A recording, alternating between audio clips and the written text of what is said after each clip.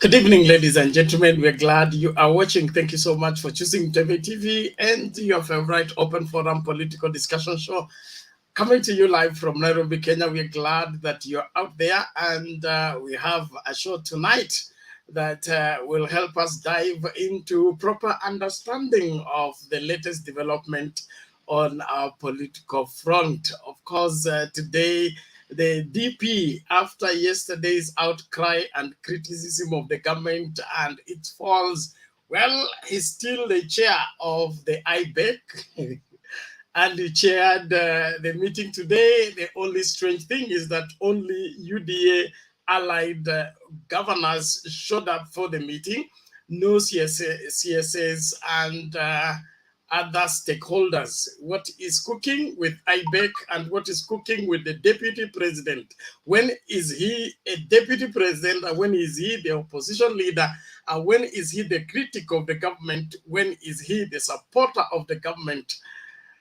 This is one strange country that we find ourselves in strange places where strange things are happening. Well, talk of strange things. Malala today blames Raila Odinga for a strange wind coming to disrupt the Kenya Kwanza rally.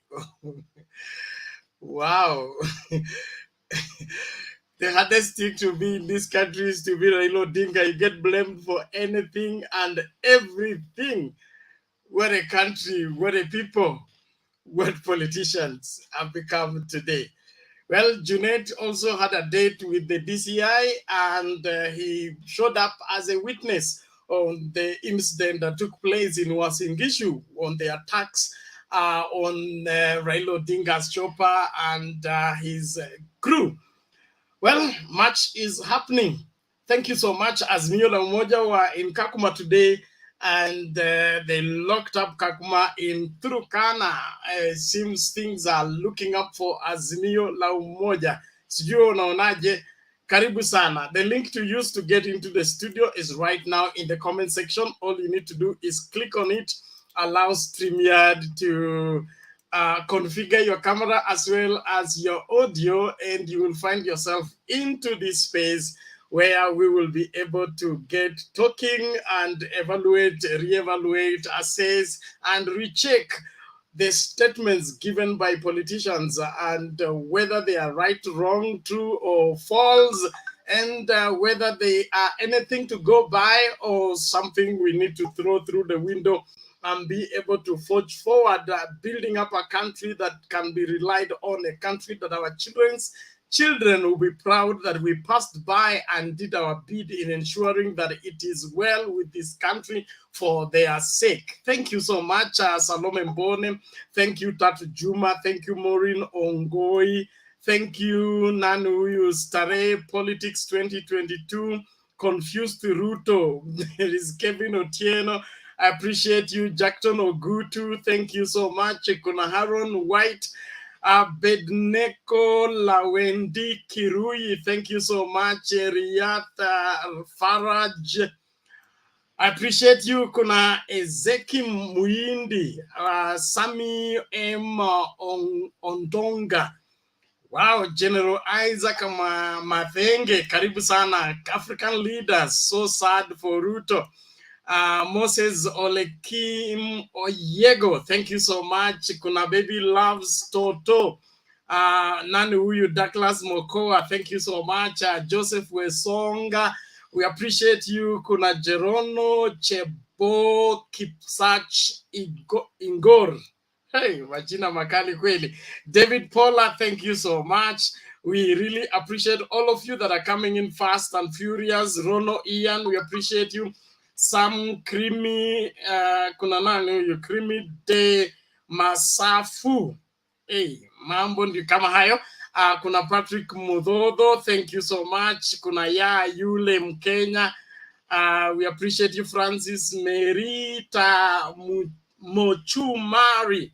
Wow, Kevin Makobura, thank you so much. Patrick Mwakim, we salute you. David Ochieng, thank you so much. Eso Bulu, we appreciate you. Joseph Omtiti, we salute you. Thank you so much. Kuna Jimin Sifuna, we appreciate you. Diana, Jayana, we salute you all. Thank you. Simba Omar Zaid, karibu kwa show, asante sana. Na washukuru nyote mnaoingia katika show yetu na kuendelea kutusupport kama Mtembei TV. Tunaamini kwamba hii show inaleta tofauti katika nchi yetu na kuhakikisha kwamba kila Mkenya anamakinika kujua mbivu na mbichi ili afanye uamuzi unaofaa katika uchaguzi unaokuja.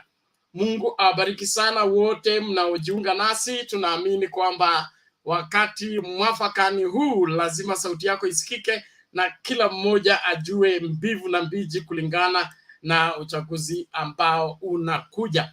Karibuni sana. Bwana Guru, namna gani leo?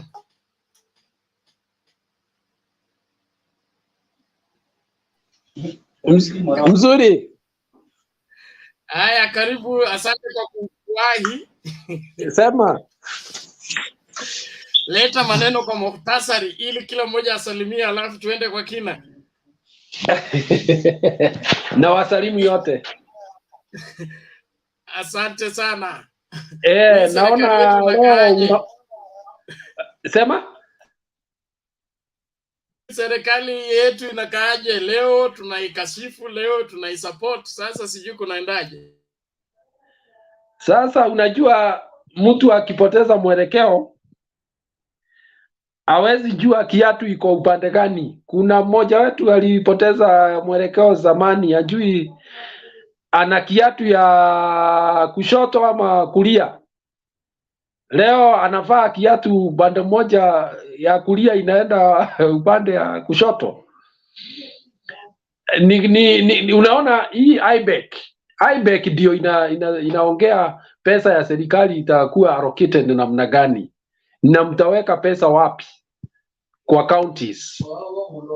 Sasa huyu jamaa anakuja kutuhadaa hapa kwamba yeye hausiki kamwe kwa kufanya maamuzi ya vile pesa inatumiwa. Utapeli mkubwa na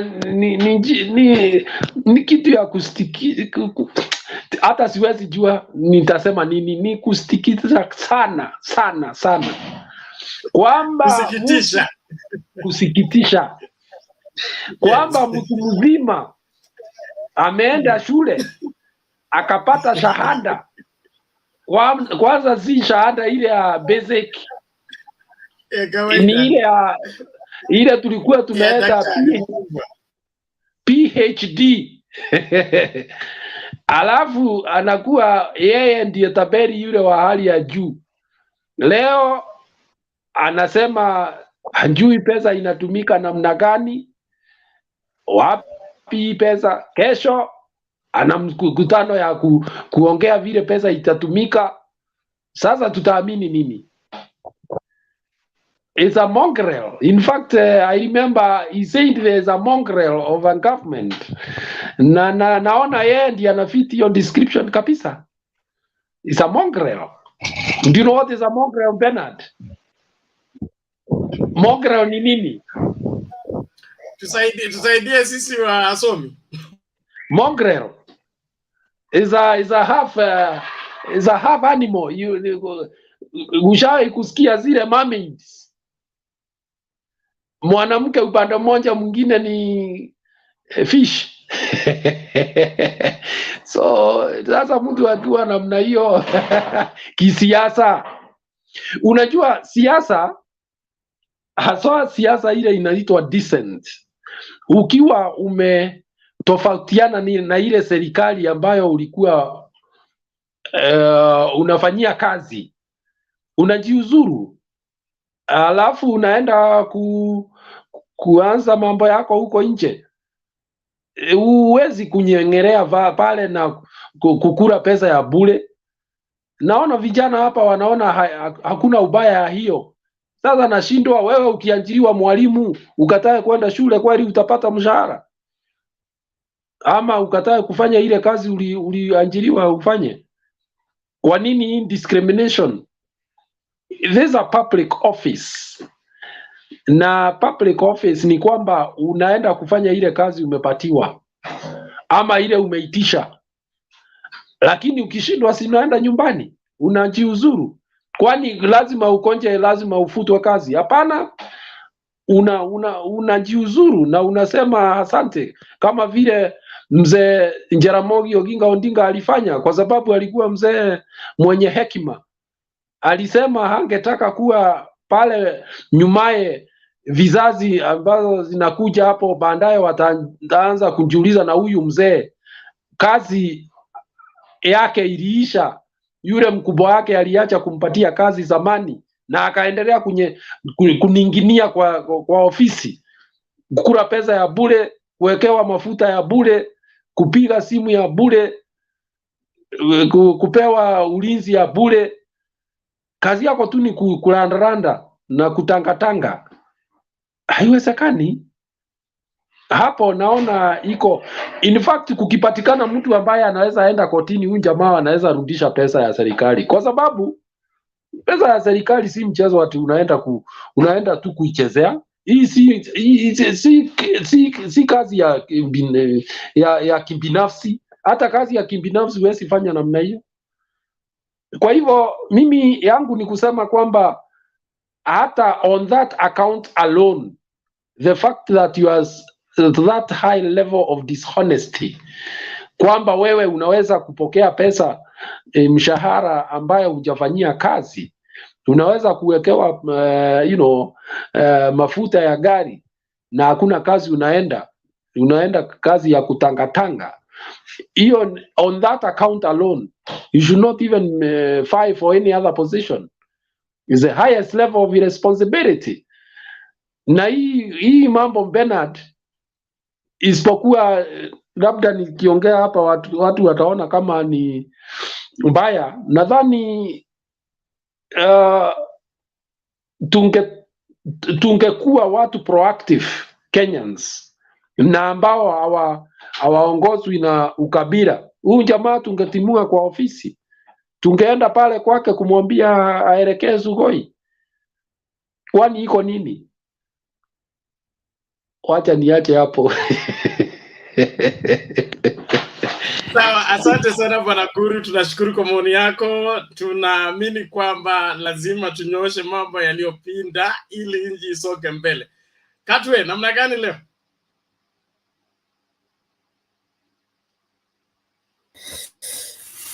Yes, Bernard, namna gani? Niko poa, karibu. Asante sana. Ningeanza na I think it's past time people to start peddling, to stop. Mara mwingine amesema ametutusi hapo kwa comment section. It's a good thing, you know. Ile mti mzuri ndiye inarushwa mawe, and we told the truth and nothing but the truth. But today I want to speak about one. I think there is one thing that RUTO has never known, that being a politician does not mean that you should be vocal, you should be agitated, you should be this person who talks nonsense in public so that you can negative. A person who looks not at what he's looking at today, but 5 years or 10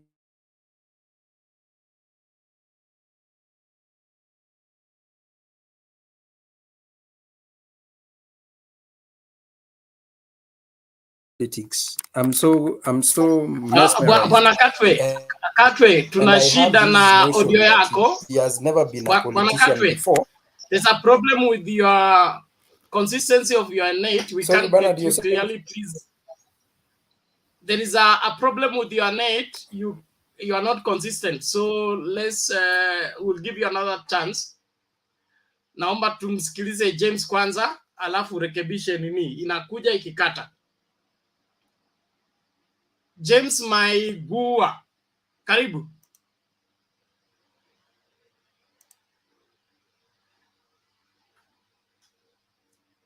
Bwana James, you unmute. Una click kwa hiyo mic kando ya jina lako kwa screen. On the mic beside your name on the screen, you click on it once. Ndio ukiongea tunasikia. Kando ya jina lako, kando ya jina lako. Jesus is Lord.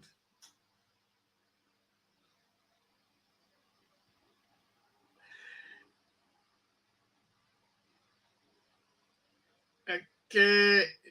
James inaonekana kuna shida na nini, tumlete Douglas kwanza. Douglas karibu, ndio James ajitahidi afungue.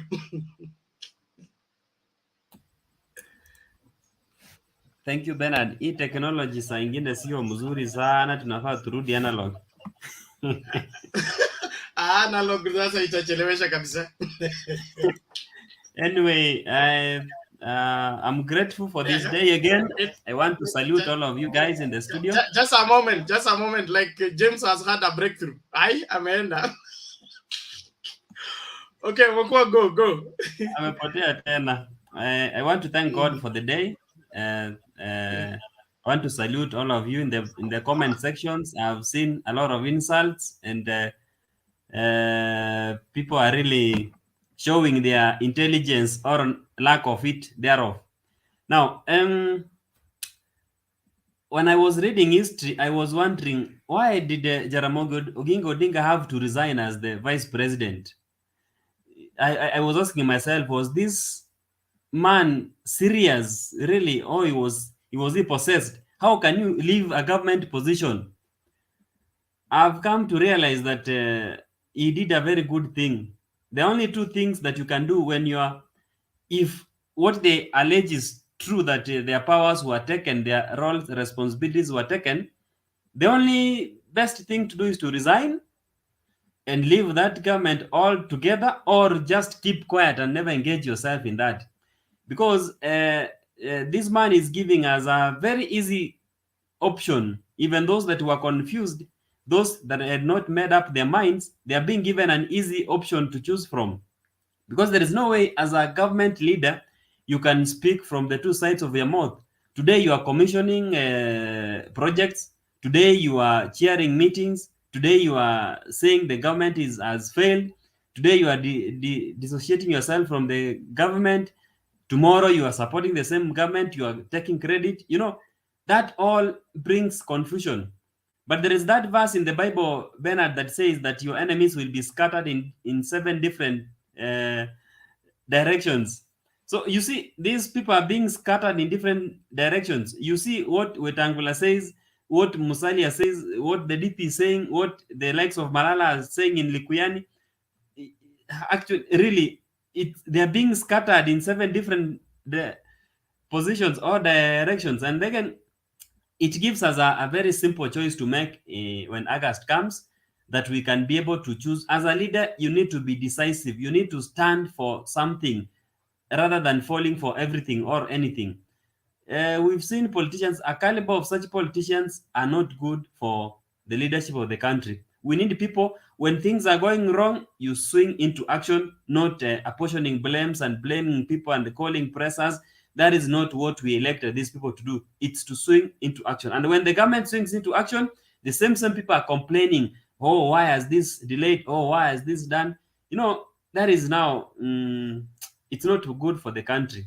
But anyway, let's continue preaching peace. And those people who are saying August itafika, hata sisi kura zetu ziko, we are waiting. It will come, and we will show them that we also know how to vote. Thank you. It was an introduction. We're coming back. Thank you. Asante sana Bwana Douglas, tunashukuru kwa maoni yako. Katwe bado anasumbuliwa na net. Elder Fred, vipi leo?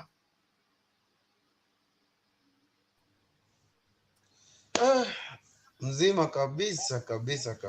Hey, wewe kama chairman wa St. Henry la wazee. Kwani bwana, sasa ama leo ndio mimi nimekuja nyumbani mapema. Naona sura mgeni. Acha story.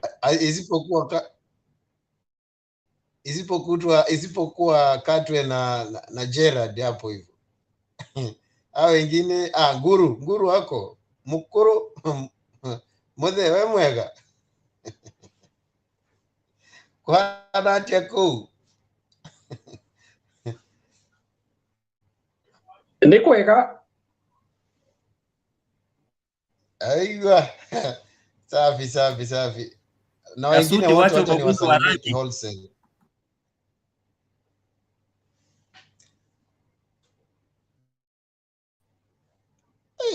Ndugu yangu hujambo? Sasa nimesema tu nikianza kusalimia kiretail hapa nitasalimia wote basi. Haya wote mwenye mko hapo wacha niwasalimie tu wholesale. Natumai mko wazima. Bernard Orie. Wewe chairman. Dakika yako sasa zilikuwa 3 imebaki 1:30. Kwani inafikanga tu kwa mzee inakuwa 3. Kwa watu wengine wanapewa the whole hour. Shida yako ni uluya mingi. Lakini uluya mingi ya kusalimia kila mtu. Ikifikanga unaanza na hewani tena handshake. Hebu jitahidi toa maoni haraka tuende. Sasa unajua pwani. Self-made person. Do you think something good can come out from a self-made person? Nothing. Completely nothing. Na mliambiwa tu. So let us be ready. Huyu jamaa hii pesa yetu hii, how can you, yani mimi naangalia kuna kazi zingine unafika mahali unaangalia alafu unakuwa mwenda wazimu. Ati RUTO anaenda kutumia 500 million kwa nomination ya UDA. What does that mean? Na hiyo ni ile pesa kidogo yenye wale watu wametapatapa tu hapa wamejua ni gani hiyo. But there is more. Na hizi pesa zote ukiuliza sosi yake utakuja kukutuka sana, kushangaa sana. Ni pesa yako na wewe na mimi ambazo zinatumika. Anyway, hiyo hainihusu sana lakini it is not good. Is really confused person. A really one confused person. Sasa hii story ya Msando inataka kujirudia tena. Nani huyu sasa ameporwa huyu? Unajua watu wanafikirianga vitu zinafanyikanga tu. I don't think if at all the soul of that gentleman will rest in peace.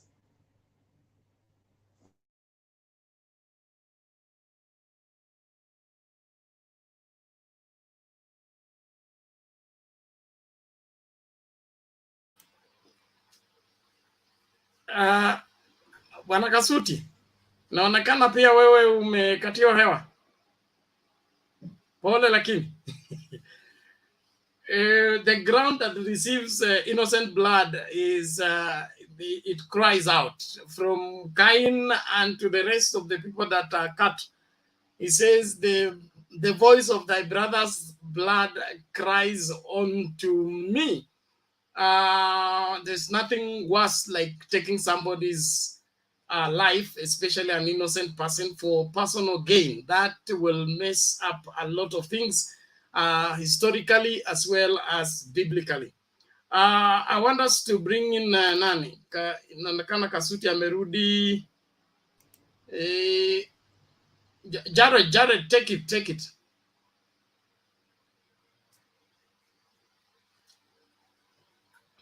Tupeane tu tangulizi alafu tusunge. Yeah, thanks the panelists. Jared, just one moment, Jared. Okay. One moment. And now there's Eugene Owino, there is Nyagoa, and the rest. The reason why you are in the quarantine is because you are not on camera. We want a bright screen. So if you cannot stay on the camera, tukikuweka tunakupatia nafasi ya kutoa maoni ungatuke. That's why you are on the waiting lounge. Put on your camera, tutasonga mbele. Jared, go ahead.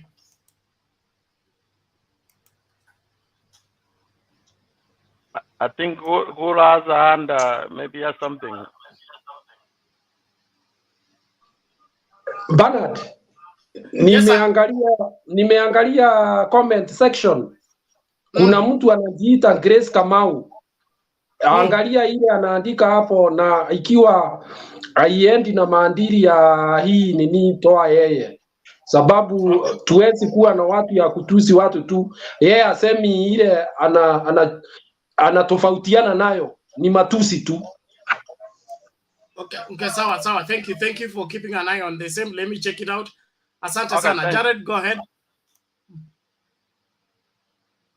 Yeah, thanks the panelists on my starting. I've not followed up RUTO. I stopped following him because there's nothing I can get from him. But the good thing is that I think he has realized and he has even accepted that this thing is gone. And it's good that he has started now preparing for 2027. I said yesterday and I say today, if you see all his moves now is towards 2027. First, I sympathize with Bernard's brother, Musalia Mudavadi. I don't know if that person who advises him. This man, by the time we get to August 10, he would be a sort of man standing with no MP. He cannot even think of trying to get one governor, one senator, so that he can get even a political fund. But now, if Sakaja goes, all the people who William Ruto can have a chance, a fighting chance in Nairobi, are all from Western. So in his dealing, why would he not say, okay, for also ANC to have those guys to run on ANC, so that even you saw in Kisii, if the guy from ANC stepped down for the governorship, then the logical thing, ANC could have taken the senator position. But the deputy president is very determined that, look, this one is done. I need to clear the forward. And the biggest obstacle is Musalia Mudavadi, because if Musalia Mudavadi could stand as a man who has a following from Western, he's able to link with anybody else and challenge him in 2027. So he's trying to make him to be just a normal person who has no bargaining. That is the same thing. He's trying to make sure that there is no competition from the Mount Kenya. If he was very serious, he could have. That's why he has not been willing to sign up with the people in the mountain. If you go back in 1997, Raila Amolo Odinga got around 600 votes, and those were only from Nyanza. So he became a kingpin of Nyanza with only Nyanza members of parliament. It is after he joined KANU or merged with KANU, then in 2002, when he served his ambition for Kibaki, then in the constitution change, then he became Baba now. He brought the people together, then he became a national figure. Ruto is a very smart guy. He knows that if he is not going to be able to control an opposition which he has people from every corner, he will remain a kingpin of the left, and then it will be very difficult to go 2027 as a first among the rest. So I'm glad that he has accepted that, and that's what he wants to do. So this is already been seen what he's doing, and he's trying to do is press us as an opposition. So we wish him all the best. I will stop there so that we can come later. Thank you. Okay, asante sana Jared. Ni kama jamaa amekubali. He's no longer running for president. He's running to In fact, from the current moves, he's not running to be opposition leader. He's running for handshake to try and see if he can force a handshake in 2022, which, in my opinion, is too hard to cause to happen at this point in time. Nyagoa, how are you?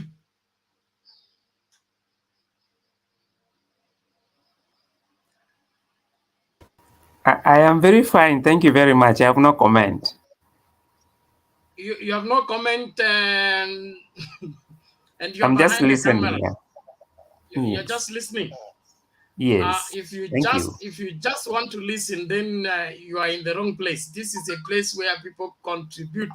If you just want to follow the show, there is a link you follow outside the broadcast lane, because we can only hold a space of 10 people per time. So when you It's occupy okay. space and you're not contributing, you are hindering somebody who wants to come and air their views. Okay, let me just get out of Kindly, the studio. please. No problem. Yeah, thank you. Thank you. Mkenya imara namna gani?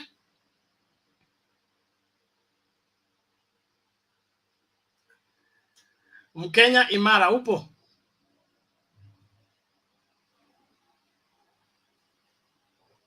Okay, inaonekana Mkenya imara pia hayupo. We go back to nani, Caleb upo?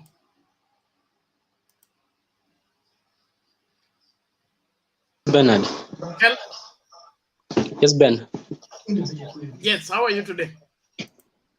I'm fine. You are hiding behind the curtain again, huh?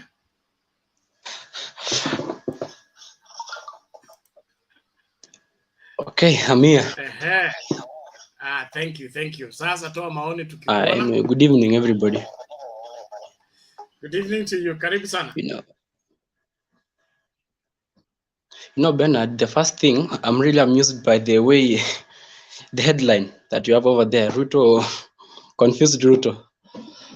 I don't know what prompted you to use that headline, but anyway, it's okay. So let me start by JUNET honoring the DCI summons as a witness. First of all, I've never spoken about the matter. I think it's very wrong for anybody to go and cause violence to any rally, but I think it's illogical. So I will condemn with the strongest terms possible about the incident which happened. I think it was on Saturday, and it should be condemned in equal measure. So you're not going to the DCI to give it the other side of the story. I think it's a good idea. Just wait and see, and to see what the DCI are going to do with the information that they have in their own hands. Because yesterday they summoned the Oscar Sudi and Caleb Kositani for the same. So we are looking forward that after 1 week, maybe from now, they are able to give out the details, maybe after us having all the relevant information that they needed to aid them in their investigation. And today the DP chaired a meeting. I can see most of you are trying to say that the meeting was for UDA allied members only. It's still okay. You know, when it was a UDA allied members only, it doesn't mean that the matters they were addressing, they were matters of UDA. They were matters of the national importance at large, because after all, we are here talking about it. It's just that, you know, it has gone to an extent whereby people are taking some of the issues which will be dealt nationally for political gains. So maybe the people are not affiliated to him. They decided to skip the meeting. So, but I think it was good, because whether they attended or not, the only thing we should be looking at if they achieved the intention, all the objectives for the meeting. That's all I can talk about it. And then today I saw AZIMIO, they were in KAKUMA in TURKANA. I think Douglas seems like he has an objection to it.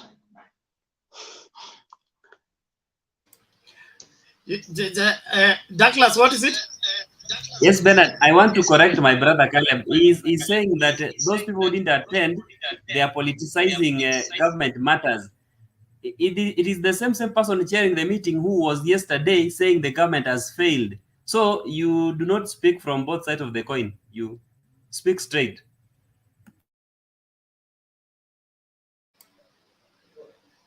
Douglas, if yesterday you are very keen, you will have noticed that when the DP was giving his address, he said that he was doing a responsibility which was meant for somebody else.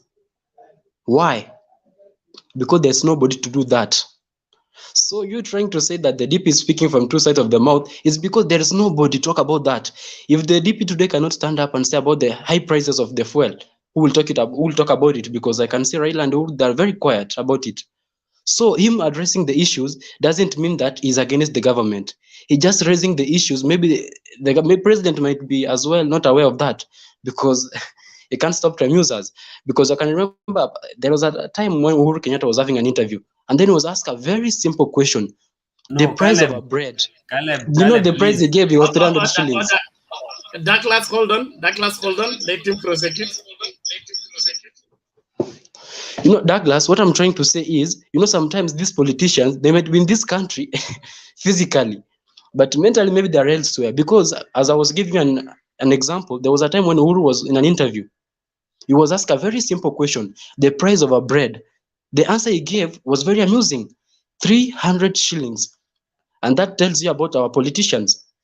They are never concerned about the things that happen here in Kenya. So somebody might be complaining that the prices are high for fuel, but Uhuru Kenyatta maybe doesn't even go to the petrol station. So how can he address that issue? So the DP raising the issue, you know, we as the people, we are complaining that the DP has raised the issue instead of addressing the issue which he raised. So the problem is Ruto ndiye aliongea. Shida si Ruto aliongea nini. You know, that's where we go wrong. You are confusing us, okay? You are referring to William Ruto as the DP. The DP means what? Deputy President. So Deputy President of the country finds fault with the government that he sits in, tells the public, what does he want the public to do? You know, Mr. Bernard, the same way you are trying to say that the DP was telling the public, you know, the DP what was trying to do, and he has said many instances, the DP has been trying to get in touch with the president, but it has come impossible. That's why it's coming to the public. If Uhuru could be picking some of the calls from the DP, organizing for a meeting, it has been impossible, Mr. Bernard. Mr. Bernard, you can take it for a fact. You can take it for a fact. We know how government works, Bwana Caleb. Don't Yes. propagate propaganda that you don't know where it comes from. Ben, that's not The propaganda. government does not work like you calling me and saying you want to be on the show. You understand? Everything that the government does, it's programmed and it has prior arrangement. If the DP was honest with Kenyans, he should have known that the issue of fuel and the other things were already taken care of at 2 p.m. Then he calls for presser at 4 p.m. to complain about the same thing that has already been addressed. What is he looking for? The usual sympathy and being you know, felt by Kenyans. One dishonest leader we have in this country is in the person of William Ruto, the deputy president of this country. How can you be fighting the government? You are inside.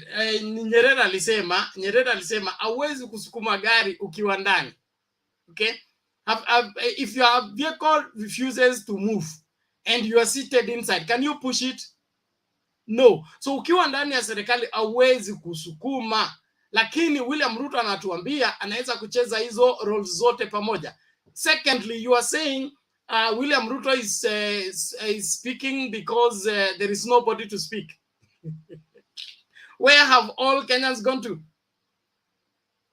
Who appointed him to be speaking on behalf of the rest? Bwana Caleb. You know, Mr. Bernard, one thing you must know. Thank you. Mr. Bernard, just give me 2 minutes and I would be really happy if you guys be patient with me. One thing, Mr. Bernard, when we are trying to say that the DP is raising the issue to the public domain, so public wafanye nini? You know, guys, I don't want to justify that, but Uhuru Kenyatta, the president, many instances, he has been going to the public, oh, where is he? Why doesn't he use the right channels that are in place over there? So raising an issue in the public doesn't mean that that person ameshindwa the other channels. Another thing, Mr. Bernard, what I'm trying to say is, let us address the issue which the DP raised. Tusiongelea the DP this and that. With the issue with the DP raised was very simple. The government, every year, the budget, there is a portion of the budget which is set aside for the government to caution or to subsidize the fuel, and those people are now importing the fuel to Kenya. But you see that the government diverted the funds for other things. Not every year. It is not every year. It started last year, not every year. It has not been there. Exactly. Okay, yeah, okay, Douglas. It started last year.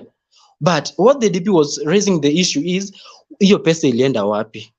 And instead of the government addressing it, Uhuru maybe got the wind of what the DP was going to address. So he had to counter that by doing what? By fooling Kenyans, by signing another deal, so that when the DP comes to the press, you could have countered that. You are not, the problem of the government of Kenya officials is what we call fallacy, error in reasoning. It seems like they're using I don't know, the backward psychology or what. Let me go to the other issue. So Kela, between the DP and the president, who is trying to sabotage the other? All of them, they are doing actually the same thing, because the president is trying to outdo his deputy, and the deputy is trying to outdo the boss. What wanangangania? If you see the president raising the propaganda against his deputy, it's because he wants to fight his deputy. Ukiona Ruto anaongea, it's because he wants to fight the boss. So this is a war between two people, and you cannot try to now to take sides that the DP is in the wrong side and the president is on the right side. Between the DP and the president, who should be following the other? None. Then you are wrong. You shouldn't even be speaking. The DP cannot follow the president. The DP is there to advise the president. Stop arguing. He's not a robot. If that is how you think, then you are misguided. You don't know what you're talking about, and you don't know anything about governance. There is a reason why somebody is called president, another one is called deputy president. If the deputy president cannot follow his boss and follow his boss's instruction, he has ceased to be a deputy president. And all he's looking for is anarchy. He wants to raise a rebellious, lawless society. And if you're advocating for that, then you are misplaced, Mr. Jared.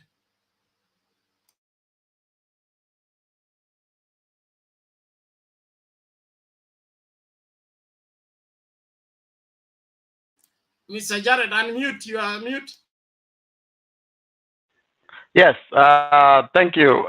I wanted to ask my brother, my younger brother there, is Caleb, a few questions maybe which can help us. Caleb, I see you are a pretty young man who has a great future. Do you know that the deputy president sits in a cabinet where they pass the solutions on anything which comes even to parliament? You can answer that one later.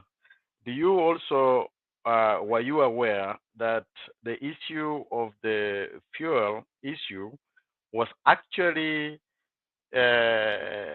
alluded by the PS, I think it's the PS for energy, on Saturday or Sunday, that this thing will be issued, will be resolved by Monday, Tuesday. And those are cabinet colleagues. But because maybe it was basic, I mean, he did not get that note, but the public was aware. So what he was talking about was already passed by time. That tells that the intelligence is still behind. And but if that was not enough, the fertilizer was already been solved by last week, Friday, I believe. By Monday, he was also saying that the price of fertilizers would come down. So my brother, young brother, it's good to be happy to follow the deputy president, but you need to be aware of how things run in the government. If you know how things run, all these issues is trying to bring out. He has alluded he has 200 members of parliament. In fact, he could have summon those members of parliament to go to parliament and ask. That's the right channel, which could have asked what is happening. Those are the right channels. If you have control of that, then that's where you use. Anything else, this is just a talk, which which we have come to be accustomed with, So it's not as I said before. Maybe you are not coming. I think you were there. The president, the deputy president, has accepted that he wants to be the opposition leader. So that's what he is trying to train himself, and we welcome him to start trying to put the government on toes, but not on things which already been solved. Thank you. Okay, thank you, Jared. Just a moment. Let's see if we can get this video.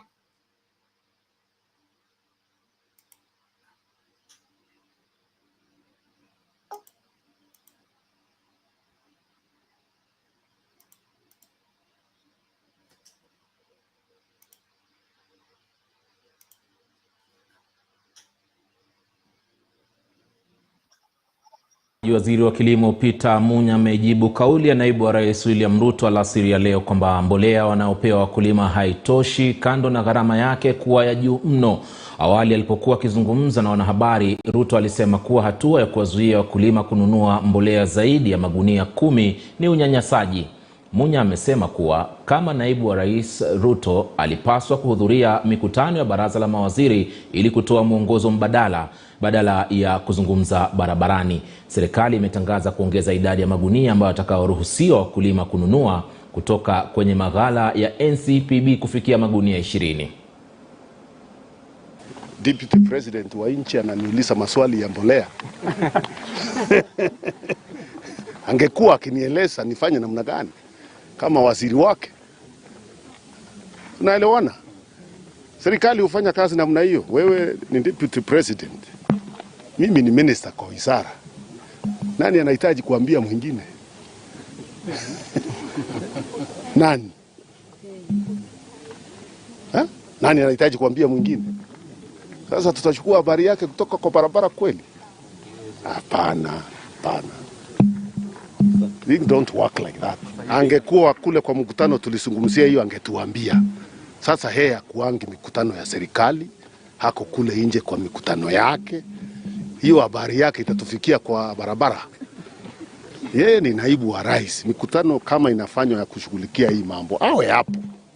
Kama ana idea ya kusaidia ambayo ni better than ile tumetumia, anaongezea hapo. Awali waziri wa kilimo Munya huyo alizindua uuzaji na ununuzi wa mbolea nafuu katika kaunti ya Trans Nzoia. Akizungumza katika buhari la kitaifa la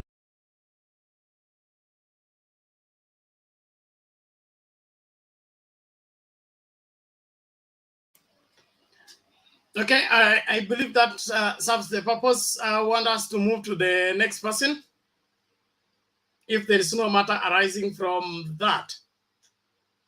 Let's listen from Aaron. Yes. Thank you so much. Thank you so much, Mr. Panad, for giving me this very opportunity in order for me to air my views in concerning to the topic of today. First of all, I want to say thanks a lot to Baba the Fifth for coming closer to the government, because at this very moment, Baba, I know he has seen where the government has not done very well, in such a way that when we as Kenyans go to the ballot come August 9, 2022, when we vote for him, and after swearing in as the 50th president of the Republic of Kenya, he is going to immediately chip in and ensure that those areas where closer attention is needed, he'll be able to immediately see how he's going to help us Kenyans.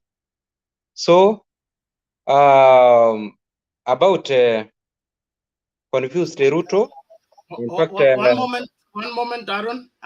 You make your submission, and I want you to be the prefect for a short while. I'm coming back. After you make your submission, umuite Mkenya kamili, unafuata mkururo from Mkenya Imara, Wangira, namna hivyo, alafu nitakuwa nimefika by that time.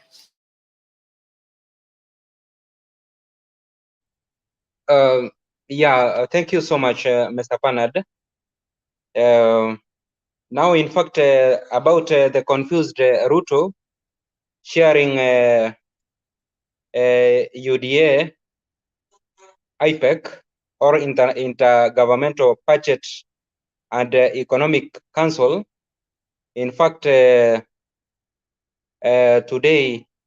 I'm really a very, very surprised guy because Deputy President of the Republic of Kenya, in fact, he is the chair of this body or this council. Yesterday, we heard him castigating the government that maybe the government has failed to address the issue of fuel prices or the shortage of fuel in the country, and also about the issue of fertilizer. In fact, for those members or for those Kenyans, in fact, who doesn't know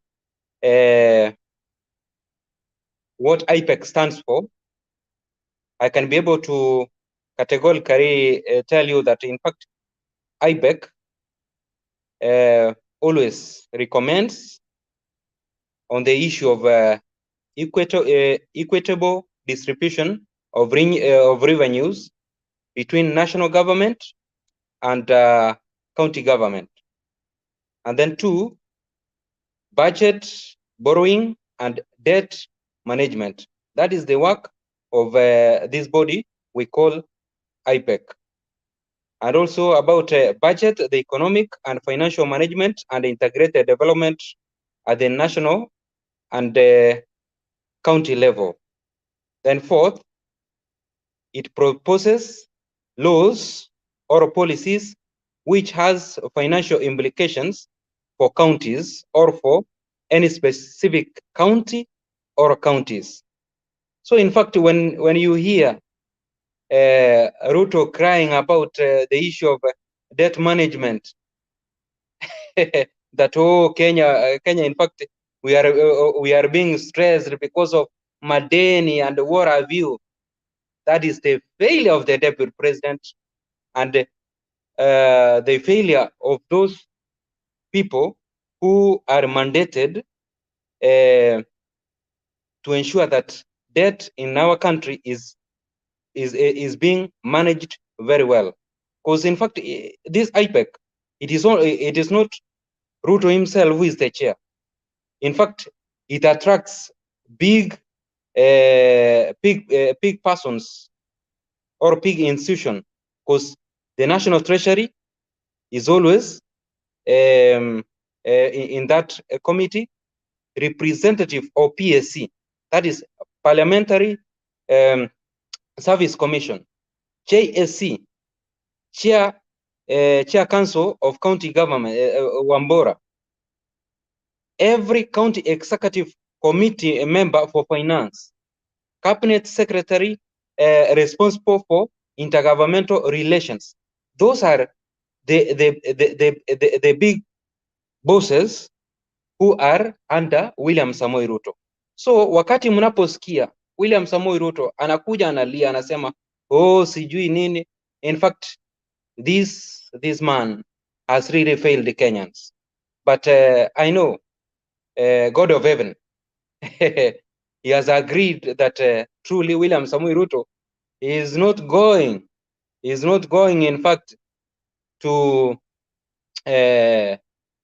be the next the 50th president of the Republic of Kenya, having failed us.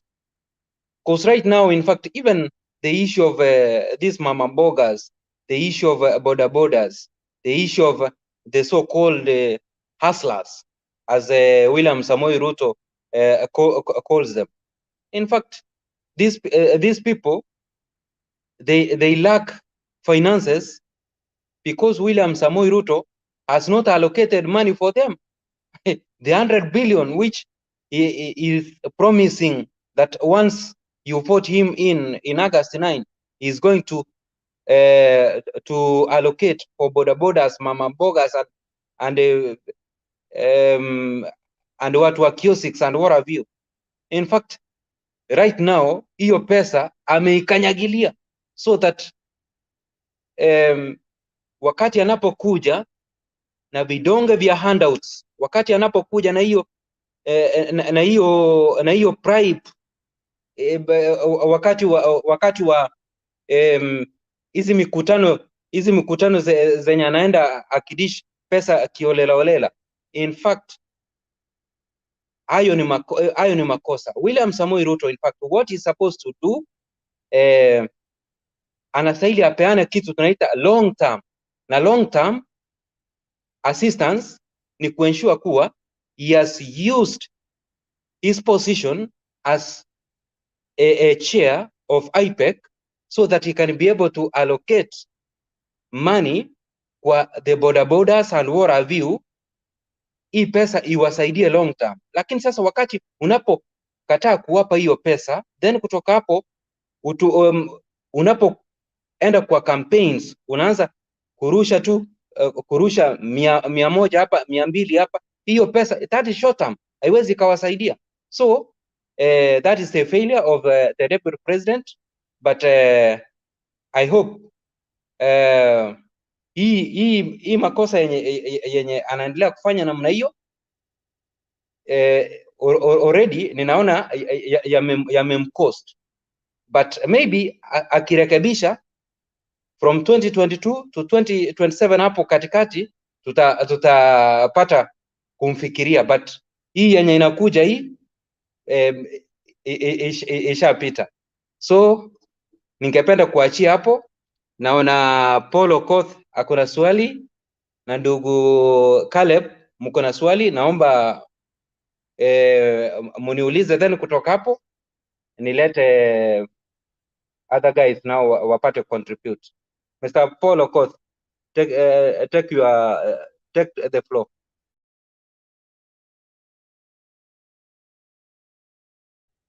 Unmute Mr. Paul, angalia kwa mic kenye kako kando hapo kagonge hivi. Yes. Okay, thank you so much. Thank you so much, Mr. Haron, the ancestors, and actually I don't have a question. I just wanted to contribute on the topic that is on discussion. No. If it is contribution, utakuja baadaye. Tukona ndugu hapa ambaye ni wa mlengo wa deputy president. Wakati maybe umeongea kitu na ambayo haijampata vizuri, lazima tumpatie nafasi angalau atuulize, ndio to balance hii debate. So Mr. Caleb, kwa submission yangu, je, kuna kitu ambayo unaona nimeongea hujakipata vizuri, unaweza niuliza, then kutoka hapo we go to Mr. Paul.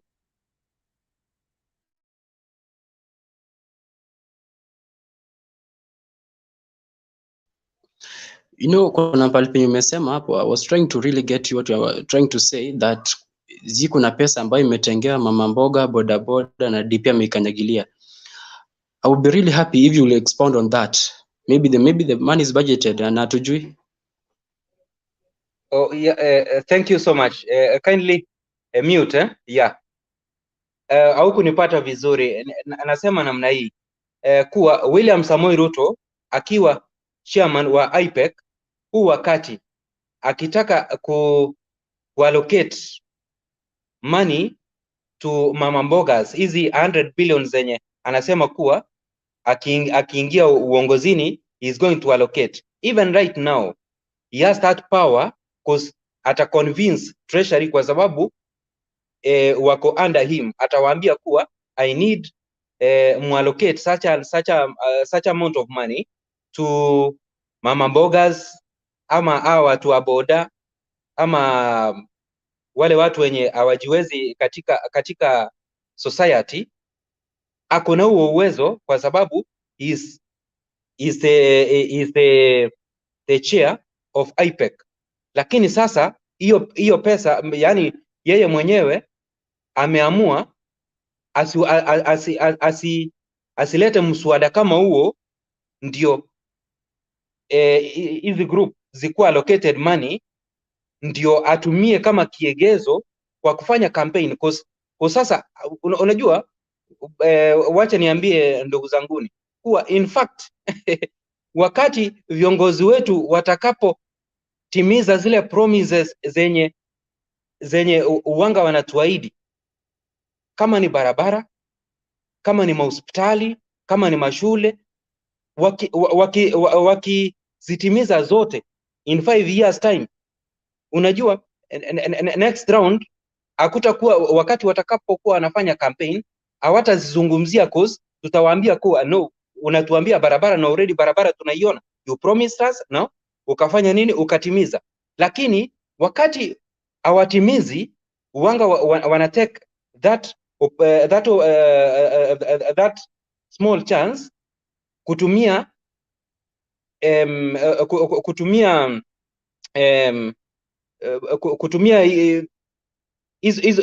hizo vitu ambazo hawajatekeleza kama campaign tool.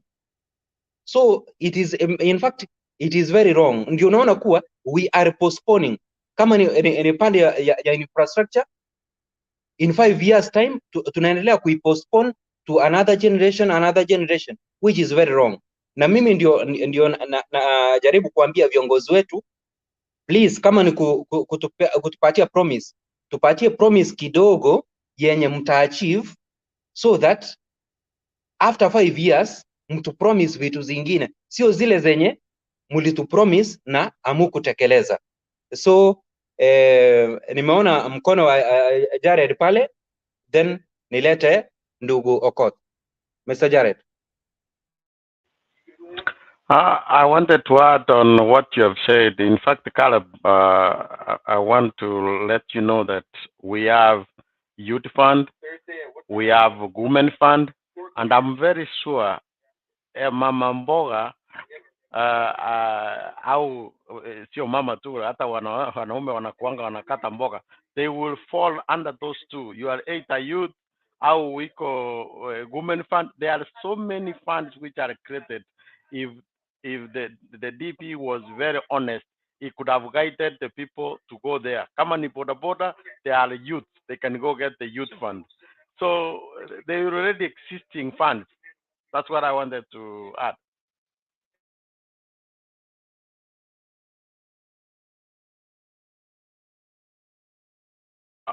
Paul and Anaenda next. I think, I don't know what happened to Alan.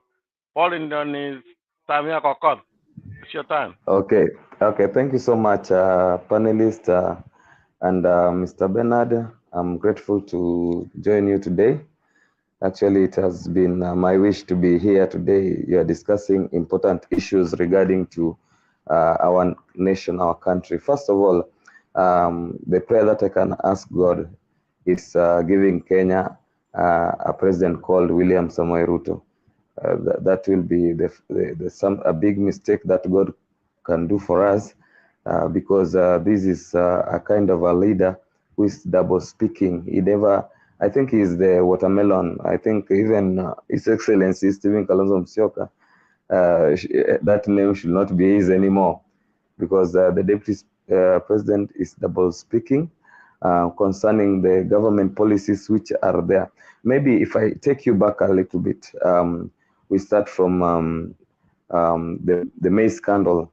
You remember, all of you, when the deputy president was talking about maize coming from Mexico to Kenya. This maize took three days using the sea to Kenya. So we were surprised. How can that happen? You know, under what criteria did that happen?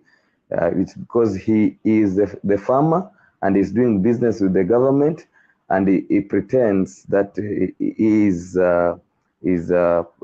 fighting for the innocent Kenyans. So this maize, he just took it in the deep sea and brought it back to the harbor for distribution. Again, we saw during the Mao forest, when the government sat during the coalition government, it was unanimously endorsed by the cabinet that Mao forest must be protected. And the deputy president was there, and instead of telling the people the importance of the Mao forest, he went out as an agriculture minister to go and incite his own people against the Right Honorable Raila Odinga. But so far, so good. The Mao forest is now helping them more than the way it's helping Raila Odinga. And now, another thing we saw, the deputy president talking about when he went to the US.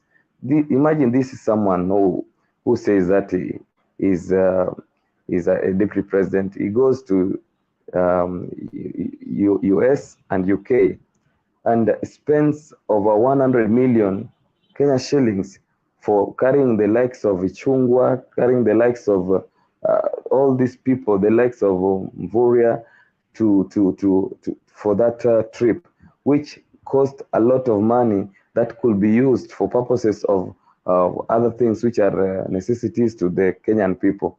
And so when he was there, he was talking about how Kenya is planning, how some people are planning to rig him out of the election, as if he has run for elections before and he knows his numbers. So far, so good. He doesn't know even how many votes he can garner in an election because he has never vied as a presidential candidate, you see. So he went there to lie to the world that Kenya is planning to rig him. There's no democracy.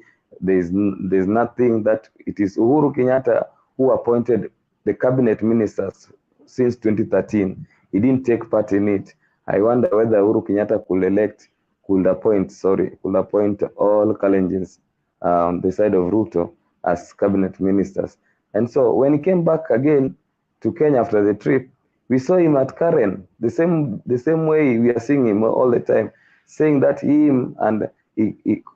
arranged and planned the successes of Jubilee government. I don't know which successes he's talking about, yet he's saying Jubilee government has done nothing, you see.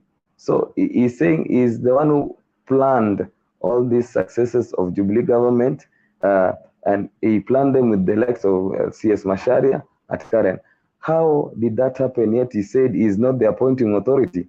So the deputy president should stop being hypocritic and stop being misleading Kenyans, and he should use he should define his policies in a manner that does not have some lies. You know, when I see him going to church and talking like and I don't know, an angel from I don't know from where, you get surprised and look at him, and you look at these supporters like my brother here, Caleb Shumari. Caleb is a young man like me, but now today Caleb is trying to support a deputy president, and is telling us a deputy president is supposed to do his own things the way he wants, but does not follow the government policies and government plans and the development agenda that the government has. And the head of the government is the president. Now, if he cannot attend cabinet meetings, if he cannot follow the cabinet policies or the government policies that have been outlined clearly, and he comes out and goes to a political rally where Kina Ichungwa is, Kina Aisha Juma is, and start appeasing them with good words. So he leaves other people looking at him like a confused person, you see.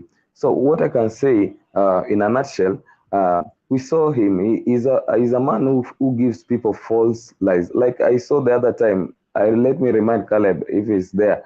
The deputy president told us he will provide 1 million jobs every year. That was in 2013. That we will have Wi-Fi in every ward for the youths to continue doing their business as usual. Now he didn't deliver the 1 million jobs. Now he's telling them now in UDA that he will deliver 4 million jobs. I wonder where those 4 million jobs will come from. So I just want to leave it at that so that I can also allow other people to ask questions if they have. But I have to say that William Samoei Ruto is well prepared to be opposition leader. But I wonder which opposition leader, because in the constitution that we have, we only have minority and majority. Unless he's going to vie as an MP in Sugoi, then he comes in as a minority leader. Because the BBI, he quashed it and he didn't want it. Yet we were preparing the BBI for him so that he can get an office as a opposition leader. So he didn't want it and it's gone. So let him pray for tough times ahead, and the Kenyans are really watching. Thank you so much. Thank you, Paul. We appreciate it. A good way of looking at it. Our deputy president is an interesting character. Just to address something on the comment section, David Olo and kuna David mwingine huyu anajiita nani? Kiwat. Arika. What, mind your language, please. This is not a platform for you to insult each other or insult anybody. If you can't raise your point, just quit. You raise your reasoning, not your insults. There is no need of insulting anybody. Your side is either winning or losing based on what they have offered to Kenyans and what Kenyans are willing to buy. Taking things to the market doesn't mean they will all be bought. There is willing buyer, willing seller. So you sell whatever you want to sell, but allow us to have a choice on whether we want what you're selling or not. Insulting people is not the way to go. That also goes for Sarah Njoroge and the rest of you that are bringing up the issue of foreskin and the other things. Please grow up. Understand that the debate is about the future of the country based on the right reasoning that has better projection for how to move the country forward, not to dig in for somebody who has already given up on presidency. He's busy fighting on how he can get a handshake or be an opposition leader. That is not the way to go about presidency. We know president when we see one, and one William Ruto leaves a lot to be desired. That's my opinion. Thank you very much. Tumulete with Andrew Morisas. Morias, is it Morias? Yes, Bernard. Karibu namna gani? Salama sana na school. Nasalimia wote panelisti na Karibu, I hear you, and Gerard as usual, and who is Guru, and Aaron was around. Paul. So first and foremost, we please appreciate whenever there is a work done, and more so about the Mutembei TV. I saw the Marsabit issue. I was late. I could not be able to make my contribution, but we say this Ramadan, inshallah, we'll send something at least when due comes. So as we are talking about the crisis, let's also appreciate what we have done and what we want to do. We need a solution. We don't need a blame. But for me, as the topic says, from where I sit, I concur with that. From the other side, they are focused to opposition, which is okay. And from that point, I say it's unfortunate. He fired two rockets. One failed in the Senate, another one in the Parliament Administration Committee for Security. And if you watched it, Jared would agree with me that there is a bigger thing coming. You saw the president recovery team of assets. So inshallah, more assets are coming to be restored. And this is the way to go. So before you blame the president, look at what he's doing. And that's the way to go. And as we said, chapter 6, please look at the case in Coast, the food soldiers, those who have made us to where we are. Things are working. And that's what we pray for. Chapter 6, please carry your vote with you. Now let's go and work. And so far about the AZIMIO, I'll comment later.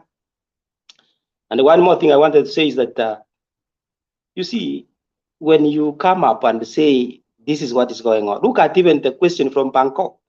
He's taking an affidavit to a committee which is competent. And that's why me and Alex was also talking about something. Don't send someone to parliament who cannot even read what you have. What you have and what you are going to counter. Now when the CS was asked to answer a question, before even he answers, the colleagues are telling him what you have does not apply here. It's not relevant. That what you look at the kind of the government our opponents are going to form in the next, we cannot accept that. We need competent people. See what you have at hand, where you have, who is before you, and what you ask. Because of what we have been proving, Caleb, you are young people. Look at this. This is the way we are going. Look at the leaders you want to choose. If you are given something, before even you take, look at your neighbor. Look at what I'm going to present. Does it make sense? Is it relevant to what? But the politics keep aside. We want to help our country. So let's be honest. Let's look for solution. How to do it? Our people are suffering. We cannot. But if we cannot control it, that's where we find ourselves in. But you can see from the two rockets where they fail, now you can see the repercussion back. And as I said, from the confusion, but from their side they are focused to opposition, which is good, and they can be countered. Thank you so much, and I will come back again on the same topic. Okay, asante sana Bwana Andrew, tunashukuru kwa maoni yako na mchango wako. Naomba tusonge mbele. Aaron, unasema ulitupwa nje ama ulijitupa nje, sijui ulimaliza maoni yako? Oh yeah, maoni nilimaliza, nilipata mgeni nikaenda kumshughulikia kidogo. Nilipanda ngazi kidogo basi. Sawa, asante. Naomba sasa turudi kwa Mr. Guru, tuendelee na mchango wako.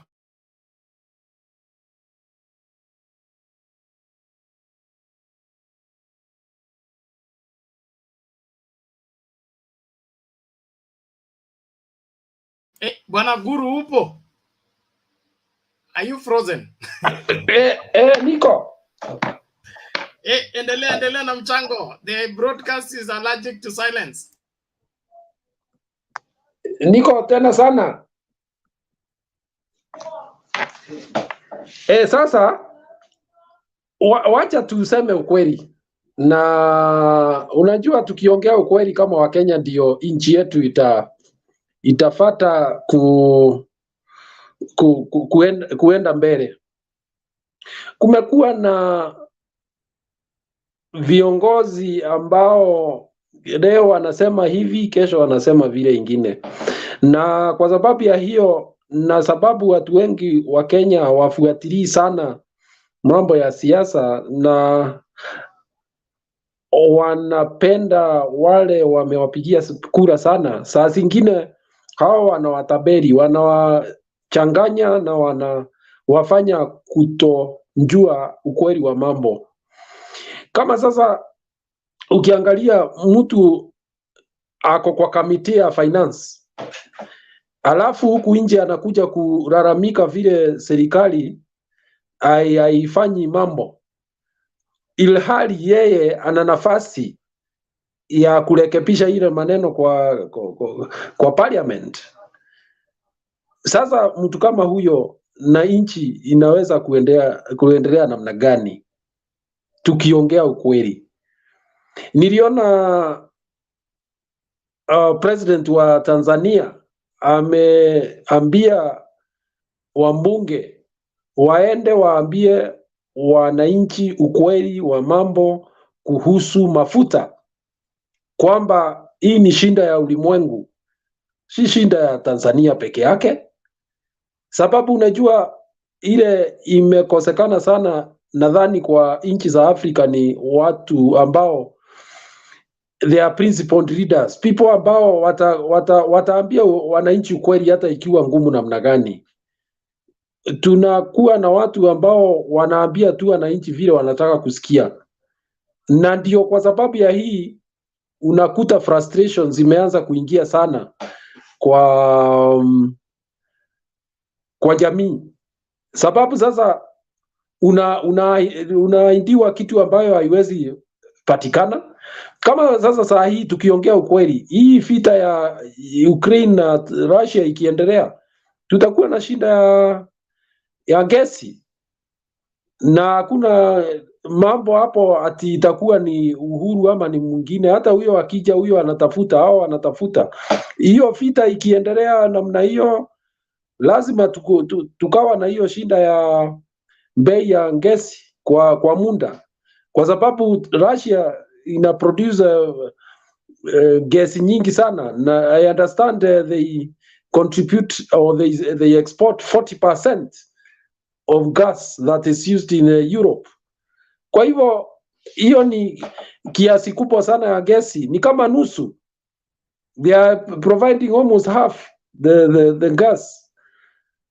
So ndio unaona, isipokuwa sasa tuwe na viongozi ambao watakuwa ni wa kuongea ukweli, hata ikiwa ngumu namna gani, basi nchi zetu zitakuwa na shinda. Mwananchi atakuwa kila wakati anashinda, na sijui hawa viongozi tutawatoa wapi. Mimi nasema kwamba kama sasa ukiangalia viongozi wetu wale wako bunge, sio ni kwa nini wanakuja kwa raia kulalamika, ile hali wanaweza kuenda kurekebisha hii maneno pale kwa parliament, waseme hii tax tutoe, ama hii tufanye reallocation of funds ili kushikilia pale inaanguka. Tuseme kama sasa tuna njaa, nini imewafanya wasiende kwa parliament waseme they allocate part of the finances to buy food for the hungry? Kuenda kulalamika kwamba serikali haipeani chakula kwa wale wanajaa. Sasa hiyo itatusaidia namna gani? Kama sasa watatulilia sisi wananchi, tufanye nini?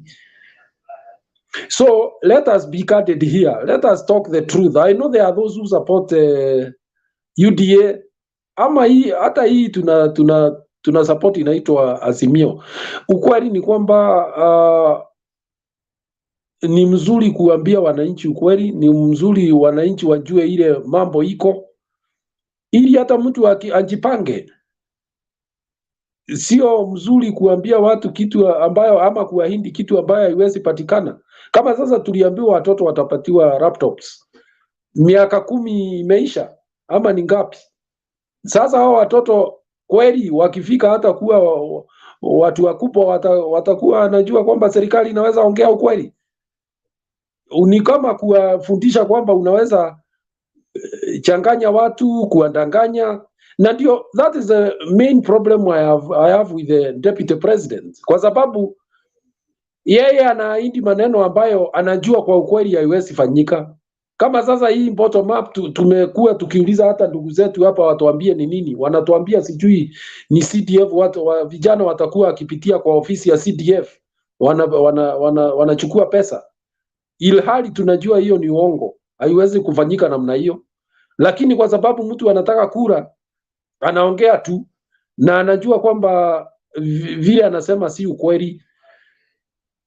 We either are going to build this country on basic truth, or we destroy the country with the rise. Kwa sababu sasa huyo muyuth umemwambia namna hiyo, na uingie kwa power, ukatae kupeleka hiyo pesa kwa CDF waende wachukue, unafikiri itakuwa namna gani? So I think it is important. Hata huyu sijui alikuwa anajiita nani hapa, kijana mdogo sijui Caleb, ambaye argument zake unaona kwamba isipokuwa kupenda yule anapenda ataenda kupigia kura. You come here to defend the indefensible, mambo ambayo huwezi defend anywhere. It is very wrong. Wewe enda pigia yule unataka, lakini ujue kwamba utaberi haiwezi njenga nchi, ni kubomoa inabomoa. Hiyo tu ndio nasema kwa wakati huu nani bana. Okay, thank you Mr. Guru. Yes, Kala. Mr. Bernard, I have a couple of questions for Mr. Guru. Number one, Mr. Guru, I would like to tell you that when you are debating, sometimes let us be honest, because I think the dishonesty in some of the leaders in AZIMIO has transisted to their allies and their supporters. You know, in Tanzania, Samia said that there was the increase in the price of petrol and all the petroleum products, but there's no shortage of fuel. So the DP, what he was addressing is the shortage of fuel, not, you know, he had addressed that, the high prices of fuel, but the shortage of fuel. Tanzania, yes, there is a high price of fuel, but there's no shortage. Why does it happen in Kenya? So that's the issue he was addressing. Number two, Mr. Guru, you know, you're trying to say that the DP in the 2013, I don't know, they had promised the laptops. And I have asked this a couple of questions concerning this matter. You know, was it the agenda of the Jubilee government or the agenda of William Ruto? We must get that clearly. So if it was the agenda of the Jubilee government, then both of them should be held accountable, not trying to demonize the one and trying to glorify the other. That's the issue. And then the last question I would like to ask you, why does it baffle you guys that the issue the DP has raised, you are not ready to handle them, but you are ready to try and taint him the way that, I don't know, disrespectful to the people and to the government? Why are you not addressing the real issues which he has raised? These issues that affect his water. Why are you running from the issues and trying now to say, oh, the DP is dishonest, oh, the DP is in government? So we are going to let the people suffer just because the DP is in government. Na jongele kitu kwa cabinet. And then the last question, when was the last time that Uhuru chaired the cabinet? Those are my 4 questions to you, Mr. Guru.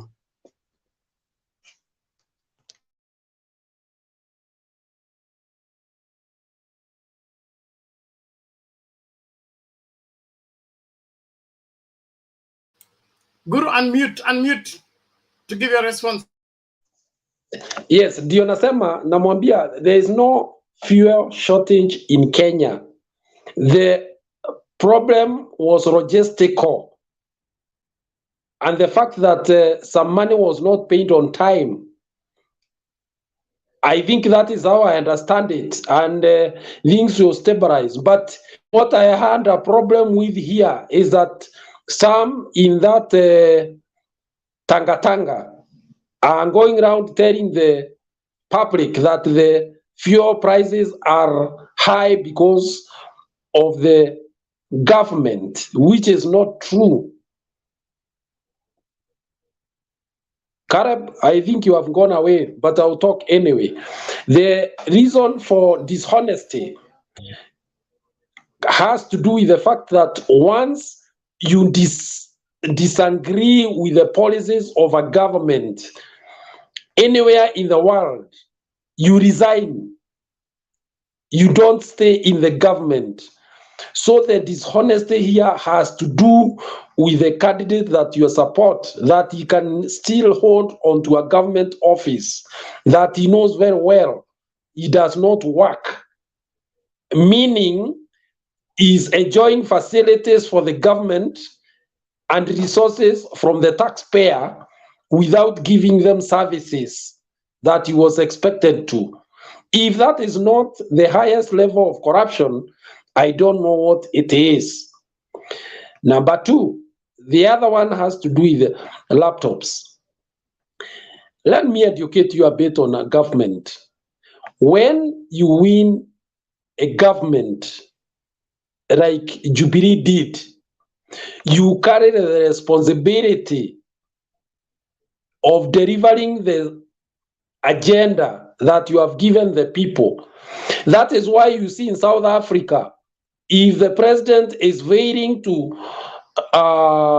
provide the agenda, in fact, the political party, ANC, has recalled some of the presidents in the past, and their period has been cut short. So what I'm saying here, and this is the hypocrisy that UDA is carrying to the public, that there can be a difference between Uhuru and Ruto. There can't be. The fact of the matter is that if there is going home, the two should go home. But don't come to tell us here that you can replace Uhuru with Ruto and then expect a better life. If they failed in their first agenda, what do you expect him to do? He's done his best. And in fact, I dare say that in the first government of 2013-2018, he was boasting everywhere that he's the one who is running the government. And you know it yourself. And that is when we had the highest number of scandals, which we are going to pay for a very long time, including not providing the public with water. The dams, they have collapsed.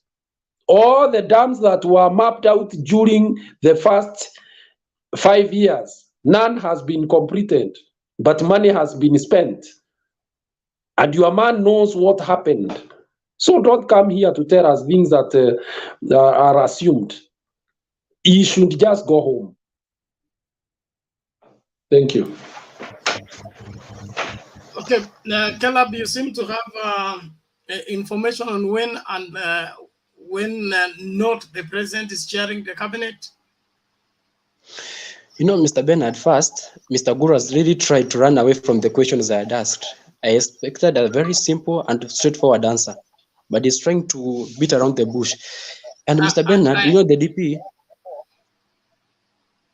you know, Mr. Bernard, the DP had asked a very simple question, that they should provide the minutes of the last meeting that the president chaired for the cabinet. There has never been none. The meetings of the cabinet which have been always been chaired. Excuse me, Mr. Keller. Yes. Provides the minutes of the last cabinet meeting to who? You know, Mr. Bernard, some people were saying that the DP has never attended a cabinet meeting, and the DP asked a very simple question. Keller, do you sit in the cabinet? I don't, and me and you, Bernard, we don't sit in the cabinet. Hold on, don't run your mouth before. Wait, there is the way I'm going with that. You don't sit in the cabinet, okay? Exactly. All right? There is a video I've just played here by CS Munya, all right? Who is asking the DP, why is he addressing him from the roadside when he should be in the cabinet? Those issues the DP is talking about should be discussed in the cabinet. The person absconding the cabinet meetings, according to CS Munya, who sits in cabinet, is one deputy president. So between you and the Munya, who should we believe?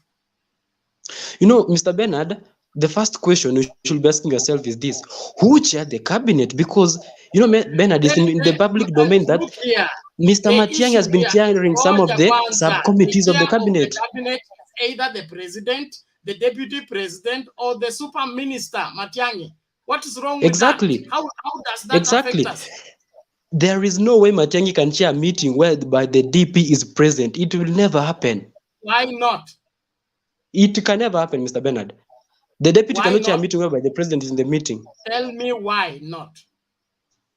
You know, Mr. Bernard, if you look at the hierarchy, and then you look at even Mr. Bernard, when you have somebody who's disrespectful to you, the CSs, they don't have respect for the deputy. Some of them have been even abusing the president publicly, like Riako Tobiko. How do you expect them to respect the deputy? Listen. Let me complete the answer. Order, everybody. I'm going to throw all of you to the quarantine if you don't establish order here. Okay? Bernard, this is important, please. What is not important? Jared, please. What is it? Okay. Caleb is the same person you asked the question here, that between the president and the deputy president, who is so to follow another. And they say the deputy president cannot follow the president. And now he's coming to tell us about Iraq. Are you becoming an hypocrite, my young brother? Bernard, number two. Yes, Mr. Guru. Yes, Guru. Number two, I heard the deputy president say that he was summoning the CSs in his office to discuss projects in the first, term. What happened? Why does this young man come to tell us here? Who told you that all the projects passed through the the cabinet, or what was he doing with those CSs when he summons them and tells them, let's make this road or the other? There are many ways of learning a government, my friend. So don't think that meetings and meetings and meetings are the ones that are a measure. Mr. Bernard, maybe something to add on, kindly. Yes, Paul. Yes, Paul. I think my brother Caleb is just having some characteristics and traits of the deputy president, and this appears to be from his all supporters. They are double speaking, because the deputy president said they were elected both with Uhuru Muigai Kenyatta, so he's a co-president. Now, how comes now when it comes to matters of national issues, now they want Uhuru Kenyatta to take the mantle and deputy president to play the victim part? No, we can't go that way, my friend. So you need to bite the bullet. That shows leadership. If you see a leader who is escaping responsibilities, whining outside, why will a deputy president on the street whine and make noise, yet he is absconding his duties? He's earning salary. He's using the government, the Republic of Kenya assets in all that. You see, if he can hold campaign meetings in Karen for his own benefit, but he can't attend a meeting that made him to be in that house, then he tells you the kind of leadership the UDA and the Kenya Kwisha have. This is so pathetic. Thank you. Okay, thank you, Paul. In response to Anne Mumbi Kamau, okay, as long as the deputy president is in office, is earning salary and enjoying all the privileges that a deputy president enjoys at the expense of the taxpayers, we have every reason to question him. The only way he will be exempted from blame is when he resigns, leaves office. Now that is a ghost worker, not on duty but earning salary. That even places him in a very awkward situation. We can't trust him with this country. He will be a ghost worker president as our country goes to the dogs. I don't think we are ready for that kind of leadership. So holding brief for a deputy president who has run away from his responsibility and crying blame game, we are buying into what he wants us to buy into and messing us from asking right questions. So Anne Mumbi Kamau, ask right questions, you get right answers. The person to explain to us what he does and why he earns what he earns is the deputy president, not the people who stripped him of responsibilities. As long as you're enjoying payment for not working, you are a thief.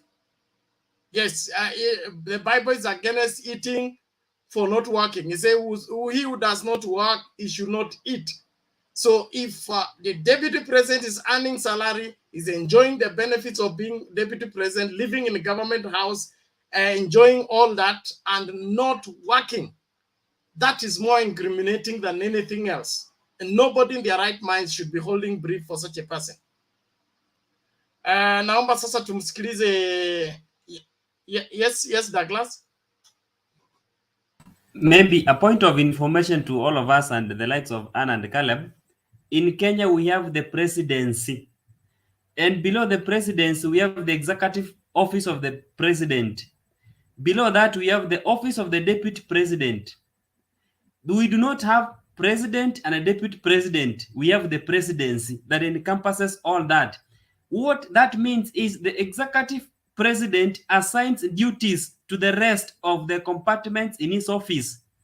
And deputy president is the principal assistant. So what the president does basically can be assigned to the deputy president when the president is not around. Now, when people want to tell us that he was stripped of the powers, the right thing he could have done, you cannot sit in an office that does not have files, that does not have a cabinet, that does not have people. But I see people, legal advisors, people working in the office of the deputy president. What are they doing if there are no roles to be done? The best thing is resign, go home, and let somebody else be assigned those duties. Then number two, the issue of fuel that Caleb was alluding to. Pertinent questions we need to ask ourselves. There is no fuel shortage in Kenya. Then what that what does that mean then? Number one, is the deputy president or his allies in the petroleum industry? What do they know that we don't know? They should answer us. Who are these people hoarding fuel? Do they know them? And if they are interested members, they should be the last ones to speak about fuel. Thank you. Thank you very much. Before I bring in Julia, there is this one. What is Raila doing in government? Who elected him? Who does he represent? Stop jokes, people. That is somebody called Njoroge, Sarah Njoroge. I put the question back to you. What role does Raila have in, what office does he occupy in government? Where is his office in government? And what I mean, I fail to understand Kenyans, okay? Let's just cut it straight. The person earning salary for not working is deputy president. Raila is not in government. The only role Raila plays in government is that he came to help Uhuru Kenyatta from manipulation from his deputy president, who wanted to use UDA numbers to frustrate the president in parliament. So Raila, as a good brother, he said, you cannot stay in a marriage where you are manipulated and threatened every day that people are going to walk away in mass against you and leave you naked. I will come and help you. If it is numbers, I will give you the numbers you need to function. That is what neighborhood is all about. That is what statesman is all about. That is what making the nation function is all about. Holding brief for deputy president for trying to manipulate the president and want the president to let him run away with runaway corruption. That is not going to happen. Blaming Raila, it's a norm. We are used to it. Since the name Raila was mentioned, he has been blamed for everything. And I don't think it's justifiable. So if you want to hold brief for the deputy president, just tell us he's honest, he's straightforward, he does not lie, he's committed, he's focused on Kenyans, he has Kenya's interest at heart, then prove it with evidence. But looking for an escape code, it doesn't help you. Thank you. Can I add something on that, Mr. Bernard, kindly? In less than half a minute, we bring Julia. Thank you. Thank you so much. Mr. Bernard, I think some of our people are just, they don't have information at all. You remember the deputy president in 2013 bragging and saying that the Lord of Poverty is Raila Amolo Odinga because he always criticizes everything, even the good thing he criticizes. So he is against development. Now, when Raila Amolo Odinga is quiet, is silent for them to work, they are again complaining. Why is Raila quiet and we are suffering? Why is he not talking? Now, what can you do? Because when you complain when something is wrong, you are bad. When you keep quiet, you are bad. Now, that's why Kenyans have decided that they are going to vote Raila Amolo Odinga so that he can deliver Kenyans to where Kenya is supposed to be. So my sister who is complaining that Raila has nothing, is not being paid anything from this government, is not holding any position. What we know is an AU special envoy of infrastructure and development in Africa. So any other thing apart from that, my friend, let them speak the truth and the truth shall set them free. Thank you so much. Okay, thank you very much. Very unconstitutional. Remember, Kenya, what has one constitution? What is unconstitutional, Sarah? Helping to salvage a government that was sinking. That is very constitutional. If it's unconstitutional, take it to court. Let's see if you win the case. Julia, karibu. Namna gani leo? Asante Bernard. Good to see you. How are you doing? We are great. Thank you very much. Good to see you. Karibu sana. Asante. We like the motion and I like the debate. I like to see our young Caleb debating. It's good, Caleb. You're doing a good thing. You are getting informed here. and maybe by the end of this discussion, you'll be more informed. Now, why I'm saying this is because it touches me to see the youth, our youngsters. It's good they are trying to reason and they are buying, they are trying to figure out the political arena. But the unfortunate thing, I think I won't say all youngsters, but many of our young people are ill-informed about the government, how the government runs, and they have found a situation of maybe complacency, corruption, and all that, and they seem to think it's the order of the day, and that is how things should run. They have also found people lying, like in the open, like DP RUTO, and they think that is how everybody else lies. I mean, these young people do not know another environment. And I think when Kibaki was president, they must have been in high school, somewhere in primary school. That's a big challenge these young people are going through, Mr. Bernard. I think these young people, they don't even understand where Kibaki government started. And they don't understand the Moi era. They do not understand the Moi era because those of us who are here in the Moi era, possibly some of us who are young, who are in high school. I think I was during the multi-party, the first multi-party elections, I think I had just done my KCSE. So I think I was also bearing it, but I think I have a grip of what was going on. I know why Kenneth Matiba and Rubia and Odinga were fighting. I understood it very well. I know where we are coming from. We are coming from a single party. We are coming from a dictatorship and all that stuff. We are coming from a situation of corruption and all that. And then Kibaki comes in and he tries to fight corruption and he tries to bring our economy, he tries to build on our financial sector and all that. So when DP RUTO comes, DP RUTO is riding on things that other people have done. First and foremost, if we dig DP RUTO, we only know him about Youth for KANU, the infamous Youth for KANU 92. And if we can remember about Youth for KANU 92, we remember something called the 500 shillings Jirongo note. The 500 shillings Jirongo note is a creation of Jirongo and RUTO. And through Moi, they inflated the economy with too much cash. That is when we experience what we call hyperinflation in this country. So we can trace RUTO from that far. We know him. He believes in shortcuts. He doesn't believe in doing anything right. He believes in corrupting his way through. So when he's lying to our youngsters that he's a hustler, we know where he's coming from. And anybody who wants to know who RUTO is, let them talk to Jirongo. There are some clips that Jirongo plays, and it's Jirongo who plays. I mean, Jirongo is captured saying these things. So I think if anybody wants to sue Jirongo, they can sue him. But Jirongo talks about his personal experience with RUTO and the nasty things that RUTO did. Some are nastier and cannot be pronounced in this live TV. So we know who RUTO is. We don't need that description. Unfortunately, our youngsters, they don't even take time to read the books of history or even to read the Nation newspaper or even to dig through the internet and find out who is this RUTO man. So when this man comes and starts, even when, by the way, his winning of election in 2013 with Uhuru, that platform was a platform that was created because both of them were experiencing an ICC case in ICC court and all that. But I do not think they had any genuine friendship.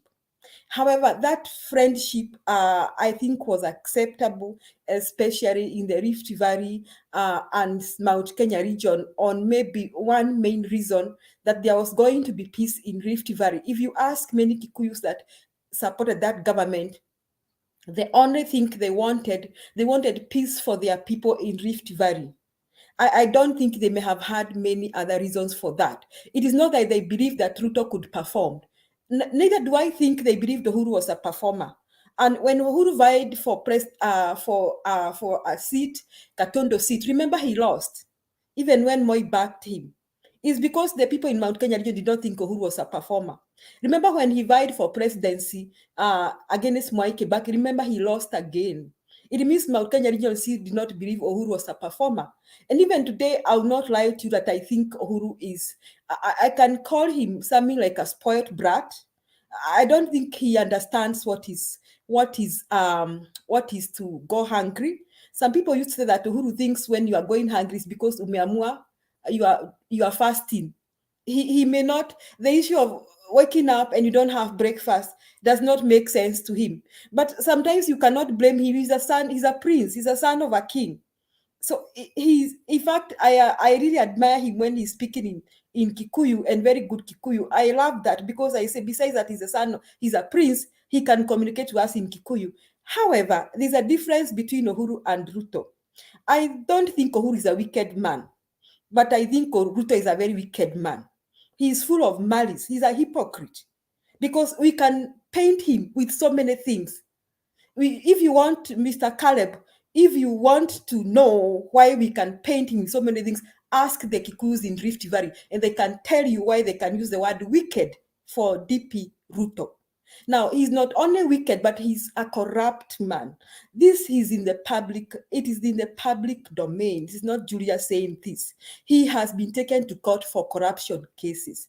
Now, when I talk about corruption, people say, what about the Kenyatta family? Kenyatta family, I'll not defend them here. I'll not even defend the first president. And if you'd wake up, I think would ask him to tell us 1, 2, 3. Would ask him to tell us why he acquired this and this and this and how he acquired this. I think he owes each Kenyans an explanation. But I have asked people discussing Kenyatta family here to boldly put it in writing and tell me how many pieces of land Uhuru Muigai Kenyatta has acquired illegally, how many corruption scandals Uhuru Muigai Kenyatta, the current president of the Republic of Kenya, has. If you put them down in writing, stop talking about Kenyatta family. Tell us how many corruption scandals. That is the difference between Uhuru and DP Ruto. So there are two people here who came together thinking they were healing communities, but one was scheming to get to presidency as fast as possible. Woe unto him, because hiyo speed yake sasa ndio imeharibia yeye maneno. So he schemed in 2013. He saw the naive, spoiled brat in Uhuru Kenyatta. Because I don't think Uhuru Kenyatta even cares about power, because this man was born in power. You see, ati tunamshtua ati yako State House. Huyu mtu ni mtu amezaliwa State House. Yani amezaliwa akona baby show na napkins, amejipata State House. Sio ati yeye tunafundisha hii in the State House. He's been playing there in State House since he was a baby. So Uhuru power doesn't get to his head, because he doesn't think it is a must for someone to have power. But when this DP Ruto got into power, it was a do or die thing, and he thought that was the shortest shortcuts for him to get to power. So his behavior and his schemes all the way from 2013 is what has brought him to the current position. That is why he had to steal as much as he could steal, because he was competing with the Kenyatta family. He wanted to be as rich as Kenyatta is. That's what he was trying to do. So he has so many corruption scandals. And if our young Caleb doesn't know, I can list for him some of them here.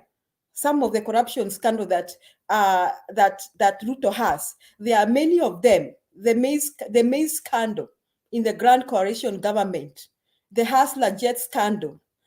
We also have the Langata Primary School land grab scandal, the Kenya Pipeline land scandal, Moi Teaching and Referral Hospital scandal, just to name but a few. So, Karen, if you want to respond to me, I want you to list down at least 2 corruption scandals that Uhuru, don't tell me about Kenyatta family, Uhuru Muigai Kenyatta has been involved in. Now you'll know the difference between Uhuru and Ruto, and why Ruto doesn't have any moral authority to talk about oil and the shortage of oil and petroleum products in Kenya. Now, going to that's what Ruto has been talking about. I'm currently in South Carolina, and yesterday I went to buy petrol, and I couldn't find, I like to buy petrol from Shell. I couldn't find premium and super. There was only regular, which means even the US is now getting to that trouble. I mean, we are beginning to experience that. Now, I think I am spending over 2 times 2 months of what I was spending 2 months ago on filling my car. That's what is happening to us here. So if you are going around lying to Kenya that this problem is in Kenya, tuachange uongo. We know where this problem is. However, I am not saying that the government cannot do anything. I think there are many things the government could do to caution the people of Kenya against this increase in oil prices and the shortage of petroleum products. So I think the government should do something. And not that the American government is doing much for us. Tunaona tu price ikipanda every day. Siku hizi juzi nilifikiria, I think I used to work in Kenya. I think I can walk to my workplace.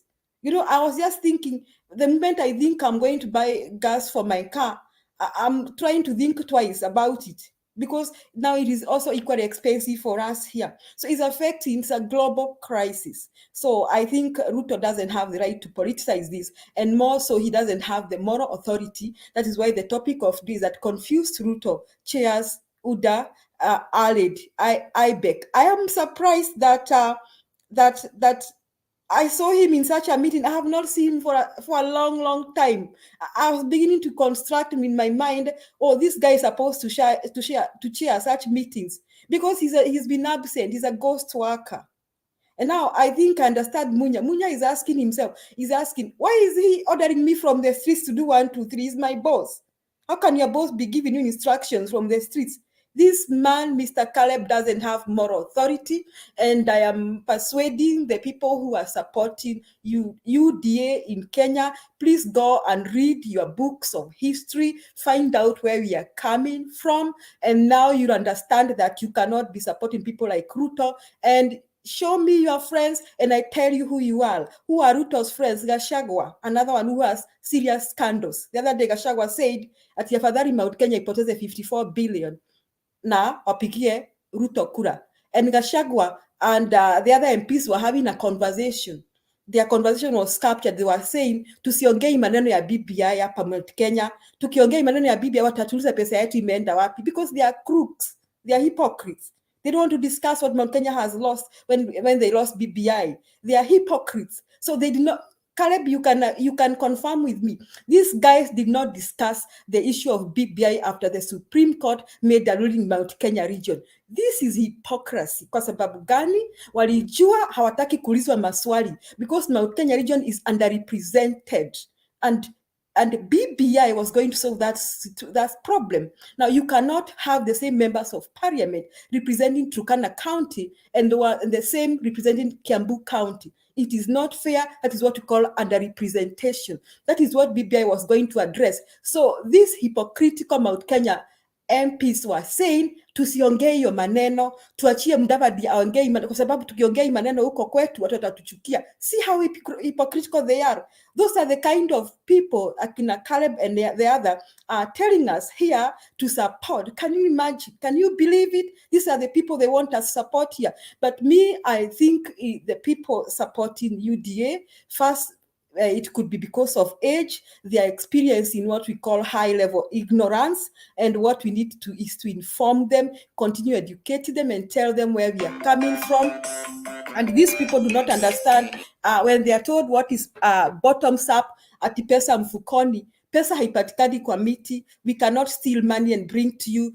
Money comes is regulated by central bank. It's the central bank that regulates how much money we have in our pockets. It is not Ruto ataenda kuambia central bank fanya hivi. Apana, central bank will have to come up with policies. We need structures. So it is nothing like pesa mfukoni. That one is just a myth. Someone told, Mr. Guru talks about laptops. That was just something that was a myth. We cannot give children laptops who do not have classrooms, who do not have electricity. That was a myth. That was not going even to work. So this, the kind of Ruto policy we are talking about. So our dear young people and those who are in UDA, I beg that you get some level of information, get yourself informed. That's our Kenya tumechoka. We are tired with ignorance. We can no longer buy it, and we are not going to buy it. That is why our dear Ruto was so confused today. And I repeat and say, like those who have talked here, he has no moral authority to discuss what is happening in the government, in the economy of Kenya. He has afunge mdomo kabisa,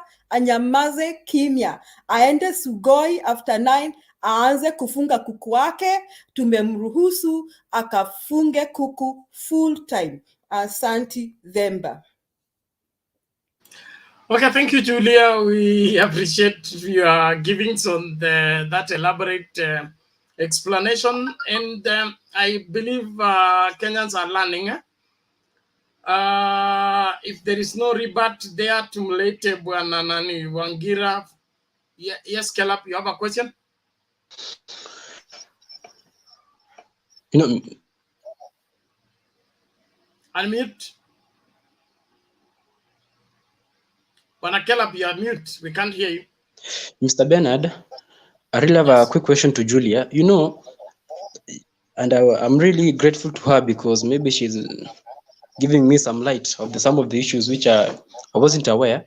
But I really love her again when she's doing maybe next her presentation. Maybe she will also shed light about Uhuru Muigai Kenyatta, because I'm really interested, because she's trying to look at one side of the coin and knowingly ignoring the other.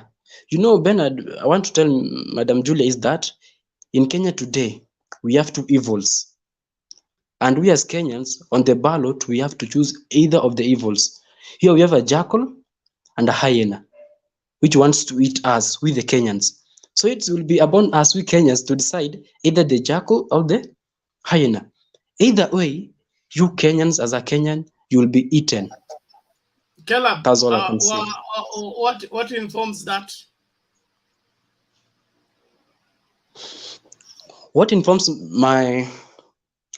me saying that is very simple. Here, Julie is trying to say how immoral the DP is.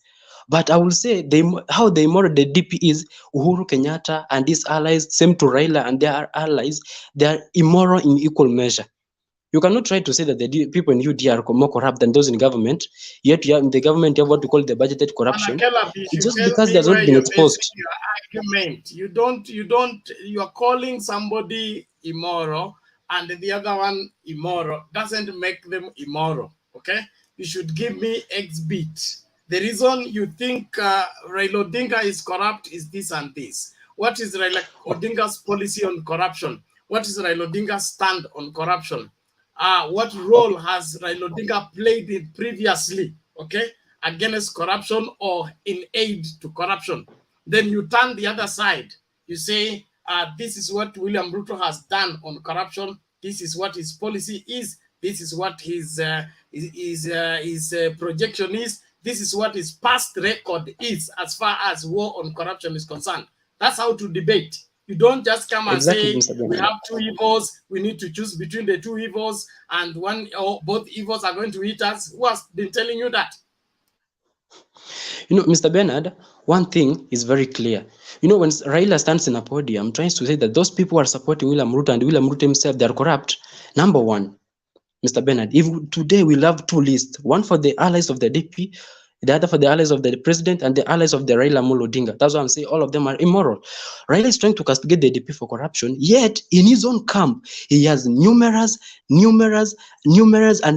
allies who are corrupt. Bwana Caleb, you are either choosing not to understand my point or you want Mr. Bernard, I understand your point. I understand your point, Mr. Bernard. Allow me some time. We have two people here. One is Raila Odinga, the other one is William Ruto. Okay? Tell us what is William Ruto's policy on corruption. Give us historical evidence on what he has done against corruption. Okay? The same with Raila Odinga. That's how to debate. I'm trying to help you. Not to tell us the allies of Raila Odinga are this and this and this, and the allies of William Ruto are this and this. The two people that are on the ballot so far, yet to be confirmed by IBEC, is Raila Odinga versus William Ruto. They have all been in government. Okay? William Ruto from 92 all the way to now. So tell me from 92 to date, all right? And Raila Odinga joining politics as late as that, all that period until now, they have a track record as far as corruption is concerned. You know, Mr. Bernard, when you're trying to say that we are comparing two people here, and I really urge you, you're trying to now to drive me into one direction, the way I didn't want to take it. But Mr. Bernard, what I will say is this. Raila Odinga has his policies on fighting corruption. The DP has his policies on fighting corruption. For example, I will start with the DP. He has said that let us avoid going to, I don't, how do I put it? You know, we have some agencies which are put in place in the constitutionally to fight corruption. Those agencies, they are not working. They are not working completely. Why? Because they are under what we call a state capture. Raila Odinga is trying to say that when he gets into government, he will jail all the thieves. I have heard him addressing the corruption. But my question is this: is the mandate of the Mr. government Bernard, to fight allow me to corruption, interject, please. but It's been through the current. judiciary and the bodies which are put in place, not the person as himself?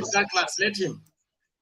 You know, Mr. Bernard, mtu ukikuja useme Raila anasema ata fight corruption, while he is going to jail those who are corrupt. I wonder, is Raila the judiciary? Because I think when somebody is corrupt, you take him to the court and then you follow the proceedings. If the person is found capable of corruption, they are jailed. So when he's saying that he's going to jail those who are corrupt, I wonder if maybe he's the magistrate.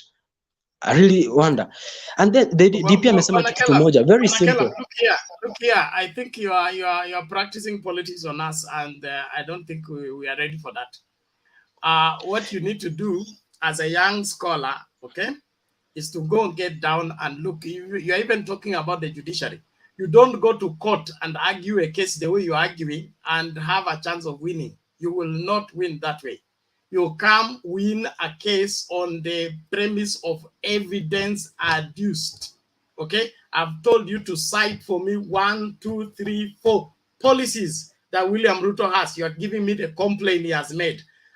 Which policy does Raila Odinga have? You say he said he is going to jail the thieves. Thieves are jailed after they are convicted, isn't it? You will not be branded a thief until you are convicted as one. So how that becomes an issue for you to say that Raila is going to become the judiciary and is going to rule the case? I don't understand where you're coming from, except you just want to argue for the sake of arguing, and I don't think we have that time for it. Douglas, come in, please, quickly. We need to bring in these guys who have not said anything. Caleb, between 2013 and 2017, we had corruption scandals that Julie has rightly mentioned. Where was the DP? Didn't he know that the organization needed to be operationalized?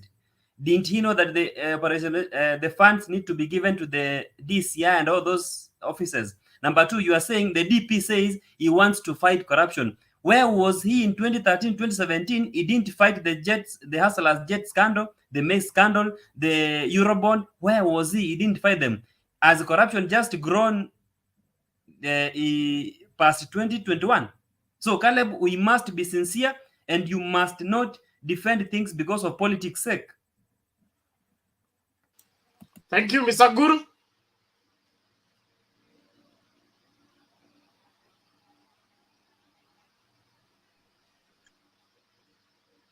Now, Bernard. Yes. You know, there's something very strange about this UDA and its policy on fighting corruption. There are two very telling statements that have been made by two leading think tanks, including the leader himself. One is quoted in a TV interview saying that corruption cannot hinder development. Up to today, he has never said that it was a slip of the tongue. So we take it that is his position, that he thinks the corruption can run alongside development once he takes over power.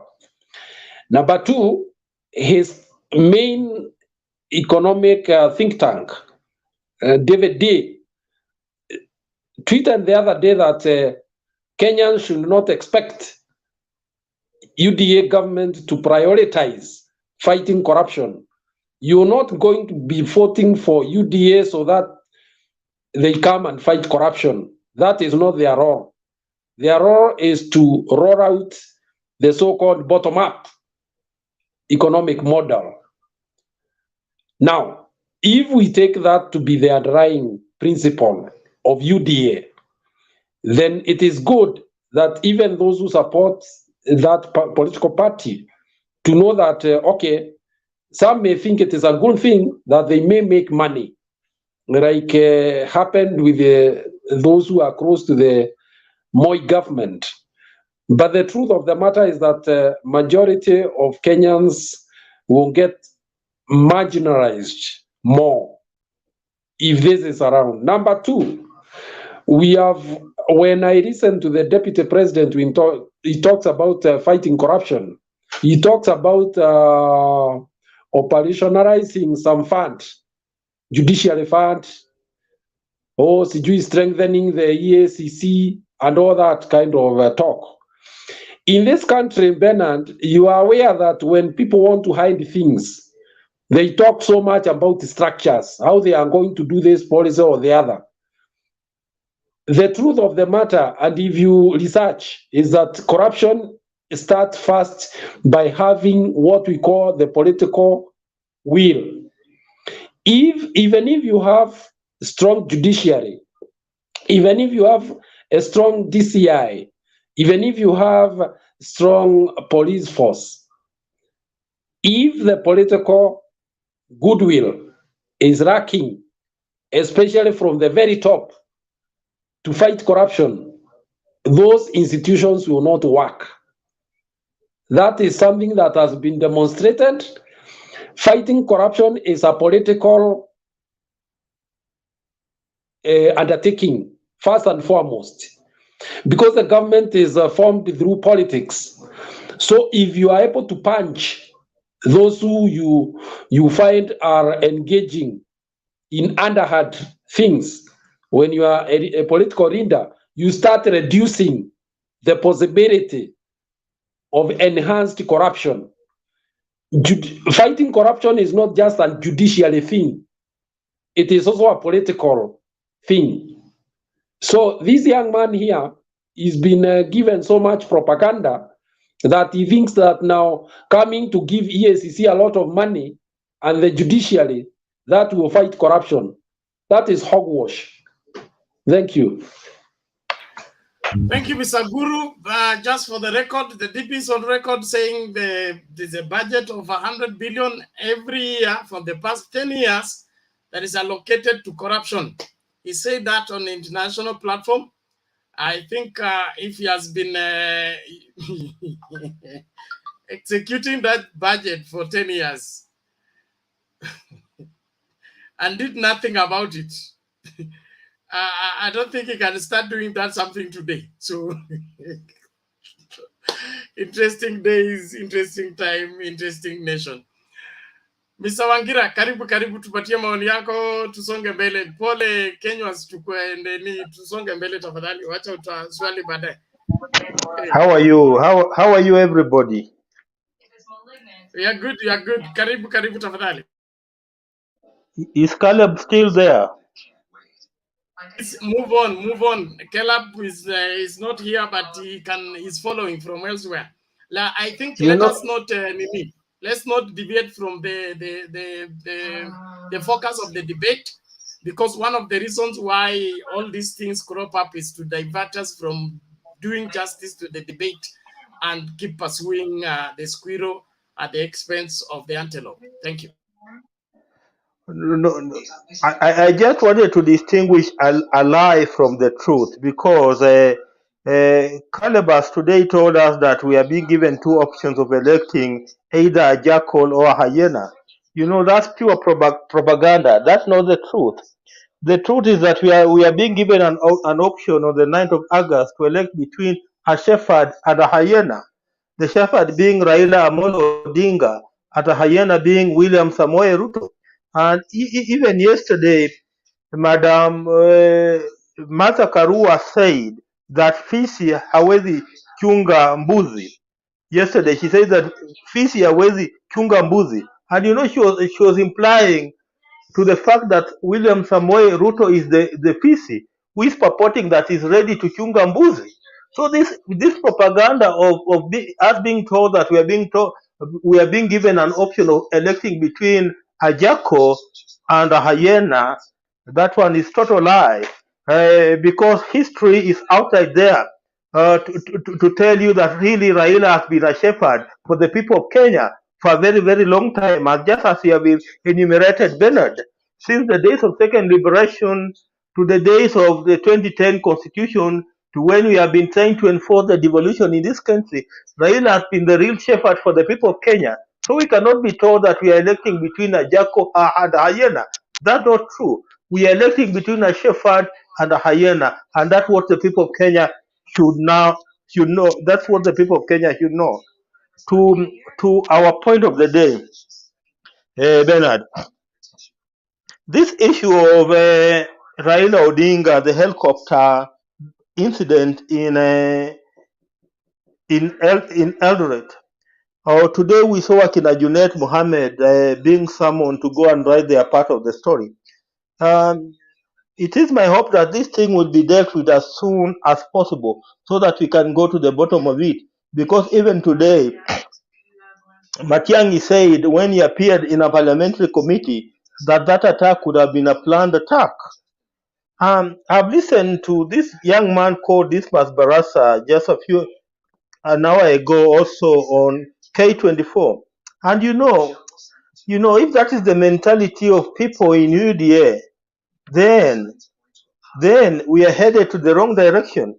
Imagine Dismas Barasa was describing what befell Raila Odinga and what are now appearing in court papers as attempted murder, incitement to violence, malicious damage to property, and disturbance to peace as petty offense.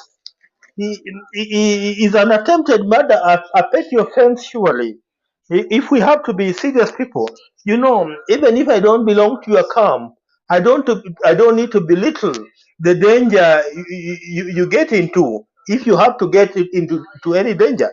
But listening to a young man like this, Barasa, dismissing what befell Raila Odinga on Friday and calling it petty crime, it really saddens me. And that's why I'm saying that I hope that the DCI will with speed come to the bottom of it so that we can see those guys who are behind it really being charged before the law, the courts of law, and perhaps being found guilty and sentenced to serve a jail sentence. There is an issue that has cropped up, and perhaps it's not part of our discussion, but it's also essential that perhaps we look into it. Kalonzo Musyoka today was meeting a group of members of his party, the Wiper, and he said something that is very, very crucial.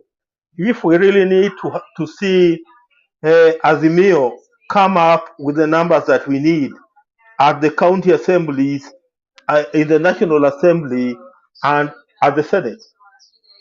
Kalonzo Musyoka talked of a need for now zoning so that we decide which party which member party of AZIMIO will have candidates in particular areas, and especially for Nairobi. Zoning is very, very essential, especially for the seat of governor. We have to decide in Nairobi whether we are going to give it to Ngatia or whether we are going to give it to my brother Tim Wanyonyi. Because if we allow Tim Wanyonyi and Ngatia, both of them to run on the Azimio ticket, then we are likely to end up losing, and perhaps this young man called Sakaja could just run up with this seat and become the next governor of Nairobi. The issue of Malala. This is a funny one. The wind issue of Malala. That's a funny one. To some of us who are trying to get superstitious, we can call that one a bad omen on him, because for the wind to choose his particular function and to carry away all the tents, that is seriously a very bad omen. And today, for those who watched that clip by there's this clip going around by Bonnie Halwale. He was I think in either in Matungu or Mumia, somewhere there, and he was prevailed on by the crowd until he started now campaigning for Dismas Barasa. He seemed not to have any problem with Dismas not Dismas Barasa Dori, Ferdinand Barasa.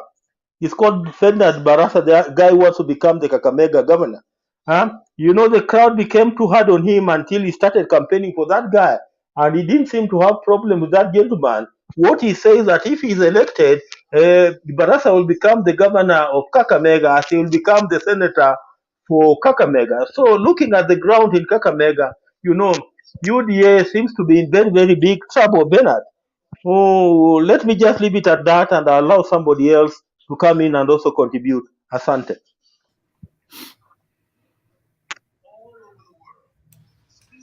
Okay, thank you, Mr. Wangira. Let's move on. Murunga, how are you?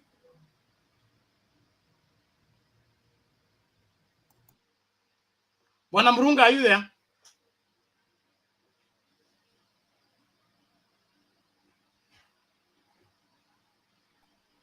Yes, Bernard, I'm here. Are you ready? Good Make your evening. submission now, or we go to Roba and then come back to you? Go to Roba and come back to me. Okay, Roba, it's your turn. Thank you. Thank you, Bernard. I hope, I don't know why that young man left. That's fine. We'll get him another day. But, man, this is the way we have our young people thinking and arguing on this way. I'm confused. If someone's coming here to tell me he's scared of Raila to end corruption because he's not a judiciary, I mean, how does he know? How does he know what Raila's going to do? I wish somebody would just teach him. And you know what? The worst thing about it, he tells us at Tanzania, comparing Mama Samia to Kenya. You cannot compare Kenya to Tanzania, my friends. My wife comes from Tanzania, Arusha. You cannot compare with dictatorship. That's a dictatorship with a democracy. There's no way. Let me just say this. Let us go back what happened with, I've said this one before, with the vice president when he came in power. Remember, the same man sat down and said, Imi can be only the vice president. Uhuru, and I think that by that time, it was Musalia Mudavadi, they squared out one of them to become a president. And that's what happened. And now these guys, they came and formed a government. Some of us, I was against them from the beginning. Even when they won elections, even Kibaki was supporting them. That's a fact. He was supporting them because people just keep on saying, oh, he was silenced. He was silenced because he wanted them to win. That's why, if you ask me now, what's the best thing Kibaki could have done? He could have helped Kalonzo Musyoka to become a president, because Kalonzo helped him in 2007 after he lost the election. He came there, he came and Kalonzo came in, and therefore he was able to form a government. They could have helped him to become a president. But instead, we had these guys, two guys coming in. We had Uhuru and we had RUTO. Some of us, that time, we said these people, they don't deserve to be a president and vice president. Okay, they came in. They started. We know what they did. Like somebody just said here, the idea of laptops. Let me start from there. One of the things I was so shocked when they said, oh, we are going to provide laptops to every school. But what they never told you was, when that laptop gets to a school, who's going to teach who? Because some of these teachers, they don't even have to put the power on their laptop by that time, even now. Then I mean, that's how confused I was.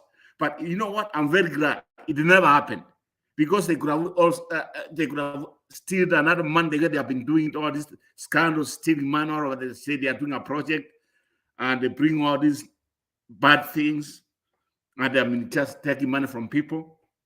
And now it brings me the idea, or what's happening here, or back there at home, regarding the, I think you could guess, we call it where I am, I call it gas fuel.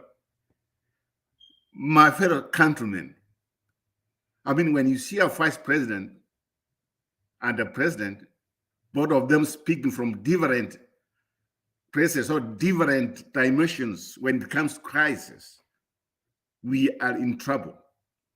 And this is the time, both of us, we should choose a president. That's what most people do.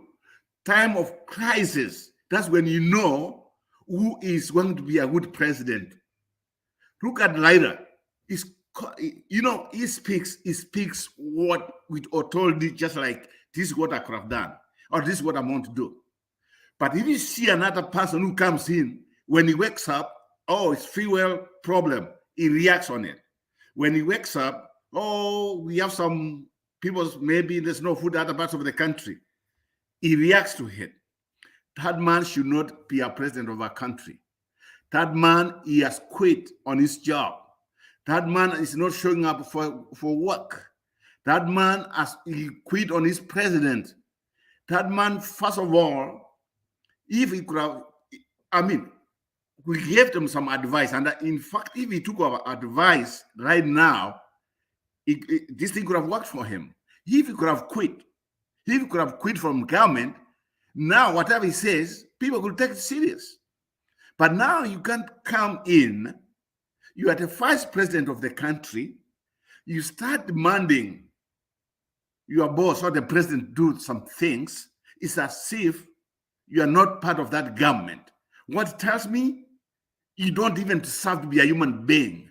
You don't even deserve, just bring, you know what, just move from that building where he is somewhere there in Nairobi. He should not be there as the vice president of the people. What about something happens to you tomorrow? Do you think some people will agree to take over? He doesn't deserve to be a president.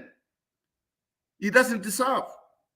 And this one brings me some of the things which is happening, the current events right now.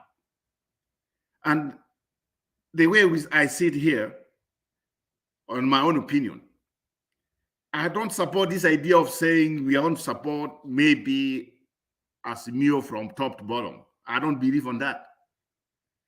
I'm one guy who believes divided government works better for people. Give me anybody else, but don't give me RUTO as the president of Kenya. I'll take it anytime. As long as it's not RUTO. I don't care who wins as an MP, MCS, governors. I don't care which party, as long as you choose people. And that's where I'm proud where I come from. And I always say I come from Kisii County. I'm proud the way we choose our elections. And I know people from Western Kenya, they do the same thing. We choose people, not the party. And I think at this time, that's what's needed. We need proper, nice, hardworking, honest, non-corrupt people. Not people like Mr. RUTO, who took a situation from 92 when I can't even remember which standard where I was. I know by that time I'd not even gone to my high school where I went to Alliance High School. I can't remember that time where I was, to tell you the truth. But this man has come up, and we know his history. And now has reached a point where we have to decide between, I don't want to say what that guy said, between a yen and I don't know what the other thing was. For me, I see it this way. We have to decide between an honest man, Raila Odinga, and a crook, corrupt Mr. RUTO. That's the way I see things. And I'll just leave it that way. Okay, thank you, Roba. We appreciate it. Let's move on. Eric? Yes. I'm around. Karibu. Thank you so much, Mr. Bernard. And I'm really happy to see that everyone in the panel is okay. Let me say hi to everyone, starting from Guru, Paul, Mokoa, Moraga, na Kitale Katwe, James na Roba. Nimewasalimu nyote sana. I think as the day goes by, things are shaping up very well. But today I just want to reiterate and go direct to the point about confused RUTO. You know, I think literally RUTO is very much confused because from the beginning we started saying that he is in the government and is fighting the same government, such that even sometimes he doesn't have any news about what is going in government because he doesn't have time for the government. Because in one side he talks this while other things are going on in the government. So it's so contradicting. And I think someone like Ruto, the country can be in trouble if we rely on Ruto's information. We can be in very big trouble because I don't see.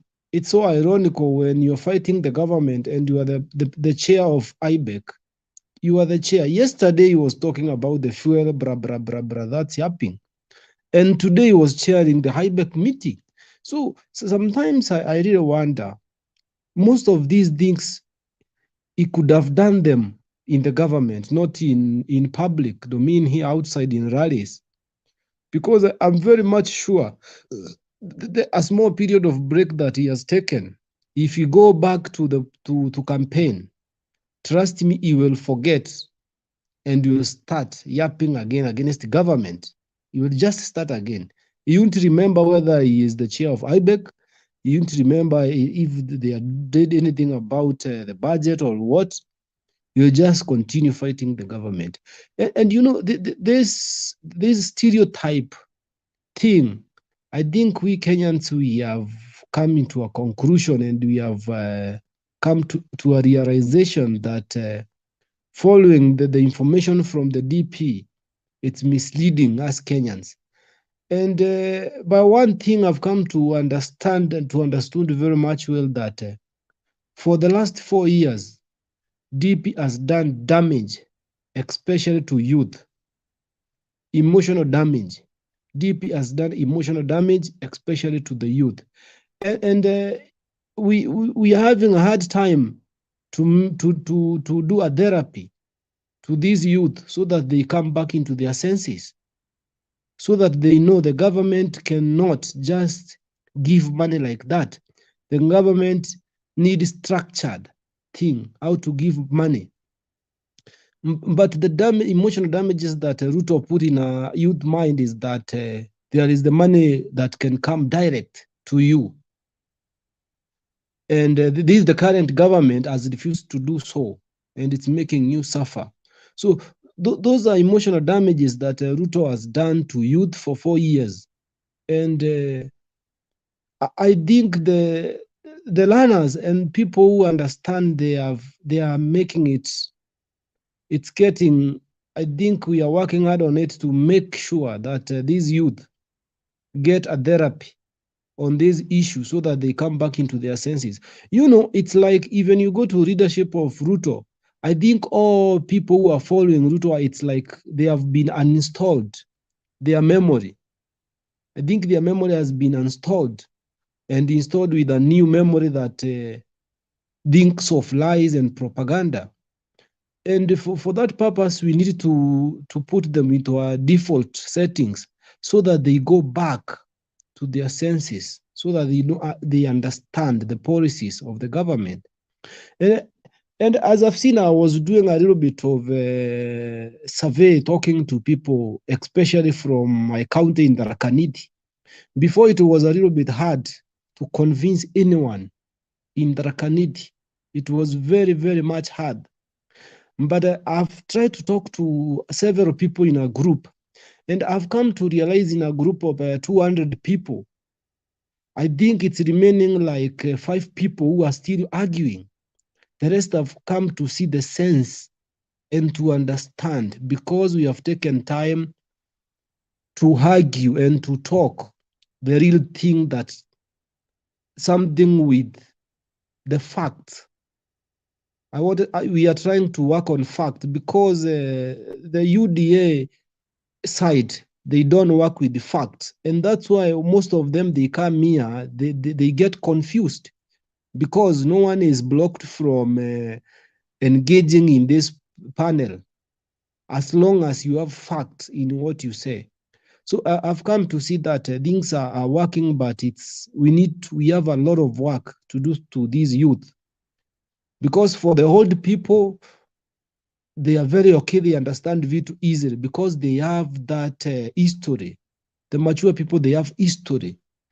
But the youth, since they were demonized and installed the spirit of lies, they didn't have time to follow the history. And that thing I'm trying to emphasize on you, to go back to history so that we can manage to check on these people and see who is a leader. Because all we need in this presidential thing is a leader. We need a leader, someone who can lead this country in the right direction, someone who can secure our properties, everything that we have, our prosperity, someone who can secure. We don't want to go in a position where we are getting someone who is thirsty of power. You know, that cannot be very much okay. Let me just continue about this issue of Malala. You know, I didn't focus on it because sijapata information kuhusu. Because Baba is blamed of everything. Everything. Anything comes, it's Baba. Anything. Na I think I'll tell people that mti yenye iko na matunda haikosi kupigwa mawe. And that's why everything is done. Baba is always blamed about this tsunami. And I have stated somewhere that the tsunami that was there in Western is the tsunami that Baba has been talking about. Upepo itakuja, itabeba takataka yote, iende itupe baharini. And those are some interpretation that I may make on my own view. So hiyo ya kublame Baba in everything, I think Baba, he has a good heart and he has a strong heart and believes that anything comes, he takes and forget about it. He doesn't cut it very heavy. And that's why Baba has gone up to 78 years old. Some ages that no one in akina RUTO hawezi fikisha with the situation that Baba was.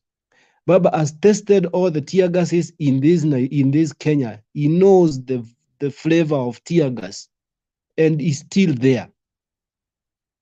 Baba has gone a lot and is still there.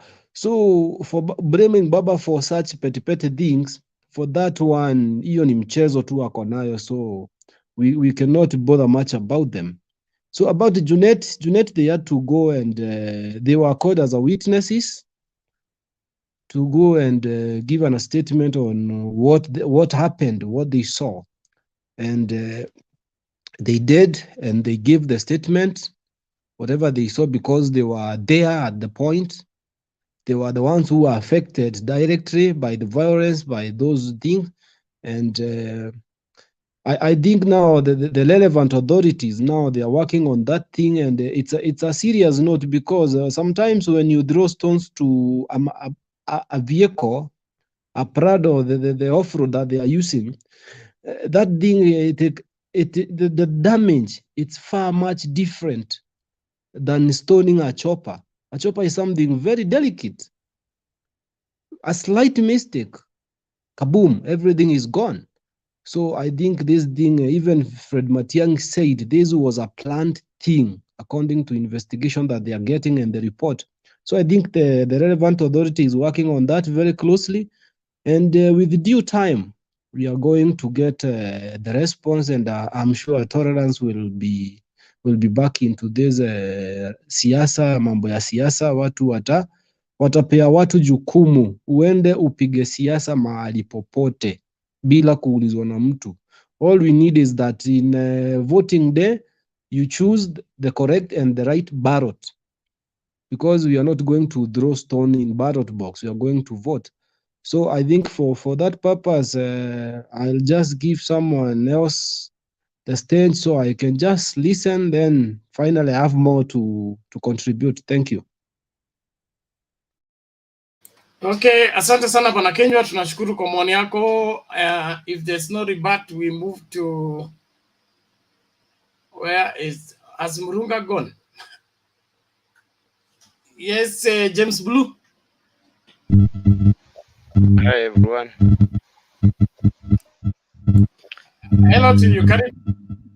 Yeah, asante sana. Today I think I've been listening too much, and actually listening is the best way of getting to understand things.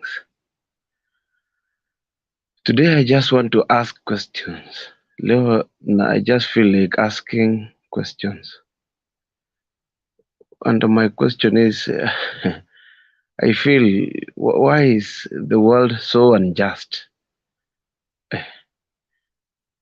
I also want to ask about the foundation of all these things. Why do Kenyans shun away from truth? Kwa nini hatutaki kuambiana ukweli? Wazungu walitunyanyasa. From where I come, we still have got some white settlers. Wanakaa tu kama wafalme. They live in good places. They have electricity. Some of us don't. They have water, clean water, access to clean water, some of us don't have. They have big farms, courtesy of Kiboko, walichapa wazee wetu, wakatufukuza. We live in rocky places. Now we come to independence. Wale wazee wetu walitupigania. They saw it necessary as Africans to govern our own issues. Instead, why did actually they took advantage? After watu wamelia mzungu arudi kwao, Mwafrika ajitawale. Some actually took the advantage. Wakatunyang'anya what actually belonged to us.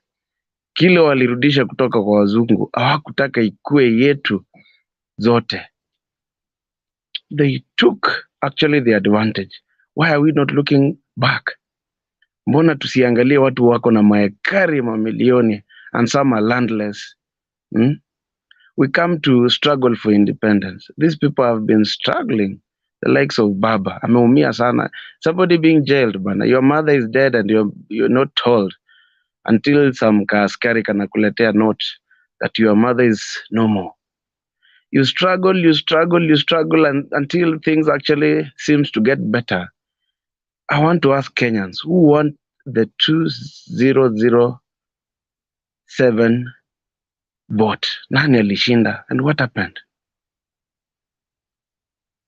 We cannot lie to ourselves. I was listening to the former spokesperson of police sometimes back asubuhi akasema in Kenya you have to be baptized. Sijui by what.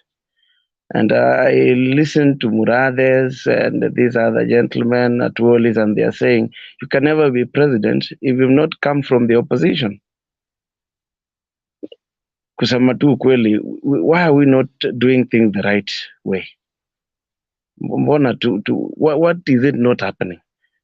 Moses Kuria is visiting IBEC officers. Ameongea mbaya akasema tuliibia mtu kura.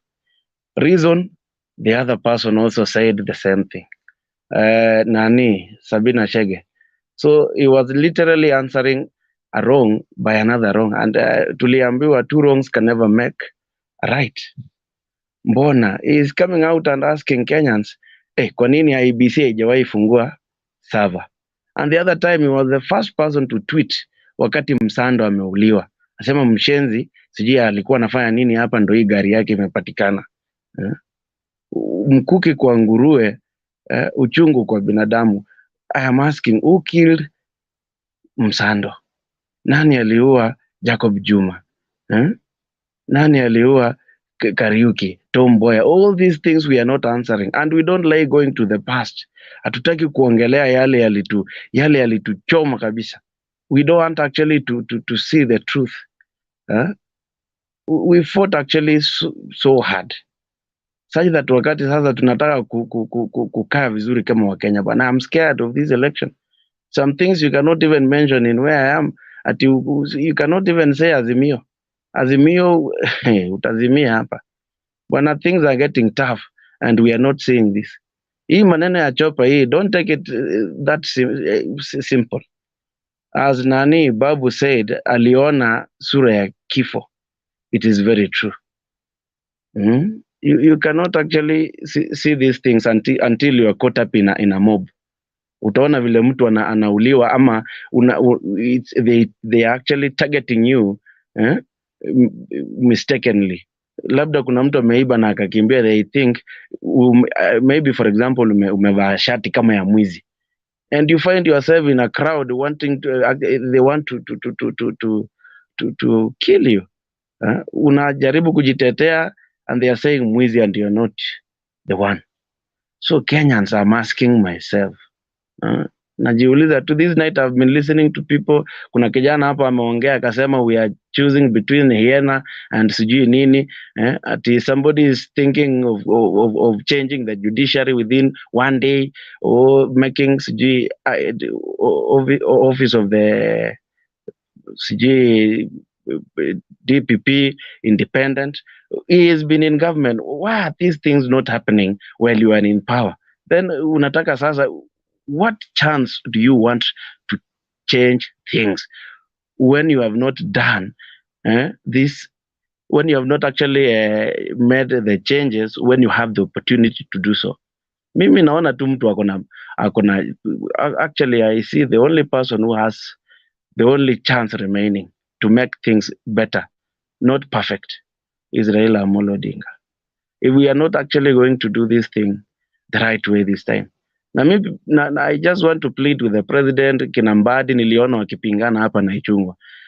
Tusilete emotions. Nataka tukubali ukweli. Nani alishinda kura ya 2007? Kwa nini Maraga alikataa kura ya 2017?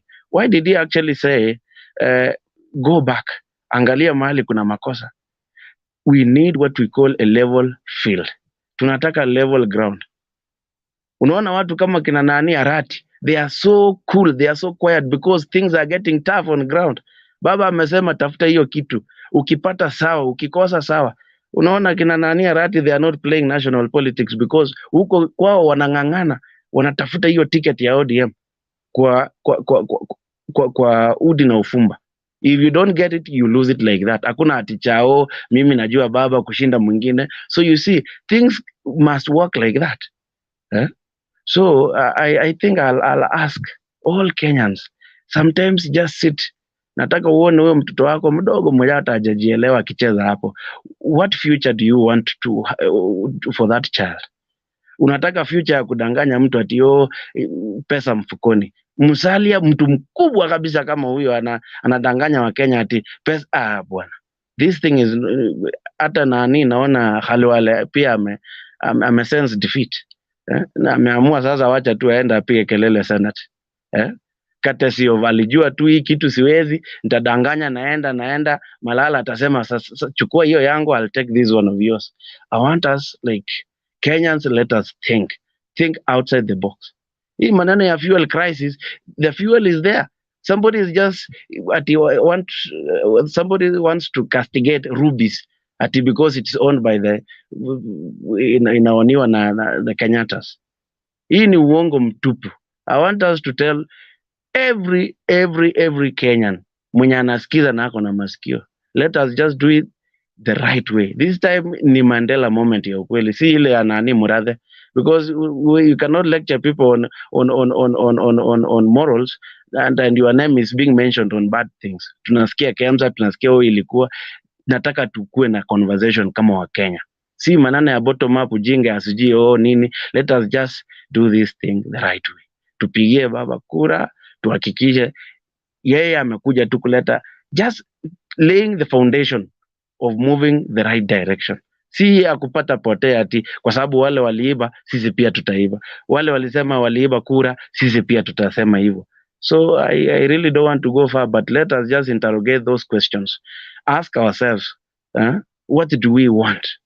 Unless we still want to continue this way, na itakuwa ngumu. It will be hard for us all because we only have one Kenya. Hatuna Kenya ingine na hatuwezi torokea Uganda. Huko sasa ni kubaya.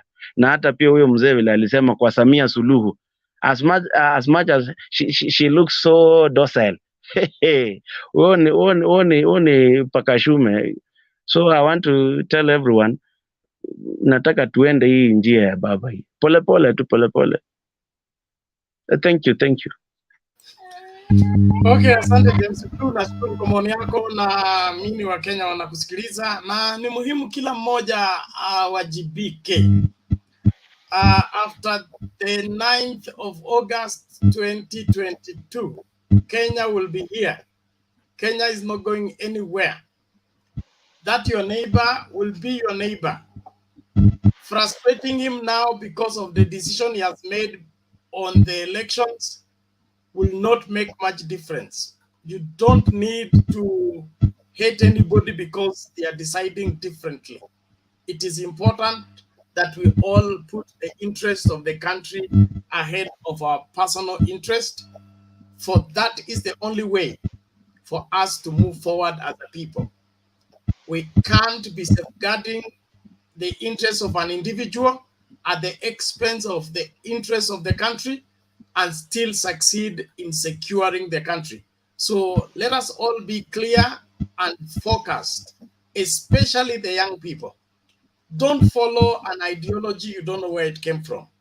Don't follow a gimmick, a statement, a sweeping statement that is being spoken that has no head or tail. Think a little deeper. Do some little research. Understand where these people are coming from or where they are going. Then put your vote there. But if you're only running on hot air because somebody told you and you had somebody else say, you're part of the problem. And we must solve you before 9th of August. Let's get this video before Naktari comes in.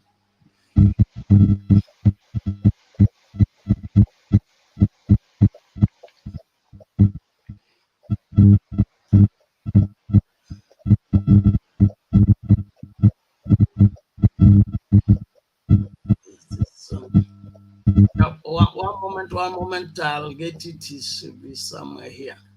Very good.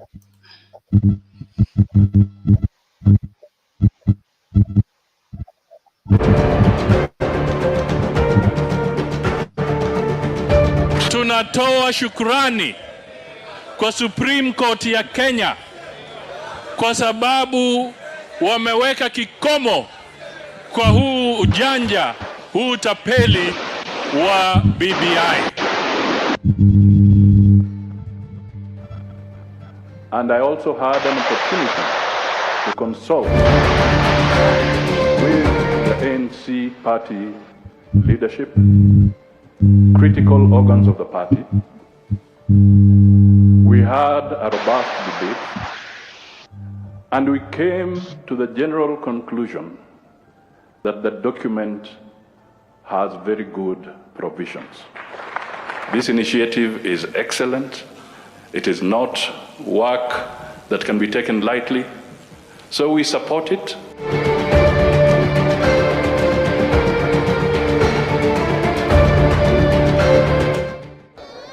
My friends, wajinga waliisha Kenya.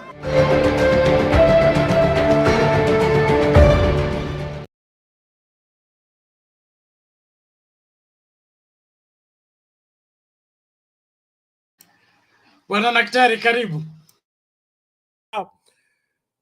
Bwana Bernard, huyo mtu wenyu huyo ndugu yako huyo kutoka Maragoli yeye kigeugeu kweli kweli, ama vipi? That is what I'm talking about. Huyo tulimtoa kama sadaka. Huyo ndugu yetu bwana kutoka kwetu pale bwana ametuaibisha bwana. You can't be so stupid like that. Ni aibu kubwa sana. Ndugu zanguni na wasalamia wote, it's been a tough time. Almost for a week right now. I've been trying to get in, but it's been a lot of congestion in this channel. And also there have been some instances where there's a lot of confrontation. But today I was able to get in. I'm very grateful. I was so moved. I wanted really to come in and answer that young man called Eric, or who was the other guy who was talking about Kenyatta's family being corrupt and so on. And Julia actually brought a lot of good points out there.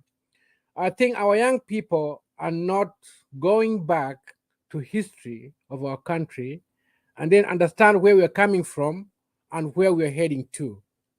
We are forgetting, I don't know if some of you are older like me, who lived during the time of Oginga and the old Kenyatta, if you remember what happened in 1969, the chaos we had, the deaths we had, it was something very, very serious.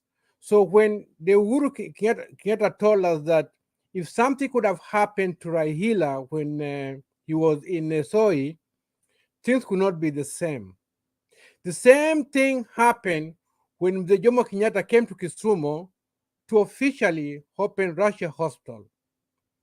Those who were there, and some of us were there because I know I was a young guy and I had gone to sing for Kenyatta, because it's a habit that in my country, when a political leader comes, we must go and sing and praise him and call him everything. Something I don't do it around here. I don't care whether Obama or Biden, who's my neighbor, passes around here. I don't give a damn. He's serving me.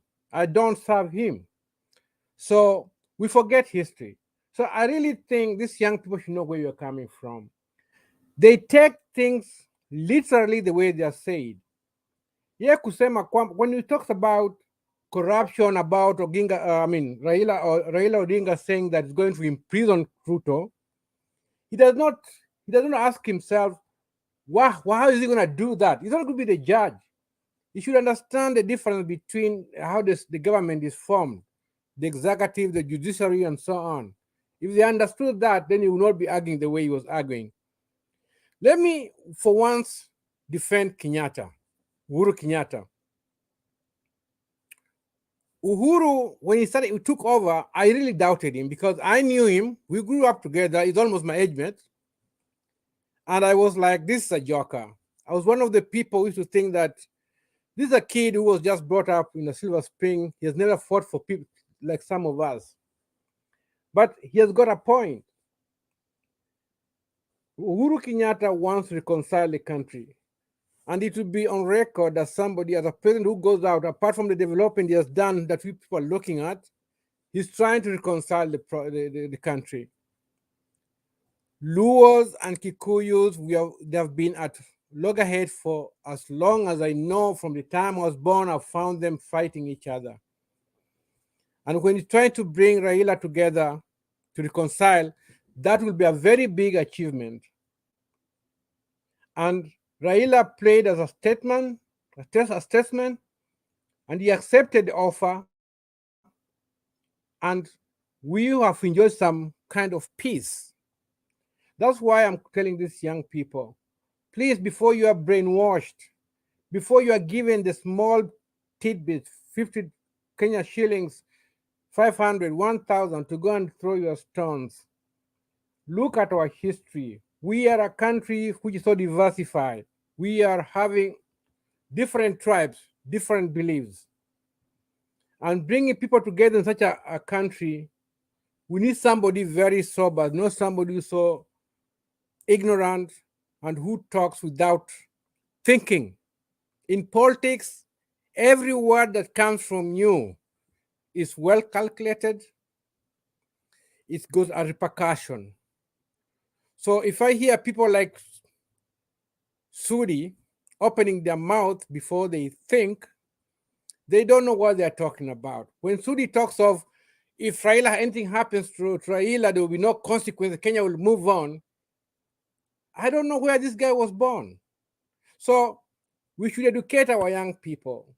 We should try and tell them, let them understand. Let them not have a short memory. Because some of them can't even recall what happened in 2007. So it's very sad. Today, I was so surprised. First, I didn't know. I was traveling, and when I opened my computer, I see I got to a tape that was trying to show the speech by the DP. I didn't know what I was listening to. Was he talking for the government? Was he talking for himself? Was he campaigning, or what was he talking about? So is it the right time for him to go and chair a meeting? I've never seen this for a very long time, over years. I saw that's why I came on to know what was really happening. I was so surprised because I didn't expect that from RUTO. So, Kenyans, where we are heading to, let's be one thing. What I don't care about your party affiliation. Let's propagate brotherhood, love. Let's love each other. Let me listen to Roba, Guru, whoever it is, because we have got a lot at stake. I'm telling you, we've got a lot at stake, and that what we have got can disappear in a second, like that. It won't take long. Because deep inside us, we have got some anger in us, which is boiling daily. You guys don't even know. We can talk, we can laugh. We've lost so many people. Some of us who are UNO, we lost so many friends when we were fighting for this freedom that we're enjoying right now. This freedom that you guys are coming and we are talking right now, freely calling the president names, we never used to have it. So you should appreciate it. Lastly, I had somebody talking about Malala. Malala looks like a confused guy. I don't take him serious at all. And somebody told his name is Omondi. He talks about Baraza being a Bukusu. He doesn't know that his name even betrays him that he's a Luo also. He's got some Luo blood. He doesn't even know that. I don't know, you should just go back and know where his grandfathers came from. Then you'll know that we've got blood, we have mixed blood everywhere. I've got my sister married in Kisi. I've got my brother married from Kikuyu. I don't care. Those are my cousins. Those are my people. So people like Malala, he's just talking like RUTO. RUTO has influenced them. I'm sorry to say, the DP has influenced them. Them using terms like Muganga and whatever.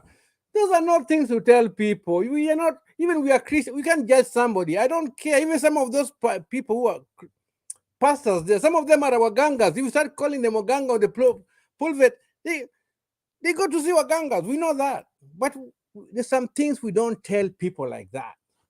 So my last thing is that please, Kenyans, let's discuss ourselves. Let's be humble. Let's teach our younger people. We should not forget where our history. Let's talk. Let's be proud of our history. But there's one thing I want to address. Uhuru Kenyatta cannot be blamed for the wealth he has got, because we can see from the time he took over office, the scandals that RUTO, rather the DP, has been involved in are so many. People have listed them on the internet today here. Kenyatta is just safeguarding what the father got. And the father, at that time, it was an okay thing to acquire some of the properties. So do you guys expect him to go and sell the property and give it back to Kenya? No, he's got to just take care of it. My father gave me nothing, or rather maybe he had a small. Bernard knows I'm from Western Province. In Vihiga, if you have got a half an acre, that's a mass of land. So if I get a quarter an acre, will you call me a land grabber from my parents? I'll keep it. That's the only thing I got from my parents. So Uhuru got it. But RUTO RUTO from YK, when he came with all the scandals, we can name the scandals up to now, he should be transparent. As you guys said, you cannot take an hyena to be a shepherd. Guys, if you don't take this chance seriously and eradicate people like RUTO, you are going to regret. Thank you.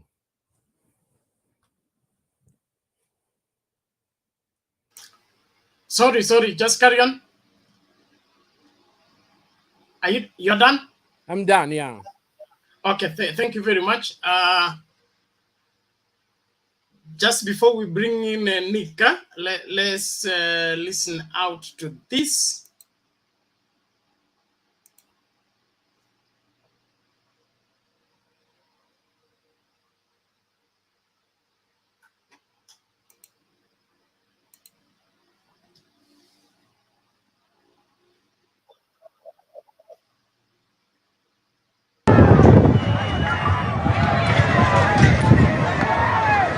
Hiyo ni pepo ya Raila, si ndio? Shetani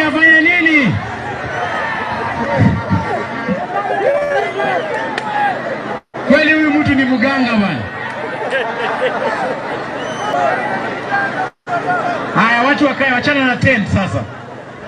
Just sit.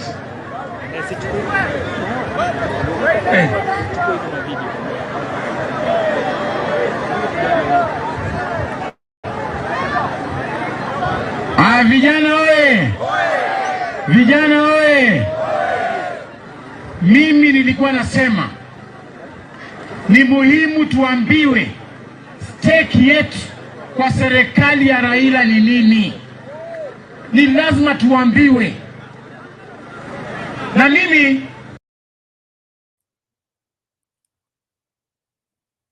Bernard, I'll continue. Was that a joke? Or did it mean what he was talking about? Was that a real joke? Can you tell people like that? Can you talk to our audience like that? And then in the same speech, he says that the Western province, we are going to get 30% of the government. Really? 30%. How many provinces do we have? So other provinces would get how much? Come on, guys, do your simple math. Okay, asante sana. Maoni ya Wakenya hayo, na viongozi tulionao ndio kina Malala. Tusipochagua vizuri watarejelea hao ambao hawana ukweli na wanataka kusimamia chochote. Wanataka kuanguka na chochote ambacho kinapita. If we don't take good care of ensuring that we have quality leaders, we should forget about quality leadership and quality life. If we are keen in ensuring that we get credible leaders, that's the only time we'll be ready now to move the country forward, because we'll have great brains running the affairs of this great country. Thank you. Bwana Nicholas, karibu mbio mbio, tusonge mbele. Katu amesubiri sana. Ben, I can give Katwe to proceed, then I come after Katwe. I saw him requesting to present, so I can come after Katwe. Okay, Katwe, umeonwa. Karibu tafadhali.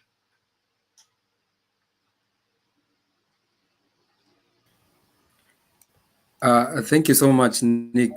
Now I have come to understand that politics is maturing day by day. However, whichever person that you're supporting in any political divide, I can see you can defend my voice as I'm presenting my views. That is a very good advancement in terms of our democracy. Thank you so much for that. One thing I would like to talk about is that video. And I'm just wondering, why is Malala so much interested in Raila's government when he has already gone to Kenya Kwanza? That shows that he's not contented with where he is. And it basically shows that in as much as he is, Kikwetu tunasema that you can give out your cow if you have many, so that somebody can benefit in milking. But that day when that cow will remember where it came from, utaikosa kwa zizi na itarudi kwao. So I think Malala is having some kind of calling that he needs to come back to where he was. However, right now the bus is already full and we've already taken off. So secondly, I would like to talk about what the Mount Kenya has lost, because I've seen so many people in the comment section saying that the Mount Kenya right now, they are very after the BBI ruling, and we've not seen them very active in terms of the kind of robust campaigns they used to have before the BBI. And it's very true. They realized that what they lost is very huge, and they cannot be able to go back and explain to Kenyans where they took the billions of monies that they were going to get, because they followed a wrong shepherd. Is very happy, however, knowing that he has lost a lot. So like Uhuru Kenyatta, he never wanted the Mount Kenya people to be like that the presidency is where the bus has to stop. He was giving them a free ride in terms of the governance in government without them sweating. And this is what he was giving them. Giving them 70 new constituencies was like giving them a reward, that in as much as you cannot have the presidency in the next 50 years, no one cares. then nothing will go past beyond you without you being consulted. They could have had 1/3 of the parliament, and that is every president's headache. That in as much as you want, if we don't have presidency, we are going to be in control of the government in default without anyone controlling us. And it's just like, I'm going to give a quote from the Bible, because William Ruto likes giving quotes from the Bible, except where Lazarus, Zacchaeus gave back money to the people that he had stole. I'm going to give a very brief quote from the Bible, Matthew chapter 23, verse 37. And this is the message from Uhuru Kenyatta via the Bible, telling the Mount Kenya that, Jerusalem, Jerusalem, you kill the prophets and stone those who sent you. How often have I tried and longed to gather you children together with our wings, and you were not willing. That's a message from Uhuru Kenyatta to the people of Mount Kenya, because basically what William Ruto has done, he has managed to cut between Uhuru Kenyatta and the people of Mount Kenya are killing the prophets that Uhuru Kenyatta is sending to them. A very coded message from Uhuru Kenyatta, not telling them that I have been unfair to other Kenyans, or even if I have been unfair to other Kenyans, I was giving you a gem in terms of governance in the next governments to come. He knows that taking back the presidency to the Mount Kenya is a huge task, and that is why he was giving them the Mount Kenya, the control of the legislature. That is the reason as to why basically Uhuru Kenyatta was shaking hands with Uhuru Kenyatta to ensure that whatever that he was proposing to the government is going to be accepted by a lot of legislature, so that he can move the agenda of the executive forward. And to the advice of William Ruto, I think William Ruto needs to read this book by, and I think William Ruto has a problem. Is William Ruto being visited by his former mistakes that he has made politically? Because he's one man who is very hard to accept that he has made political mistakes. One of the biggest political mistakes that he has made, and it's a quote from Robert Greene, is one, never, the first law of power by Robert Greene is never outshine your master. And that is basically what he lost when he was the deputy president. He wanted to outshine the master. Law number 2, recently you've seen him attacking the president. He has never read the law of the 19th law of power that says, know who you're dealing with. Do not offend the wrong person. He has offended very wrong people. As one of the songs says by Lucky Dube, the late Lucky Dube, that be good to the people when you're going up the ladder, because you'll meet them on your way down. Basically, he has lost that sense. He doesn't know what he's doing. And that brings me to the law number 20 of the laws of power. I'm trying to educate the minions of UDA that do not commit to anyone. UDA is committing, Ruto is committing so much to the voters, that telling them, I am going to give you billions and billions and billions and billions. And I think Uhuru Kenyatta knew that this is a person who likes to commit. That is why he set him up on that podium of the Jubilee NDC. That time when they were launching, he was telling him, go and say this. And that is why you had in 6 months' time, the stadium of Kamarinyi will be complete. It was not Uhuru who said that. He knew the weakness of Ruto, and that is why he sent him forward and make yourself a miserable person. That one brings me to the last 3 laws of power. Use the surrender tactic, transform weakness into power. William Ruto has never surrendered, and he will never surrender. He has only one rule: no retreat, no surrender. And that is not a true politician. As I'm winding up, keep your hands clean. Law number 26. Is his hands clean? Never. He has been convicted. I have seen somebody saying that that person who was here when we started, that he was saying that, you see, every person is a devil. But you see, you have to keep your hands clean. You have to detach yourself from those people who malign your name. Keep your hands clean. Ruto hands clean? No. He has been maligned. He has been having allegations of Langata Primary School, Western Hotel, a lot of shenanigans going round and hovering that very dark cloud.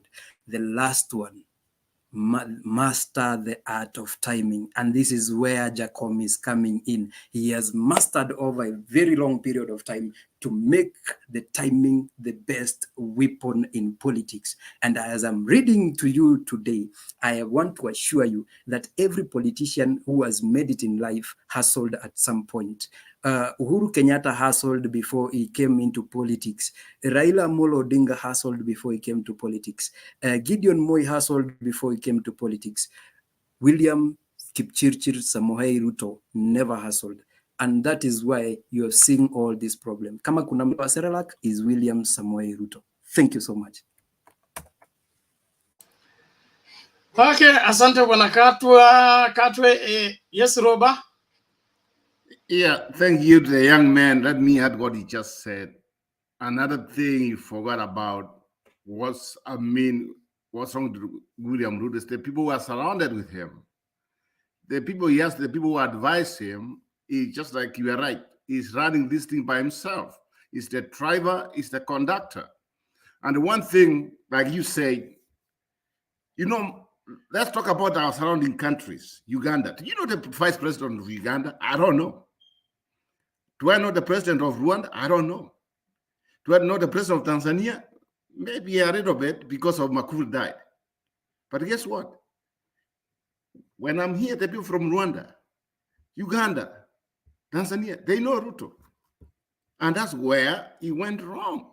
When you are a vice president of a country, go there, sit there, you do what your boss says. That's why he was supposed to do. But he never did it. Instead, he wanted to be the, co-presidency. That's where he went wrong. Thank you.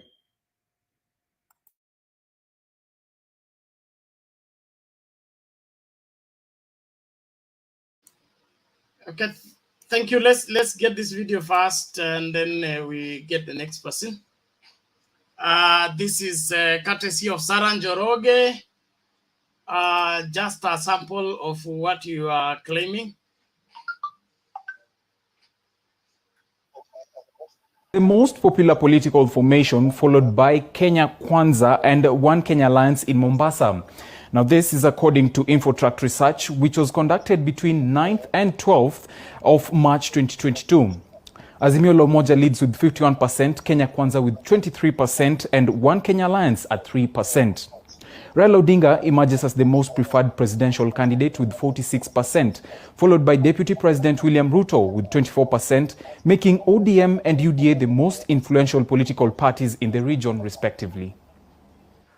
Popular aspirant would be Raila Odinga at 52%, and the DP, Dr. William Ruto, would score 29%. Kalonzo Musyoka would get 1%, and the rest, who is Musalia Mudavadi, Jimmy Wanjigi, Gideon Moi, would score 0.1% respectively. So if you look at the popularity, the two leading candidates, which are their most, where do they get most of their vote?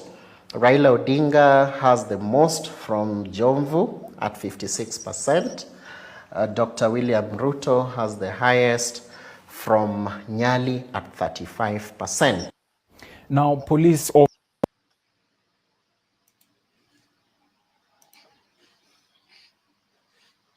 Okay, one more before we tumulate Nick. Where is this? Yeah, this one.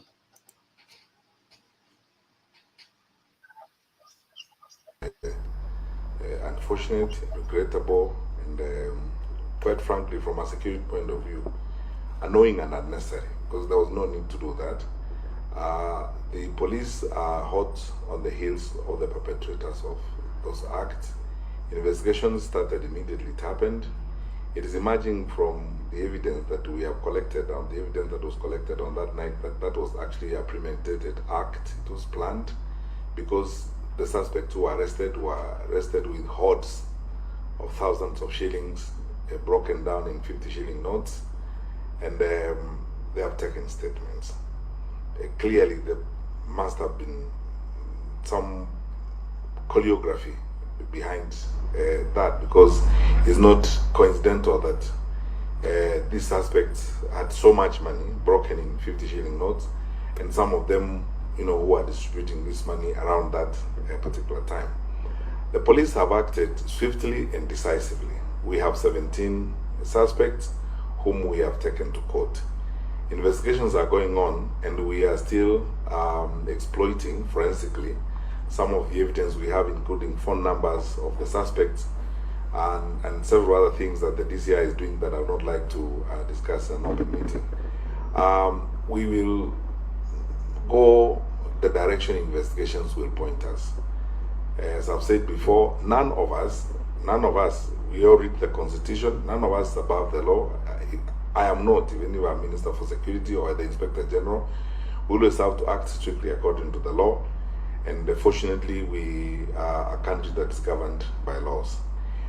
However, I need to point out that these incidents are isolated. I don't think, first of all, and I want to say categorically, Mr. Chairman, with your kind indulgence and honorable members of the committee, that I don't think this incident speaks about even the county code was an issue. It's a small group of people who engaged in this, and they are criminals. They are being dealt with as criminals. Since this year started and the movement around the country, we have had about 4 incidents of this kind.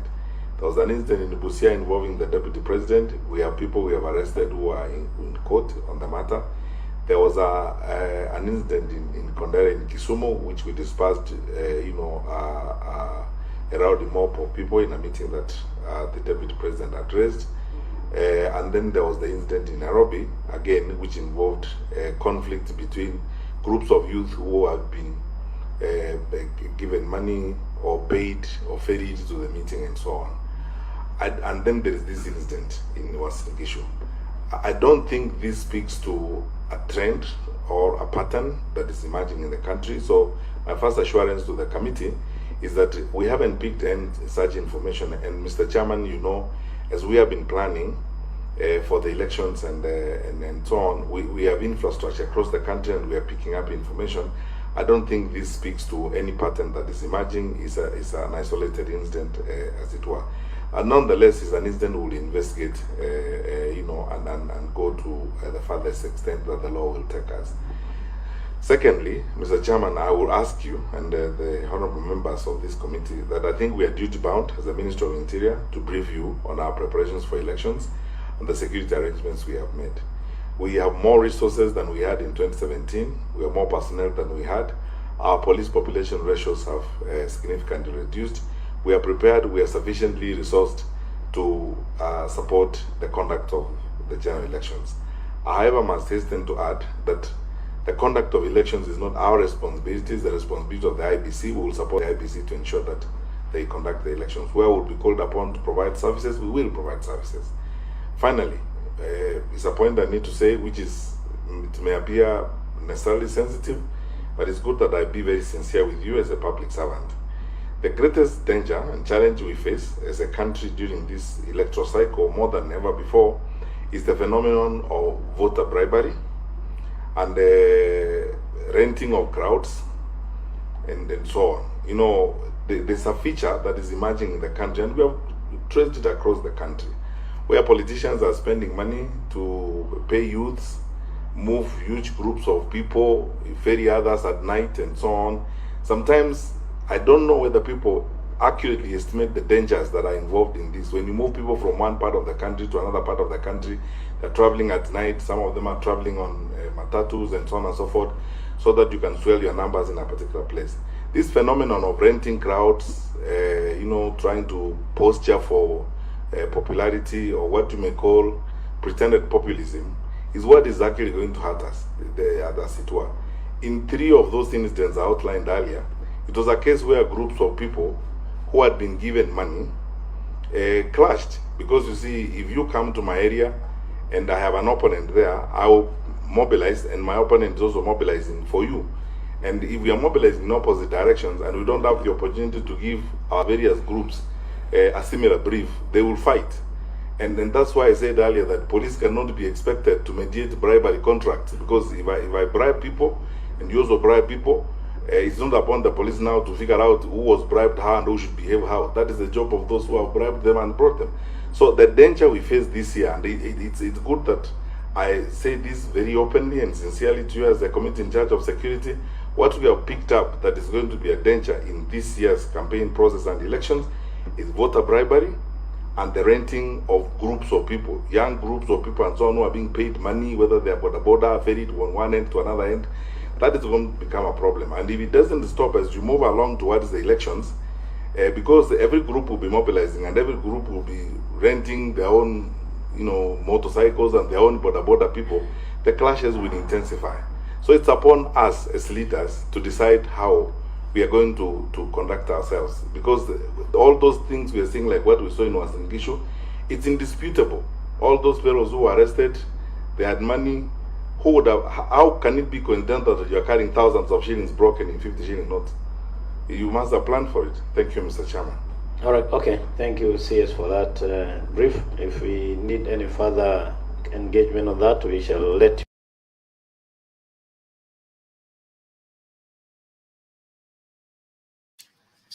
Okay, thank you. That is elaborate. Katwe, unataka kusemaje? I think there is a problem when it comes to this security issue, because one, I want to cite out something, and if anybody was well seeing what is happening in the security arena. One, when the deputy president's change of guard was done, it took Senator Cherargei less than 24 hours to summon the PS for security, the Inspector General, and the CS for internal security. 24 hours. Back to the Senate, he called for a special sitting in the Senate. But clashes between the Marakwet, the Turkana, Samburu, and the Pokot have been going for a lot of months. We have not seen, now that the deputy president is coming from the Rift Valley, we've not seen him maybe trying to find a solution to that. The only thing that he does is to castigate the security team. Secondly, we've not seen any senator call for a special sitting. We've not seen any MP calling for a special sitting. My biggest question, in as much as security matters are very critical and very sensitive, what is happening in this Kerio Valley that even the local leaders are not trying to stop it, but trying to use other methods to try and stop them? I don't know why we are not seeing a very robust tactic trying to stop this. Are these clashes between these four communities, is somebody gaining mileage out of these clashes just for this political arena? I don't know, because it's a very sensitive matter. But in this sense, there is a lot of hypocrisy that is going on unless these people come out and tell us what is going on. Thank you. Asante Katwe for that observation. Kenya has a history with elections.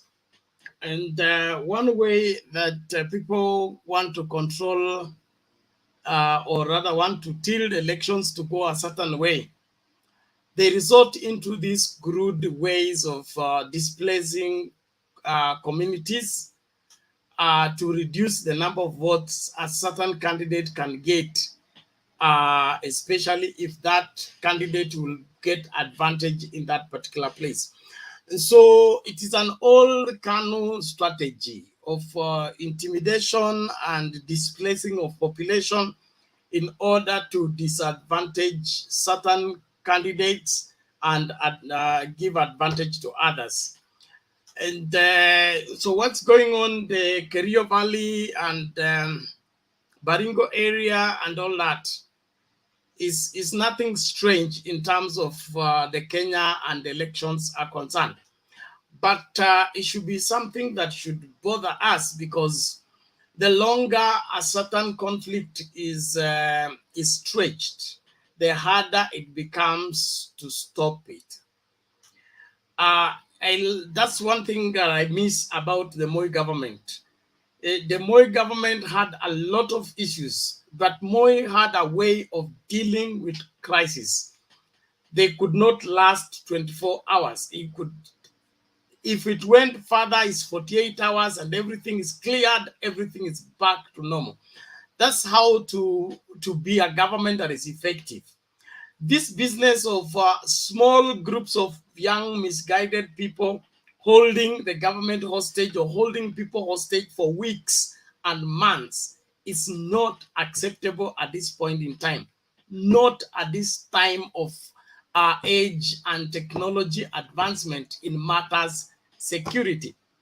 Either somebody is being helped or somebody is being helped to look the other side so that the ills can continue. And that should not be taken lightly. As a people, we need to raise our voices and fight whatever that needs to be fought in terms of restoring law and order. Aya, naomba nimlete Nick Lazarus aseme yake mawili matatu tusonge mbele. Asante sana. Good evening, everyone. Good morning from Nairobi. How are you? Good morning from Nairobi. Guru, naona ameweka kuku, roba, chamoge, jambo huko, kinywa, katwe. Jambo nyote. Ben, I've been away, but I'm back. But as I left last time, I want to tell you once again, RUTO is on a different time zone.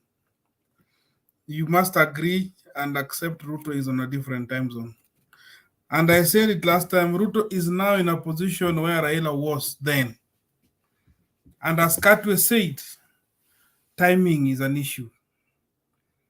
Yeah, he could have been one of the best students of learning these things, but I think he also absconded some class.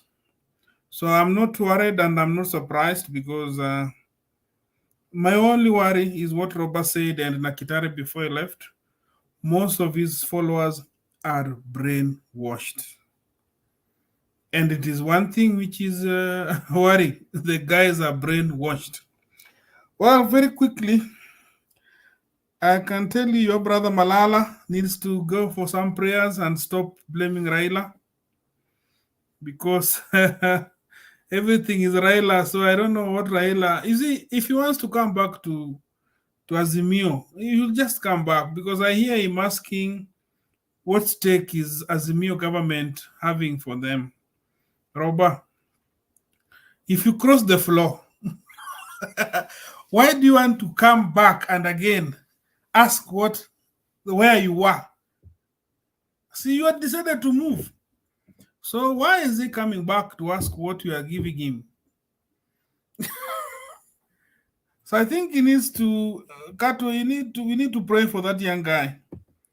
Another thing, quickly, Kato, I was impressed by your Matthew, the book of Matthew 23:37. And I think Kikuyus and my friends from Central Kenya should read it. It is a very touching moment because as much as they have issue with the president, he did what he could, but they didn't see what he was intending for them. But it happens, even in our societies, you can do the best, but always the answer, you will get people who not acknowledge what you do. And another thing, KAKUMA, you guys saw it. I don't need to talk about it. And I think I know why DP was mad about the fuel crisis. Did you guys notice something between the 3 days there was fuel crisis? The UDA had no much rallies.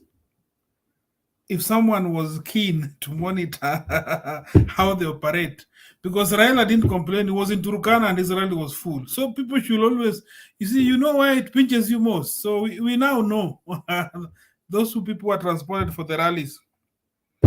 I saw Kalonzo. I don't know if I'm off the... I saw Kalonzo saying they're going to do what's called zoning. And I think that is the best way of doing things. Then this issue of stoning of... I watched Bernard, I watched Baraza with Professor Manyora. it was one of the pathetic interview from an MP like Baraza, reasoning like whatever happened was simply a small case which even an AP in a station can handle. But all the same, it is politics, and I think it is emotions.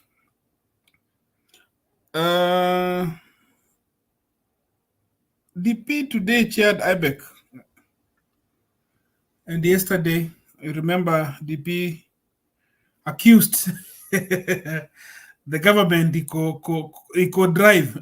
Let me use the word eco drive, because so after accusing the government eco drives, today was the driver. So, and he had his own version, and today didn't accuse the government. So we are in a very tricky situation in this country. I mean, the only thing I can say, we just need to pray for them, but they've smelled coffee. They've smelled coffee. And we just need to keep on convincing guys to prepare their voting cards. I told you last time, I only pray that we get good governors, MCAs and MPs. The president, we know who is the president. There's nothing to worry about. And as Kenya said, I'll keep on following Kenya. I've been following you guys on the backdrop. There's a trend Jubilee is using in central Kenya. I think it's going to be, people may undermine it, but it is working. This door-to-door thing and group briefing, it does a lot of wonders than compared to rallies. If someone understands the concept, because if you have 60 people, you make them understand, 60 people go and add the others, I think it gives you more ground. And I think Jubilee is going to be a trouble for Jibebe, TPS, Moses Kuri is what? CCK. So let us just pray, we go through this also before I finish. We need to pray for nominations, because I can see Ben and his party, they've gone digital. ODM has gone digital. And I think, don't be surprised if you see UDA, because they claim to be the digital gurus. Don't be surprised if you see them go digital the way you did. There's something you guys said yesterday, which I find Roba said it. I think I followed Roba, Jared, and Mbudi. I think it is enough is enough. If you can't be in a chama, don't tell people you want to leave. You either leave or be there. Because this issue of you don't want this, you will walk out, it's either you walk or you be there. I've seen, is it Kwale? Kwale, they've done their nominations. Guys have been happy. They've used their gadgets. They've nominated the MP. They've nominated the MCA. Some who didn't want digital are complaining, but the decision has been made. So I think from there I can listen to the rest, then come back later.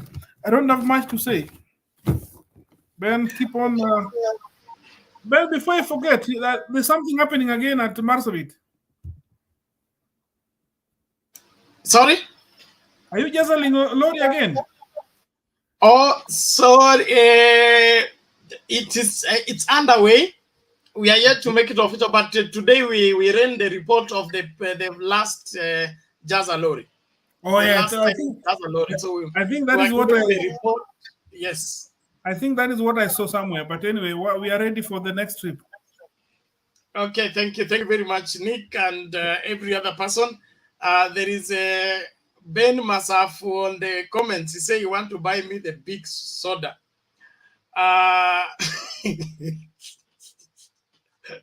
So if you want to buy me soda, I'll soon give you the basket to use to send the soda. But I am, like I told you yesterday, I had seen a doctor. I have some sore throat, so he gave me some drugs that are making me drowsy as I wait for them to come and relieve me. So if I doze off, unajua sio mimi na sijalewa, I don't do hard stuff. So ni ile changa ya daktari alinipatia na kunywa mara 3 kwa siku, so it is driving me crazy. But all in all, I appreciate all of you for the continued support. We are building up properly, and soon after the management agrees, we'll be doing the Jaza Lorry Part 2. The situation has not improved. In fact, it has worsened. And so it only makes sense if we do another round and be able to go this time with 2 lorries, not the half lorry we went with last time. The place is dry indeed. I'm told that the rains comes once like in 5 years or something like that. So they don't even expect it. So it's something they have learned to live without. And so it's a really, really pathetic situation. Now, turudi kwa nani huyu? Mr. Guru, are you still there?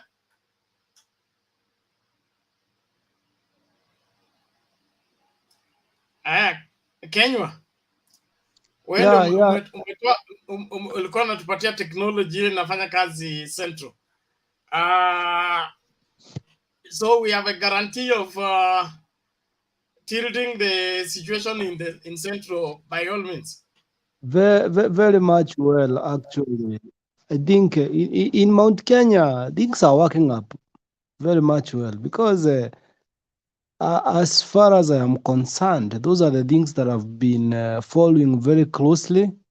And you see most of our leaders, they are not in rallies like you have seen for a couple of days. Kanini Kega has not been AZIMIO rallies. Let people don't think that Kanini Kega is in the office in the city here. Kanini Kega is in the mountain, spreading the reality of what is going on and what the government has done. The same thing, you don't see the RUTO Mureithi. The RUTO Mureithi, you don't see him, when you don't see him at AZIMIO rallies, don't think the RUTO Mureithi is in Laikipia in the office. The RUTO Mureithi is meeting people in the village. And you know, you go to Kirinyaga also. Kirinyaga now, it's very serious. And the point of view, and I would like people to know, like in Kirinyaga, there's the lady Greasy. Greasy, she says that she's going independent. But in rallies, she fights for Uhuru Muigai Kenyatta. You understand? And if you see someone goes that side of Uhuru Kenyatta, then definitely he's supporting the AZIMIO candidature. As long as you are independent, the presidency is supporting the AZIMIO candidate. So in Mountain, I think things are changing. And Bernard, I've been complaining about Tharaka-Nithi for a period of time, and I've been going openly, saying that the place that we have problem is in Tharaka-Nithi. And I keep on telling them, we are just making ourselves like we are so good with these 230,000 votes, which I am not sure whether all of them will come into the ballot. That atupangwingwi, and even I told them the other day, even those votes, Baba doesn't need them. So we should prepare to be in opposition. So people have started saying that I cannot vote for opposition, so I better vote for the winning team, because you can feel pain when you drop your bets on a losing team and your bet goes lost. So it's very disappointing. So in Mount Kenya, as it is, I think a civic education is going on. We are trying to uninstall the viruses that was transferred to Mount Kenya people, especially youth. So we are trying to uninstall them and making their mind into default so that they can think on a reality thing. They can see the facts. We don't want to live a lie. And you know, it's very bad if you say, I'm not going to vote for Azimio, I'm an UDA dam. Then at the end of the day, UDA lost. You will find yourself that your constituency is in opposition.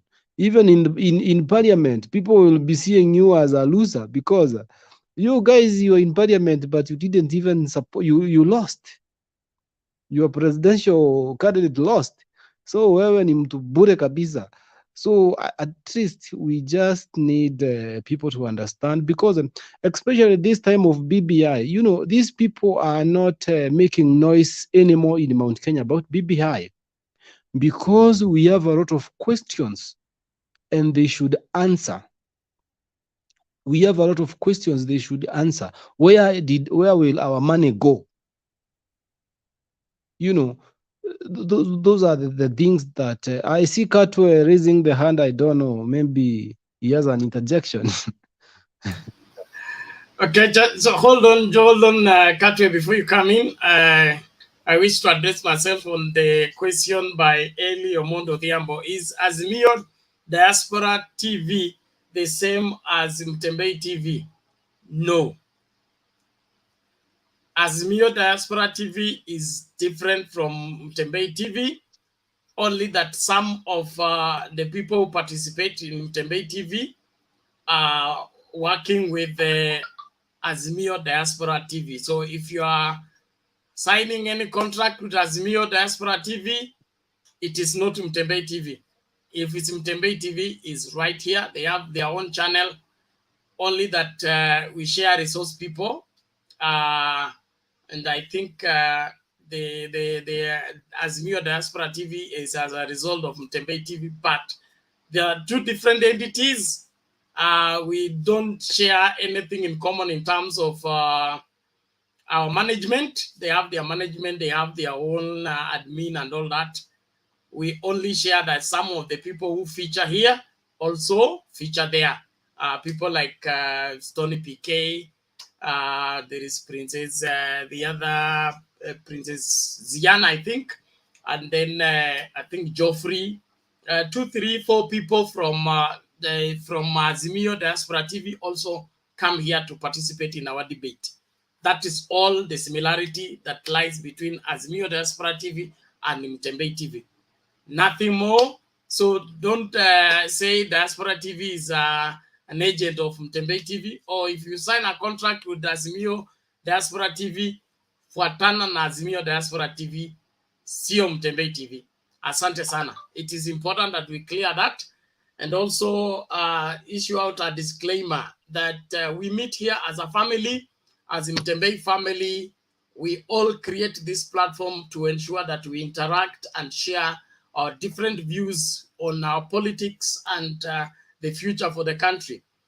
But if you meet somebody on this platform and that person gives you a business offer or any deal that you strike between the two of you, Mtembei TV is not responsible. You meet as adults. If you agree to marry each other, ni yenu.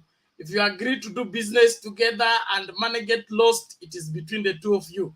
Mtembei TV only places a platform where people come and air views. And for now, we are focusing on our current political situation. But we do much more than this. We do advertisement, we do educational programs, we do opportunity programs and such things. And of course, the humanitarian undertaking, like the one we did, Operation Jaza Lori. But all in all, understand, kama mnakutana na Katwe akwambie yeye anatengeneza posta za siasa, alafu wewe umtumie hela atengeneze posta, asitengeneze posta, usiseme ni Mtembei TV ilichukua hela yako. I must make that clear, because we have had different calls from different people complaining about certain people they met on this platform and promised them they can facilitate, buy for them plots. They sent the money and the plot did not surface and the people disappeared. Please understand, online has everybody.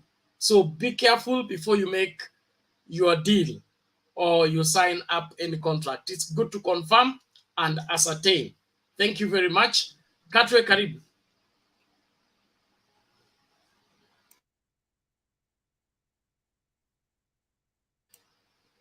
Bwana Katwe.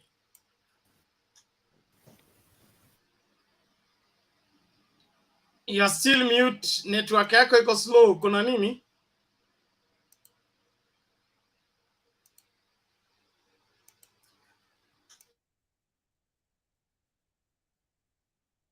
Sorry, Bwana Katwe, your network is not working, so let's drop it.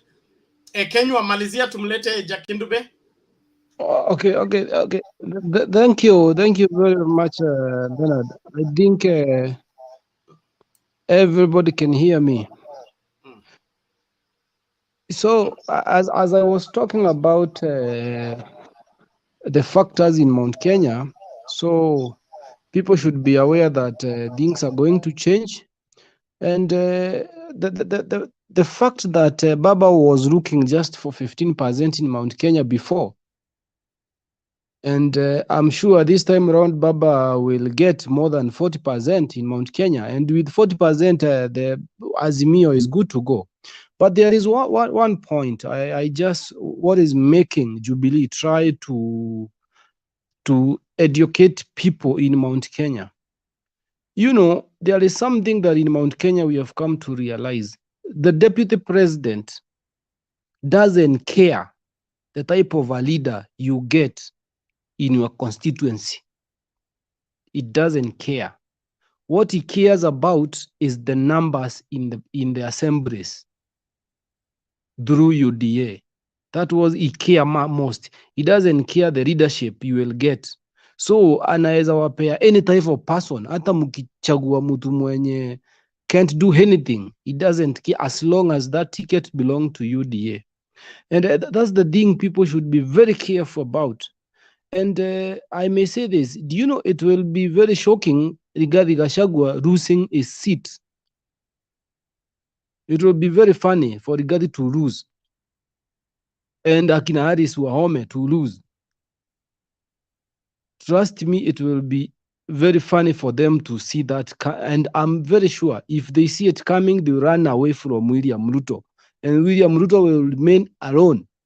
Because in Mount Kenya, even if you go right now and ask people from Mount Kenya, Bernard, chama ya Mount Kenya ni gani? They will tell you Jubilee. Chama ya Rift Valley ni gani? They will tell you UDA. They know that from where I stand. So even in Tarakanidi, I've seen things are changing. Very fast, things are changing. Even I couldn't imagine that things could have changed that much. Because no one wants to vote for a losing team. No one to place a bet on something that a team that will not win. And you know, the writings are on the wall. Deputy president will never be the president of this nation. He need more 20 years to mature up and to know the leadership. Kenya, never say never. For that one, I'm contented. For that one, I'm so much contented on it. It's okay. Thank you. Let's. On my opinion, that is on my opinion. Hapo umesema vizuri, on your opinion, but not never. On my opinion, I'm so contented he will not be the president of this nation unless we give him 20 years. He mature, he learn about leadership. Aache kuwa na tamaa ya uongozi. Akomae kwanza. Saizi hata ile grupu wako nayo wako na njaa sana. Na hiyo njaa tutaki kwa uongozi sisi. Kwa uongozi tunataka mtu ametulia. Mtu ana mambo mingi, mtu wako hapa kule. Tunataka mtu ametulia. Mtu hata akiambiwa kitu anafikiria before arudishe. You see, like now, anything happens in the government, the first person to stand up and talk is the deputy president. What type of a leader is that we are expecting? So those are the problems that we don't want to face. And you know, let me say this to finish my contribution. You know, the only thing that like most likely people in Mount Kenya have come to see, you know, people run away from the danger.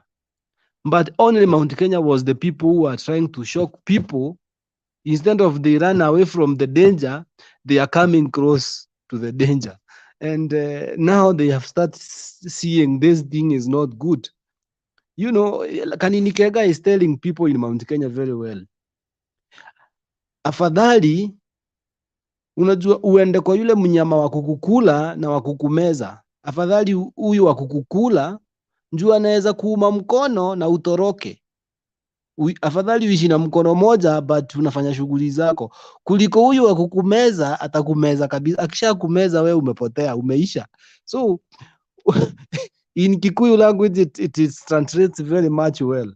So I think people are learning, and everywhere in the country I'm sure Baba has supporters. Baba doesn't need followers. Baba need partners, and Baba has got partners. That's why Baba doesn't use money. He has organic partners, people who will just take the bullet for Baba. Deputy President, I don't see anyone can take the bullet for him. No one. They will run away. The people who are behind Deputy President, if they sense danger, my friend, hatawaona. But for Baba, with danger, the people are still around Baba. And one thing I'm going to tell Kenyans, someone who controls, who has a follower, a partners, half of the country, someone who can raise 8 million votes, that person is not a joke. So hata akina Didimas wakiongea wanaongea, hakuna kitu wanajua. Huyo mtu si mchezo. That's mtu anaenda Uhuru Park, anaita watu wanakuja, more than 1 million. That guy is not a joke. Huyo mtu si mtu wa kuchezea. So ni mtu anafaa kuchungwa vizuri sana, and that's the leader. Wengine wanaboeka huku, akina Didimas na akina Kimani Ngonjiri wanaboeka tu. Hiyo ni upuzi. Wewe bwana, wacha matusi. Let's move on. Thank you, Bernard. Okay, thank you, Kenya. Let it rest there. Thank you very much. Let's listen to Jacinto Bay.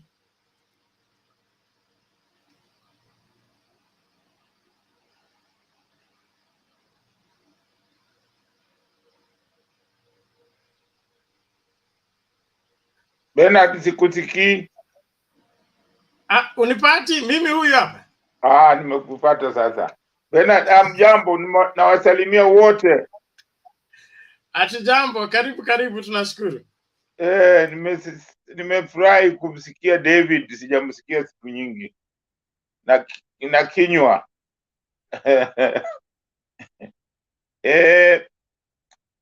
Bernard, kuna matatizo kidogo na mambo ya Ukristo. Na mimi najua hiyo kwa sababu Wakristo na waona wanasema uongo. Hiyo inanitatiza sana. Kwa sababu jana niliona Kanini Kega hayuko kwa mikutano hiyo kwa sababu alikuwa anahitajika kutoa uongozi kule Nyeri. Alikuwa kwenye majadiliano ya katika runinga ya KTN ya. Alikuwa huko na Kagushia. Na Kagushia ni mtu muongo. Anasema vitu za uongo. Na yeye anasema yeye ni Mkristo. Sasa hii kitu inanishangaza sana. Inanifanya inanisumbua sana kwa sababu hata juzi Mama Aida alikuwa kule huko Tarakanidi kanisani. Watu wanaanza kuleta fujo, na yeye sio mwanasiasa. Na pale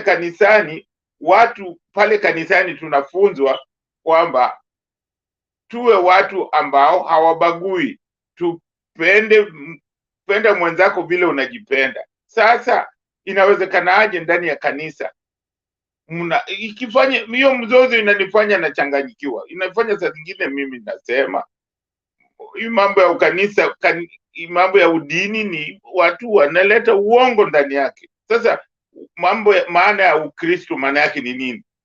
Kwa sababu ni kama watu hawafuati Kristo. Sasa inaleta fujo. Bernard. Sasa hiyo ndio maana saa zingine nasema inanipatia shida sana, kwa sababu mimi huona ukitaka kufuata, ukisema wewe ni Mkristo, fanye simple kitu ukiwa kanisani, afadhali basi lakini usionyeshe, utoe mfano hiyo, hata watoto wanaona, hata kila mtu anaona. Sasa maana yake ni nini basi?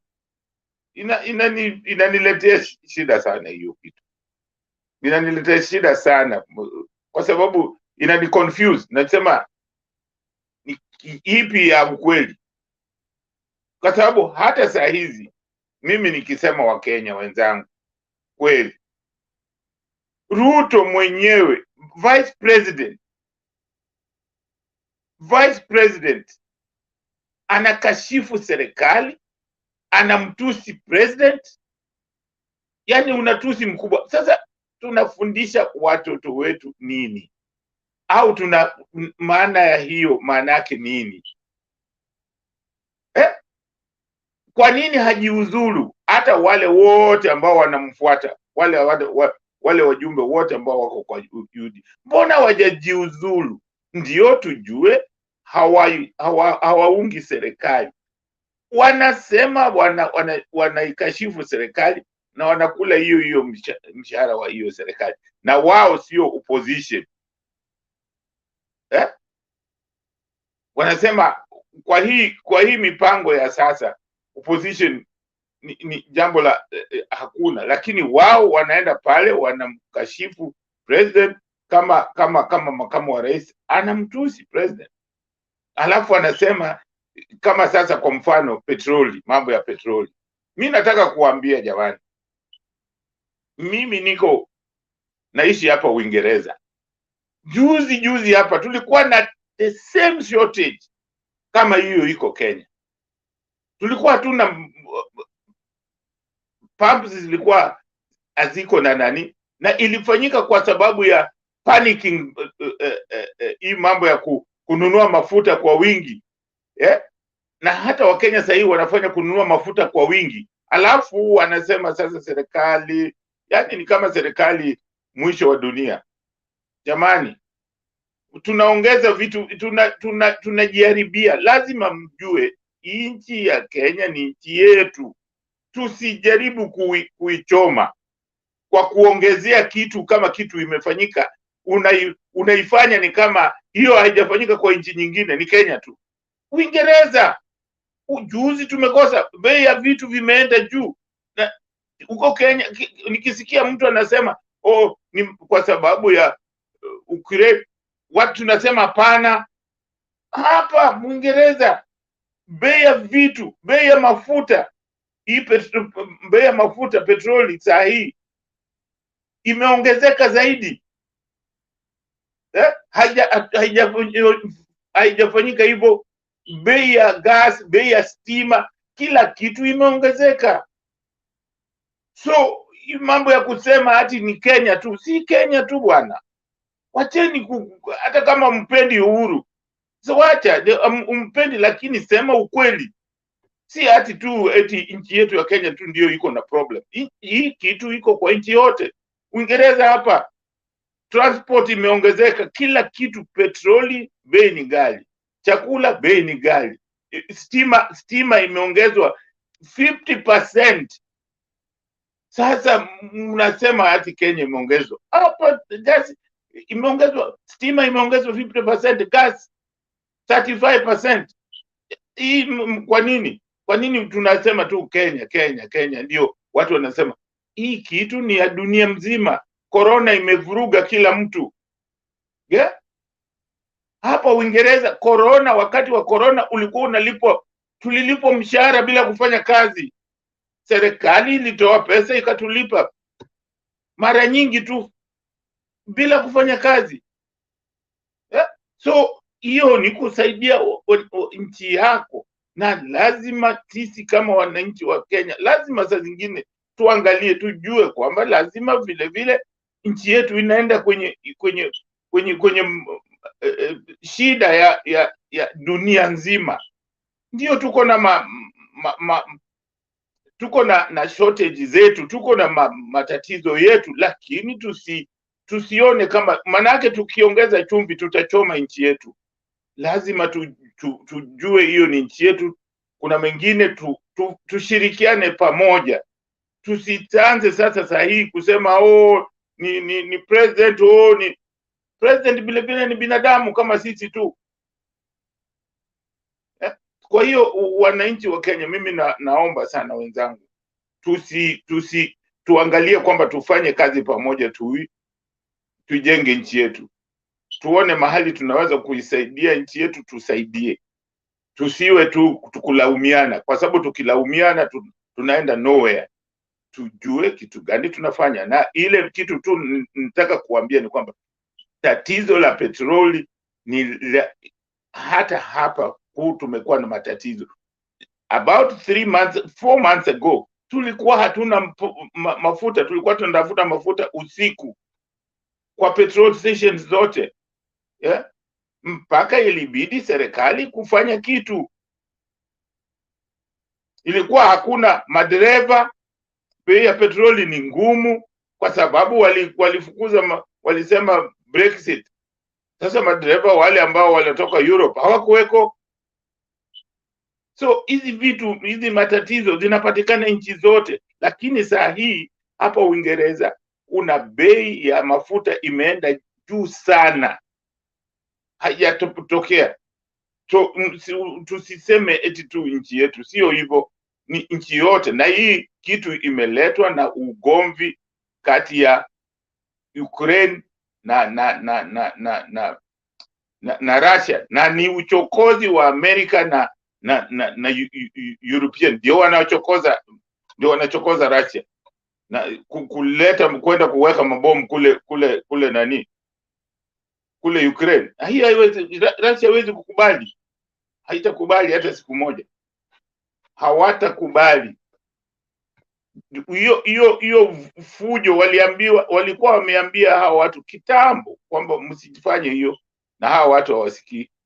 So tusilaumu nchi yetu tu peke yake.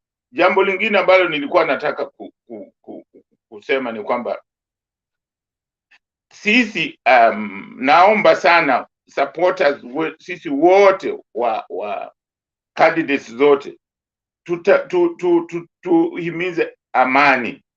Kama hutaki kusikia hotuba ya mtu, usiende, na hata ukiwa hapo usifanye fujo. Usifanye fujo, usianze kumzomea. Wewe sikiliza kila anachosema. Kama upendi, nyamaza, ama kama upendi, toka, lakini usianze kurusha mawe, sijui kufanya nini. Hizo ni vitu ambazo hasitusaidii. Kwa mfano vile walirusha ile mawe kule kwa ndege ya Raila. Ile ni fujo, ile ni kuharibu nchi. Hiyo ni kuharibu usalama wa nchi yetu. Hiyo kitu haikubaliki kote duniani. Huwezi kufanyia mgombeaji wa urais fujo kama hiyo. Na hiyo hapo mimi na laumu serikali yetu kwamba inatakikana hawa watu ambao wanagombania urais wapewe ulinzi ambao inafaa. Wapatiwe ulinzi ambao inafaa. Manake inaonekana kwamba Raila hana ulinzi ambao wa kutosha. So inatakiwa wapewe ulinzi wa kutosha. Hiyo ni jambo ambalo ni la muhimu. Mimi Bernard, nataka kuomba tu kitu nyingine. Nataka kusema watu wa Nairobi, mimi naomba Nairobi this time tuchague governor ambaye anafaa na mji wa Nairobi. Na mimi kwa maoni yangu, mimi naona mtu kama Raphael Tuju akitaka kugombania ugavana, mimi kwa maoni yangu naona ni mtu anafaa, kwa sababu nikimwangalia ana hali ya nikimwangalia na uongozi, na ni mtu ambaye nikimwangalia ni mtu ambaye ni mwana Nairobi. anaelewa mji huo vile ulivyo. Kwa hiyo mimi naona huyo ni mtu ambaye anaweza kufaa kuendesha shughuli za Nairobi. Inawezekana tu ni maoni yangu, labda hawezi, lakini kwa maoni yangu, kwa wale ambao wameonyesha kutaka kugombania, mimi Raphael Tuju namuona ni bora zaidi, na wapate kusikilizana, wasiende sijui kuanza mchujo saa zingine inaletaga farakash, fujo. Na nasikitika sana, tena natuma salamu za rambirambi kwa mwana ODM fulani kule sehemu za Kisii. Niliona ni kama aliuliwa na watu wasiojulikana. Vitu kama hizo ni vitu ambavyo ni za kusikitisha sana. Tunawaombea na tunatoa salamu za nani nyingi kwa jamii zake wote, na sisi wana Kenya wote kwa ujumla. Ni pigo kubwa kwa wana ODM, watu anaowakilisha sehemu za Kisii. Nasema pole sana. Okay, thank you Jakindu Bey, tunashukuru kwa maoni yako na mchango wako, na pole zako kwa jamaa na marafiki wa aliyeuawa. Tunaomba kwamba serikali ishughulikie ipasavyo, tujue mbivu na mbichi nini kilichoendelea. Lakini tunapokaribia uchaguzi, mambo mengi yanaendelea, kwa hivyo kila mmoja awe makini. Ukishajitupa katikati ya mamba, lazima ujue jinsi ya kuogelea vizuri, la sivyo utamezwa. Kwa hivyo don't take the politics of Kenya lightly. The politics of Kenya especially have some bad elements. Bad elements meaning they have people who are so much into winning the elections to an extent that they will want to take somebody's life if that person becomes a threat on their seat. Things ought not to be the case, but just for the sake of your safety, it's important that you watch out. Be careful. If you think your life is in danger, inform the relevant parties. Check your moves. Look for how to camouflage yourself. The master of camouflage was Martin Shikuku. Martin Shikuku was a veteran politician of many years. He was anti-government. The government was always looking for him, but they were never able to catch him because he was the master of camouflage. He would always pass you by and you never know he's the one, because he understood the matters, how to go about it. So it's also good as young politicians, get some knowledge from history, understand how people used to survive, because it was not easy being against the government in Moi era. And we had this group called Special Branch. They will pick you anywhere, anytime. And so you must master your security, your location. Don't keep routines. Don't go into one joint every day. Everybody knows that you'll be in that joint wherever on this particular time. It becomes very easy to get you. Kwetu wanasema ukila peke yako unafanya rahisi, wale wanataka kukuua wanakuwa haraka, kwa sababu wanajua ni kikombe chako na ni wewe peke yako utakitumia.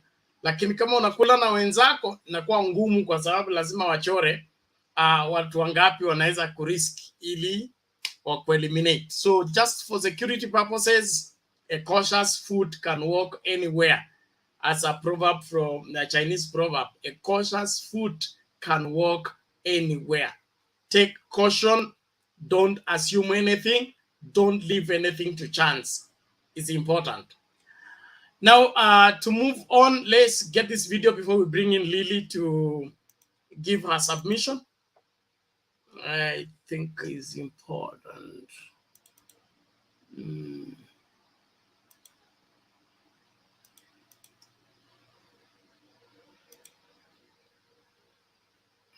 One moment to hear. Okay. Let's get this. Eneo yenu, mawaziri mnaosimamia sekta, waambieni wananchi ukweli. Vita ya Russia na Ukraine imepandisha sana bei ya mafuta, na mafuta yanapopanda ndio kila kitu kinapanda.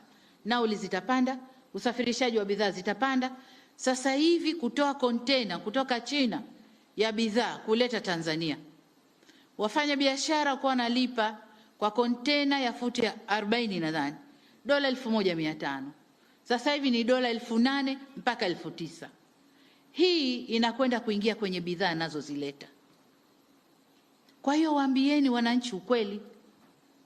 Wasikae tu kulaumu serikali asemi kitu. Bei zinapanda za mafuta, mafuta ya kula yamepanda.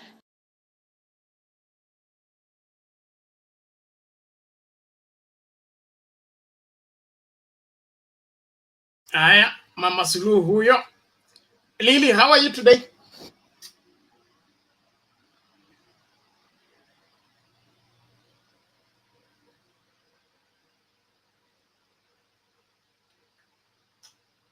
Lily, are you there?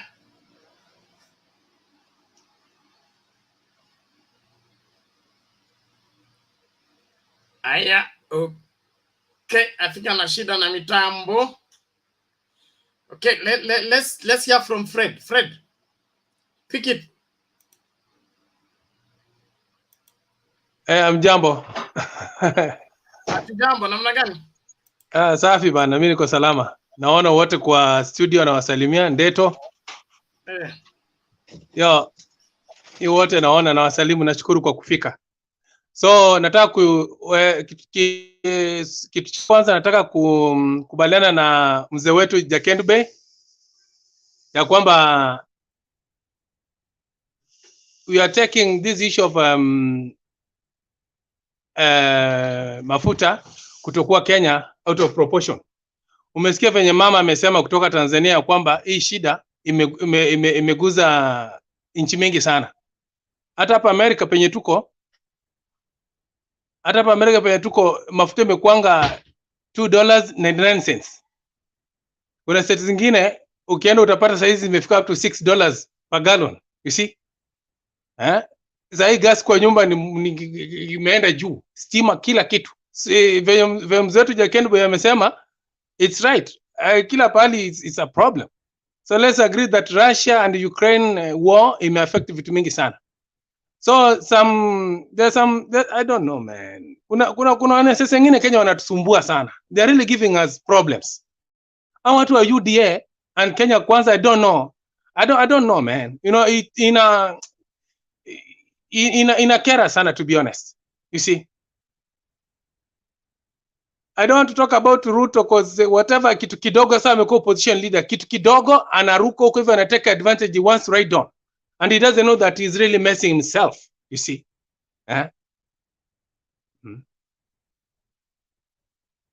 So the other thing I wanted to say is about Malala. Malala is becoming petty. You know, kitu kidogo kitokea, it's Raila. And that thing is really killing him. Yani inamaliza kabisa juu ya kwamba kuna watu wengi sana sasa wana believe in Raila leadership kwa sababu yeye kazi yake kitu kidogo. Malala, mvue kinyesha Kakamega, rally yao iharibike, Raila.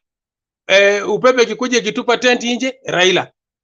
Hata sasa watu wa UDA wapata accident, maybe ni Sabatia, utasikia ni Raila. You see?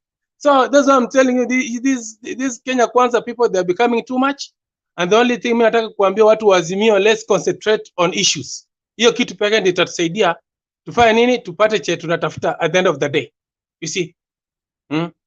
We are not going to entertain some side shows ili zidevert goal yetu kwenda kwa vitu zenye ziko. You see? Then the last thing, I'm still watching you. Ndio nimeamka saa hizi, nilikuwa nasinzia. Ndio nimeamka saa hizi. The last thing ni ile I want to tell Eric Kinywa, asante kwa kupatiana information ya Jubilee Mount Kenya. I'm really happy. Even me, I'm really following too much. kwa sababu Jubilee, if we get votes from Jubilee members, especially those people from mashinani huko ndani, is going to make our work very easy, you see. Na kitu moja nataka niwaambie my friends, ninyi wote mko hapo hivi. Let's go a little bit to history. Mwai Kibaki alitafuta presidency, si mchezo. Uliona cha alipitia. Alipitia, it's a long journey before you become a president of Kenya. You see, it's a long journey, and it's really tough. It's painful to be a president of Kenya. You see, so mkiangalia historia ya Mwai Kibaki, mkuje Raila Odinga, kila kitu amepitia, amepigwa matia gas, kila kitu nini mpaka pemefikia sasa. At least tunaona mwangaza pahali. So yeah, tumeona interest ya White House is not a joke. So you don't msikuwe na sleeplessness about Ruto. Ruto is going to take 20 or 30 years kutoka sasa hizi ndio kuwa president wa Kenya. Mark my words. It's not that easy. Hiyo safari kuna wenyewe. This the likes of Gashagwa, wakina Ndindi Nyoro, this guy Kimani Ichung'wah. And what was, man, I'm telling you, ongoja tarehe 9 wajaribu waingie kwa street ndio watulize ujuzi ya kudemonstrate. It's going to be tough on them. Watashuliwa tu na gasi moja mbili, wote kila mtu arudi kwa gari yake, arudi kwa nyumba, waangalie kwa TV. Na Ruto, na itabidi pia Ruto a retreat, either Karen, kwanza Karen nita kwenwe, he is going to vacate. Moja kwa moja mpaka Sugoi. So hii kututisha na tutisha hapa hivi nini na nini, this is useless. So let's be focused. Tukue focused na mkao mkijua kwamba we are on the right track. You can see what happened in Turkana generally, Kakuma, Lokchar, Lokchogyo. Those, I'm really happy with that family. That family is really intact. Now they believe in Baba. They know what Baba says is true. Baba has passed through a lot. Na kusema kweli tuombe tu mzee. Wakati mzee ataingia tu ikulu hivi, naomba tu atusikize tu, atupatie tu holiday ya wiki mzima tu, yani tukunywe tu maziwa na juice kila pahali, yani we just celebrate like the whole week, kwa sababu we have passed through a lot. And once that guy is in, leadership ya Kenya itabadilika, corruption is going to be dealt with properly, you know, kila kitu itaingia line, na Raila is going to be our Mandela, itaingia kwa historia. I promise you that. Hiyo ni kitu moja tunajua, kwa sababu mzee ana tamaa ya wizi. Raila has passed through a lot, na ile kidogo ako nayo imemtosha. You see, hakuna njia utaniambia ati Raila will be atakuwa anapigwa matia gas kuanzia 2007 mpaka sasa hizi ati ni kwa sababu maybe anataka kuingia kwa IBEC. Anaiba nini? You see, Raila is, man, you can't compare Raila na politicians wengine hapo Kenya. You see? So it's like Uhuru Kenyatta. Uhuru Kenyatta akuingia kwa president ya IBEC. Ni kitu gani Uhuru Kenyatta ana? Uhuru Kenyatta has everything. Uhuru Kenyatta akiamua kulisha watu karibu counties 2 ama 3 za Mount Kenya na familia yao, atawafeed breakfast, lunch and dinner for the whole year. You see? That's why unaona Uhuru Kenyatta hujasikia Uhuru Kenyatta amebeba pesa fulani. Hii ni propaganda, ati sijui pesa amebeba sijui bilioni 10 za nini na nini, propaganda. That family has money. You see? And with the leadership, we don't need someone who is hungry. You know, when you go there, hesabu yako ni kujua venye utatupa mti yako pahali, msefu ni pesa. Utupe hapa na pale, hivyo. You see? That's why we are suffering. I saw a clip with this guy. How do you call this guy? Huyu jamaa huyu mwenye wana demonstrate. How do you call it? Wachano mtata. This guy, how do you call it? Nani? Nani? Sonko ama nani? No. There's this guy, huyu jamaa mwenye pia ni kama anaua sijini kwa demonstrator na Mwangi somebody. How do you call it? Mwangi? Oh, Boniface Mwangi. Boniface Mwangi. Niliona clip alikuwa amechukua kwa ilikuwa ni kuna clip alikuwa nayo niliona kwa online yenye alikuwa sijui ni Madhara ama ni wapi, akionyesha venye the way those people are really suffering. The way imagine yenyewe mpaka kwa nyuma inabidi wabebane na watoto na vyombo mpaka kwa kanisa imejengwa na kagorofa fulani hivi iishe ndio warudi tena, mvue kisha wa drain ndio yake sijui maneno nchini. You know, when I saw that one, I was like, is this Indio Kenya sasa tuko ndani? You see? We need a leader ambaye atajua venye atadili na mambo na slums. You see?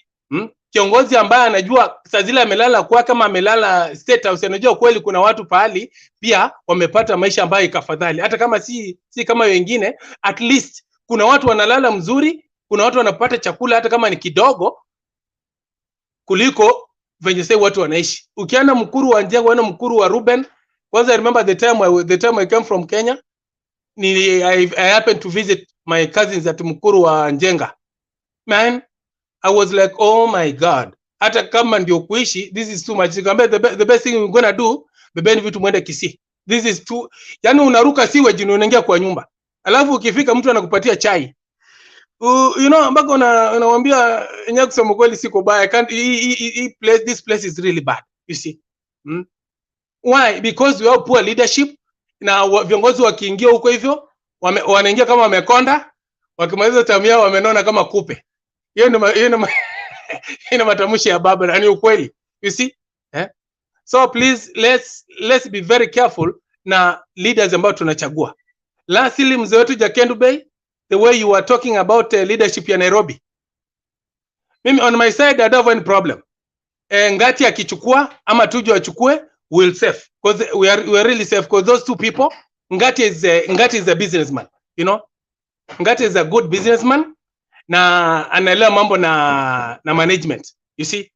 Yapi ni kwamba Ngati amechukua kutoka Jubilee ama Tuju, there's no problem, because at the end of the day we love someone ambaye anaelewa che anafanya Nairobi, unaona. Someone like how do you call it, Tim Wanyonyi. Tim Wanyonyi is good, lakini sina confidence mimi, mtu Odemba sina confidence na yeye sana whether he can handle Nairobi that much. Nairobi is really wide. At you need someone ambaye ako so creative to handle cartels, someone who understands management, you see, someone who knows how to balance between the county and the government, you see, when it comes to issues. That's why Nona Sonko was given Paul Kapwigathe to help in management.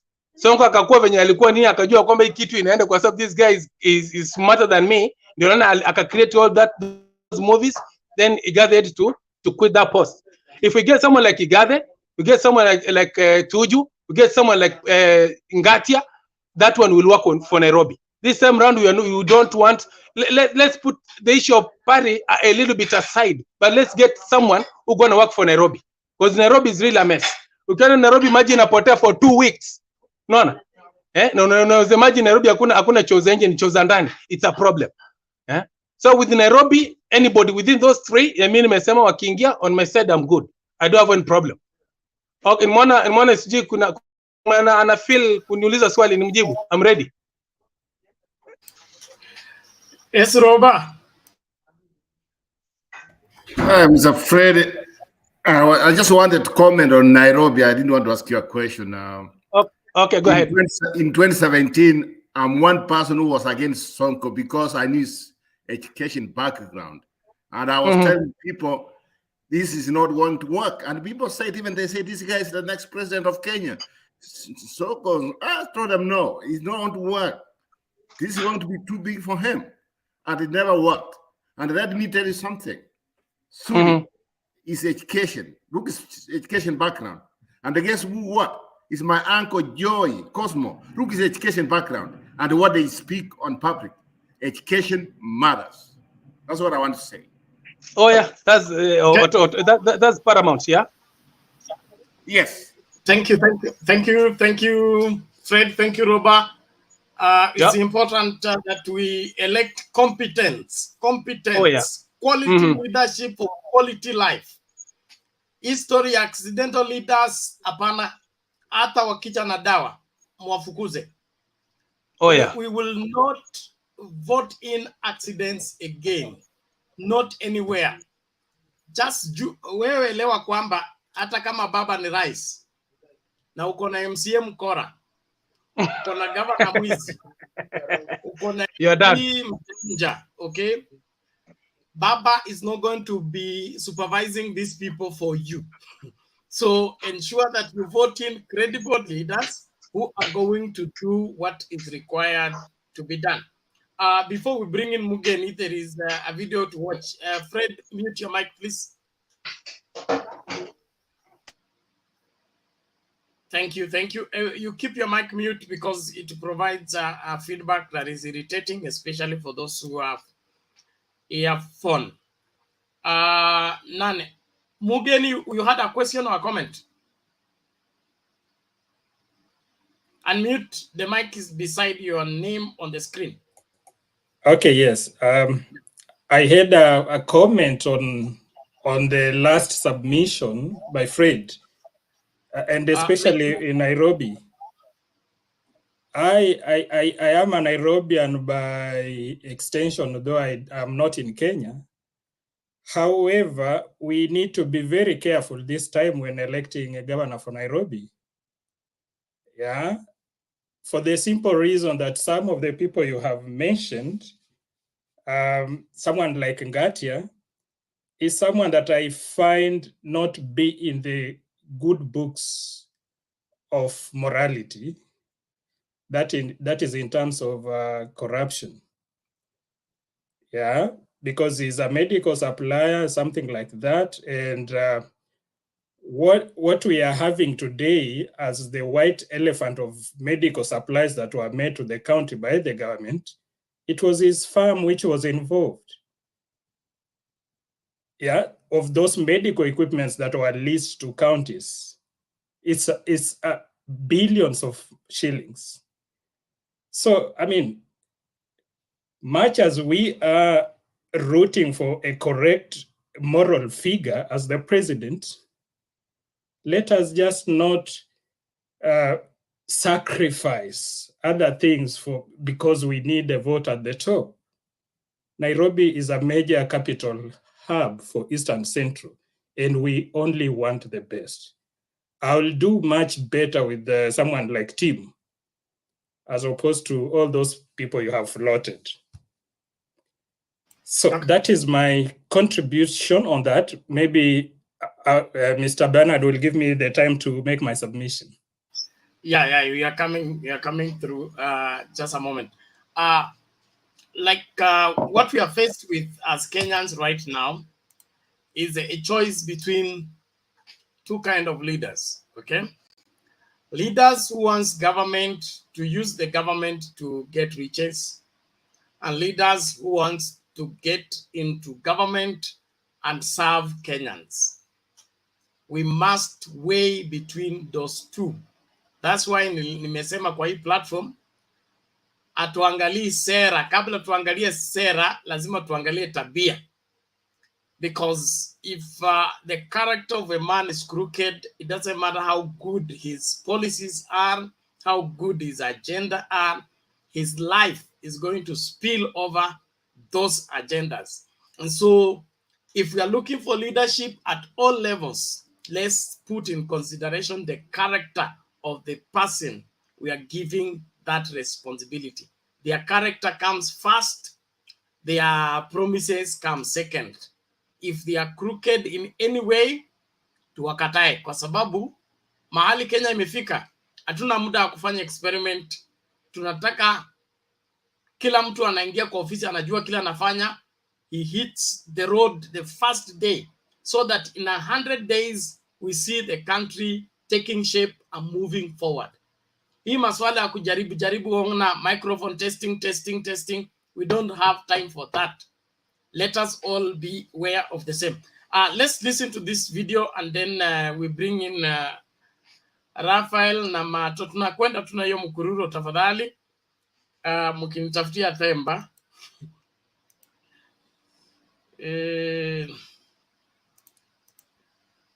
Video is here. Okay.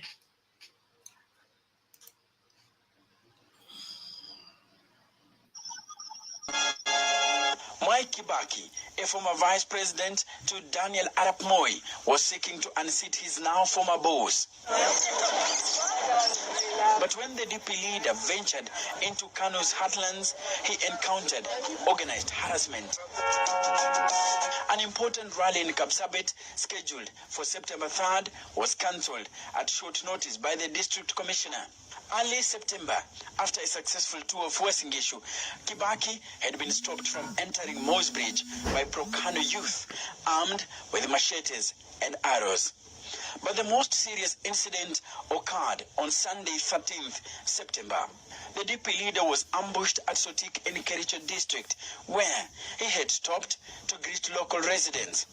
A crowd of youth had attacked, overturning one car and smashing two others, forcing Kibaki's security men to form a ring around the former VP, with stones raining down on the vehicles. The invective flowed fast and furious when Kibaki encountered a mob in Limuru. He had come to welcome the recruitment of the immediate former MP.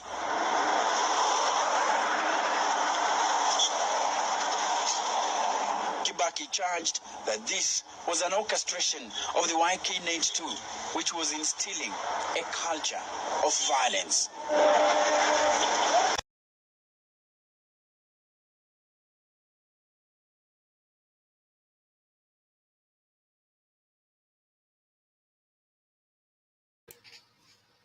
Okay, that comes in just lest we forget and lest we are blinded from the history of violence in this country. Because the gospel being preached out there is that violence came by ODM and ODM is a master of violence. But I think we need to look further than that. Now, Raphael, nilikuwa nimesema na wewe ni wewe, lakini Lily amerudi, gender sensitive. Lily, how are you? I hope your gadget has accepted now.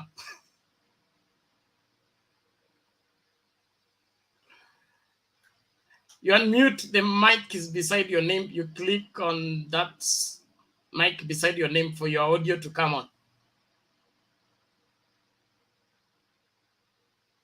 Lily, are you? Yeah. Your name for your audio to come on. Can you hear me now? Yeah, you're okay now. Go ahead. Okay, yes, yeah. Good Lily, evening, everybody. your name for your audio to come on. Can you hear me now? Yeah, you're okay now. Go ahead. Okay, yes, yeah. Good evening, everybody. One moment, Lily, you have feedback. You are listening from YouTube as well as studio. One moment, Lily, you have switch off the YouTube one so that we listen from the studio only.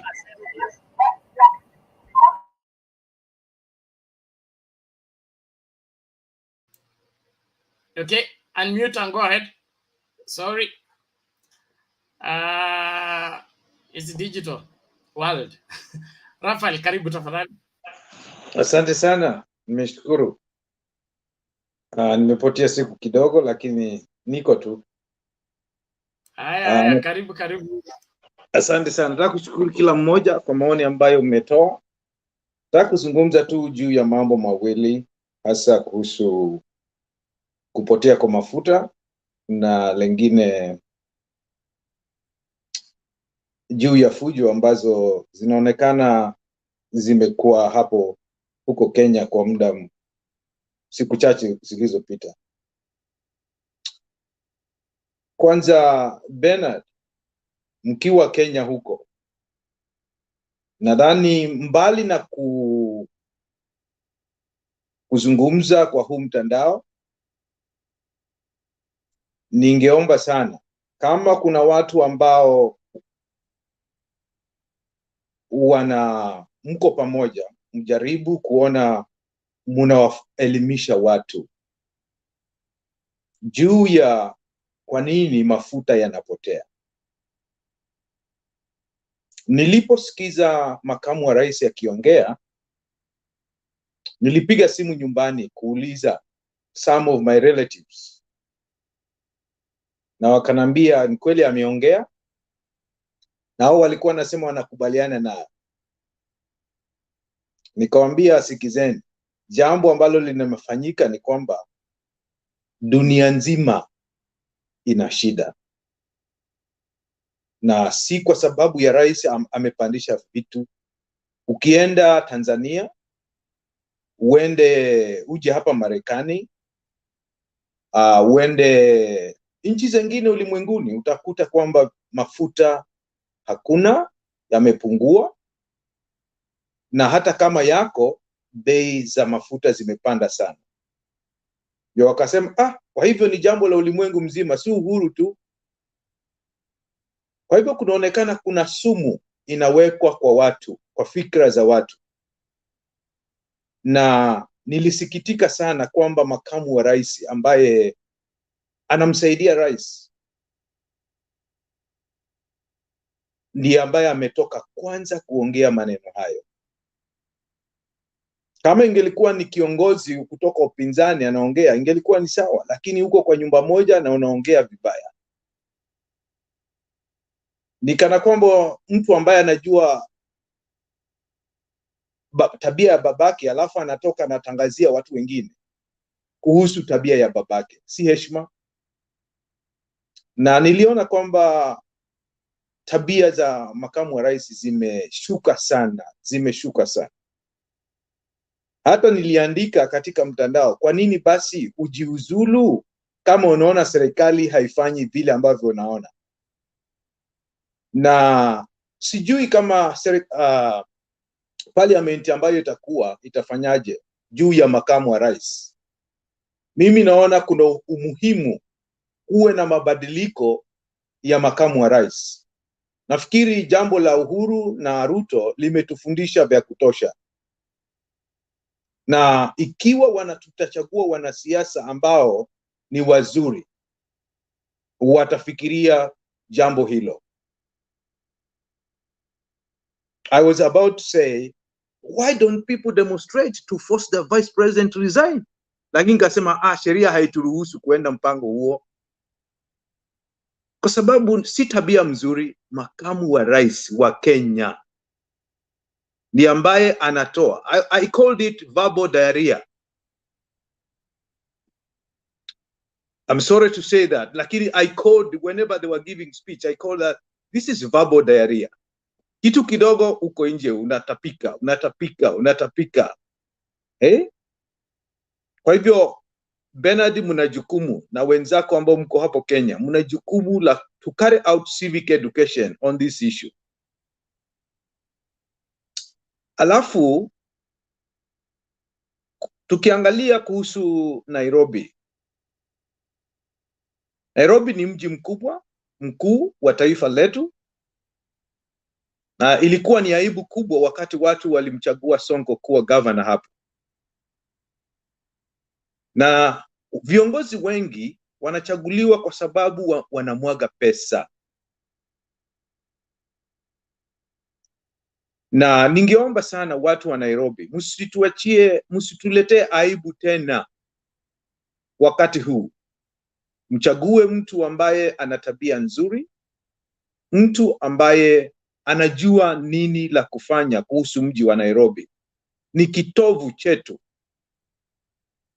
Watu wote wakitoka nje wanataja Nairobi. Hakuna hata unasikia Mombasa, ni Nairobi. Wakisikia mtu anatoka Kenya, Nairobi. Sasa tupate mtu ambaye hajasoma. Tupate mtu ambaye hana ujuzi wa uongozi. Anaharibu mji. Kwa hivyo naomba sana watu wa Nairobi, Bernard, with your team, I'm loading you with those issues. Please, if you have people on the ground, let them educate the masses on who to elect. Mimi siwajui wale ambao wametaja, pengine Raphael Tuju ndio ambaye namjua sana. Ngatia simjui, Wanyonyi simjui. Lakini Raphael Tuju, I see him to be a man who is okay. I'm not saying people should vote for him, but should they decide to have him as the governor, why not? Okay. Mimi sitaki niendelee sana, lakini nilikuwa ni hayo mambo ambayo nilikuwa nataka kuyataja, kuelezea kuhusu mambo ya mafuta. Na la mwisho kabisa nilikuwa nataka kuzungumza ni juu ya usalama. Ni vizuri vile watu wengi wa Rift Valley wamejitokezea na kuongea kwamba wanakashfu jambo ambalo lilitokezea kule, ni Sogoi au ni kaunti gani ile? Bernard, is it called Soy? Is in Uasin Gishu? Okay, Uasin Gishu. Na watu wamekashifu sana. Ni vizuri sana kwa sababu angalau sasa wamepunguza zile hasira za watu, kwa sababu sidhani kama DP angelikuwa na urahisi wa kuenda sehemu zingine kama hangesema chochote, na viongozi wengi wa nchi kukashifu jambo hilo. Sidhani kama angelikuwa na uhuru ule, lakini walifanya vizuri sana, na pumzi za watu, hasira za watu zimepunguzwa. Kwa hivyo watu wakae vizuri. Ni vizuri kuwa na heshima, ni vizuri kutoleta fujo. Mimi sikujua mambo mengi ambayo yalimpata Kibaki mpaka hiyo video ambayo imekuja sasa hivi. Kwa hivyo yale ambayo yalimpata Kibaki yalimpata pia Raila. Kitu cha ajabu ni kwamba mengine yalichangiwa na wale viongozi ambao wanataka kuwa wakubwa sasa, wengine kutoka eneo hilo. Kwa hivyo kama hiyo was it YK 92? Si walikuwa wako ndani wanaongoza huko? Kwa hivyo nimeona kwamba kumbe lilikuwa zamani, na tabia ambayo inaonekana katika kaunti ile ambayo ilipiga ndege ya Raila ni kana kwamba ni tabia yao. Kwa hivyo wapunguze. Najua watu wa Nandi ni watu wazuri sana, nimefanya kazi nao wengi, lakini wale wachache ambao wanaleta fujo, ni vizuri serikali ishughulike nao kwa vizuri sana. Hakuna msamaha upewe kwa hawa watu, hata kama ni miaka 20 wapewe. Wakitoka wamezeeka, watakuwa wamejifundisha na hawataenda kufanya fujo tena. Asanteni sana. Basi muwe na jioni njema. Sitakaa sana, nitakaa kidogo alafu baadaye nitatoka. Okay, asante sana Bwana Raphael, nashukuru kwa maoni yako na mchango wako. Inaonekana kuna mtu anataka kurevisit the old KANU book of rules of zoning sections of the country and denying other people from going to those sides. So ilikuwa inaitwa YK 92 can be is back in effect, and there is somebody acting that script, and I pray that the security people will follow that and be able to nap in all these people. We cannot afford to have a country where certain people want to rule the way they want. We must all follow the rule of law, especially when we are seeking public office. Naona Lili amekuja. Lili, namna gani?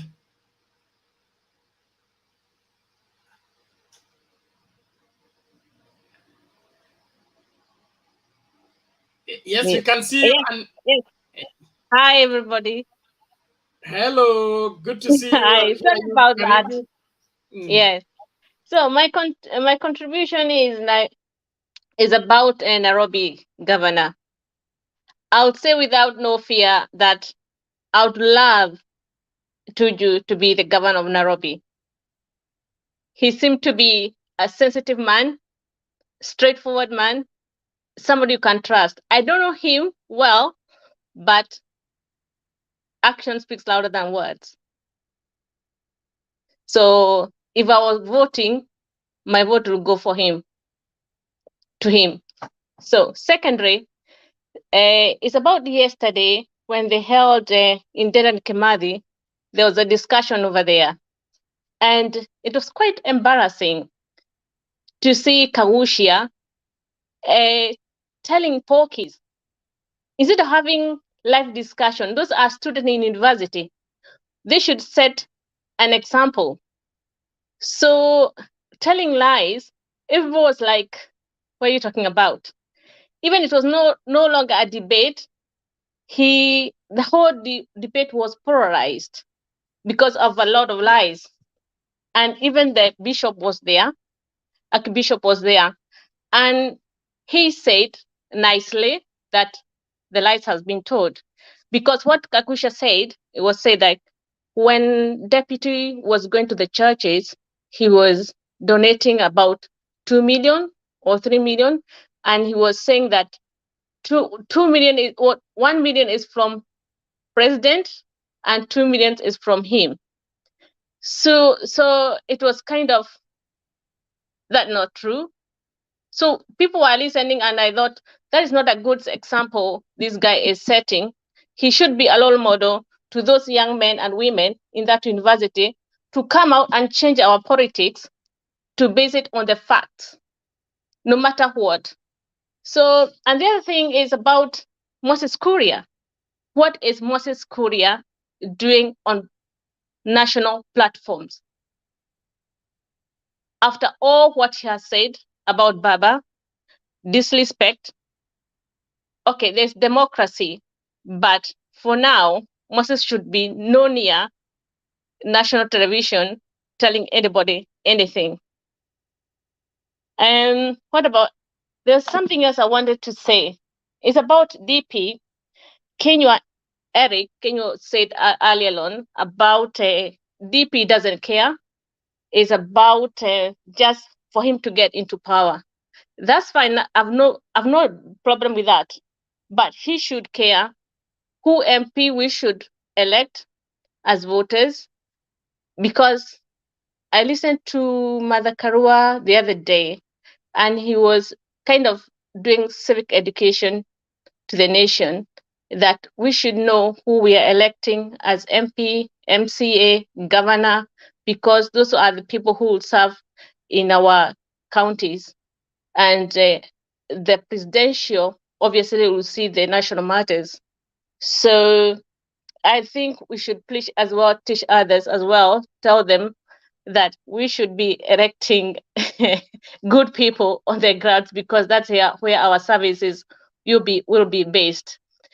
And yes, the other thing was disheartening, and I listened to Baba on 12th Jamhuri Day, and he pointed out about the Uhuru Gardens, why it's supposed to be preserved and why it was preserved, because that's where our freedom fighters, they were being tortured and in those concentration camps. And that garden is with adjoined with Langata and Western Hotel. So my question is, did DP Ruto buying that land knew the meaning of that place? Because that is a place, to me, is very, very important in our lives as Kenyans to be preserved for respect for our freedom fighters. I think that's all for my submission today. Thank you, Lily. Thank you. If you've been following our politics of late, especially from the DP president side, they don't want anything to do with history. They want a Kenya with a future without a past. And it's just like they're misguided, because of all things to grab, are you going to grab a national park or a historical monument for personal use? It doesn't add up. And you still want to be president of that particular country.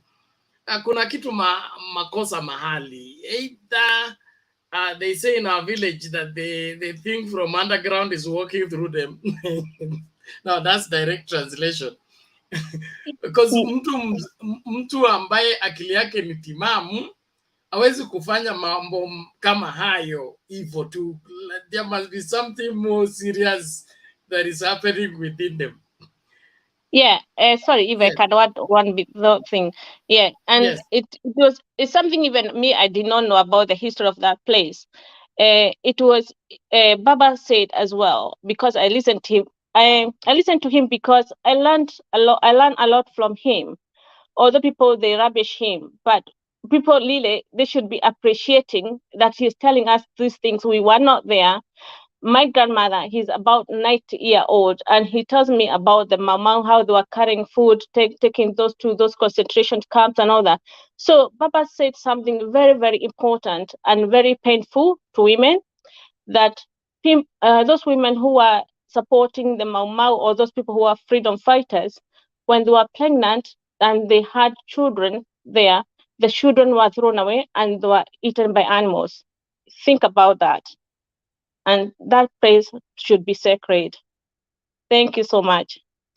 Asante sana. Jakindube. Tu kumpongeza sana huyu Lilian kwa sababu alimuona Kagusha. Nilikwambia Kagusha alinifanya, nilikuwa ninazungumza juu ya Kagusha. Alimuona vile mimi nilimuona vile alikuwa akisema mambo ya uongo mbele ya huyu pastor.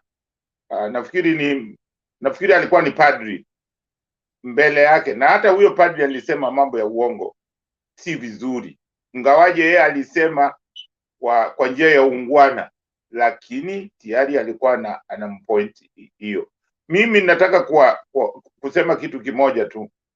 Jamani, mimi nawaomba, hata kama unamchukia huyu mzee Raila, mchukie, lakini mjue huyu jamaa, tunaomba Mungu akae kidogo, akae na sisi, azidi kuwafundisha wale vijana ambao hamjui kitu ambacho kilitendeka huko nyuma, mpaka mahali tuko. Tunatakiwa tujue kule tulitoka na mahali tuko, ndio tujijue, kwa sababu bila mwacha mila ni mtumwa. Tusipojua tumetoka wapi, tusipojua hii uhuru ambao tunao tulipata kwa njia gani, tusipojua vile mateso tulipitia, wale babu zetu na ndugu zetu walipitia, hatuwezi kujiheshimu. Lazima tuilinde nchi yetu kwa hali na mali, lakini tunaweza kufanya tu tukijua tulitoka wapi. Tumepata mateso makubwa sana. Kuna watu wengi waliteswa, kama vile aliwaambia Dhuku alizikwa kama yeye ni mzima. Imagine mtu unachikwa, unazikwa. Unajua hayo mambo saa zingine akisimulia watu wengine kama sisi machozi na kutoka tu, kwa sababu ni uchungu.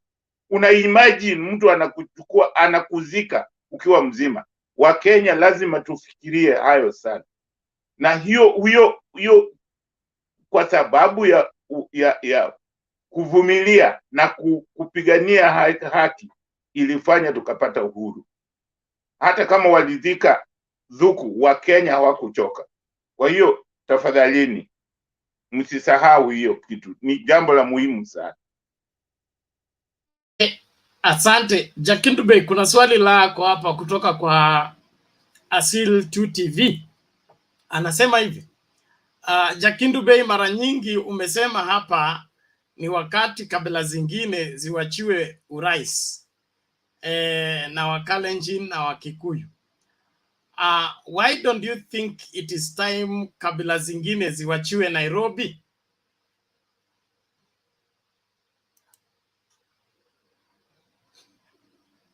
Sielewi hiyo swali.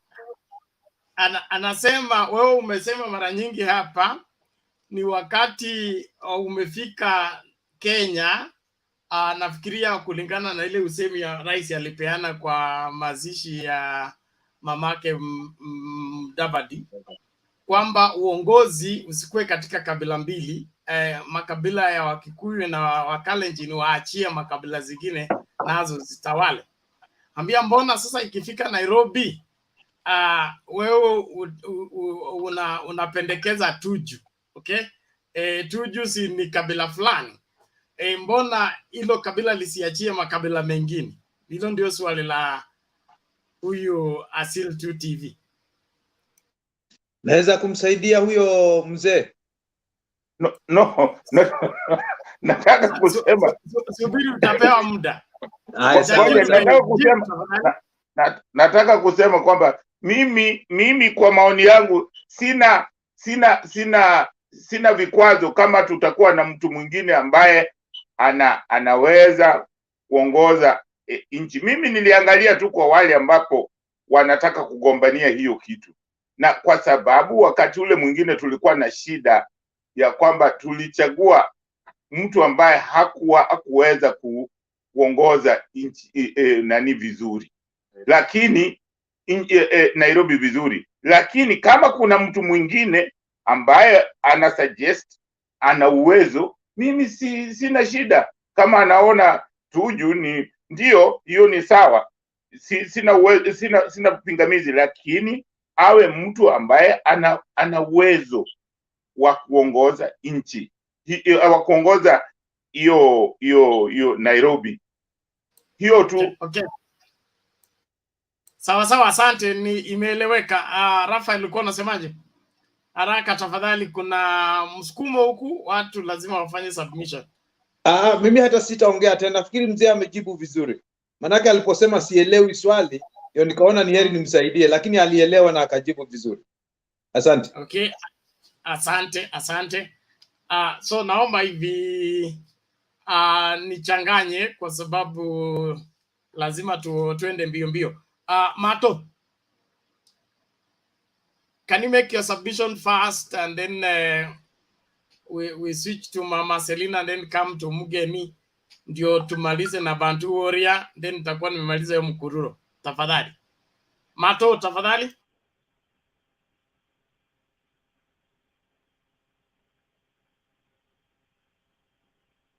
Aya, Mato, we cannot get your audio.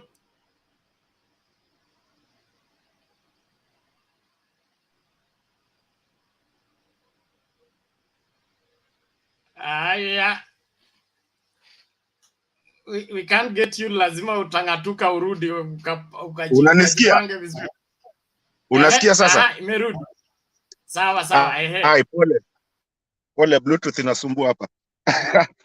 Anyway, nilikuwa nasema asante sana Bernard, na kuwa unajua huwa kitu ya kwanza nawashukuru kwa sababu ile bidii mnapiga hapa. Sijui Themba amekimbia wapi. Najua leo na feel better soon man. Nimesikia bado ukisema ufeel vipoa kidogo. Ya tutatafuta Themba kule atatokea na tutamleta juu. Anyway, mimi yangu leo ni kusema niko na kidogo nitakimbiza kwa sababu najua mkururo unataka iende na ndio yangu ya kwanza kuingia saizi, though nimekuwa nikisikiza on the side as always. All politics lazima ziishe Kenya bwana. Unajua RUTO is practicing all politics, hizo za kina YK 92 zile za kwenda kupata mali na kufanya nini, na I thank you so much for that video that you just played right now. Hata mimi sikuwa nishaiona hiyo video. But then we all know those days vitu zilikuwa zikifanyika. I think a lot of us over here know what happened in Kisumu, but those are the politics that we're trying to move on from with the new generation that we have today. Wacha nikimbie tu haraka nitamaliza na hii. Jakindu Bay, usijibu saizi tu, utajibu nyuma ukitaka, ndio tuharakishe. Jakindu Bay, sijui kama ilikuwa intentional ama hivyo ndo unafikiria, but ulikuwa ukiongea story ya bei tunajua ya mafuta imepanda kila mahali, and you're right. Hata mahali niko saizi unaangalia bei uko wow. Sijui nitatembea ama nitafanya nini, like $20 saizi hakuna kitu. Mafuta imeisha the same day. Ni kitu imeaffect ulimwengu mzima. But also I also think in Kenya, the way I know politicians in Kenya, I know there is also holding inaendelea huko. I know it's just not the thing, kwa sababu watu ukipiga hesabu yako venye mafuta imepotea huko ndio huku imepanda bei, lakini bado hajapanda kama the way Kenya is doing it, because we all know, we all Kenyans here, we know how it's corrupt. Ukiwa na nini unajua pale unaweza hold mafuta kidogo alafu uuze kwa bei kali kwa sababu hakuna mtu ako na mafuta. We know there is extra that is going on in Kenya. That one we know. Nikikimbia haraka, RUTO alinishtua nikiona akienda Just the other day, he was talking like he's not part of the government. Akiingilio story ya mafuta. And then you find him today. Actually, let me start with something I heard him talk. I heard him actually give a figure of 35 million. And I'm starting to ask myself, how does Ruto always know this price, this money? Because the last time Kimwarela alituambia, no, it was just 7 million. Now wengine wakikuja hata wasemangi hiyo pesa, hiyo ni ya treasury. So anajuagaji pesa, sasa hata ya mafuta ameanza kutuambia how much it is, what 35 million, where did the 35 million go? And pushing, anaanza kuweka press conference. I saw him doing the IBEC press conference. And thank God I don't know everybody that sits in that IBEC. Because I was wondering if all of them are there or is just a stage managed thing. Because people told him, you're in the government, you should be chairing meetings. So how comes just coincidentally the next day he comes and he's been chairing a meeting of IBEC and he's trying to tell us all these things. And he's done this before, where people talk, and then he goes back and chairs something and says, I've been talking and chairing everything. At the same time, Matiang'i is in parliament talking about, not even Matiang'i, let me say about Munya. Munya is somewhere there saying, huyu mtu anataka kuniongelesha on the roads, kwa nini hajatokea kwa hizi nini, for the committee meetings and everything. When we were discussing that, he should have been there by now. He should be knowing it. He shouldn't be asking us. He should have actually told us whatever he was trying to say. The same time now he wants to come and show he's a presidential material holding that dais out there, an office we know he has not been there for a long time. I mean, really, why are you playing games with us? I mean, we're not stupid like we're not stupid. We're smart. We can see stage managed things. And if there's anybody that knows everybody that is a member of IBEC, I want to know if everyone that was standing on that dais, I want to know where they stand, which one, and if one missing and everything. I want to know that, because I think it's just reacting to Matiang'i and Munya to do that, so that who doing the Kenyans that are not educated and that don't ask questions. The vijana wenye tunaambiwa na wazee wetu hapa tuwafunze, tuwapatie civil education. Somebody, Nani Momanyi alisema story ya Raila and what do you call this? The slums. I want everybody to really pay attention of an estate called High Rise, iko pale Bagathi, right behind Kibera, and go look at the history of that estate. That estate was a trial of building nicer houses in our slums. And if you watch at your Bagathi Road, was built by Raila, trying to test, now using tarmac, by using cement. That road, I just used it this Christmas. It's still the same road that I knew 10 years ago. It looks nice, and that's a Jaipata portal and everything. So Raila has really worked on this, try to move things when you look at the projects that he does. So this story, and it really hurts a lot, by the way. When you go to Kenya, and this is your country, and you're just there to visit, and then you walk into a house, which is your cousins, kuna mtu tu amesema hivyo. But then kabla ufike hapo, kwanza matope imejaa kwa viatu, you jumping over sewage, you doing whatever. Na mwingine ameuliza, alafu unaenda unasaviwa chai. Now, I grew up I grew up in a humble place. I'm still a humble place. A humble person. So I still go to those places. I was in UMOJA, I was in those places because I just want to go see it and see what has developed, what hasn't. But it hurts a lot to see the same thing still even today happen. Nikimaliza, nani alisema nini historia ya Raila, kila mtu anasema ilikuwa Malala, walikuwa akiongea story ya Malala.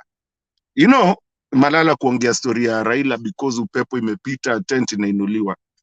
In Kenya there's this thing, you have to talk about Raila for you to gain any kind of mileage. Either muongelele vibaya ama muongelele vizuri. And that's why we say this time we're not playing those games. This time is a Mandela moment.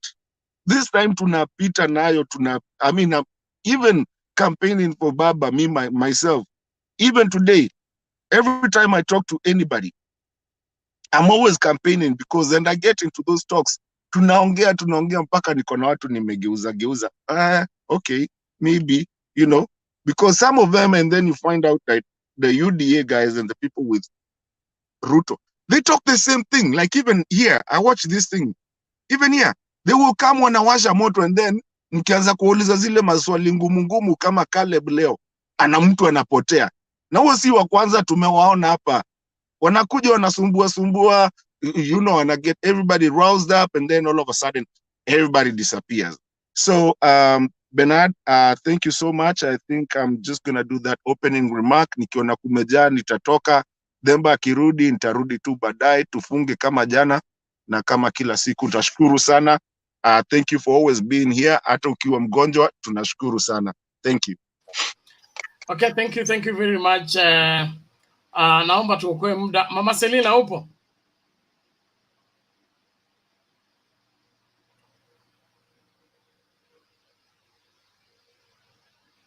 Mama Selina, are you there? Okay, let's go to Mgeni quickly, please. Yeah, hello guys. Hello to you, welcome. Asante sana. Maybe this is my second time, but I always listen to this program on the sideline. That's why I know the protocols. So I understand that all of us are nearly speaking the same language. I can't see any contrary opinion here, unfortunately, because we would have wished to educate each other. I really would want to have the contrary voice, which I know it is out there on the street. So first of all, to react on this issue, mafuta, just like Yakendo Bey has said, Fred was here, who is in America, has said, even here, I'm here in Berlin, Germany, and the same thing is happening here. Even today, the government has decided to lower the public transport fare by 90%, so as to allow people to use the government transport, which is normally electrically run other than oil. Okay, so that people can leave their cars at home, and it's because of fuel.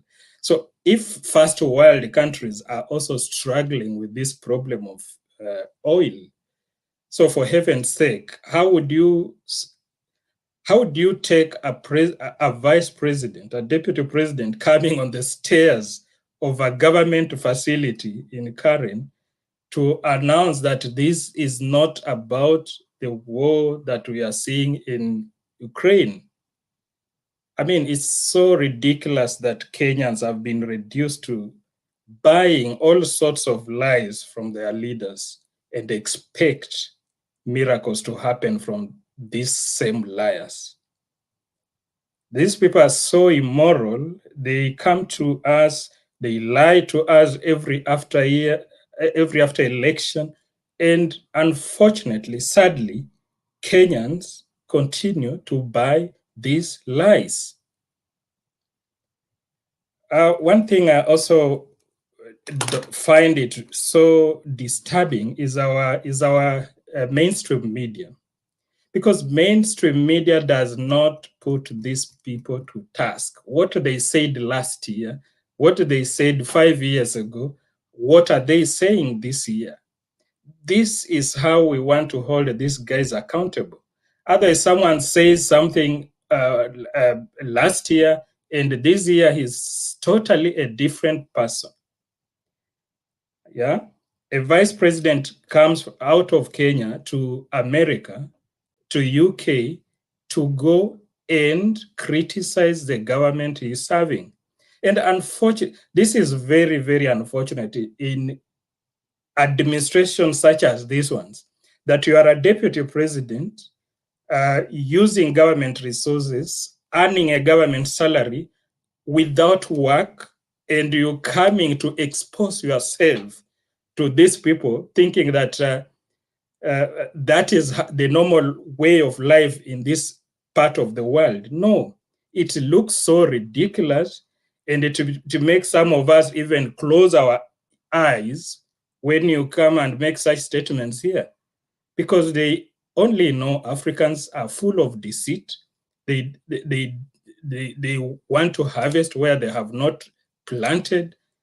And your vice president, resign and go home with your head held high. That is supposed to be the thing. So about fuel, I think we can only expect that the government can do what it must do, because again, we know the Kenyans, what we are. We are full of greed, cartels, and so on and so on. It takes a government that is committed to serving people to stamp out those cartel culture in Kenya life. So then I move to the Nairobi politics. Again, Nairobi is a hot political seat, the governorship. We must know that that seat is going to be political because of arrangement of our national politics.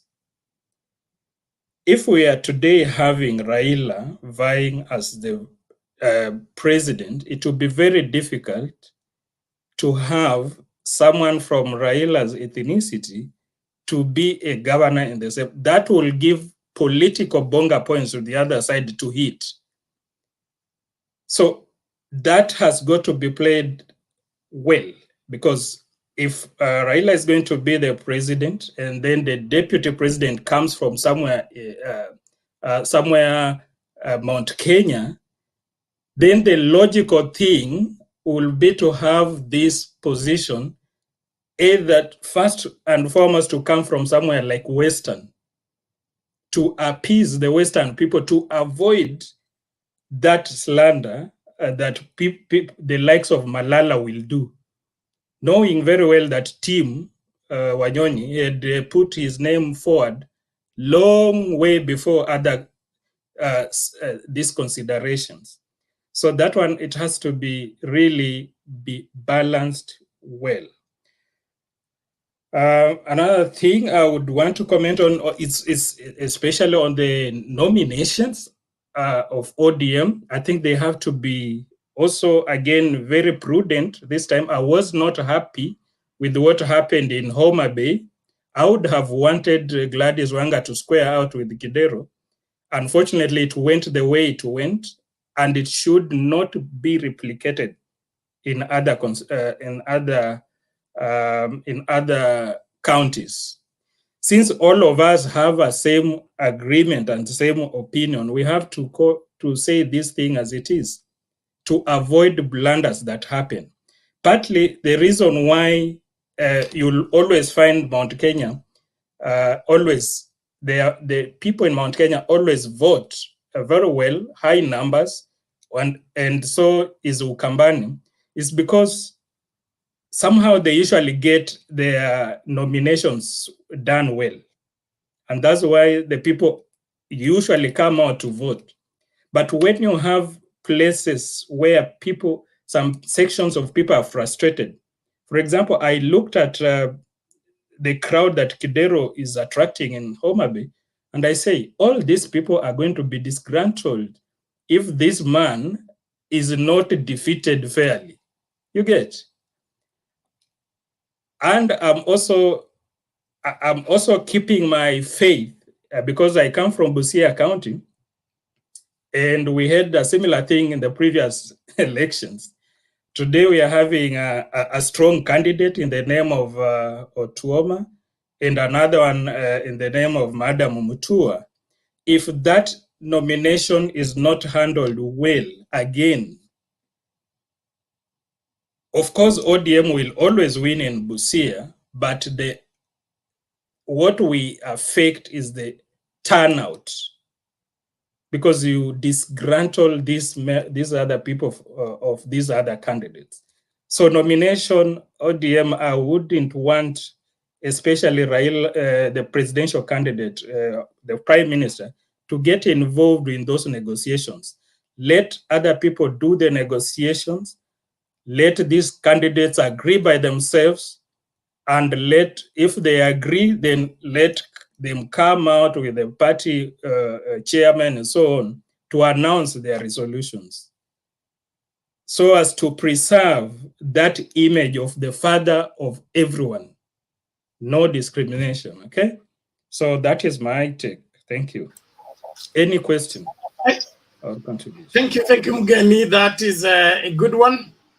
And like we have said, Raila is blamed for everything, even if he will be in the US and nominations are done here, it will still be Baba ametuletea, Baba alisema.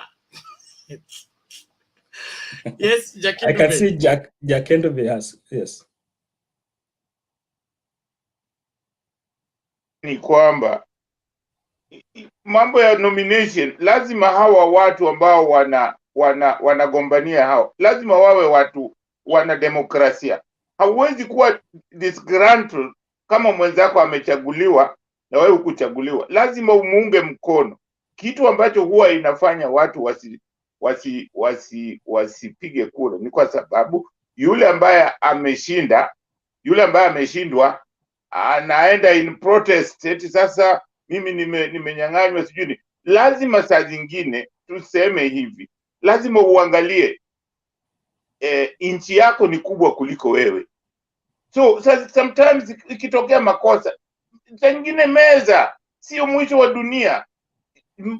Uangalie the big picture, kwamba tunataka kuchagua president, tunataka kuchagua kitu fulani, lakini ukianza kuleta mzozo pale, hiyo ndio maana nasema lazima sisi kama wananchi tuwe democrat.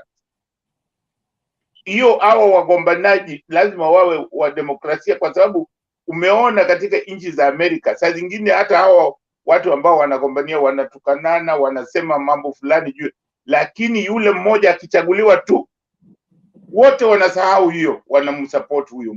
Kwa hiyo hata sisi natakikana hivyo, kwa sababu ni ngumu sana kupata kitu 100%. Hiyo ni kitu moja mimi nasema ni ngumu sana. Kitu na kuunga mkono wanahabari, waandishi wa habari wa nchi yetu, wale reporters, hata wale wako kwa studio, ni bure kabisa. Hawaulizi maswali, hawajui huyu mtu alisema nini jana na sasa hii anasema nini. Hawaulizi. Hata wakiulizwa na mtu anakuja anazungumza, alafu anamuuliza nani ana maswali, wananyamaza tu. Sasa wameenda pale kufanya nini? Asante sana. Yes, and that is I used to watch Citizen, but I see the interview done by this guy called Trevor Ombija. No content, no grilling, lies, a lot of lies. So just like someone said about Kagusha's thing yesterday, I just decided not to switch off and do my work, because lies, and these are on national TV, and these guys do not put to task. I like, there's another guy who fact check. That's a program I can watch, but these other guys are just attention seekers on the television, but they have no content of interviewing. Yes. Thank you, Jack. Okay, I think let's have that rest there. Mama Selina, are you back? Okay. Bantu Warriors, come in, please. Thank you. Yes, Bernard. Good morning again. And all the panelists, I see Jakenube is a duogo. Andrew, hold on. Andrew, hold on. Thank you. You had made submission previously. Let's get from Bantu first, then we begin the second round. Bantu warriors. Asante sana bwana Bernard na wasalimu nyote hapo kwenye hiyo platform, Jakindu Bey, Kinywa, Eric, Martin Deto, Mugeri, Andrew na Bernard, nakushukuru sana. Nimeona klipu yako leo ukiwa unapeleka ile bidhaa kule, nimefurahia sana na nimefurahi sana kuona ile bidii yako ulikuwa unafanya, umeona matokeo yake. Asante sana. Yangu ni kuongea kidogo tu, si mengi sana. Nilikuwa nangoja nafasi kama hii. Wenzangu wengi wameongea mambo mzuri sana, lakini tujichunge sana na huyu Mr. Ruto.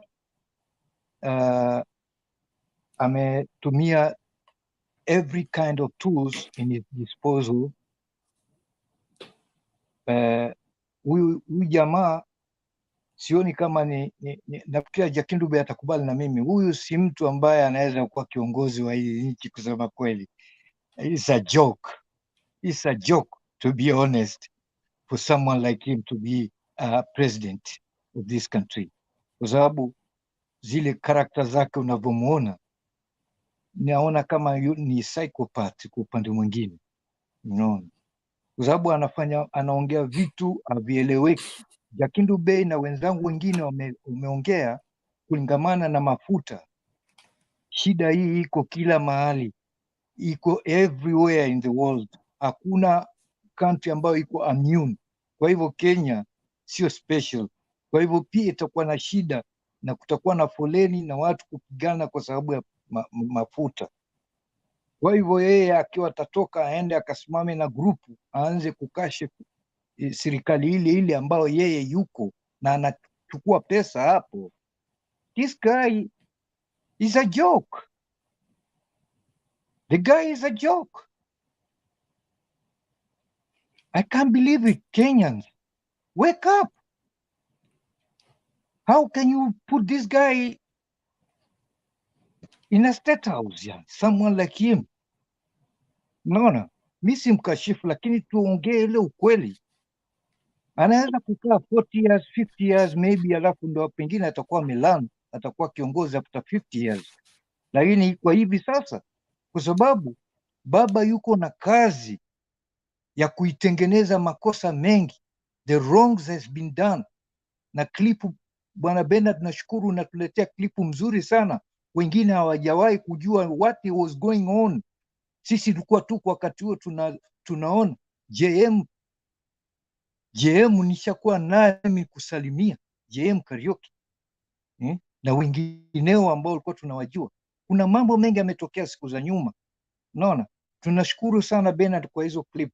Kwa hivyo iko kazi baba anataka kufanya ili atengeneze ile kiwanja, the new generation, the new leaders waje hapo, iwe kidogo ni sahili kwao. Lakini kuna kazi nyingi sana ambayo inataka kufanywa. Kuna uchafu mwingi sana umeendelea for many years. Nilipokuwa tuko skuli, tulikuwa tunaongea kuhusu Nigeria. Tunasema Nigeria iko na mafuta, iko na oil, ni tajiri, lakini corruption imekill Nigeria for many years, na mpaka leo Nigeria iko vile. Aaron, nzuri sana kukuona pia. Kwa hivyo tufanyeni bidii, tuwe na umakini wa kuchagua viongozi, tuwe wise kuchagua viongozi, sio kuweka kiongozi kwa sababu he is coming from my county or he is from my tribe. Hiyo time hiyo ilikwenda, hiyo time ilipita. Ikiwa tunataka kuendelea mbele, to step forward, this is the time 2022 kurekebisha nchi yetu for the future. Tufanye bidii, weke kura zetu kwa viongozi ambao wanastahili. Jakindu Bey anaongea saa yote kwa wale wanaostahili kuwa viongozi. Hawakwenda kushibisha matumbo yao, wameenda kufanya bidii kuendeleza nchi yetu nzuri ya Kenya. Ni hayo tu kwa sasa, ningesema mengi lakini mkururu kama vile Bernard anasema unataka uendelee. Asante sana. Okay, asante sana Bandu Orian, nashukuru sana kwa maoni yako. Naomba tuwatch hii ndio tumlete Andrew.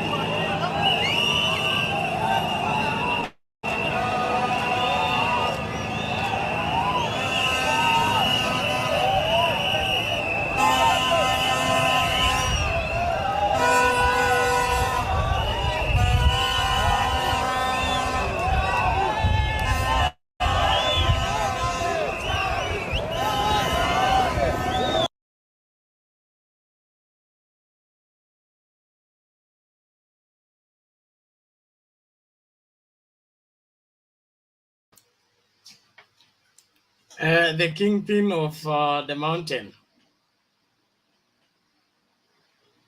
tuliambiwa wana mwingine, lakini naona udhamaki bado iko. If that's the kind of reception he is receiving. Andrew, namna gani? Mzuri sana Bernard, nashukuru sana. Karibu, toa mawili matatu tusonge mbele. Nashukuru sana the panelists, nasema karibu tena mahali tuliwaachia kidogo tuzungumzie. Nairobi is dynamic. It's not the Nairobi some of us we see from outside unless you have lived in Nairobi. The two candidates, Tucho and Wanyonyi, is like Bernard can tell us in the Bible, the two that were chosen with the same qualities, who wanted to serve when the need required by the church or so here for me I can say, because nowadays we don't throw the rod, but I can say because of there is one person who asked me, why should we have the same person from the same house the previously, where to some extent is genuine, and I can say, why don't we try Wanyonyi and make what you call the mosaic pattern way, so that everybody feels comfortable, because even Wanyonyi is qualified. If you look at his background, look at what he has done, and more so, he's a neighbor to the Nairobi. He's within, now he has known, he has understood Nairobi. But when you bring a new person to Nairobi, it will take time to understand and know what's going on. It's like when you are sending somebody in a new place, you cannot know the shortcut, the way people come in and go out. It will take time to study. So for me, I could love to vote for Wanyonyi if the opportunity is given. And on the same line of nomination, we look at Homa Bay. Today, if you are keen, you saw 500 million for primary selections. 500 million. If you are going for a war and you are facing somebody with a lot of troops, 20,000, and you have 10, for instance, could you accept? You could accept for peace so that you can prepare yourself properly. So sometimes direct the ticket is important on sensitive areas, whereby is your background. So somehow look at it, consider somehow. So that is what I can say. Look at who is coming and who is pushing. If you find your equipments are not enough, you not give somebody who can do that. And for the beginning, you should get yourself ready. For DP, I can say I think somebody by name Mogeni asked something about the DP, and there's something I could say that 4 years we have done without the deputy president, and things are moving. I have a part, some side can look at it. From our side, things are moving well. So if we can do without you for 4 years, why do we need you now? Or in the future? Why don't you go quarantine for another 5 years? Then after that, you come and then you will tell us, yeah, I've seen the picture now. We will give you votes. We are very good people. Kenyans, they don't keep things for long. If I was the DP, I would say, okay, let me go relax and come back. But those who advise us, for example, his chief advisor, could have advised him some things. When they do, they need to tell him. If the president, however much he has done without you, yes, we can accept there is some problem with the fuel. We take responsibility.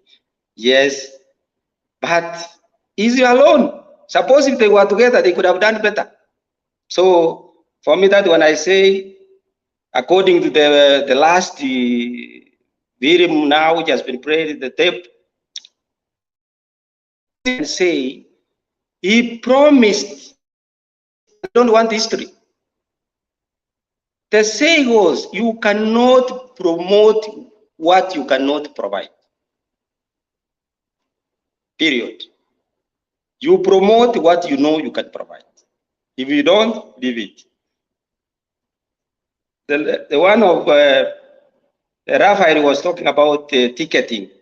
By law, ticketing in Kenya is allowed. Today, ladies who are going around, peaceful ticketing is allowed.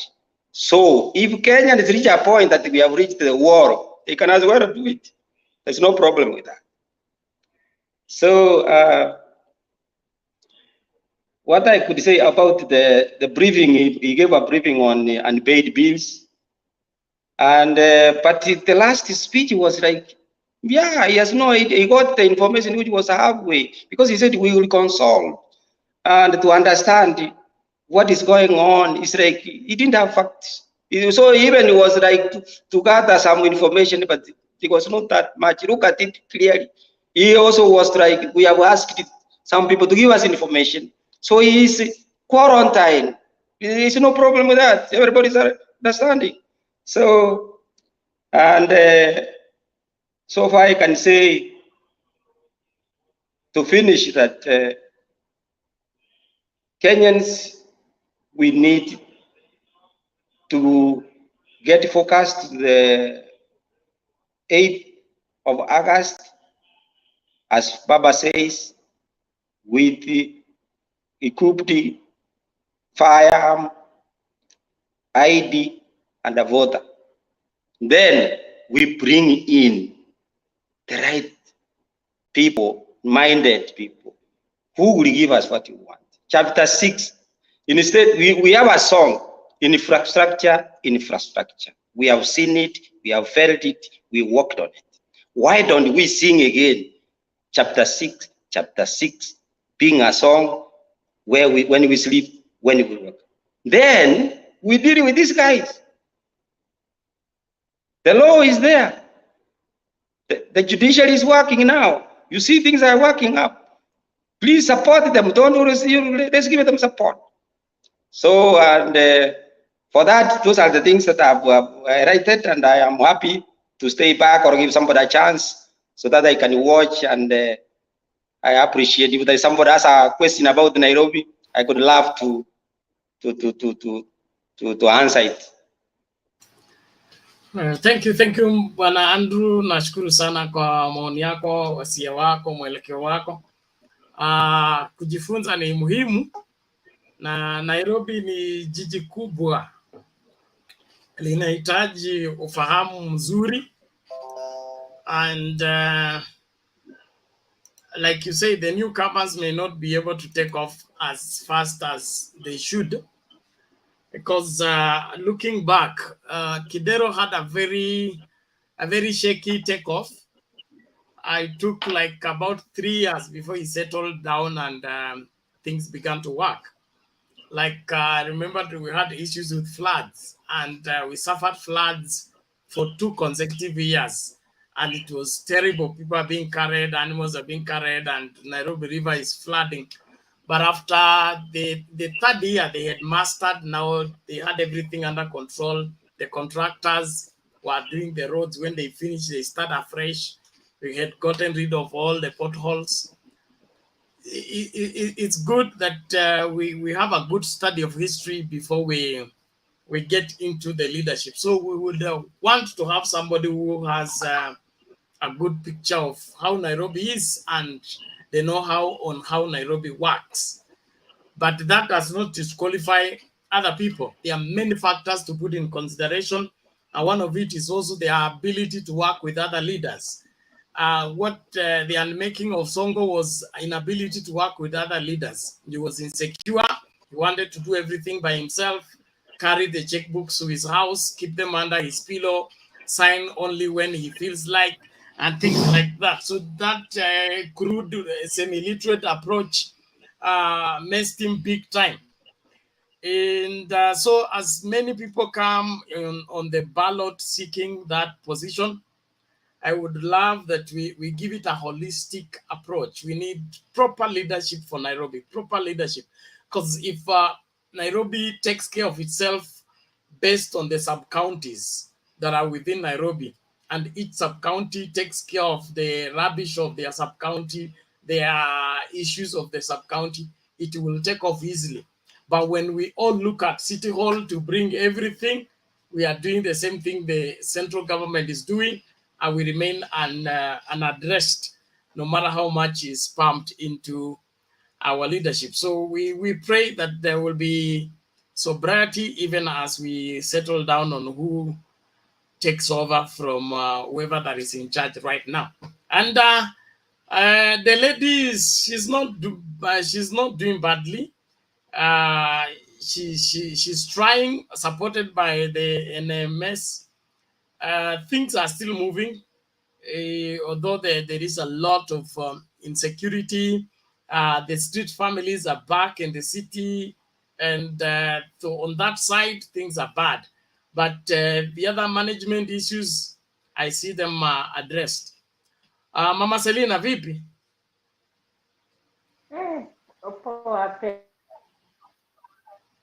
Leo tunakutafuta umeadimika, sijui kuna nini? Leo nimekatwa, niko kasi mpya. Najua kasi ya hospitali saa zingine inakuwa moto, but niko sawa, nimesema, lakini nimekuwa na nyinyi, nimekuwa nikifuata. Wacha nikwambie tena, sijaisikia vizuri kama vile nimesikia leo. Kumbe ukisikia maoni ya wengine na unasikia vile watu wanaongea, unafurahia zaidi. Alafu unajiuliza, I wish yale mambo pia ninasema kuna watu wanasikia vile mimi nimesikia furaha leo. Otherwise nimeshukuru wale watu wote wameongea tangu saa 9 ama ilikuwa saa ngapi, nimekuwa nikifuata. Leo Penat, sitaki kusema mambo mingi, lakini ile mambo iko ni kwamba confusion ama confused. Unajua already UDA ama KKA wamechua kiti hakuna. Now they are trying up and down. Tena itafuta msichana ama I can sema namna gani,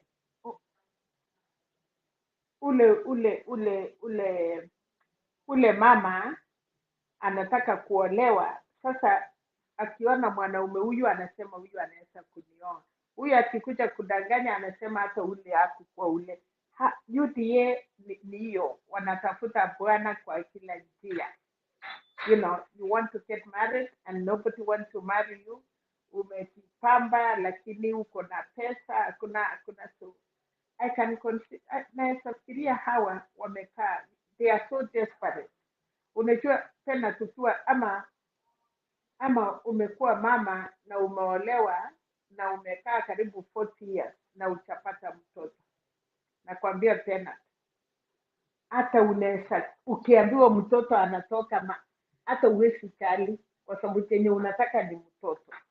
So these people, mambo imeenda, hata ukisikia Malala and Kikalenjin wanasema tena, na wacha niwaambie nyinyi wote, kama hakuna mtu anakusema kwa maisha yako, you are nobody. Wanaume ama wamama ni wale wanatachwa. Tena tukiamka asubuhi na ukae vile jioni bila mtu kulalamika ama kusema tena, wewe uko kwa dunia. So kitu mzuri ni vile wanaendelea kutacha baba, wanatacha because baba ni mtu. Baba is baba. You have to talk about him. Kama utaongea tu ya baba, utaongea tu ya nani? Unajua sasa analaumiwa, mara amefanya hii, baba sijui nini. So we are so happy. Na the moment unatacha jina yake, ni the moment watu wengi wanamjua. Baba ni jina imejulikana. It's an household that you cannot sell. Ilikiuza peke yake kitabu. So mimi nataka kuambia hawa watu IBC, kuona tribute ya leo anakuwa na mkutano. Sasa kesho atatuambia tena ajui kitu ya serikali. Unajua sasa yeye anafikiria akikuja kuonekana watu watamhurumia. Nothing. Ama anataka kusema tunafanya kazi na huru ndio watu waone ako sawa. So anyway, niko job, wacha niende, but nashukuru niko na nyinyi. Okay, asante sana Mwaselila, tunashukuru kwa maoni yako.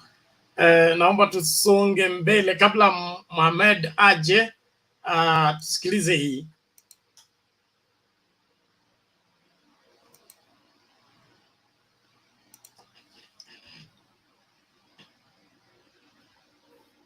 politics now, and the Kenya Kwanza coalition could be edging close to a power-sharing deal amid the growing headache over party nominations.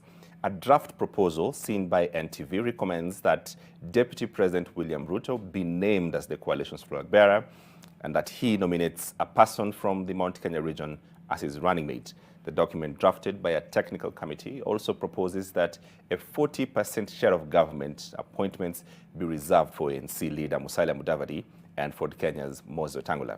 Ruto's UDA party would get a 60% share of the government if the coalition wins the August election. NTV's senior reporter, Kedi Murithi, has details of the document that emerged as the AZIMIO coalition deposited its own agreement with the registrar of political parties. The Kenya Kwanza coalition is in a race against time to finalize its coalition agreement and deposit it with the registrar of political parties by the legal deadline of Saturday, 9th April. The principals have taken a break from the campaigns this week to focus on the crucial document, and NTV is now learning that they will be presented with a set of proposals from a technical committee that has been seeking the unity formula. The team of three key allies of the coalition principals include Tharaka-Nithi Senator Kithure Kindiki for the United Democratic Alliance, lawyer Dan Ameyo for the Amani National Congress, and lawyer Benson Milimu for Ford Kenya. The committee's proposal is to have Deputy President William Ruto fly the coalition's presidential flag in the election, but they are also recommending that he picks his running mate from the Mount Kenya region. This, the team argues, will give the DP a better chance of securing a majority of the region's 5.8 million votes. According to the draft proposal, Ford Kenya and ANC will now settle for a stake of government instead of pushing for the position of deputy president. Under the draft agreement, UDA will get the lion's share of government appointments should the coalition win the elections with 60% of government jobs and parliamentary jobs earmarked for DP's party. ANC leader Musalia Mudavadi and his Ford Kenya counterpart Moses Wetangula will get a combined share of 40% of government jobs. It is not clear for now whether ANC and Ford Kenya will share the positions on an equal basis. But the committee says the same formula, if approved by their principals, will also be applied in sharing of funds, development of regions, and in affirmative action. ANC and Ford Kenya are still smarting from a messy divorce in NASA, where sharing of funds was at the center of the bitter fallout. I feel nervous to imagine a situation where I can find myself in the 2013 situation or 2017 situation, where you make major sacrifices and even something as simple as political parties' funds that are legitimately due to your party are turned into a political gimmick and a discretion that is unavailable to those exercising it when dealing with you. On nominations, the proposed document has an agreement of not antagonizing constituent parties in their respective strongholds and preferring consensus mostly through polls. The rest of the details of our relationship will be in subsequent documents. You know, any relationship between parties will be filed with the registrar of political parties at an appropriate moment. So you might have just to wait a bit for you to get those details. And they will be public. They will not be, they will be very public documents. The AZIMIO One Kenya Coalition political party, on its part, has already deposited its agreement with the registrar of political parties ahead of the deadline. The document outlines party structures, nomination guidelines, as well as a revenue sharing formula. We have nominated Rafael Tuju to sit as a chair, and he will be assisted by the political party secretaries general. Shakil Abdallah will be with Tuju, and I know that ODM will have Sifuna, and Kioni will also represent Jubilee, and they will be sitting to look at those issues. And in the counties where there is contention. So we're going to look into all this and say in terms of Nairobi, the coalition political party will have to agree on one single candidate and running mate. Say for Nairobi, for Nakuru, imagine for Mombasa. In places where individual political parties enjoy massive following, the agreement is to have the other political parties keep off and support the preferred party. Kennedy Mureithi, NTV.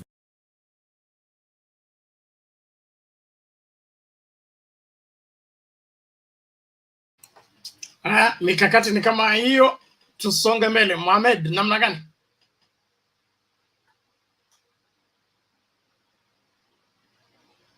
You're on mute. The mic is beside your name. You click on the mic before your voice can be heard.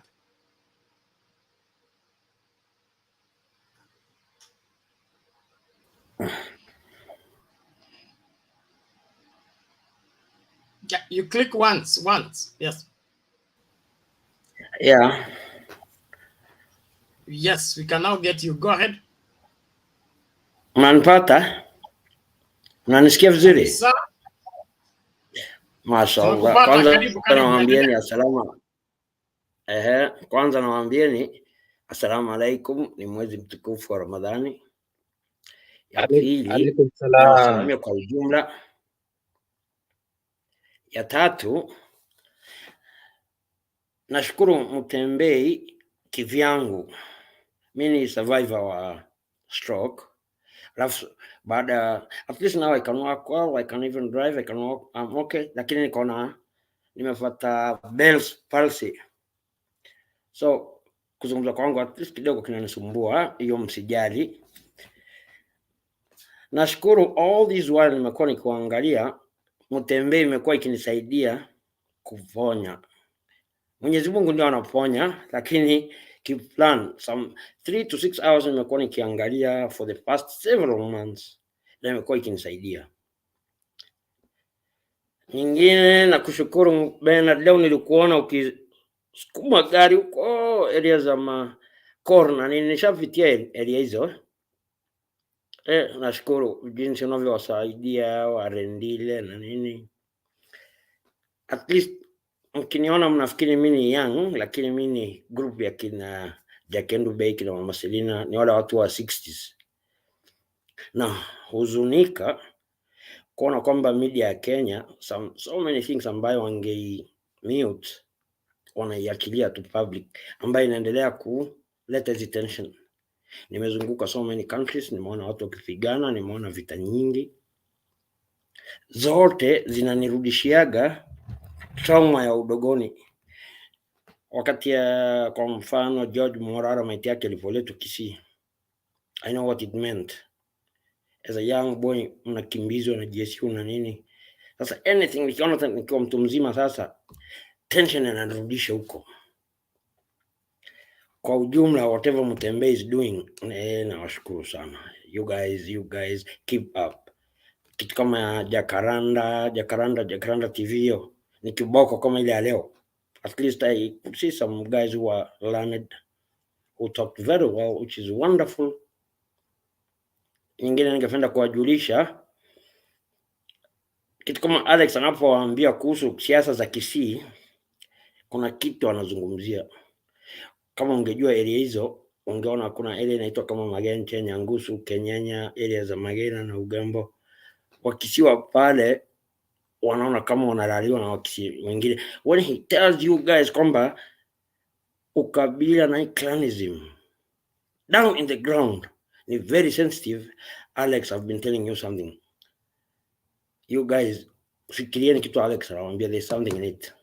Sio kama vile kama Tuju akifanywa ama Wanyonyi ama nini. Nairobi is different, but when you go down there it's different. Just as when the this time unaona still bado wana handle ki clan basis. Mimi lakini huzuni yangu kubwa ni media ndio inakuunganisha watu. Wakati ya moja kwa hivyo, the most important thing ukiangalia kama there's a time back I was looking at Sheko. She was very straight, very straight. There's a time now Ali let a certain adage in Kikuyu something like Kagutika, Moshi, Hotika, Hagakuagani, something like that. If I remember, my memory serves me right, I think niliona hiyo kwa kitabu ya River Between. And Ngugi wa Thiong'o akisema hiyo inamaanisha the oil skin of the house is not for strangers. Lugha kama yake hiyo ni wonderful. Hasemi kuna zoning na nani ati Jubilee ni huku, UDA ni huku, sijui nini. Language kama hiyo is very good. He's very straight, very bold, and you understand her very well. Hii leo kwa nikiacha story mob, the biggest thing ni kuwashukuru Mtembei. Nikiangalia kama ya leo confused RUTO chairs, UDA, IBC, whatever. Ukiangalia hiyo the hair splitters, kesho wakishikana wa jamaa, my lawyers, you know what they'll say? Sio KKA, it was UDA 60%, manake ni Kalenjin ndio 60% ma CS na nini. Au 40% hiyo ni ya wale wawili ambaye ni Waluya. Wakikuyu wataona hapa hivi tumedanganywa. Kesho watashikana, usione hivyo. The next thing kitu kama JUNET, by the way jamani shemeji yangu. So come rain, come sunshine, I just have to support him. I don't have any. He's married to my first cousin. After whenever I talk anything about him, somebody kesho kutu atakuja kusema huyo jamaa kwamba ni shemeji yake na nini. Kwa hivyo historia yake siwezi kuzungumzia kwa sasa. I support him kwa kila njia. Mimi nani si ODM, mimi ni Raila damu. Raila damu. Temba, nakusalamia sana wana. By the way Bernard, jina langu limekuwa likikusumbua naona. It's pronounced Mohamed Ige. Alafu pronunciation ya Kisomali ni Mohamed Ige. Sasa sio age vile ulikuwa unasema siku nyingine unasema siku nyingine you are asking, I don't know how this inaweza kuwa and pronounced ni Mohamed Ige. Jamani na wasalamu tena sana. Thanks a lot man. Imenisaidia for the past 4 months nimekuwa bedridden, sasa nimerudi kazini. You guys mmekuwa mkinisaidia sana bwana. Nimeendelea, Mungu ndiye ananiponya lakini nyinyi mmenisaidia sana. At least brain yangu imekuwa busy. Thanks a lot guys. Niko na nyinyi all through at least for 6 hours, sometimes to 7. Isipokuwa ina affect kazi yangu. Thanks guys. Welcome. So, thank you Mohamed. Temba ndio huyu hapa anasema wale mnahitaji therapy muone. Nampenda Temba because me I also am an avid reader. I read widely. Yeah. And now I have saizi nazungumza nanyi from Hargeisa in Somaliland. Alafu mimi although basically I'm a vet. Nilisomea Kenya college, nilitoka back in 1986 and kwa sasa hapa hawakuwa na English na nini, so I happened to be the founding editor gazeti ya Public which is Newsweek. At least nilipata hiyo practice because in campus nilikuwa editor wa gazeti ya campus. Jamani thanks, acheni nizime hii. Asante sana, tunashukuru kwa mchango wako, maoni yako. Yes, Lily? No, I wanted to encourage him to carry on. Don't give up. You're doing well, Mohammed. Thank you, Lily. Thank you, Jack Kendubey. Selina, sisi ni great support wake. Haron isipokuwa anazungumza slowly, lakini keep up. Hillary, nishakuwa na mara kadhaa. Temba, endelea na Socrates. Maze, endelea kurudi Marsabit. First time nilikuwa VO in Mandera. I know all those areas. Welcome. Thank you so much. We look forward to going back to Marsabit soon. Temba is here. Yeye ndio mkubwa wetu wa hii maneno. Kisha piga ya mkambo basi tumefuata. And I'm happy that he has arrived. It's now my turn to run away. today anapigwa fine. Leo nilikuwa nanunuliwa soda huku kwa hivyo anza na kutuma soda yako. Ilikuwa ile kubwa, sile ndogo. Bernard. Yes. Bado nakunywa soda. Soda is unhealthy. Start drinking healthy drink like maneno ya water. udaktari. Wakati mimi nanunuliwa soda tena ile kubwa, sio ndogo. Nunua soda kwanza alafu therapy baadaye. Jakindu haja kuambia kwamba you need to start taking water, uji. Yani vitu ambazo ziko na afya. Hiyo ni courtesy of Ben Masafu. Ben Masafu ndio mwechea maneno. So baada nikisha kunywa mtanipatia ile dawa ya kutoa sasa. Otherwise, thank you guys. Let's keep the conversation going. I think I should give to Hillary to make submission, then Themba, alafu ningatuke. Hillary, karibu.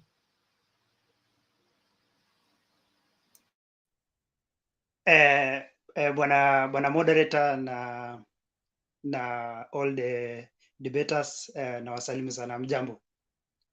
I hope mko wazima, na sijafuatilia conversation kwa sana, but nimekuwa mnanisikiza sasa. So nakupata vizuri sana, endelea. Sasa nimekuwa nikifuatilia conversation kidogo, nilikuwa na shughuli kidogo, but nimekuwa nikisikiza kidogo, si sana. Nimesikia kwamba, kwanza acha nianze kwa kudipang.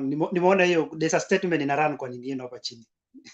Kwa hii inasema sijui kuna confusion, sijui Ruto amefanya nini. Huwezi niambia kwamba mtu mwenye amepanga chama ya UDA mpaka ikakuwa vile imekuwa, atashindwa kukamilisha hii mali kidogo imebakia, so that you can run such a very strong offensive statement hapo chini inasema kwamba there's a confusion. No, we don't have any confusion. Wacha nikwambia, we are right on track, and I believe within the remaining period we will be sorting these other issues that imebakia kwa UDA, and let me tell you, we are sisi kama UDA, we are there to win. And in any case, if you look at the way AZIMIO imekuwa ikipanga mambo yao, there's a big confusion there. There's a lot of confusion, and it is too obvious. Look at the way BBI ilianguka.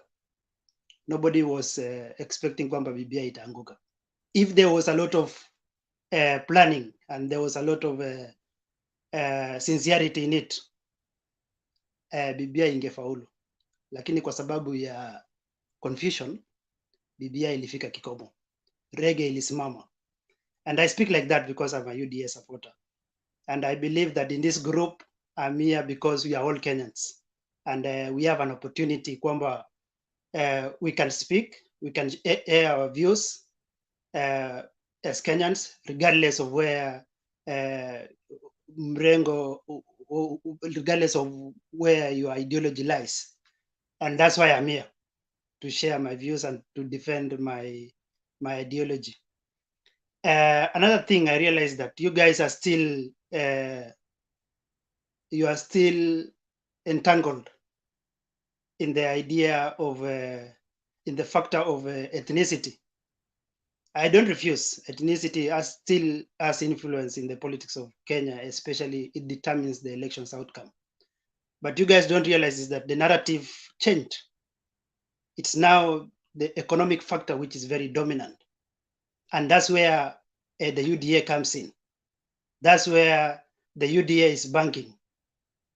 Let me tell you, when you talk about the Asula movement, we are not talking about that ethnicity. We are not talking about Kikuyus. We are not talking about the Jalus. We are not talking about the Kalenjins. We are not talking about the Somalis. We are not talking about the people from coast. We are talking about the Kenyans who are struggling economically right now. And that's where UDA comes in. So I urge you, speed up and realize that the dominant narrative here that will determine August election is the economic factor and not the ethnic factor. I have heard, nimesikiza hiyo conversation kidogo mlikuwa mnaongea hapa. Mnasema sijui utamaki sijui nini, mnatuonesha clip huko watu wakikimbiza sijui gari ya nani. Let me tell you, majority of Kenyans are in that category of economic hardship. And that's why that's why UDA came up with this narrative, with this idea of bottom up, just like the way America is doing right now. In America, there's what you call bottom up, in out. The only thing at Jongeza kwa UDA ni in out. But the whole idea of bottom up is working right now in America with the Biden administration. So the future is all about the economy of things. If I can have something in my pocket come August onwards, if somebody can work out policies that will enable every Kenyan to have something on the table, to have some mama mboga aweze kuafford kulipia mtoto yake fees, mtu wa bodaboda aweze kuafford kunulia familia yake chakula. That's the narrative we are talking about. That's the dominant narrative. Okay, Hillary, I've listened to you. So what is this policy that will make sure that there's money in our pocket, according to UDA? Like I've said, the ideology that runs the UDA is bottom up. What is about bottom up?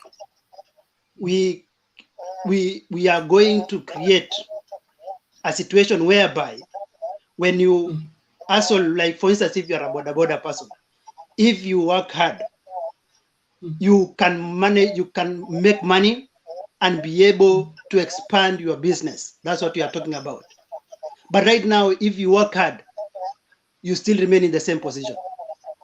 That's what we are saying. So what is different? What's going to be different then than now? That makes when you work hard and then you will make money. Right now, when you work hard, you don't make money. Bernard, let us create a fair system. Let us create a fair system of governance. Right now, if you are an hustler, if you're a boda rider or a mamamboga, when you go even to Huduma Center, you are told that apart from the small fee you are supposed, the formal fee that you are supposed to pay, you are told that put something on top of it. Where are we heading as a country? I can't pay my, I can't buy anything. I can't. Hillary, look here. Yes. Hillary, Yes. you are introducing a new item. Okay. Yep. I want you as a young person to convince me. Okay. Yep. Your understanding of the bottom up and how it's going to translate into money getting into my pocket. Is it by government? Is it by business people? Is it by heavenly intervention? I need to understand. But Bernard, I think I've explained that. I've said that what UDA government is going to do is that it's going to create a situation whereby when you work hard as a person, you make it up nicely. How is that created? Because the driver, hold on, listen. The driver of the UDA ideology has been a co-driver for the past 10 years. Okay. Yep. And you are still telling me that people are still struggling and hardships are multiplying. So if you've been a co-driver for 10 years and you didn't make any life better, what miracle is going to take place when you become driver? Okay, you talked about 10 years. You talked about 10 years. Yes. I'm going to talk about 5 years. Why should I talk about 5 years? The first 5 years work was done. Hillary, when there was Bernard, listen, let me speak. 10 years because we have been paying somebody's salary. He enjoys government support and government allowances. It's 10 years. Now give me time to explain that. This is what I'm saying. I will talk about the 5 years. 5 years. The first 5 years, there was work done, and every Kenyan saw that. That is when the relationship between the deputy president and president was good. Where is the work that was done? Look at the infrastructure. What was achieved in infrastructure? Look on how the food prices were. The first 5 years of the Jubilee administration. Look at how the fuel prices were. The 5 years of the Jubilee administration. Look at how Kenyans were proud to have a working president and a deputy president who have a good relationship. A government that was really working hard for the people. But comes the second set of the 10 years, What happened? The spirit of betrayal came in. The Hillary, government said, Hillary, yes. Hillary, before I allow somebody to ask you a question, okay? Yep. You are jumping from one issue to another, okay? Which is that's the why normal, it's the normal style. We are used to it. So there's nothing you're bringing out that is new. And I want you to cool down and listen to the question and answer it objectively. Bernard, first of all, don't sound like a dictator. Don't sound like a dictator. I am not. I believe. On this platform, you can call me anything. Please, yeah, I can call you anything, but if you cannot, allow me to speak, out of here, you listen to the question and answer. Okay, you don't choose which question I ask you, and you don't choose which question to answer. You and you don't you don't tell me how to answer your question, and you don't stop me in the middle of my answer. How can you ask a question? Bernard, how can you ask a question? Bernard, how can you ask a question and you don't want me to answer? You interrupt me in the middle of answering my question, and you don't want me to speak. All you want to do is to dictate me. What is that? You're not answering my question. You are jumping from one issue to another, avoiding to answer the question, and we are used to that kind of style. Listen to my final. Listen to my final conclusion. Listen to my final conclusion. Conclusion is what matters. Look here. Hiyo kasumba unabeba wewe sio mgeni hapa. Bernard si kasumba. Bernard si kasumba. Mara ya kwanza leo. Sikiliza. Bernard mimi usiniambie niko na kasumba. Aidha uko tayari kuchangia mjadala wa leo ama unang'atuka. Lakini kama unataka kutumia hii platform, mpatie time, tunataka mpatie time aongee, tunataka kusikia.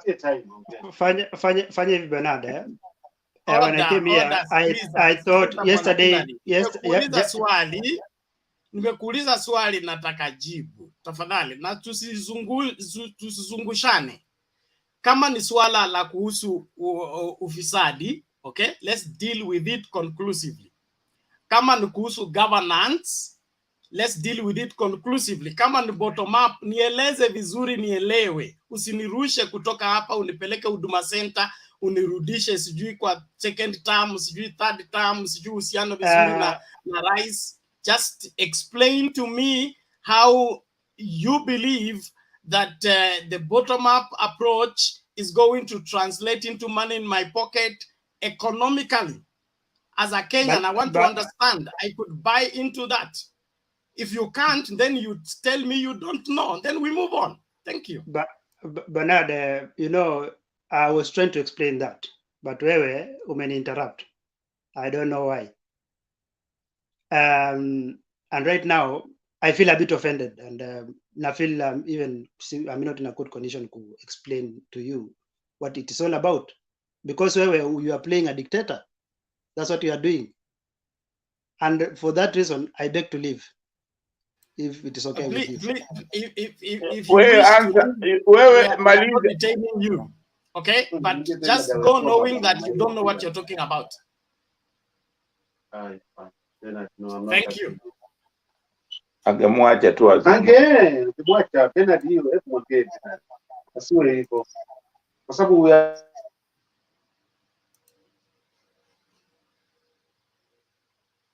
Order everybody. Nani huyu anaongea? Kuna hayo there is a limit to how much we can allow propaganda to be broadcasted on this platform. Accepting somebody to speak, yes, but we gave him time to express himself. He started introducing many things. So it's our policy to ensure that we ensure that the debate going on is valuable. It's not just somebody talking everything. On that note, I think I bring in Themba.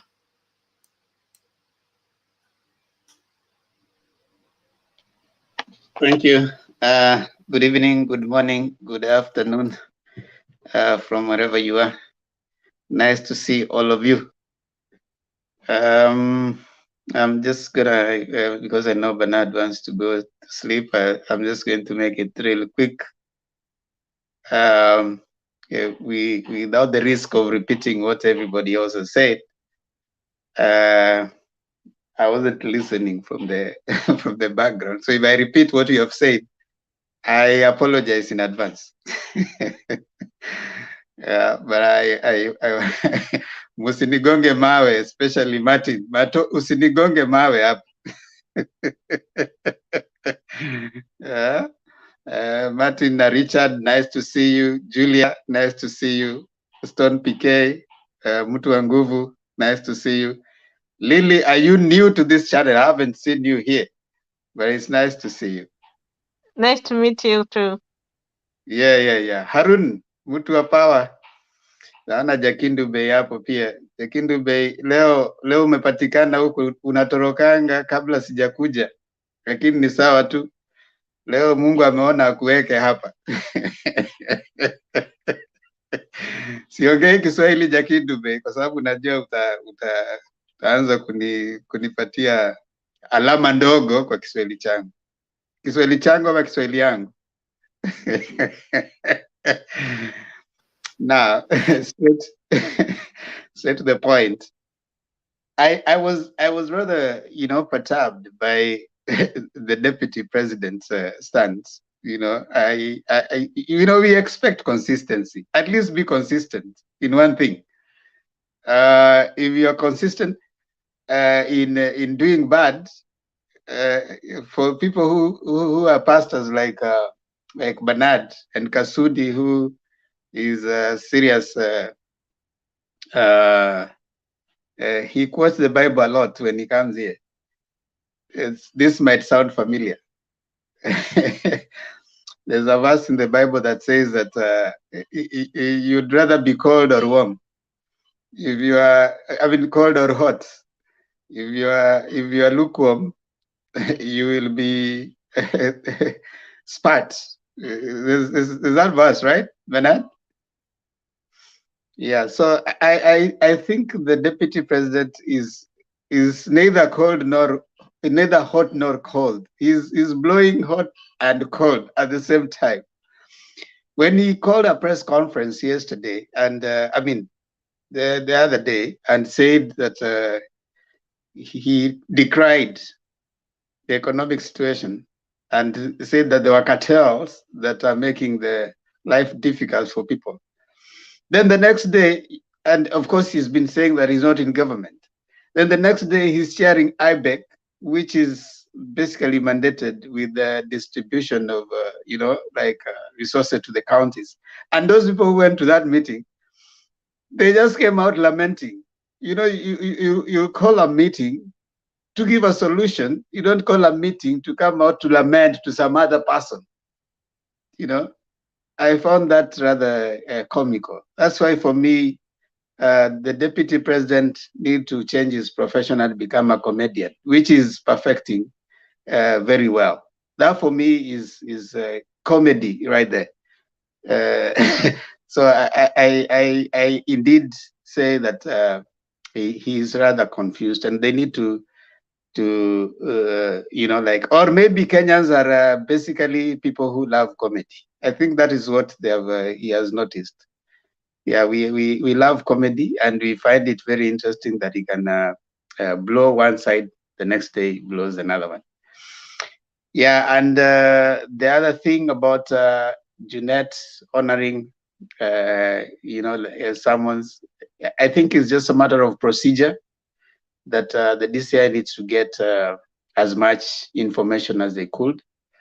And we need at some point, whatever action is going to be taken, for me, I would want to see a situation where we have a political competition that is devoid of violence, whichever way. So for me, I think if that will work as a deterrent to make people see that we shouldn't be engaging in any kind of political violence, then I think that is a good sign. And at least people are seeing action taking place. As for Kenya Kwanza blaming Raila, well, they have always blamed Raila for everything. You remember there was a time they said I think that time they didn't like Raila that much. Then they said, if you come back home and your wife leaves you, you blame Raila. So right now, I mean, everything, they have to look for someone to blame. However, I liked what Malala was trying to say. I think Bernardi alluded to that. I don't know if the video brought that out. They keep on telling us that sisi hatutaki vyeo, hatutaki vyeo, hatuna haja na vyeo, tunataka kubadilisha maisha ya Wakenya.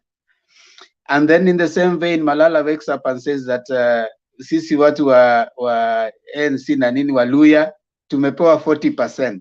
Waluya wamepewa 40% of government. Now remember, Moses Kuria had said that they needed 40% to go to Central.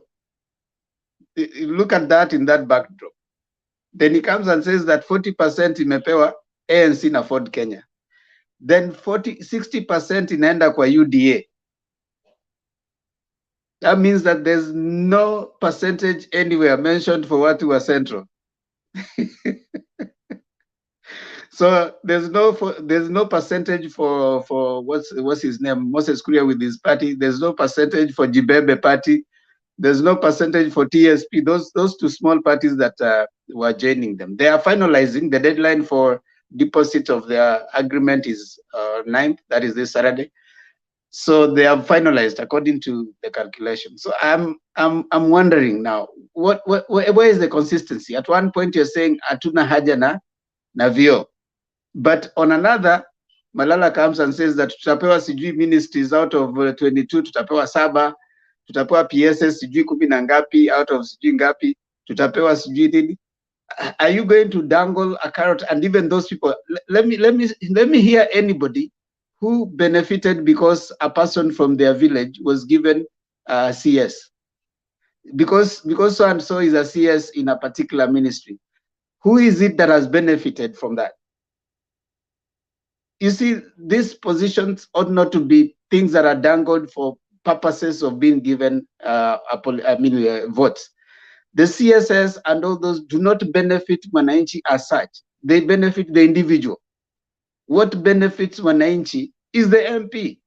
It's not the CS. The CS does not benefit you, whether it comes from your tribe or not.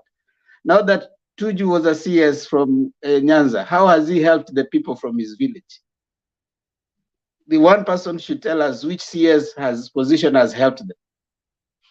When we hear about corruption, who they steal the money and it goes to their own pockets, who has benefited from that?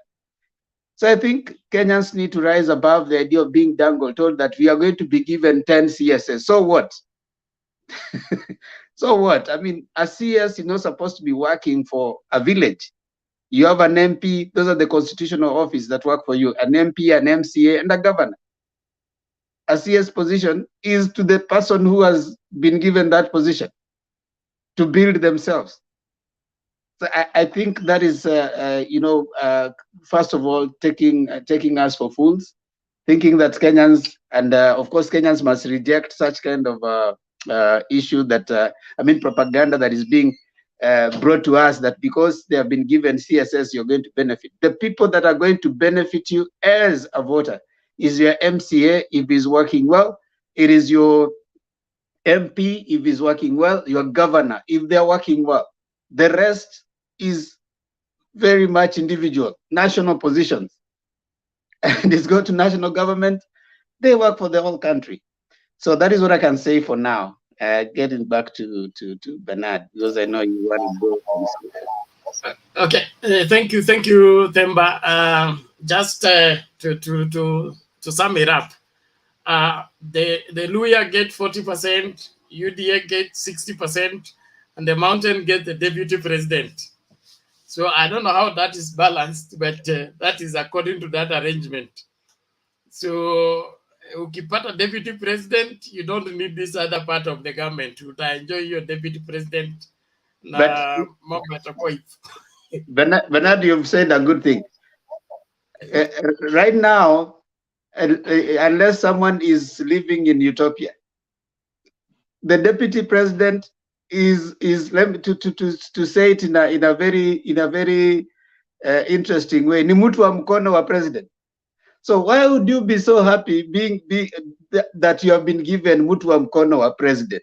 Mtu wa mkono, the president can decide not to give you anything, just like he decided in the constitution is still the same. And the president decided in this constitution and in this term that he was not going to give mtu wake wa mkono any work. So why would you be so like we really want this deputy president to be coming to our side? In fact, for me, the position that someone should be able to seek if you want to be powerful is a governor. If you think, well, the position that you need and is very powerful is a governor. If you get a governor, you're going to be like a president of a county. The thing of a deputy president, when mtu wa mkono, is like a deputy governor. When mtu wa mkono, you work at the behest of the person above. So thinking so myopically that tunataka deputy president, this thing of even what people from Central Kina Julia to pay a deputy president. Ni jina, oneni vile deputy president RUTO ameumia kwa hii government. That is the same way. After being sworn in, the president decides. Anyway, I mean, that's for me is what I think. So, hata mkiambiwa deputy president, I mean, it doesn't make sense. Anyway, back to you, Bernard. Thank you. He's deputy president, and the really title is running mate. Okay, and running mate are not even vetted by IBC. You are picked by your president, and your name is tagged to his running. Everything revolves around the president. So nobody should be threatening others because he's deputy and others are not. All the same, we really want to appreciate everybody for your participation and continued support from Tebe TV. We look forward to continue with this until the final day, when the verdict will be called on who becomes president and who becomes MCA and the governor on that particular day. But emphasis, quality leadership for quality life. Voting idiots, don't complain. Voting sound people with brains, with sound character, you will enjoy the 5 years. So don't make the mistake of applying for 5 years of lamentation. Please apply for 5 years of enjoyment by ensuring that your MCA is credible, your MP is credible, your women rep is credible, your governor is credible, your president is credible. With that on the menu, everything will be fine. Thank you very much. Naomba sasa nikiachia Themba kuongoza, tumsikilize Stony PK. Mimi nimengatuka, tuonane baadaye later on in the day. Thank you. Asante sana Bernard. Nawasalimia watu wa nguvu wote hapo. Hiyo ni jeshi ya nguvu, na kuona Harun Jakimbe, mkurugenzi Themba, Julia, Martin, Richard, Makiadi, Lwanzo yule. And Lily, nimekuona pale, ndio mrembo wa nguvu kwa leo Good. Our friend, I came in when our friend was submitting and he left. Na tulikuwa na yeye jana, walikabidhiana na Bwana Themba ile hapa akimpa mafunzo, lakini ni mwanafunzi ambaye afundishi, sijui Kiswahili kinasemaje. Mwanafunzi ambaye afundishiki. Very difficult student. But we tried the best we could yesterday, and he didn't storm out, at least. But today the fire was yeah, today, rather tonight or this morning, at least he got temperamental. Unfortunately, some of these questions we keep asking them are very difficult because, you know, they are expounding theories that are very, utata mwingi. They are handling topics that are really difficult. Bottom up, sijui nini. Amekuwa US where most of you guys are. It is not bottom up alone. It is bottom up inside something. You know, you combine. It's a combination of several factors. They keep on saying bottom up, sijui mtu wa wheelbarrow atatoka hapo, sijui aende wapi, mama mboka. And you ask pole bana anamuuliza, okay, sasa mama huyu bodaboda, what is the difference between now? Nini kinazuia huyu bodaboda afanye savings sahi? Kama anafanya ati he works hard. So he will work hard when UDA comes into power. That's when people will start working hard. They are not working hard now. You see, one thing they have refused to abandon is that theory ilikuja ikawa mbaya. And any clever leader is one who changes. You can start an ideology, then when it doesn't work, dump it and beba ingine mzuri, consult.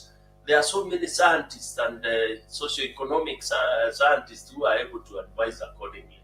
So basically, that's why we can see the confusion in their leader. Today has done the worst. Maybe we will still do more because tonight, every time we are getting surprised. And I cannot even go beyond what Themba has concluded because that is what I saw myself. I just saw a comedy.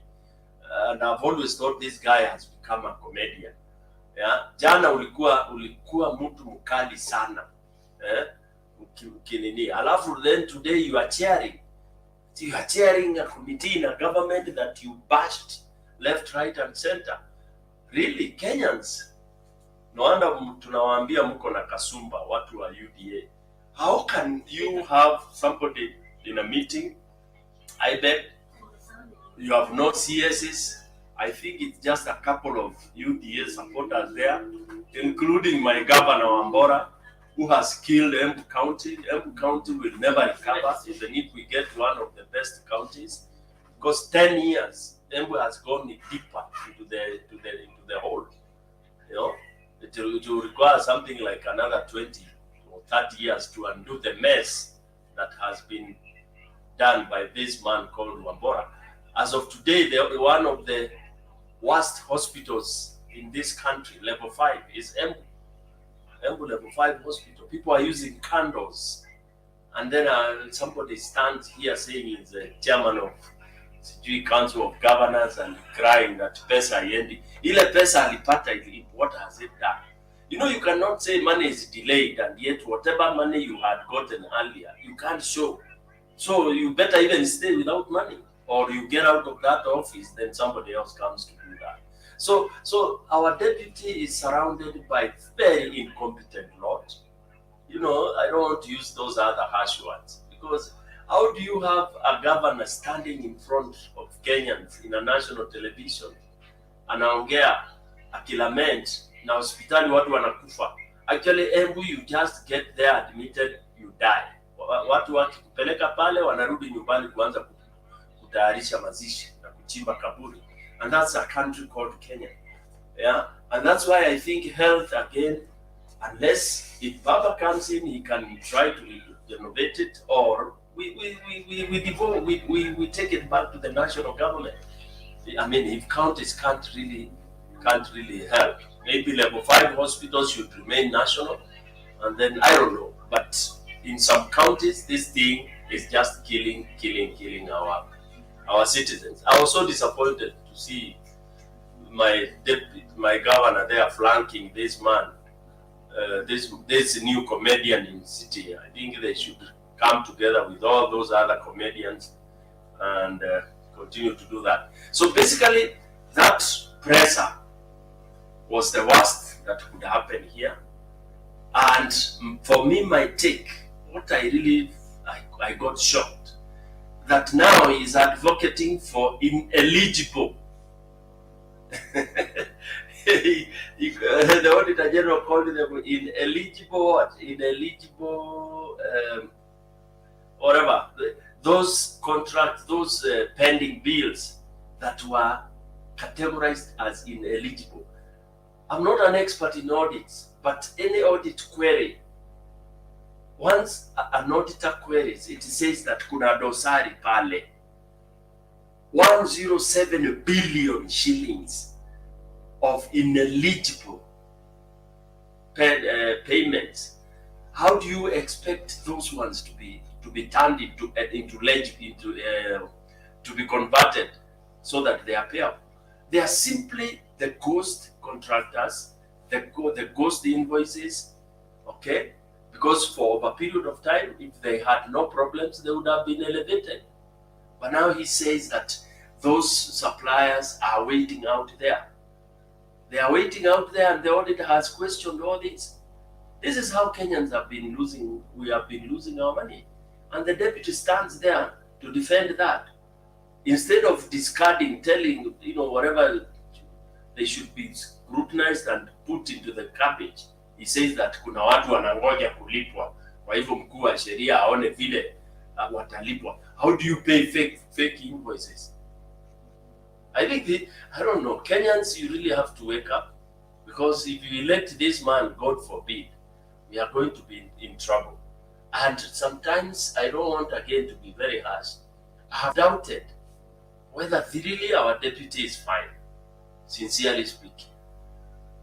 I think his personal doctors, I mean, and there's nothing wrong for somebody being examined, you know, because people go for periodical medical checkup. It's good that as a deputy, as a president, those top offices, people need to be checked kila wakati, especially when you start becoming extremely erratic, you know, erratic in what you do, inconsistent of the highest level.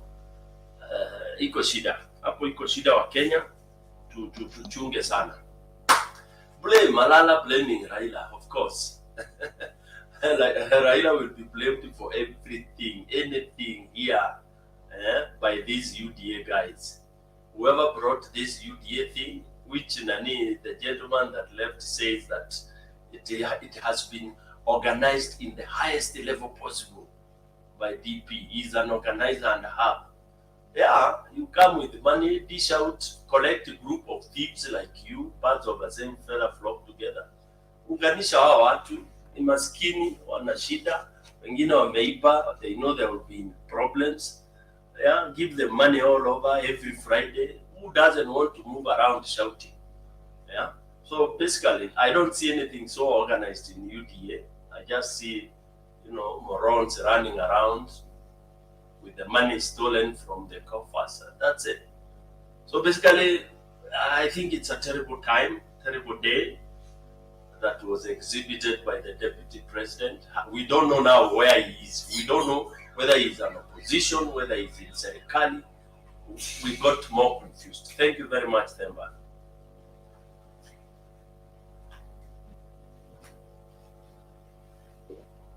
Thank you. Thank you, Stone Piquet. Umesema it needs checking, eh? Kabisa, honestly, lazima unajua tunafanya mzaha na labda mtu anaugua, you know, you never know.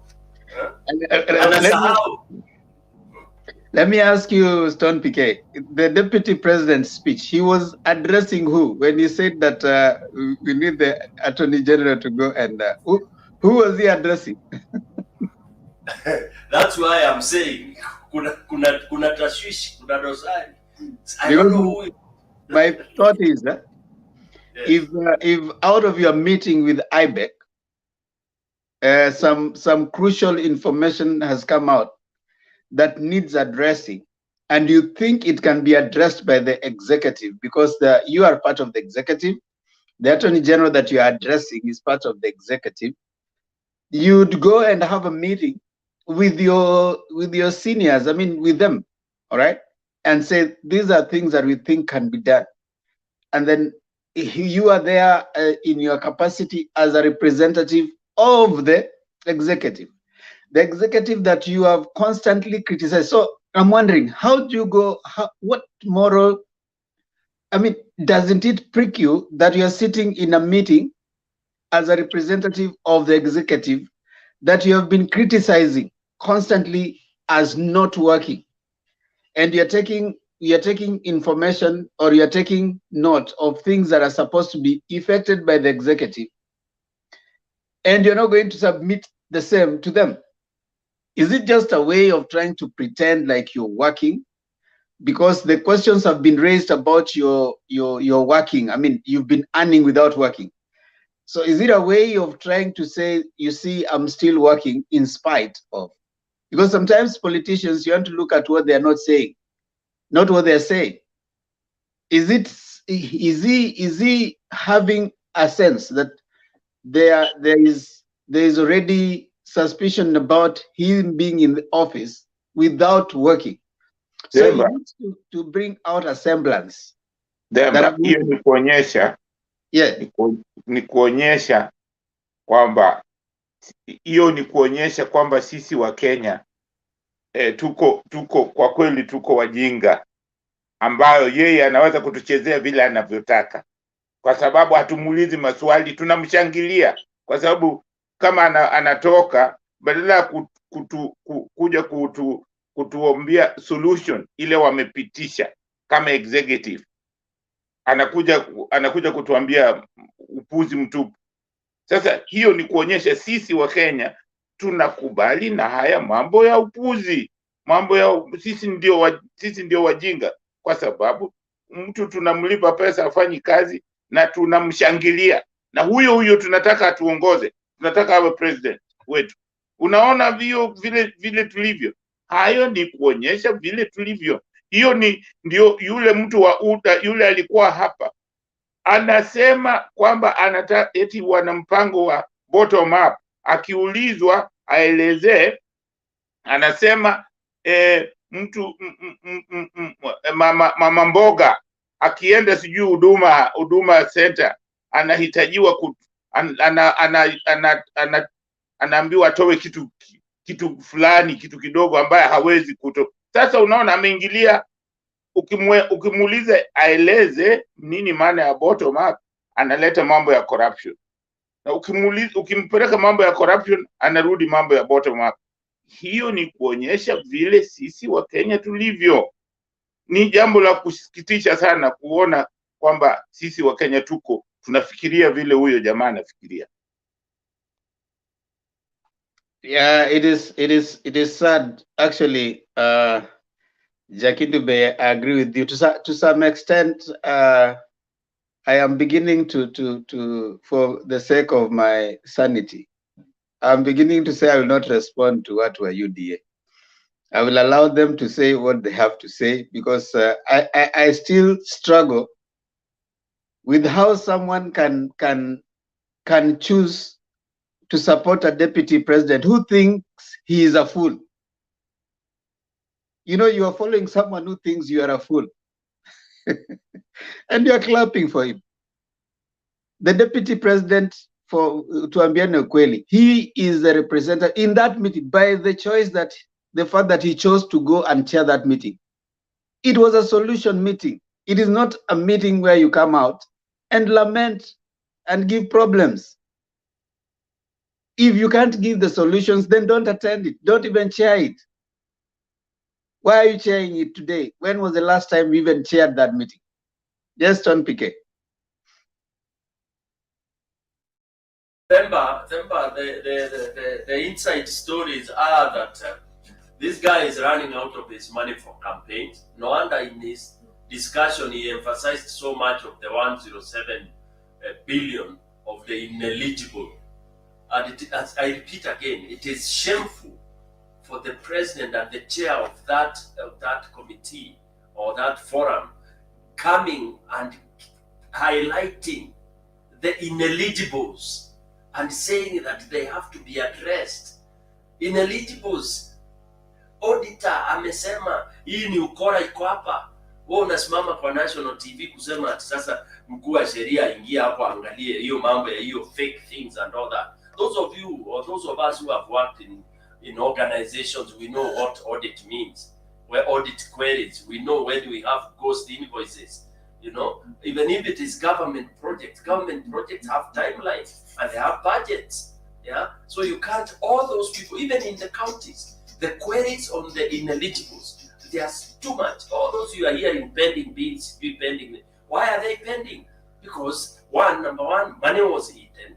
Number two, some of them came after zile zinaletangwa chini ya maji, you know, ghost contracts and all that. So in fact, I would even say, for example, if I was in power, I would just rule them out and tell them to go to court.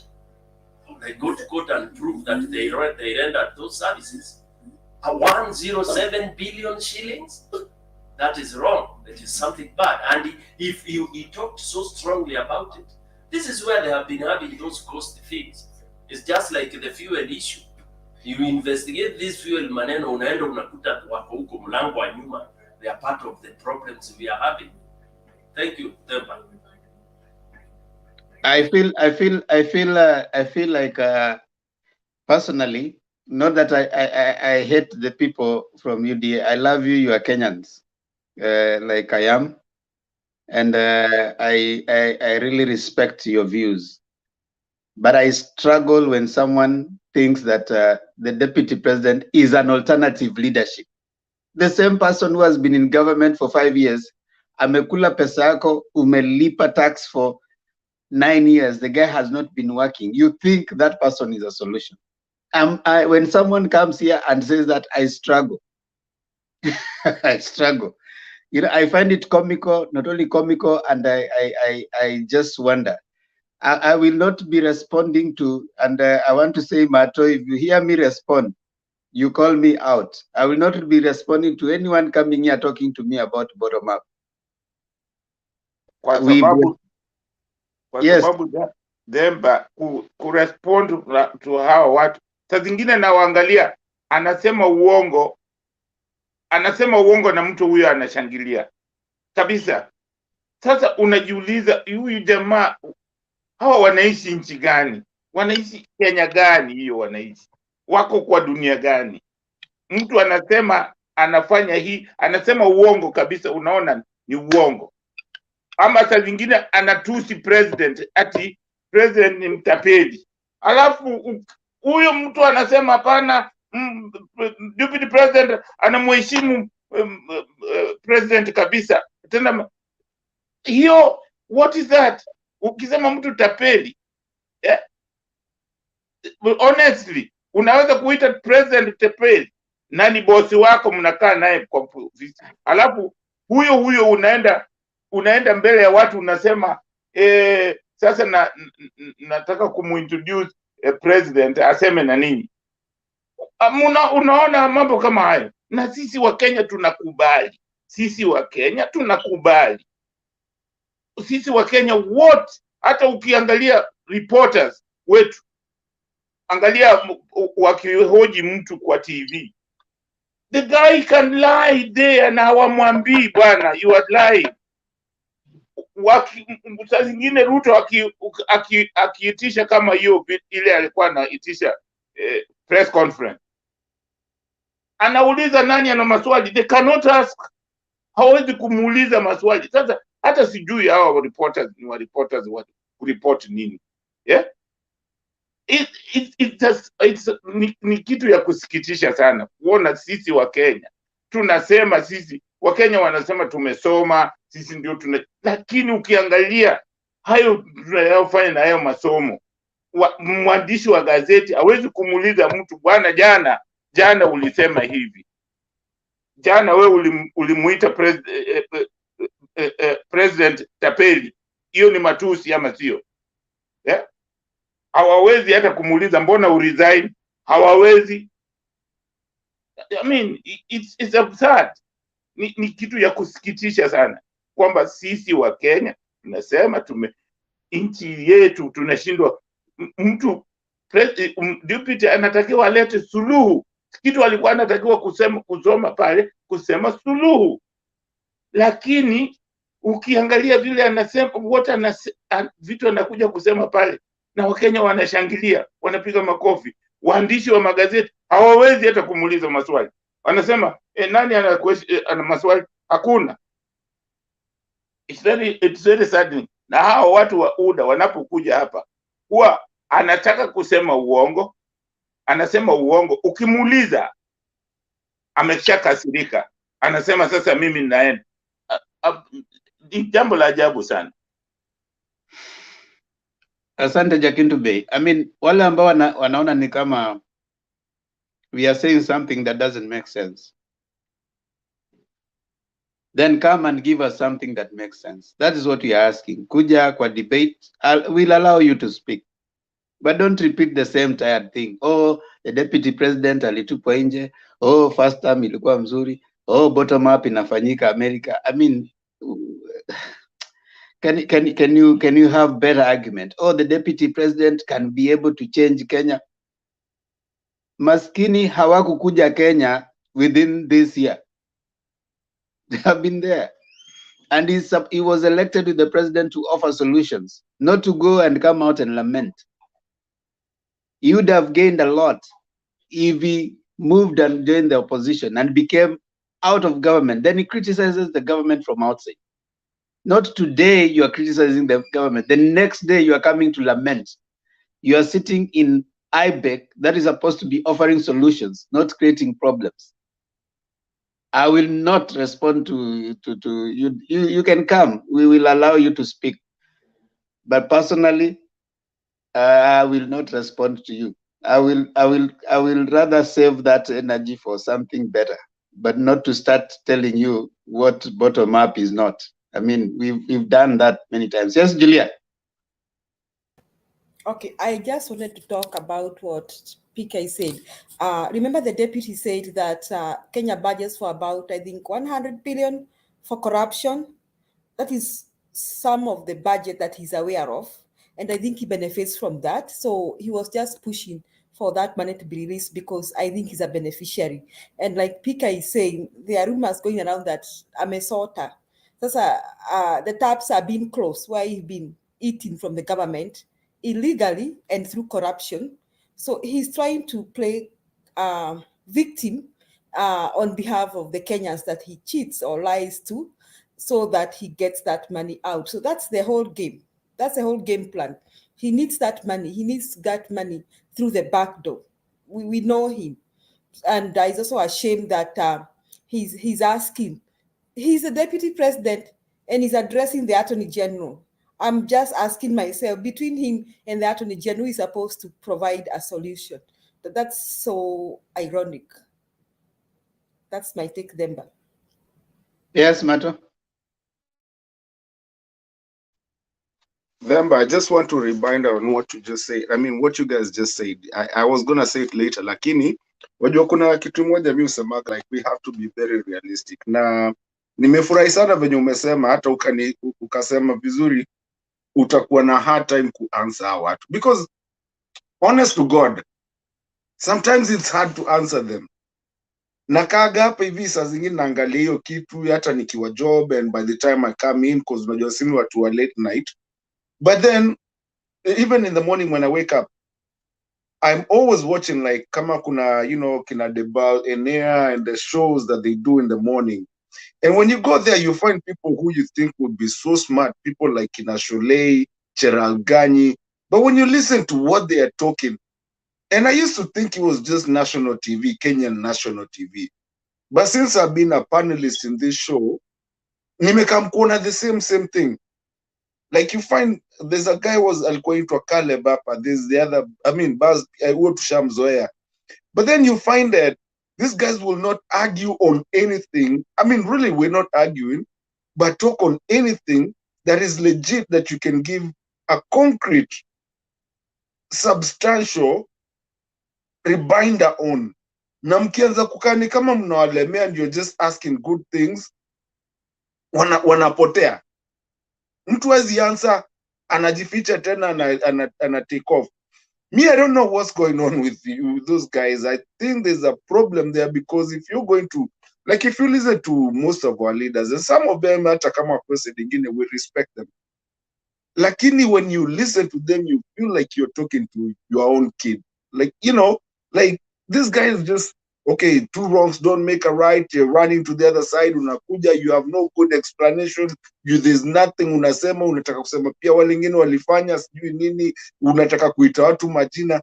I have no idea where we are headed. So Themba, mimi kama utawajibu, mimi hata sipendangi kuwajibu sasa, ninaachiaga watu wengine. Wacha si tukuje tuongee maneno yetu vizuri late night. Richard Makiadi, time yako. Thank you, Themba. salamu kwa panelists wote. Leo nimesikia mmeexhaust almost everything yenye tulikuwa tuongee.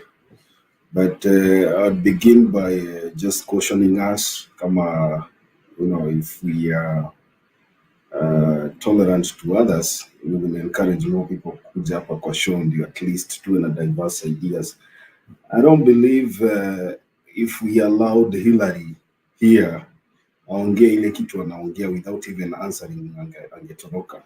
So let's just allow everybody to speak what they want, and that is the reason why we are here, because if we come here and we speak the same language, it will be a boring show. So hata kama ni mtu wa UDA na unaona anaongea kitu ambayo unaona ni nonsense kwako, I mean, give them an opportunity. I think I would differ with the what happened a few minutes ago with Hillary, but that's just my opinion. So I just want to mention one thing about today's topic. We have yeah, somebody says Hillary was lying straight to our faces. I mean, if you believe he's lying, you have a chance also to come on board and rebut what he's talking about, or his position. That's what we call tolerance. So I just want to talk about William Ruto. He's one guy that I really enjoy watching. Ruto aliambiwa na Uhuru Kenyatta kazi ya serikali haifanyiwangi juu ya gari, na akasema he has been in office, all these programs na projects zenye zilikuwa zinafanyika kwa serikali, he was the mastermind. So yesterday he had a press conference, I think, was it yesterday or the other day? He had a press conference with his so-called 100 plus MPs behind him, clapping, complaining about how the government has failed people, complaining how the government has not handled the situation of fuel in Kenya properly. And then today, he walks out with another press conference saying that he was sharing an IBEC meeting, and then coming on board and, to the TV in front of the country and in front of the cameras saying that he has recommended to the Attorney General and whatever to take action. So my question to him is, if he understands how the policies of the government are formulated, if he understands how the government works, why can't he use the numbers that he has always claimed to have in parliament to push for his agenda? UDA supporters have always told us that the deputy president has been sidelined by the government. So now that the government has sidelined the deputy president, but he still enjoys the majority, according to him, of support from MPs who are allied to UDA, why can't he be bold enough and tell his MPs to go into parliament and push through the policies that are helpful to mwananchi? I think it's a time that he became a serious person and stop lying to Kenyans, because you cannot be claiming that you enjoy massive support countrywide and you also have the biggest following from parliament, and then on the other hand you say that the government has failed and you've been sidelined. So I think it is an opportune time for him to be serious with what he wants. He's either cold or warm, and he's either in government or out of government. He's been paid a salary for over 5 years doing nothing. And I think time is right for him to stand up like a man and do what he's supposed to be doing to help wananchi ambayo anasema anatetea kila siku. Moving on to my DVD. We've always said here, Mudavadi is not a very serious guy, because when he went to UDA, most of us expected him to be a serious contender, a political powerhouse in UDA. And we expected to see Mudavadi either run as a vice president or deputy president to William Ruto, or maybe most of us had predicted maybe William Ruto will realize that he's going to fail or he's going to be defeated in these upcoming elections, and then sponsor Mudavadi to run as a president, to run for the presidency as he prepares for his bid in 2027. To me, I think both our scenarios will not happen. Mudavadi looks like he's a weaker guy right now, much weaker than he was in NASA. Because right now, all I see Mudavadi doing is appearing behind the deputy president. The deputy president is pushing the agenda of UDA. That is why you can see ANC candidates countrywide stepping down for UDA. So it is basically happening that Mudavadi is being weakened. His bargaining power is reducing every day. And from what I see, come August 10th, Mudavadi will be in Mululu village, probably sitting under some tree at Kikunywa Busauko, because he will not be in politics anymore. The 40% that is being promised is something that has not even been deposited by, by their coalition with the registrar of political parties. And I'm wondering if Mudavadi does not have MPs in parliament, in the upcoming parliament, where is he going to get the authority to force RUTO to implement the coalition agreement that they are going to have? So you can hear even from Malala's own mouth, these guys have lost it in Western. They are yapping all the way, talking about how much part of the government they have been promised. MPs. I even heard Malala talking about CAS positions, saying tumeambiwa tutapatiwa sijui CAS ngapi. CAS is not even constitutional. How can you promise people something that is not in the constitution? When the CAS position was created, many people complained, but because political rejects were supposed to be rewarded, it was pushed under the carpet. And so when Malala stands on a podium and says tumepromisiwa hata CAS, I wonder why Kenyans will take them seriously. Finally, DCI summoning, Matiang'i's statement. It is connection with the DCI summoning JUNET Mohammed. We said here, the other day I said that the event or the chaos that happened in Soy constituency was not just a normal occurrence. And listening to Matiang'i today, I think we can all agree that this was something that looks close to an assassination attempt. And we are so grateful because it never happened.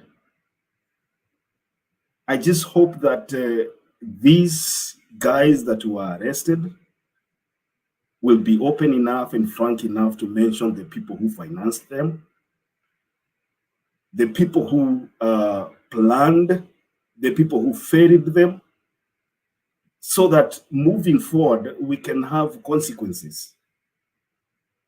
And if we want to believe that Kenya is going to have non-tolerance to election violence, then I think this should be the point where we see serious consequences. Because we have seen people being stoned all over the country in political rallies, trying to going to opponents' areas and trying to campaign and getting stoned.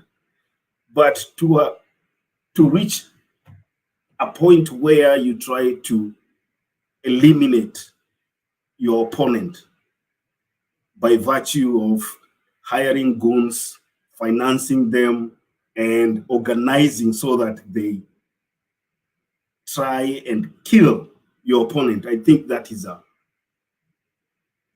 we've gone, that's a beyond return point.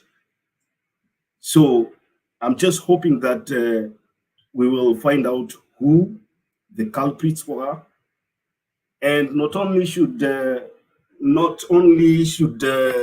UDA, as promised, not allow these guys to run. I think they should pay, they should be prosecuted, and we should see somebody, at least for once, being answerable to what they did. I think I'll leave it there, Demba, and then maybe I'll come back later to comment on something else. Thank you. Yeah, thank you, Makiadi. The part that you're saying that we need to see prosecutions, we need to see people heads rolling. I think that's a very important thing. Personally, I choose the for the what Makiadi said. If you are UDA person, kuja tutakusikiza. Mimi sitakujibu. Sitakujibu. And I am choosing. They say that you might not choose what happens to you, but you can choose how you respond to it. So I might not choose how you speak, but I can choose how I respond. So I'm not gonna respond to such. I first of all think if you're supporting UDA, then you need some form of rehabilitation. You know, in my view, you know, you need some form of rehabilitation, because I think it's the highest form of myopism. You cannot. I mean, under normal circumstances, someone who has stolen from you, you know, because the guy is in government, you are paying him through your taxes, and the same person you're thinking has a solution to help you. That person needs rehabilitation, I mean, in my view. And it's just like there are those people, if you start exchanging with a drunkard, with all due respect to drunkards, if someone is so drunk and then they start throwing words, you don't throw words in equal measure. You know, that is a person who needs to be taken somewhere to be allowed to, first of all, sober up, and then now you can start talking. Because I think these people are drunk with something. For someone to speak and start saying that the solution is the deputy president, personally, I struggle with understanding such a person. I struggle. I have struggled here. David has left. I've struggled to understand how David can come and say, you know, the deputy president is the solution. I mean, I don't understand you guys, and I'm choosing now to stop understanding. At Itemba, no, let those who support do so. Yeah, you support. I'm only saying I choose the other way out. You support your man. I strongly think that you guys need rehabilitation. We don't blame you. Yeah. Julia, time yako. Okay, then I've been here, so I may not have much to say. And about RUTO, I don't want to repeat myself. I just feel it's the money that he told us that about 100 billion is misappropriated. And he knew he was benefiting from that money. So he's at pain. He does, I think, a Mesota. So we understand him well. About the UDA people, I think we listen to Atuya and the others. So we don't have challenges giving them room. I think we are okay with that. Even Hillary, we listened to him yesterday and we paid attention to what he was saying. I don't know whether Hillary is listening now. I would like him when he comes, look at the topic of today and try and address that first. He's kind of aggressive. He's here to pick a bone with somebody about RUTO, something about RUTO and all that. So Hilary, if you are watching this show, just look at the topic of the day, try and address that. Now, about bottoms up, we've had that too many times. We are okay if you discuss bottoms up, but we'd like you to tell us something new. That's what I'm looking forward to hearing from people from UDA. Now, about the strange weeds that disrupts KK Larry, maybe Malala needs to tell us how strange that wind was. Maybe it was just like what we see all the time, so I don't want to dwell on that. But I just want to maybe back what Demba said some time back, that even if you are given the deputy president position as a community, it will not benefit you as a person in any way. I think I come from a community where out of 4 presidents, we've had 3 presidents representing my tribe. And people always say, Kikuyus are lucky. We're not luckier than you in any way. I've had to struggle my way. I've had to struggle to have a home like you do. I've had to struggle to send my children to school like any other Kenyan. I have had to read my books when I went to school, and I needed to pass my KCP and go to high school. I needed to pass my KCP. I was not favored when it came the university entry. I needed to qualify for university just like any other Kenyan from Turkana or Northeastern. I have never benefited from any favor. I want to demystify this theory. I saw some time back that Equity banks were destroyed during 2007. And some people told me that the Equity Bank was burned down because it is owned by Kikuyus, and Kikuyus got to the bank and they just turn on some tap and then they get some money. That's a lie. If I need any money from Equity Bank, I have to apply for loans just like you do. I have to qualify just like you qualify for loans. So I do not have any advantage over you in any way. The fact that I come from the largest tribe and we've had 3 out of 4. And sometimes it's a disadvantage because sometimes these presidents may spend time in other regions trying to show off how they're working for other regions. Sometimes it's a disadvantage to those regions. Now, the only difference that Mount Kenya may have had is maybe the colonial setup and the proximity to the city and all that, That's a big advantage because even the roads may be more developed and all that. And probably the agricultural sector, the region is endowed with good land. That's another advantage that could be over Northeastern and other places. But in terms of persons, people, and individuals, we do not have any advantage over any Kenyan. We don't. I'll be lying to you that I have benefited anything from President Uhuru. That will be a big lie. I will be lying to you that I directly benefit from President Kibaki. That will be a big lie. So it's really a lie that has been created in the political arena, and people seem to imagine that if we have the president this time or the deputy president this time, we'll be okay. No, it is not true. Now, how you'll benefit right now with the devolution, I like the new constitution because it has brought up devolution. This is going to help now Kenyans benefit more at the grassroots. How you benefit depends on the kind of leaders you're going to have down there. Who is your governor? Who are your MCAs? And who are your members of parliament? So the bulk stops at them. Now, somebody said here that even sometimes we think that health should be taken back to the central government. I want to agree with, I think it is Speaker, I don't know if it's Speaker or Richard, that said that he thinks that health should be taken back to the central government. If you look at the education sector has performed very well. Now, if you do a survey, basic education is a basic human right. That is it is a basic human right even for the rest of the world. And Kenya has made milestones for basic education.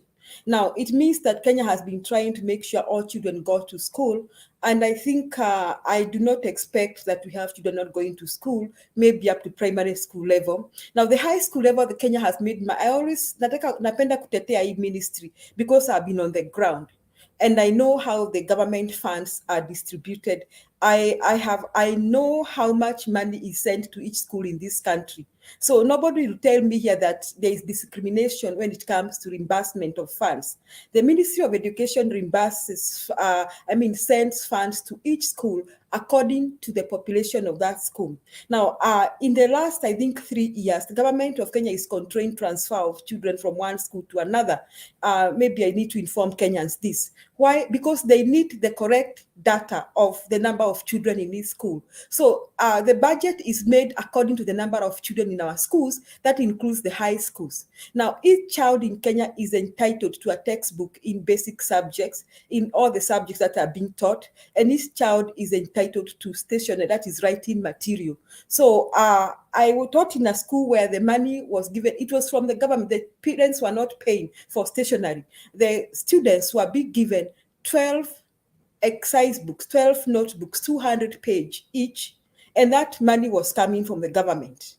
Now, the children were being given textbooks, a ratio of 1:1 for each subject, and that money comes from the government. Now, it reached a point, I think, in the recent years, the government found that when they send money, these head teachers don't buy the books. So they began bringing the books to the school. So they have, I think they have been having trucks bringing the textbooks to the schools.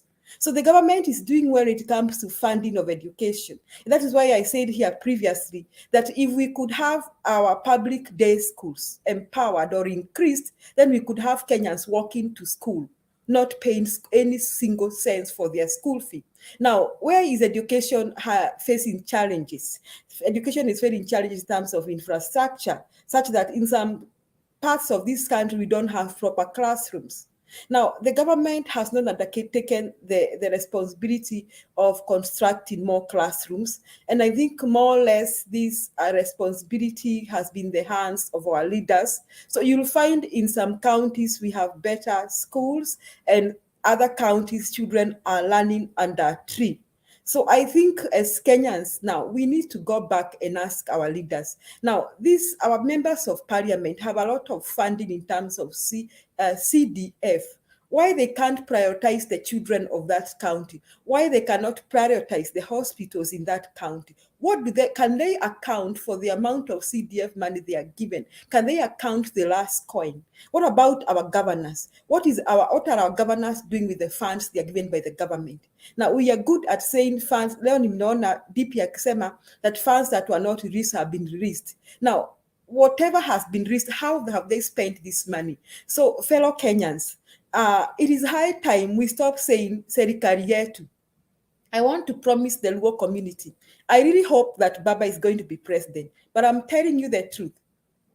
Nyanza will not change, will not even develop further unless your leaders are willing to make sacrifices and also do the right thing and be accountable in how they spend the funds they are given by the central government. You will not have better hospitals unless you elect better leaders than you have. In fact, don't say the central government hasn't done 1, 2, 3. The bulk has stopped. For the last 10 years, we can say stops at your leaders. What kind of members of parliament do you have? Now, how are your hospitals compared to the ones in Makueni or Machakos County? That even goes to central Kenya. We don't even have any better hospitals. Pika has just told us about the condition of hospitals in Embu. He just gave us the bad condition of those hospitals. So the bulk stops at your leaders. Think very hard as you vote for them. Stop looking at them that wako kwa chama. Okay, of course we want more members of parliament in AZIMIO, but I'm just trying to say, whether we have deputy president in Mount Kenya or we do not have, it will not make a difference. What we need is better leaders at our grassroots. That's what we need. Leaders who are corruption free. Leaders who are there to serve mwananchi. I always ask myself as I wind up, what is wrong with Kenyans? Why do you have to have 2 houses? How many houses can you sleep in at a time, one at a time? You can always be sleeping in one house. You cannot be sleeping in 2 houses.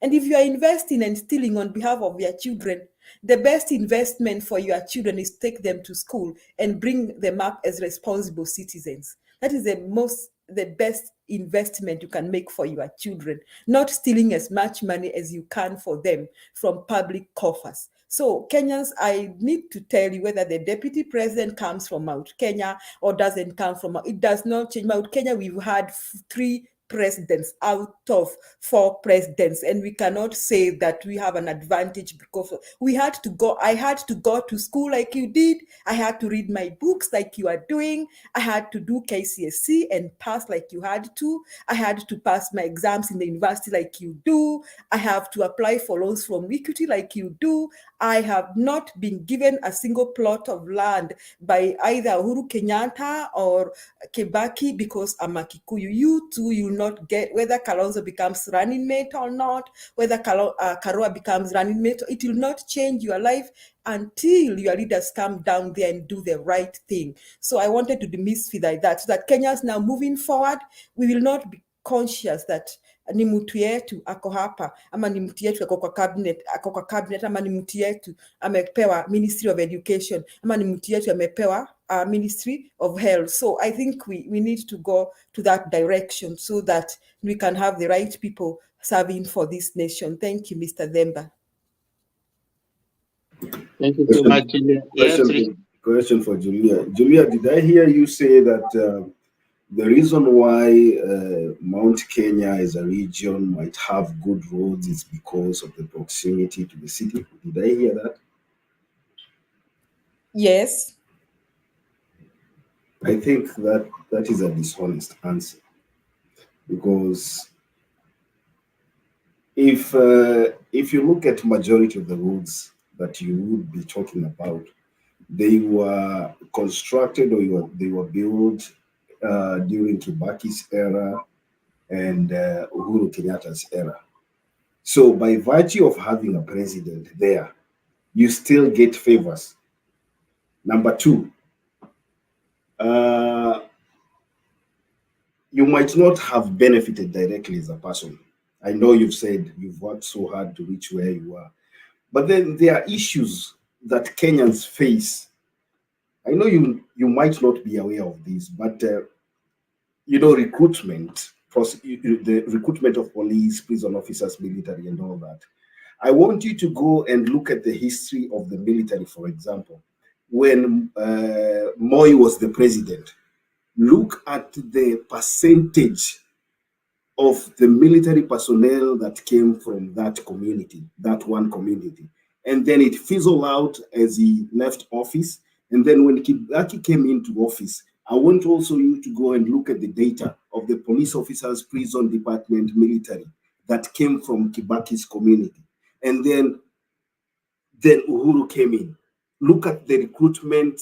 If you go to, for example, Kwale, there's a recruitment process in Kwale, and it's a police recruitment process. You might find 2 policemen being two recruits being recruited from Kwale. If you come to another district somewhere where the top echelon up there people come from, you find slots like 10 people. So there has never been a balance in terms of allocating recruitment slots to the marginalized, so-called marginalized communities. And that is why you see people fighting for the presidency. If you go to the Ministry of Energy right now, Ketero was there. Just ask somebody who is in Kenya. Look at the people who have been employed in Kenya Power, Kenya Pipeline, and all those from the. I think you've seen Mzee. There's another Mzee hapa alikuwa anasema waliweko huko kuanzia kwa MD mpaka governor. That is what happens, and that is why you see Kenyans fighting for that, for having somebody up there in the ministry or whatever up there. But where you came again to be to toe the line, mahali tunakubaliana na wewe, nakubaliana na wewe ni hapa mahali nilisema mambo ya devolution, and I also support that. If we can support and implement devolution and strengthen devolution, then I think some of these other things will not start bothering us. Because I was looking at Homa Bay Hospital. This guy Cyprian Awiti has been in that office for 10 years, and then muangalie picha ya Homa Bay Hospital iko kwa internet sahi, ndio muone ile kitu ambayo bad leadership inaweza leta. So we should be able to advocate for strengthen devolution, and these other things zitafuata. Okay, before I lose my focus, may I reply? Okay, Julia, go ahead. Okay, yeah, Richard, I agree with you. And what has been happening should not happen. I think going forward, people, if you are a cabinet secretary, you should not focus. I mean, people should be recruited on the basis of how they qualify, not my tribe. I think I agree with you, Richard. That's a wrong thing. That's a wrong and injustice that should be stopped, I think, going forward. And I agree with you, if you are the president, why you want to have many police officers from your place? That should not happen and should not be encouraged in this country. I think I agree with you. I also, the roads, I agree with you, Central stands a better chances, but I also understand there are roads that are under the control of the county government. Even for a long time, I used to hear that barabara si ya serikali kuu. So we can also go down and ask our leaders if money was budgeted for those roads from the lower government. You know, we also used to have local government before we had this county thing. There are roads in Kenya that were under the control of local government. So there are roads that are the responsibility of the central government, and the central government should not discriminate. That one, there's a lot of inequality, and I agree with you, and any government coming in should purpose to promote equity and equality when it comes to infrastructure. But even before we had devolution, we had the local government, and understand there were roads that were under the control of the local government. So what was our local government doing? Another thing, I'm thinking that the other disadvantage that these regions face, which is not their own liking, it is because of many factors that affect these regions. Sometimes we lack qualified people. For example, the case of Chief Justice. I think we all could have, I did not think that Mother Koome was going to be. I knew she was a front runner, and I really knew she was doing good, and she was among the most qualified. But I still thought that could be a bit of balancing, of regional balancing. You know, I still thought that. I thought that being a country with so many tribes and so many communities, I thought we could not have the Attorney General, Githu Muigai, we could not have now Mother Koome, then we have our president. I was thinking so. But if you look at the people who are shortlisted, I think the historical injustice go a long way that affects the academic achievement of people from various regions. So sometimes maybe they're not able to compete competitively. You see, it happens, it goes and goes and goes on. That is why I think now going forward, the coming government should address basic things that make other people lag behind. And one of the basic things is health. The other thing is education. You see, the education. How are you facilitating people from Rift Valley, from Northeastern, from Turkana, from wherever, to go to school? How are you making sure they all qualify to good schools? How are you making sure they qualify for college education? How are you making sure? I mean, for how long shall we go on and allow these people not to qualify for these kind of colleges? Because you see, the fewer the degree holders we have from these regions, the fewer still, however much we want to have them in these posts, we may not have them. So we got to address the problem. And the problem sometimes is equity in education and also other things like health. So we need to go back to the roots. We need to go there and make sure that every child can go to a good school. You know, when I've been talking about education, watu wananiambia nitarushiwa mawe nikianza kusema kwamba the system of education, schooling in Kenya be transformed and changed completely to day schools. Let the children living near Alliance High School walk to Alliance High School. Let the children living near these schools, Maseno School, walk to Maseno School and learn. Who is this child that is a national school child and another one is a day school? These are all Kenyan children. This is discrimination. That is the discrimination we are talking about. These children never qualify for this post. Angalia, Richard, how watoto, these children we are talking about cannot qualify for this post. They go to the public primary schools, and in those public primary schools, the teachers in those public primary schools take their children to private schools. You see? So these children cannot qualify to join Maseno School, Maseno National School. So ni akina watoto akina nani wana qualify to join Maseno School? Ni akina watoto wa Stone PK. Stone PK, allow me to use me as for example, Stone PK. Sababu mtoto wa Stone PK ameenda Maseno boarding school. Sasa huyo mtoto ndiye amequalify kuja Alliance Girls. na mtoto mwingine ameenda Maseno Primary Public School na walimu wa huko watoto watawako hapo.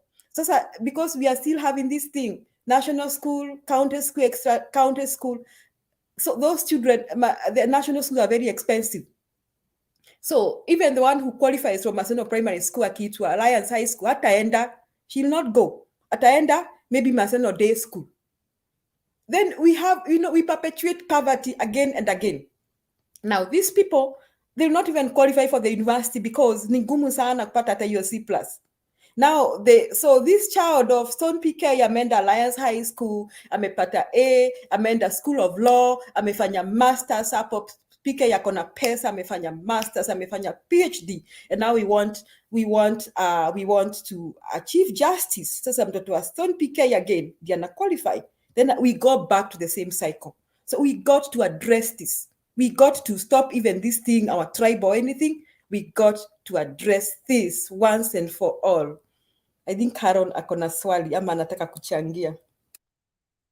Wacha nichangie alafu nilete Haron. Ama Haron nataka kuongea kwanza ndio niongee. Sijui unaonaje? Oh yeah, unajua mimi ni mtu ambaye nafanya kazi ya security. We say chain of command. Mkubwa kwanza, mdogo baadaye. Thank you so much. Endelea.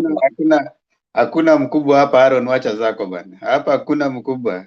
Toa kabisa hiyo katika mawazo yako. Mimi si mkubwa wa mtu hapa. Haya, sema Haron alafu nitaongea. Sawa. Nilikuwa nataka kusema namna hii.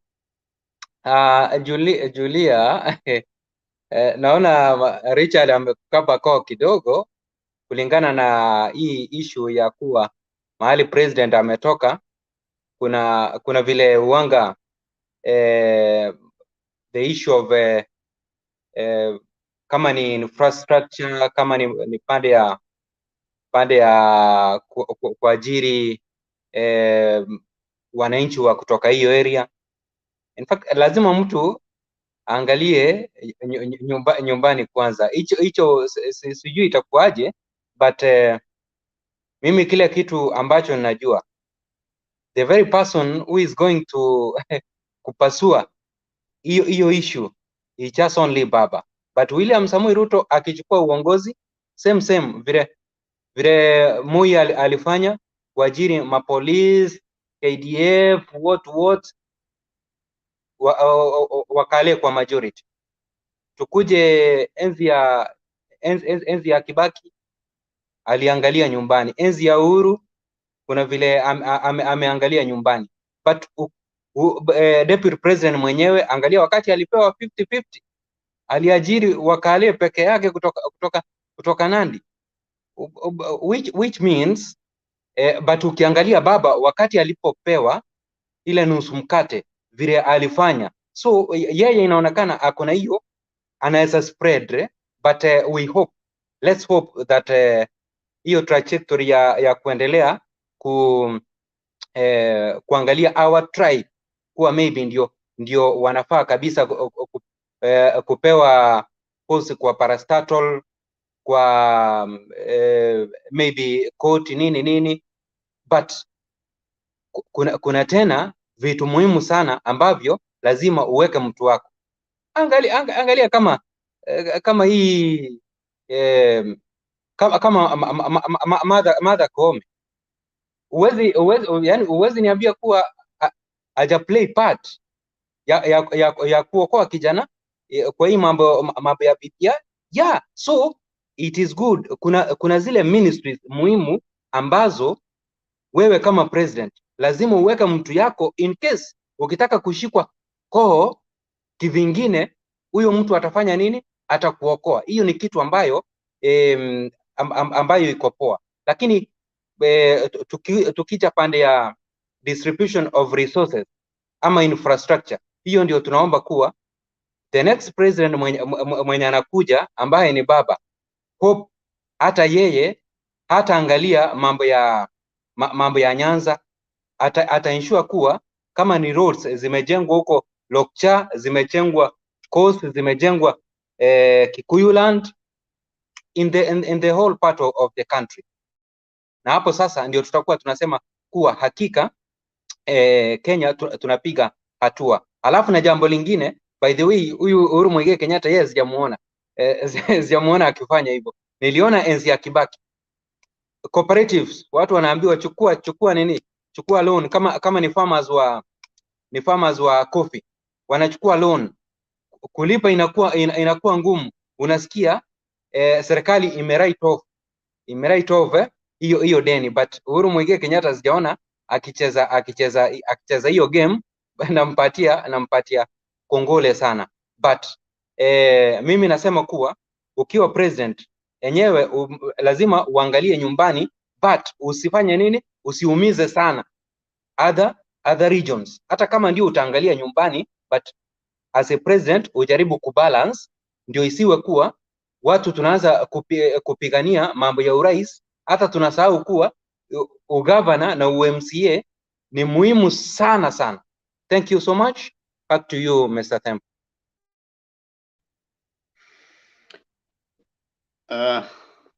Makiadi ametoweka.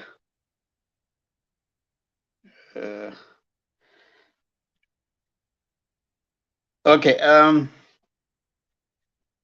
I wanted to say this. We have probably over time not ignored the history of how we arrived where we are right now. Now, to understand the context of how Central Kenya became a bit ahead of the other situations, we need to also appreciate the pre-colonial, colonial, and post-colonial perspectives. Now, remember when the colonialists came, and also we need to understand the contribution of the church movement in Kenya. Because different places in Kenya, during the missionaries, when they came, they went to different parts of Kenya. Methodist Church, Catholic, tended to have established itself around Central Kenya. And where Catholic Church established itself, it seemed to have established schools, healthcare, and most of them were concentrated around Central Kenya. There's Methodist Church in Meru. There's Catholic also predominantly around Central Kenya. And there's also PCA, Presbyterian Church, which also came within Central Kenya, mostly Kiambu area. Now, we need to look at them in context. What are some of the things they were able to establish? And why did they come to those particular places? Now, it intertwines itself with the history of colonialism.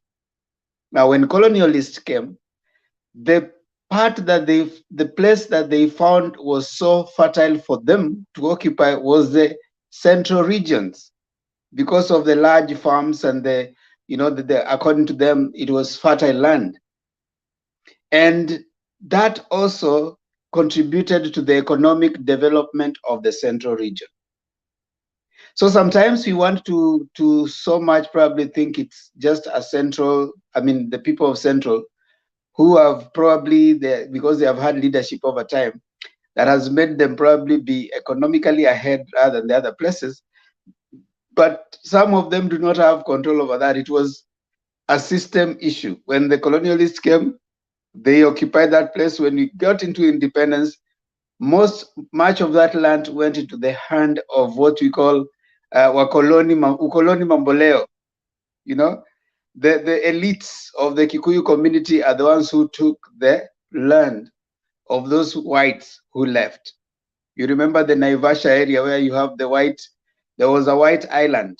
They called it like that, because that place, mostly the lords, like in a Lord Delamere, and most of those are the ones who occupied large tracts of land. Lower area, we still have places where the lords and the Europeans, allocated themselves. So that contributed into the largely infrastructure development, and also largely into the, the economic development of that area. So it was a system issue. And I can tell you that it's an intertwining of so many, factors that led us to where we are. Not isolated factor that because they had leadership position. So by the time we were getting independence and the leadership was coming in, it tended to maintain already structures that had been created by the colonialists. Catholics did not go largely to the Western area and these other places. They are late contributions. So that's why you don't tend to see lots of Catholic schools and in these other areas. There's that kind of thing. Now, when I think the SDA came, it came through Nyanza. And largely the most educated, mostly Nyanza and whatever places, tended to have people whose fathers and all were pastors or something like that. So we look at it not as an isolated issue, but as a system and different factors contributing to that. So when we now get independence, remember there's an elite that has picked the behavior of the colonialists. And that creates now the new system that comes in after post-independence. And now that system that creates post-independence, colonialists, they are yes, Africans. Someone actually writes and says an interesting thing, that when the blacks or the Africans took the independence, it was not necessarily the Africans that took the independence. It was the Africans who had learned the ways of the white man. So the white man was still colonizing, but through the black skin, So that goes on. And of course, they also try to establish their own ways, which is the behavior that you're likely to see post-independence. And now there's an appetite for acquisition. And that appetite for acquisition, because they learned it from the colonial masters. Colonial masters had tracts and tracts of land. So what do you tend to see post-colonial? Those people who are chiefs, who are chiefs, DOs, and DC. One thing that isolates them is acquisition of land. So you see chiefs, you see DCs, you see DOs. There's nobody who has been a chief, a DO, who has not acquired land because they learned it from the colonial masters. Lord Delamere had tracts and tracts of land. So when they're coming, they think that acquisition of land is a show of wealth. And they grabbed it. They grabbed it. The other day, I hear, what's his name? When Kibor died, he was a municipal county chairman. And municipal county chairman during the whatever Moi regime, he had over, I don't know how many tracts, I don't know how many wives, each got 200 acres of land. You see that kind of mentality. Someone calls it primitive acquisition. So you have that primitive acquisition of wealth. Let me finish, Martin. I'll give you time. So then, of course, as you are seeing the leadership that comes in post Kenyatta, when Kenyatta dies, the Kaleos think, and then Moi is threatened with being deposed in 1982. So what is a new fear for Moi? A new fear is, I could easily be overthrown. So what does he do?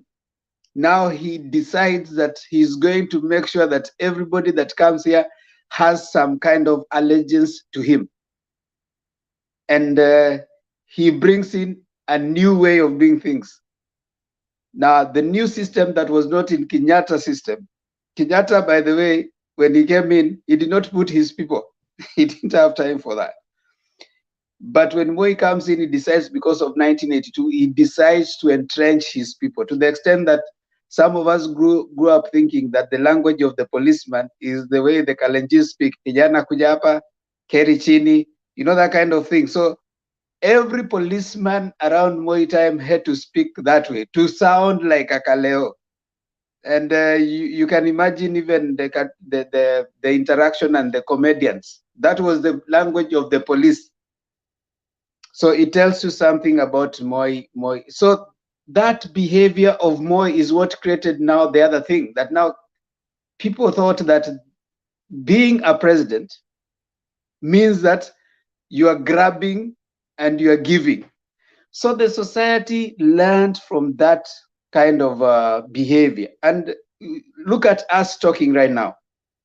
Some of the leaders we don't want, you hear the people talking on the ground, they say that huyu hata hakupatia mtu kazi wakati alikuwa anafanya mali fulani. So during Moi's time, our view of leadership moved away from a system kind of thing to a benefit of the individual. So when a politician goes to look for votes, what they are saying is, si unaona niliandika watu fulani kazi kutoka kwa hii village. So that becomes an achievement.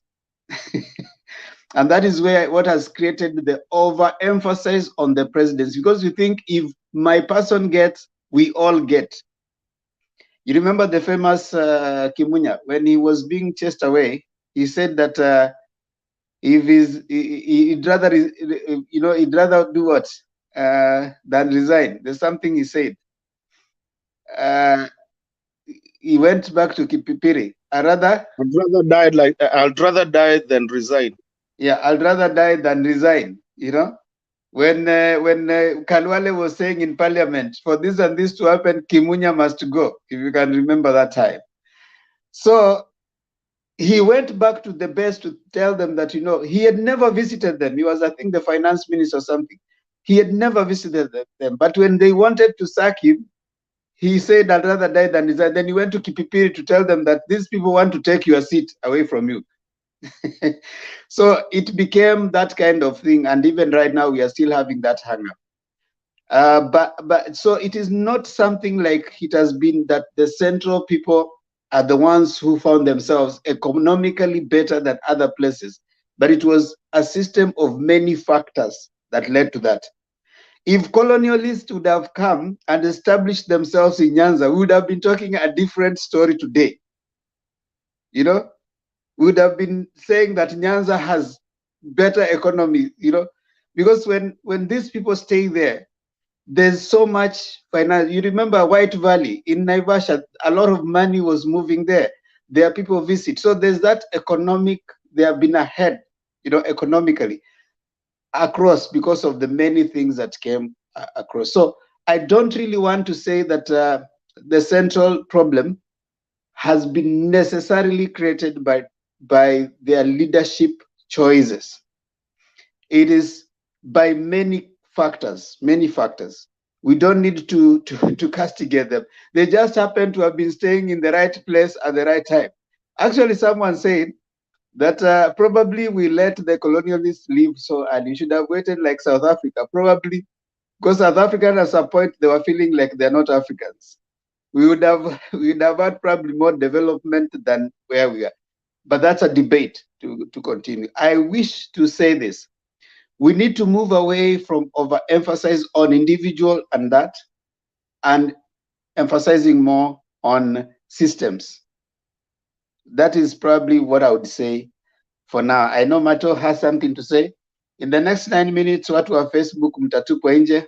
We are not admitting new people because we are the 7th hour. So we'll close with these 5 people here, and we don't want to reopen the debate again. So these people are the ones who are going to exhaust it until we finish. So poleni sana kwa wale ambao mnajaribu kuingia, hatutawaruhusu kwa leo. Tutaonana tena kesho tu, mkuje mapema, mwanze na Bernard. If you come in post the 7th hour, normally I like to finish with those people who are already in the debate, so that we don't reopen. We want to finish in good spirit. Yeah, so wale watu wa Facebook mnapoenda, tafadhali kumbuka kusubscribe kwa Motembei TV. We really appreciate you. Wale come again tomorrow. We start at 9:30 and we debate again. Join early. Bernard starts at 9:30. I come in later to finish. So join early so that we learn and we educate each other. Thank you so much. Martin, ongea. Habari ya kila mtu mwenye yako leo. Anyways, I think mimi niko na kadhaa lakini hazitakuwa mingi sana Themba, so usinichape sana leo. But kuna the way you've brought the topic, it may change from and that's why sometimes I like this late night, because at times sometimes we can change the topic from what zilikuwa zimeandikwa and then we come and finish tukiongea vitu zenye I mean the things that really matter in life. Kama the whole thing that tumesema that, and that's the truth. The other day ulininyima kuongea ukweli kabisa, lakini I mean I know that was a painful truth yenye si kila mtu anataka kusikia, but the truth is that this is our country, and at the end of it, whether we want to hear the truth or not, most of us know the truth. Kila mtu anajua, if unless maybe umezaliwa 2000s.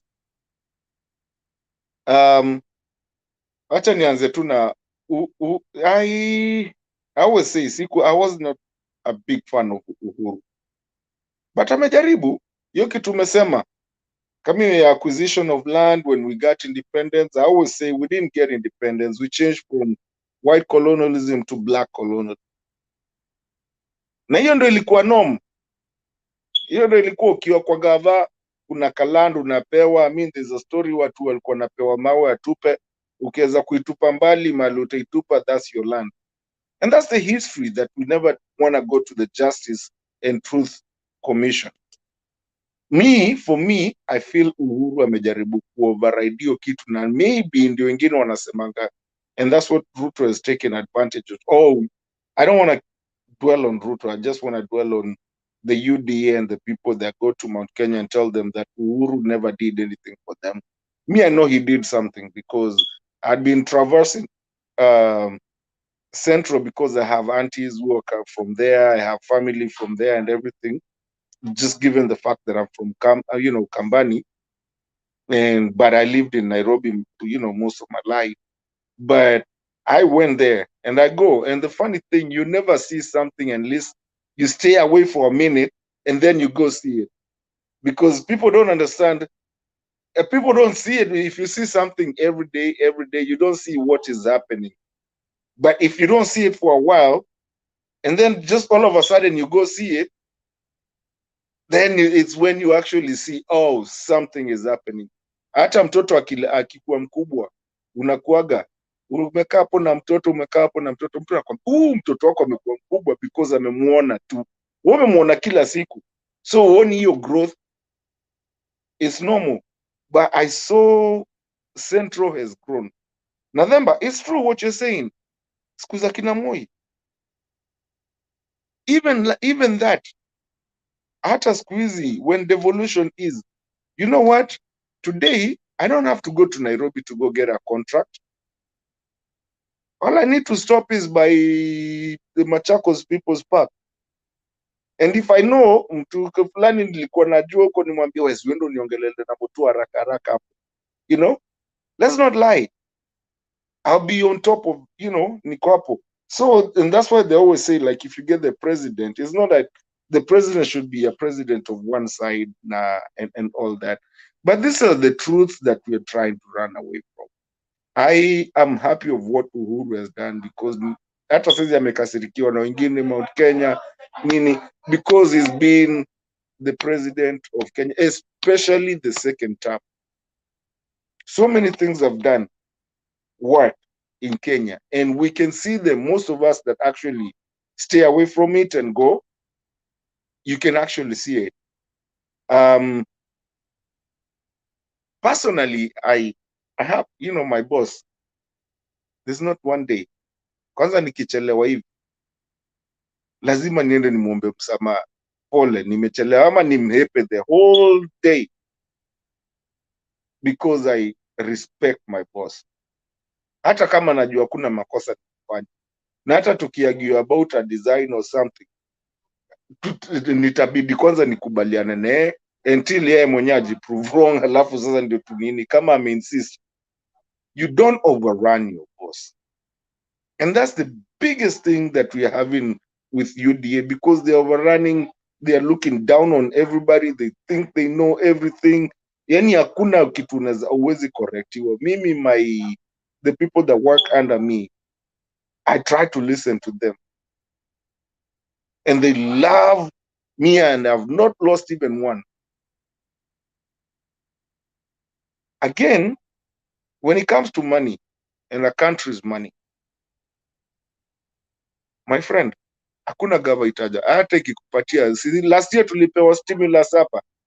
Wenye wanajua kama kuna wenye walipata stimulus, how many of them still have that money? Gava ikupatiagi kitu, you get up and go work. Asa Ruto akikuja kuwadanganya hapa sijui bottoms up na nini.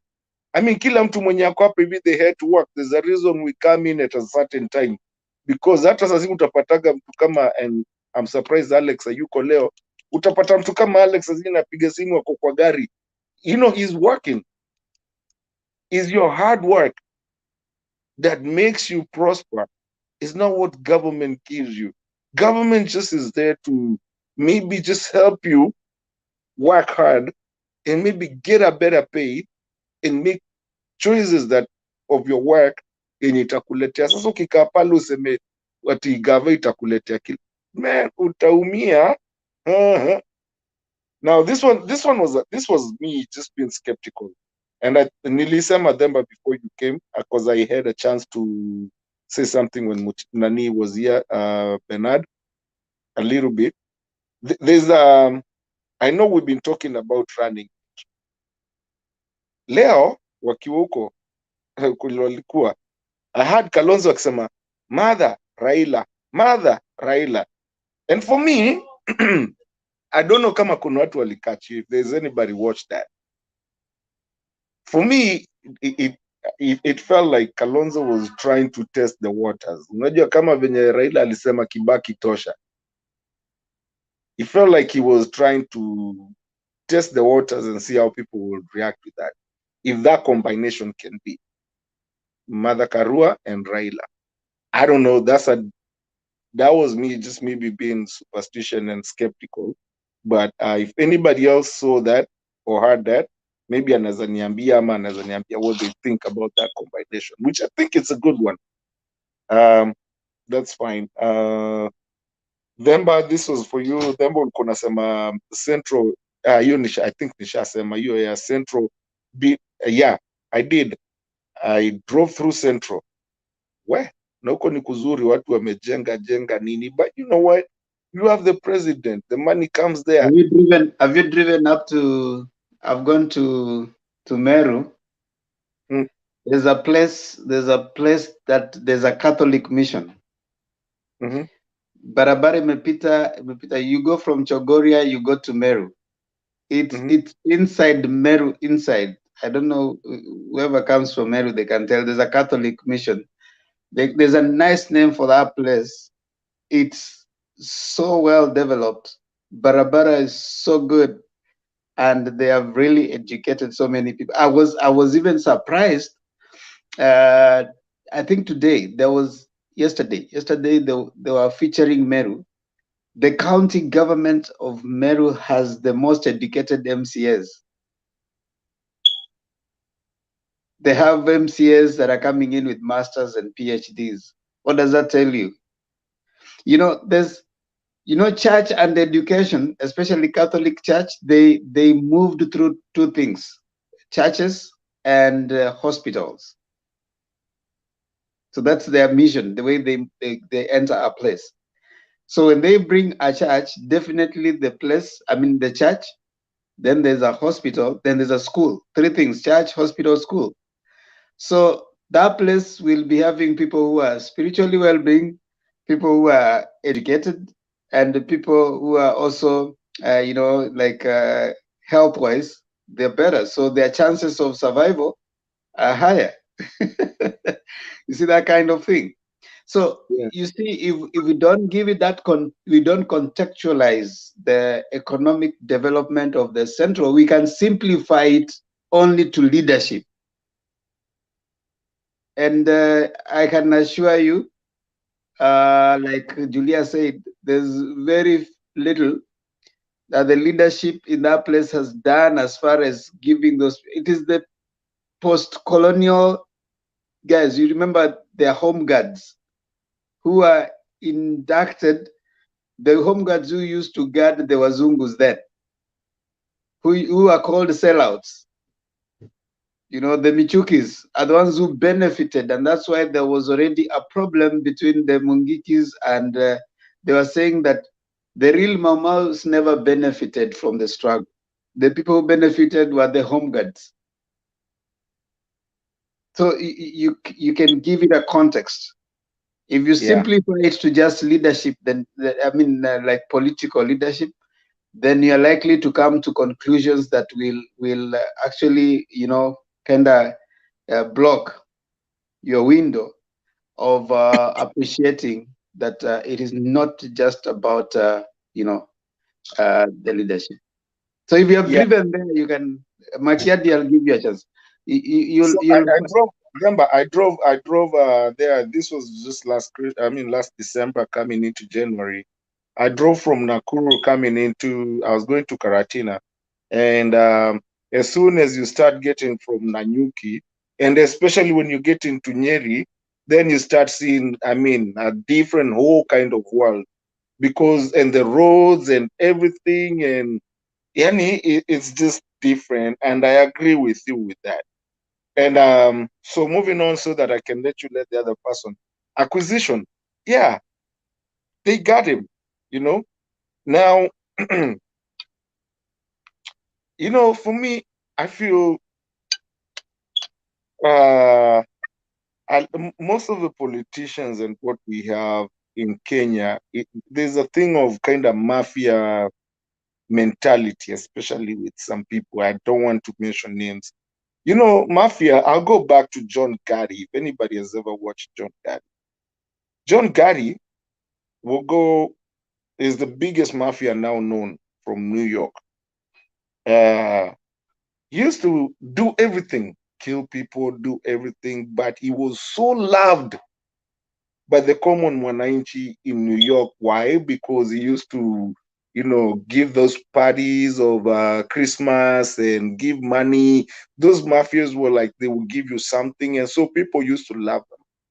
And I think that's something that if we don't watch is probably gonna, happening in Africa today. Like I said, I don't want to mention any names because that's a big accusation, but I feel that is what really happening. Like you find people who can go, even like when you look at Bonnie and Clyde, the story of them, they would go steal but give people, and then everybody will run to them because you're giving something back to them, and they would look at you as a you know, somebody who they want to be associated with. But again, when you look at the moral societal part of it, is just a ticking time bomb. I don't know. I feel like these people who are acting like that, where they can go do whatever matope they want to do, but as long as they give you something, and we still fall in it. I don't know. That's a mentality kind of thing of people. But unless we move from that thing of calling a spade, we start calling a spade, then we will always have that problem. But again, at the end of it, I think this devolution, and if we know who the father of devolution is the key, because the things that we start seeing now being taken out of there, you know, honestly, I don't like saying mwizi wetu, but I'd rather have that mafia mentality with my MCA, because I can handle him on the local side, than have someone that I will never see in my life and I have to depend on them, who's in the national government, living in Nairobi, going wherever they want to be, and I can never find them. Because my MCA, I know where he lives. So I can go, even Nazenda Tandilete, what do you call this? Like I can even go riot in front of him and say, well, no, you're doing something bad. But if you will live your whole life, the only person controlling your things is in Nairobi or in Kisumu, what? So that's why I want Baba to come in, because this Not really, Baba. This is not about politics. It's about our country. It doesn't matter who becomes the president. I hope Baba does, because he's the king. He's the biggest person of devolution. But at the end of the day, this country is bigger than anyone. It's our country, all of us, regardless where we are. I always say that. Demba, thank you. Richard ameinua mikono sana, wacha tumruhusu ongee. Yangu ni comment tu moja. I think umesema in Meru MCAs and professors and teachers are going into politics as MCAs, and you asked what does that tell you. I believe that tells you that teachers are not being treated well. They are not paid well, and it also shows you that politics. Julia is here. She'll support me. No. Listen, Makiadi, I want to correct you. I didn't say teachers are going to be MCAs. You heard me. If you heard that, I didn't say. I said they have PhDs and masters. Yeah, that's what I said. I didn't. That like there's masters in project planning. There's the Abogita MCA is a guy who has been helping some of the young people to come to the US through, I don't know, Fly Kenya, something like that. So he's doing his PhD in environmental law. I'm not saying that they're teachers. If they're teachers who are becoming MCAs, that's a good thing. Go ahead, Richard. No, PhD in Demba, PhD ni kama mwalimu. From the way I understand it, politics is a lucrative business in Kenya. And people are running away from their profession. You can see the number of aspirants who will be running for office this time round. And it tells you that people have discovered the easiest way to get rich is to get into politics. Kama utafaulu nomination na uchaguliwe, then hapo ndio mahali watu wanaenda kukula. Na ndio unaona after that people will watakutana baada ya kuchaguliwa, and then they'll start seeking contracts from the county government and the national government to return the money that they spend. So until we get rid of that kasumba, ile tulikuwa tunasikia hapa mbele PK akisema kasumba, then we are still in this pit. It's not easy to get out of it.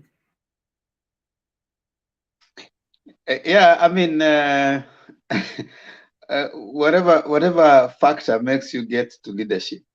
But if you have a county assembly, a county assembly generally, wameitwa member of county assembly. Unakumbuka kitambo alikuwa anaitwa ma-councillors. Ma-councillors was the lowest, rank. Councillors were generally people who have,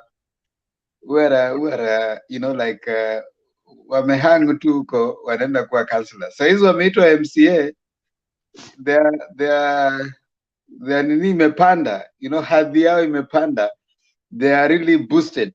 But either way, whatever reason makes them go seek, you can imagine the robustness in the debate. I'm just imagining. It's a good place to start. Whatever reason. Sometimes you see, like someone was telling me, when you're taken to a university, when you go to college, Martin Deto, you are going there to earn your degree. But there are also other reasons that you are there. One of them is to meet your future lady that you are going to marry.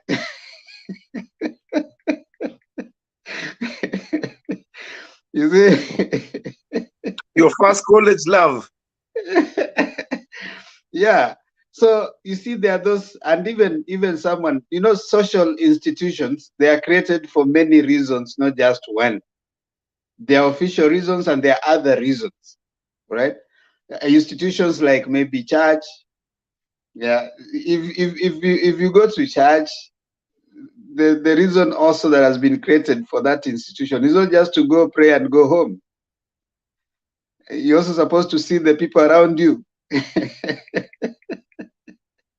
Yeah. So those social institutions have a reason. Now, MCA, even if you are going there for other reasons, but at least you are there. I'm imagining if you're sitting in the midst of people who have masters and PhD. These are people whose debate level would be higher than other people. So even if they are going to someone says that whatever you do, you need to do it well. Hata kama wataiba, hawataiba kiujinga, wataiba with some level of professionalism. You know, in Nigeria, it's the country with the highest level of educated people. I mean, they have so many universities. And what do you know about Nigerians? Themba. Yes, sir. Usipoaja kanyaga nini college, watu wakikuuliza thesis, hutawajajua thesis ni nini. Hata kama hukumaliza college, lakini ukiwa college utajua. You remember Miguna and Margaret Wanjiru? Exactly. So I get you, Makiadi. Now what you are bringing across is has been understood as part of the problem of the African politics. Now, politics in Africa is happening at a time where most people want to enrich themselves. And then we want to acquire. What I said, primitive acquisition. You know, you just want to acquire, even when you don't need it, you acquire it. What Julia said, that even if you don't, you know, we have people who, you just want to buy land, ukisikia kuna land, I want to buy land, I want to buy land. So primitive acquisition, which does not have any explanation, you know. And simply because it was the in thing and it was what defined most of we rose from, when you rise from a point where you don't have, you probably have a need to acquire even if you don't need it. Yeah, to hoard, they call it hoarding, you know. You want to hoard the clothes, you want to hoard this, you want to hoard land, you want to, some of them lose it eventually because later nobody knows which land you bought where. Some of it was bought on some you know road reserve and stuff like that. So because of that, we have that appetite. So what for me, I'm thinking, even if we are having other reasons, but if you can have an educated, if any population, any voter, and that is what we're saying, you can vote for people of quality. They will serve you better than even the concentration that we are doing about the president. So your MCA is the most important person. I want us to start taking our closing rounds, and we will start from Harun, who is raising his hand. You'll make your point and also make your closing point remarks. Then we come to Julia, then I come to Richard, then Martin.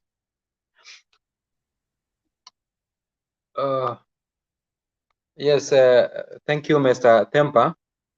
Yeah, Mato kuna kitu amezungumza kuhusu the mafias in New York, that maybe sometimes they do nasty things, then kutoka hapo wakati wanakuja kwa community, the community wanawashangilia cause kuna vile wana achieve some tokens from these very individuals. So hata mimi nasema kuwa whenever you see somebody who has the disease of sudden wealth mtu mwenye anapata tu mali namna hii from nowhere, these are the people in fact unapata kuwa they never sweated blood and salt and sugar to achieve those monies. So when it comes to spending, they go on a spending spree. Wanaenda tu wakirusha tu pesa namna hii, ni kurusha tu pesa namna hii cause hawakutumia nguvu na jasho yao kupata hizo pesa.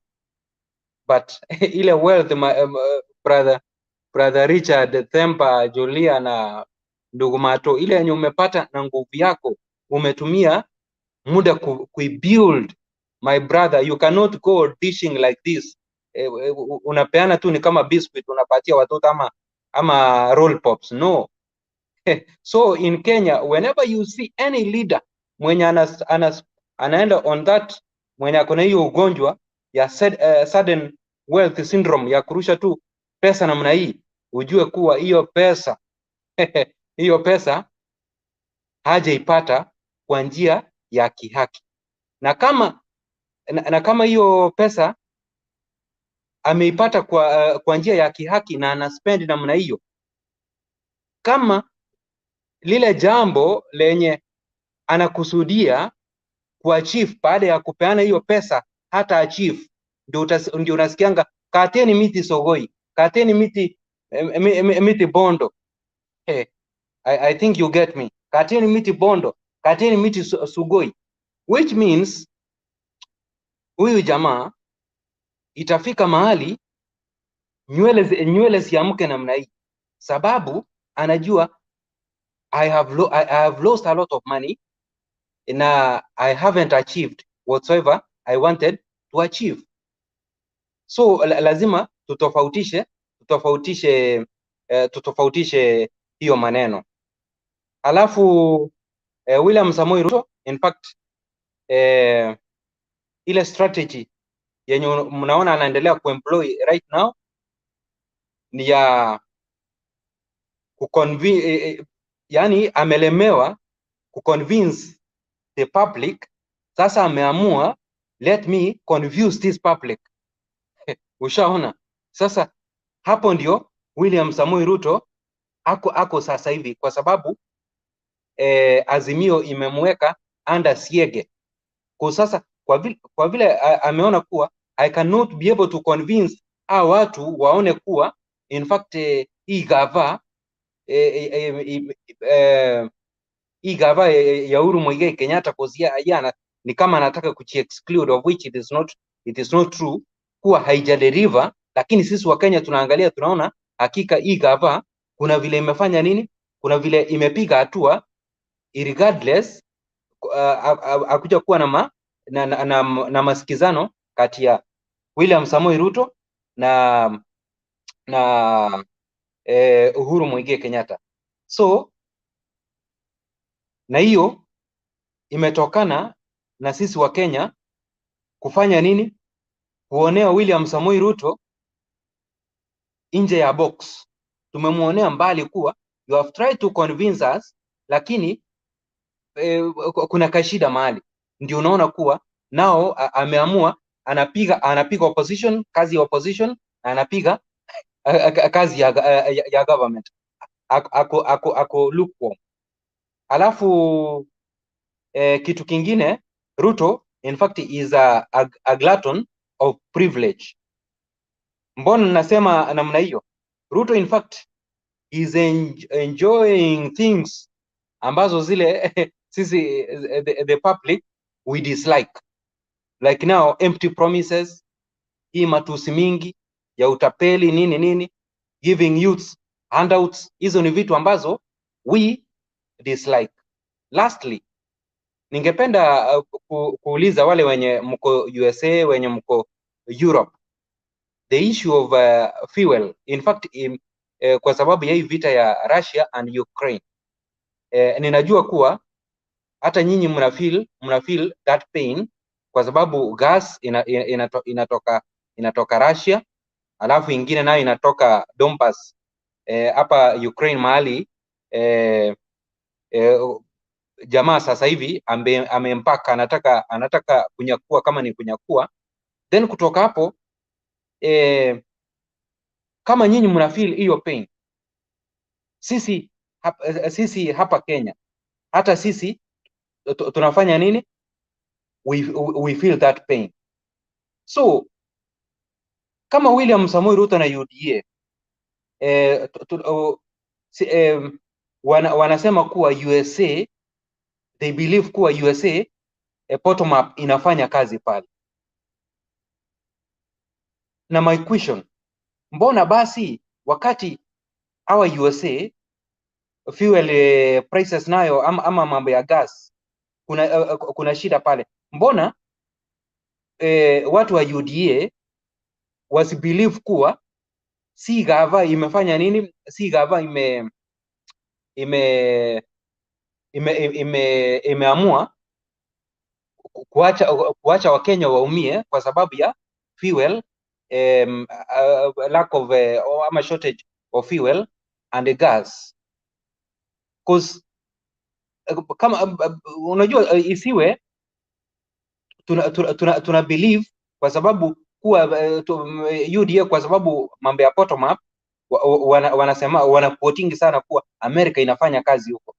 So hata sisi sasa hivi tunawaambia kuwa because of hiyo issue ya Ukraine and Russia ambayo imeaffect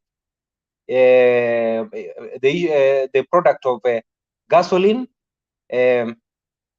pale Europe, hata sisi Kenya tuna believe kuwa it is not the government ambayo imelemewa. Hiyo issue imeaffect Europe na imeaffect maybe Africa, hata sisi wa Kenya. So tusiangalie pande moja alafu kwa sababu inatufavor sisi. That is my point ambayo ningependa kumalizia hapo, na niseme kuwa shukran Mr. Temba kwa kumoderate kipindi mzuri, but nimeona Gigi kuna swali amekurushia hapo, utalianza baadaye. Anasema kuwa usoeva mwenye ako UDA, kwa nimesikia kuwa unasema kuwa yani question yake inasema kuwa he heard you saying that wale watu wa UDA they need to go rehabilitation. Ujaribu kuiweka mzuri cause nimeona hiyo swali manzi. Hebu jaribu kuiweka mzuri cause ameshtuka sana, amesema kuwa siku anataraji kuwa hilo neno linaweza toka kwa kinywa cha Mr. Temba. Thank you so much.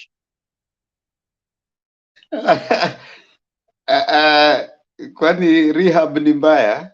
Rehab is part of the society. I mean, what's your problem? Why are you stigmatizing yourself? Ni kama mtu kukuja anasema ya kwamba Wakenya wanahitaji kuokoka. Kwani sasa ni vibaya kusema mtu anahitaji kuokoka? Anyway, wacha nipatie Julia aonge, alafu Mato tutakuja kwako, ngojea hapo, subiri hapo. Kaje ni mjibu maneno ya oil. Andika hapo, utamjibu ukitoa mawazo yako. Julia atanikubalia, akikataa ni sawa. Wewe relax Martin. Utaki kuharibu nini? Julia toa nini yako? Okay, maneno ya oil from my own experience, Haron, juzi nilinunua petrol, nikaenda kwa Shell. I couldn't find super premium because I like buying from Shell. And I think in the last 2 months, how I spend money on my car has more than doubled. So it's equally bad here, really bad. And my heart goes out to Kenya because I know they are struggling more, and I hope that the government is going to do something. I didn't want to imagine the same picture in my motherland. That's really heartbreaking. So I don't know how that's happening. You're working it out, but I know it's so tough. But it's equally tough for us here. I was just thinking, ama nitembe mpaka shule. Kwani nini nikitembea na shule iko mbali? So I was thinking of that because it's really equally bad here. So I just go to wind up on my points about DP RUTO, what today's topic. Like I said, he just wants more money. He told us that the government spends more than 100 billion on corruption. He's looking for that corruption money. And the problem that this money, pesa imekaliwa na wamekataa kupatia pesa, ni kama amesota. That's my take on DP. Now, the other thing I want to respond to somebody called Favor. He is suggesting that we have more national schools. We don't need national schools. We just need good schools for Kenyans. What is this national, provincial, county school thing? We don't need them. We need schools, good schools for Kenyan children, period. We don't even need these boarding schools. All children have a right to go to whatever school, kama akona max 100 ama 300. That is what we call equity and fairness. And that is the only way we shall bridge the gap between the rich and the poor. And if somebody feels like amefinywa sana, ati mtoto wake ameambiwa aende kwa shule yenye iko na mtoto wa 100, there will be private schools. So those who don't want to take their children to those public schools will be allowed to take them to Kabarak School and all that. Sunshine. They are private schools. Strathmore. They can pay in Strathmore, take their children to Strathmore, Sunshine, Kabarak. But all our schools, Alliance, Tarehe, Maseno School, name them, should be called Maseno Community School. Maseno iko na watoto kama 1500. Wacha wale watoto wako karibu hapo na Maseno School. Both boys and girls simply walk to Maseno School.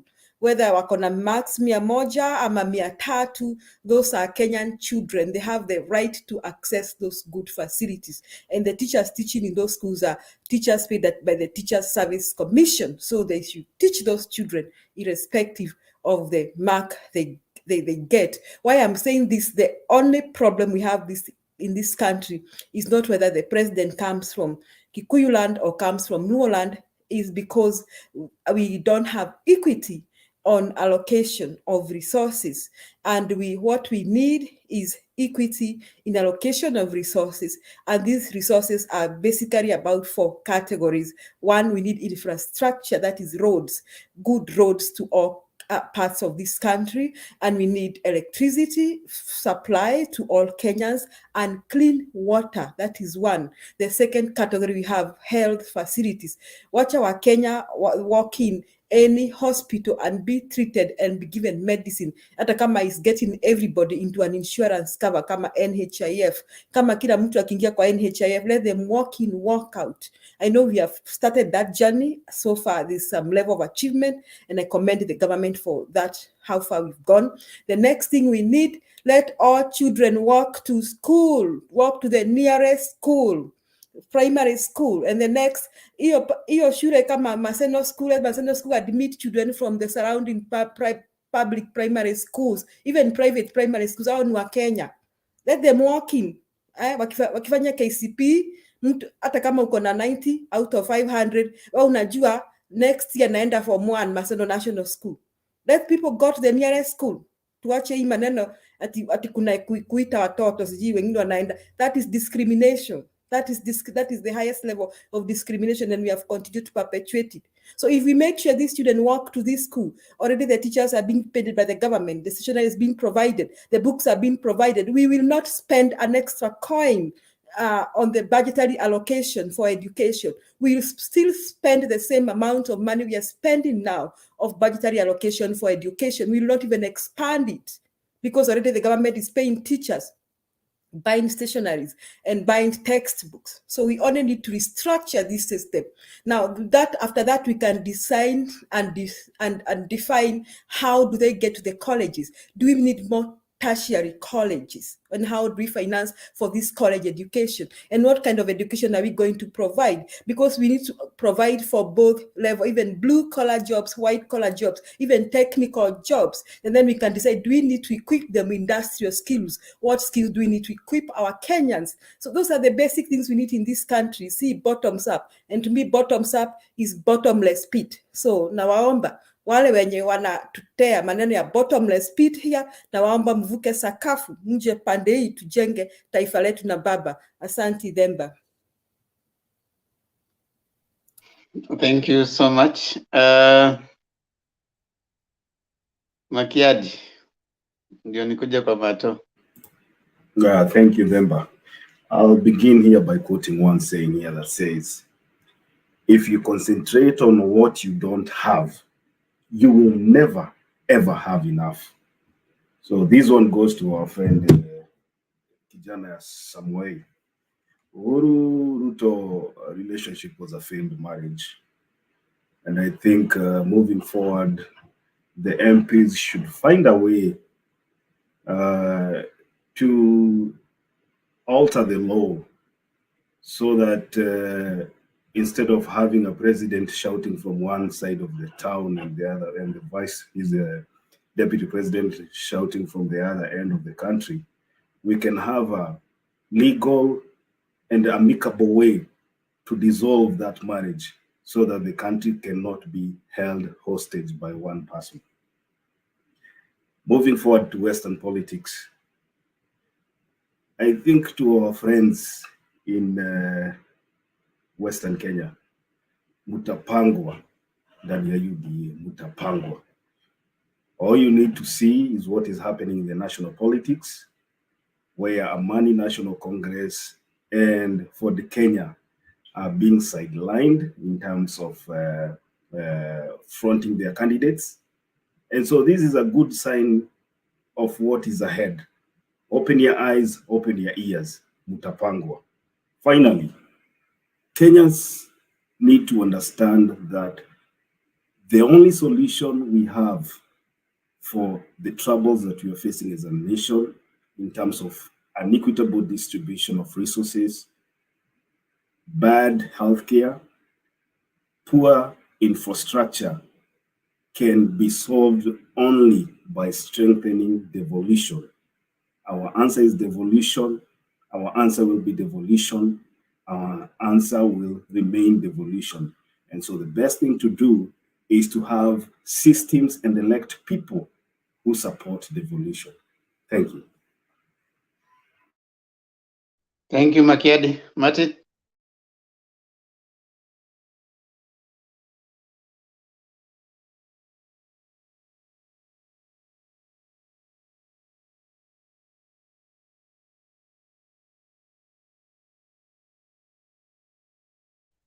Martin, ni wewe? We can't hear you. Oh, nilikuwa na okay. Mnanisikia sasa? Okay, Makiali umeuliza swali mzuri and I think Julia amekujibu pia, because sometimes I believe genuineness is key to all life, and I think what you just did is what all Kenyans should be doing and not listening to people. Asking a question like that. And Julia said it here hata tukianzaga. A story ya oil na nini mafuta. Si haiko Kenya bwana. Tumegongwa huku. Saizi I think I just gassed my car when I was coming home.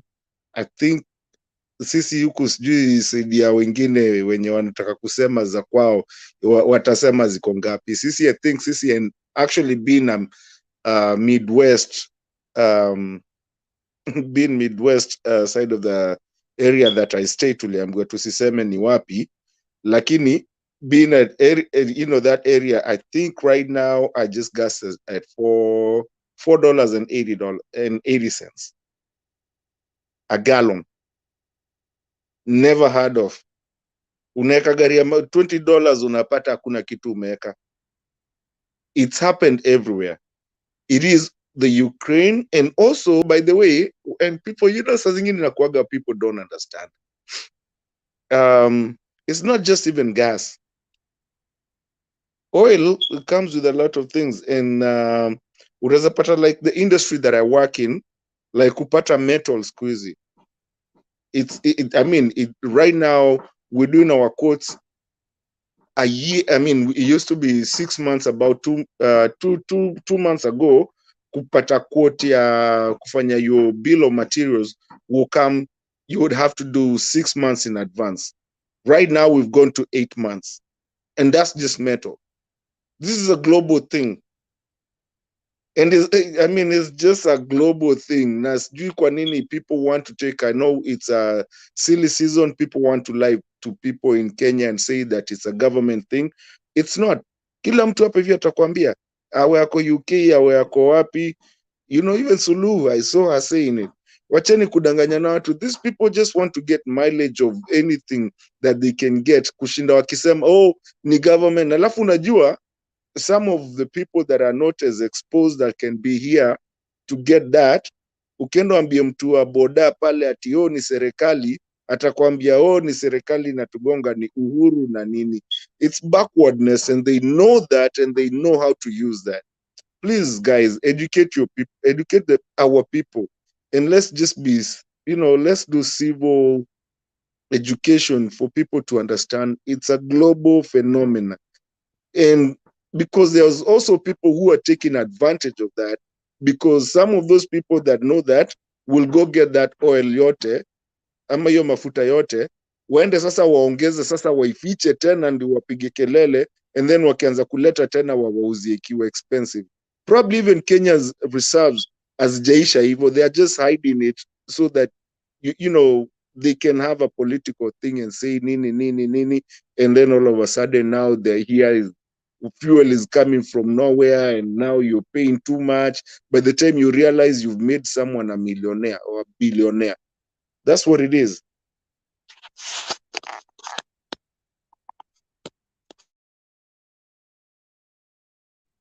All right, thank you so much everyone for your Mato Meja Cornell anasema ya kwamba hao kwa wanatoa 6.3 per gallon. Man, sisi unajua Mato Texas kuna oil, so sisi bado tunachezea hapo 350 bado. Si tunaelekea baga $5 bwana.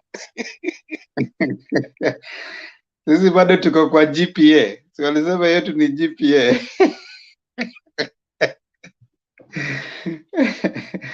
6:30. Sami Kambuya anasema ako 6:30, huko ni wapi? JCS alisema leo iko billion. Anyway, let me acknowledge some of the people who came here. I can see Sami Kambui, DA, Gitash Day, Major Cornell. Dear asante sana. Thank you so much for always coming in. Wow, heri nyinyi huko Midwest walai. Gitash Day, Chui.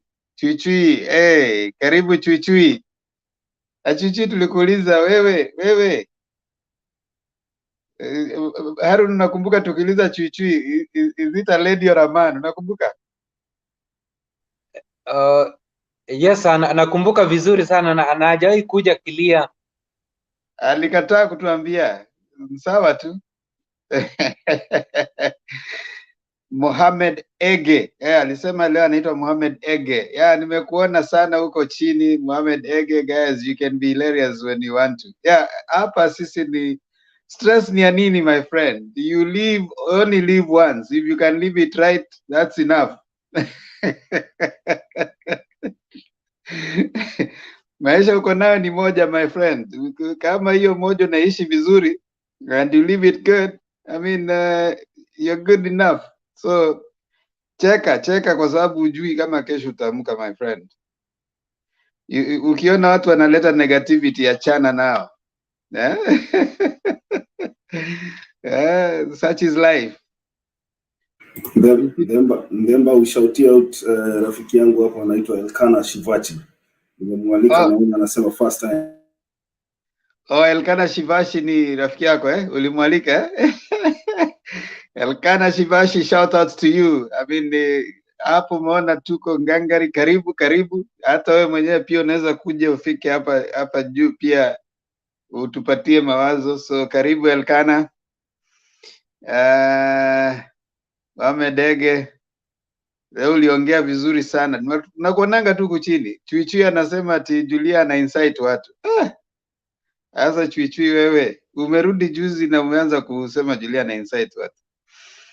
Franklin Kimei, nonsense, petty narrative. Sawa tu. Sasa umekuja hapa kuona nonsense na wewe umekuja tu kutype nonsense pia. Hiyo jina nonsense unaona wewe mwenyewe umeitype tu.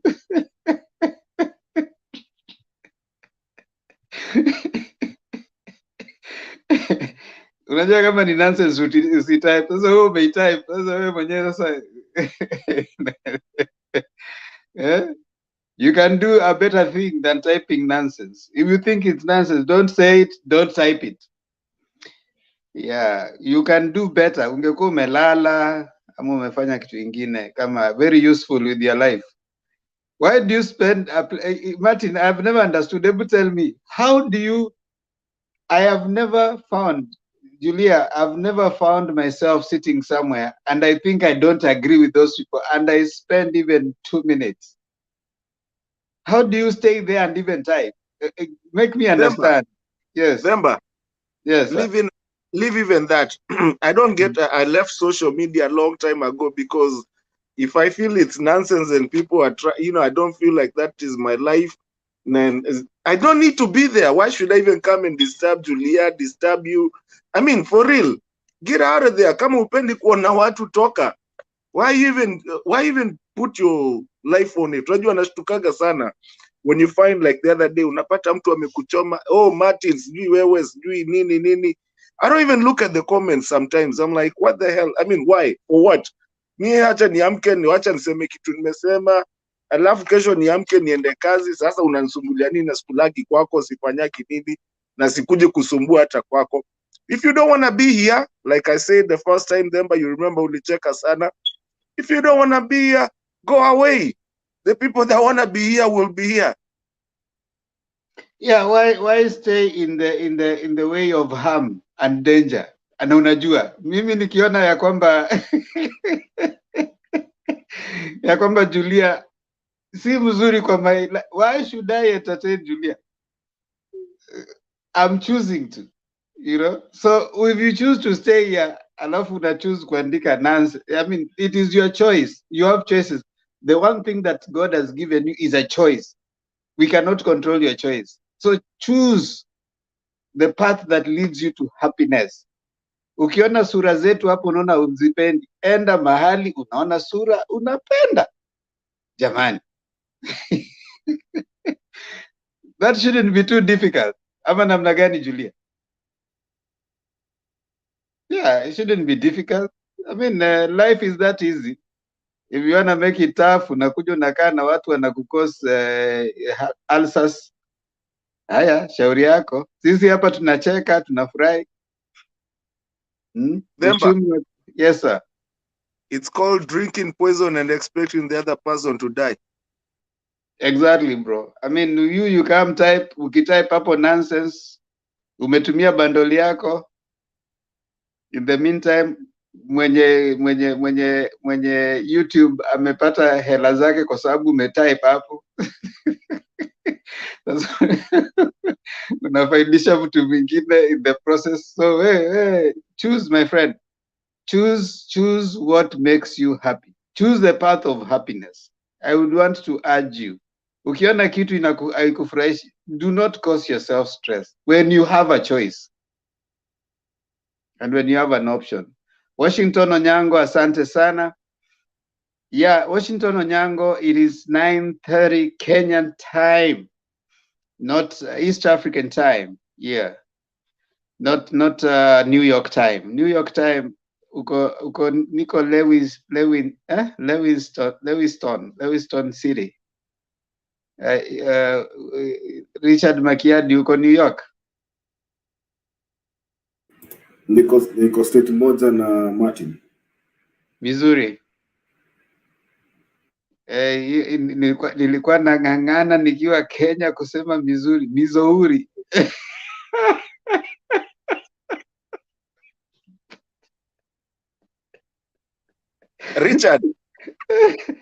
Richard, mwandikio Letha aseme. Oh.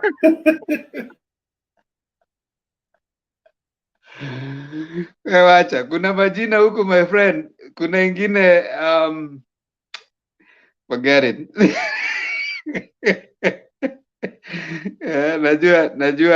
Najua tulikuja kama tunashangaa Missouri. Hey. Okay. Baba na mjukuu, public service. We thank you. Anyway, Boniface Maweu, asante. Na Gigiman, umeshangaa kwa nini nilisema you guys need rehabilitation? It's because I struggle how someone can steal from you and you think is a solution. That one I'm still struggling. You only need to be on a vacation on reasoning for you to imagine that someone who steals from you is the solution to your problem. So that doesn't mean you should not vote for the person you want. You should not continue. It is just my personal view. And that's why from today onwards, I'll say what I said a while ago. As we move towards it, I want to take care of my sanity, my mental health. If a UDA person comes and says 1 + 1 is 11, I'll say, yes, you're right. Yeah, you're right. Because I cannot try proving to you that 1 + 1 is not 11. You have chosen that path. Kaa tu hapo sasa. Mimi sasa nimekubali. Si ndio Missouri. Lakini hapa natuambia inaitwa Missouri. Okay. Kindly subscribe to Mutembei channel, and so that we can grow. We are almost getting to 300,000. So endelea and share to so many people that you can. And as I always say, you only need 4 things to come here. You need a gadget or a phone, phone or computer. You need connectivity. You need something to share and a willingness to learn. I want to urge you, do not come here to annoy people or to win. And then do not come here. If you already see that we have, you are so many AZIMIO people, don't come and repeat the obvious. You know, mtu anakuja na anaanza statement yake. Now, I can see all of you are AZIMIO people. If you see that we already many, then don't join if you think it's a disadvantage. But if you want to come and join and say your view, just come, say your view. Do not repeat to us the obvious. Unajua mimi najua nyinyi ni watu wa AZIMIO, hamtanipatia nafasi. Then don't come. Kindly do not come kutuharibia hewa. Just stay uko chini, enda pale kwa comment section, toa comments zako tutazisoma. But when you have come to the studio, you've come because you have a fair chance like anybody who is here. Do not start highlighting your disadvantage. And you do not deserve special treatment because you are from UDA or Kenya Kwanza. Just come, reason with us. Now, I want to tell you what were UDA. You are so many, there are people here wanna support UDA kama Baz, kama Tuya. They come here and they reason. They don't just come, they come and they reason. They don't start by, niko peke yangu, nini. So when you start from a negative perspective, you've already self-stigmatized yourself. So whatever argument you'll be arguing to cause trouble. So kindly, if you are UDA Kenya Kwanza, we love you as a Kenyan, but come not to win or to cause people to have trouble so that you feel good. That nilienda nikawachokora na nikawaambia, no. Just come, give your view, we will listen to you, we will debate you. You don't have to shout. You don't have to have any insults. Just come, say, I disagree. Like yesterday we had Hillary. We disagreed with him. Julia thought that I was Julia ulienda kunigonga. Sasa nimekumbuka.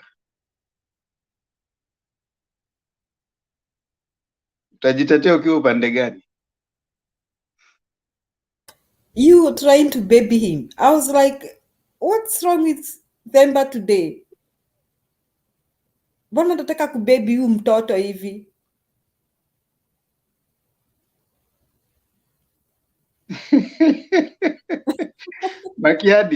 Makiadi tafadhali nitetee. Ebu kidogo Themba before Makiadi. Unajua mtu kama Mr. yani Pastor Bernard ama Bishop Bernard, yeye unajua wamezoea ile kurebuke. Si uliona ni one touch cause unajua hakuwahi experience Hillary vizuri cause nikana kwamba jana vile alitoka hakujua ile fire yenye nani alimpitisha Mr. Themba. So yeye leo walikuja wakakutana, ndio unaona one touch automatic iko namna hiyo. So Themba in fact by the way hata mimi nilifuatilia jana, nilikuwa kwa comment niliona but unajua pastors wanakuanga hivyo wakati wanaona kuwa unaenda control na au kuona jamaa alianza kusema you are a dictator, then you expect pastor condone your behavior? No, hawezi brother. That is the pastor's character. It's like Themba like this. Kama mimi, I'm a teacher. There are these kids who won't take control over my classroom. I normally give them 3 seconds to calm down, or in the next 3 seconds they will be out of my classroom.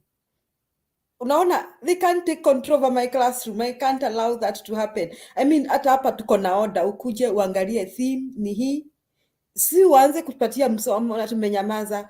Of course he gave us msomo the first day, we let him, then babied him. So today alikuja na psyche ya juu. Sasa mimi nikasema Bernard, and good Bernard was here and was like, you either do what we are doing And as soon as I wrote a message here, I said, then Bernard is now done, is about to throw him out.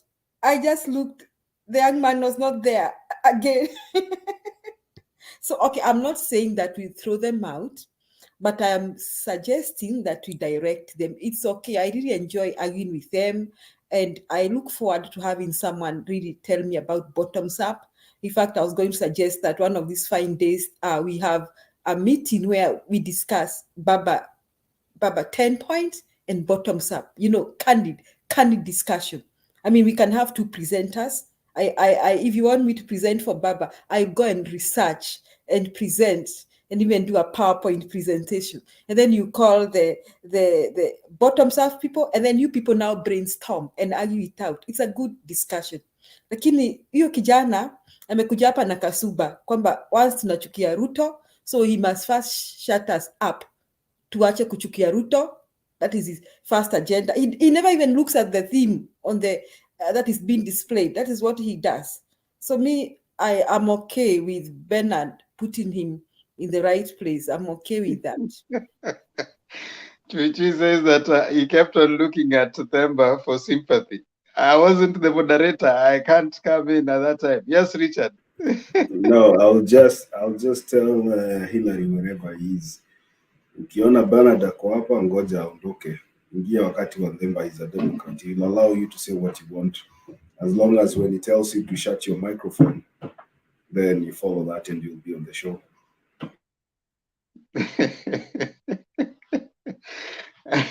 You know, I don't mind listening to him personally.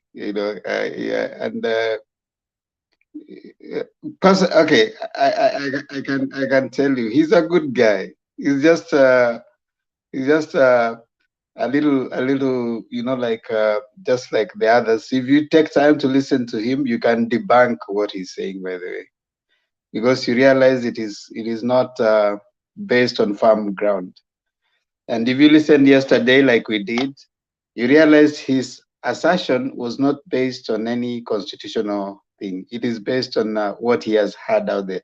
So at times you wanna listen, but again, we all have different approaches. So I admit maybe I didn't do what you expected. Temba kidogo.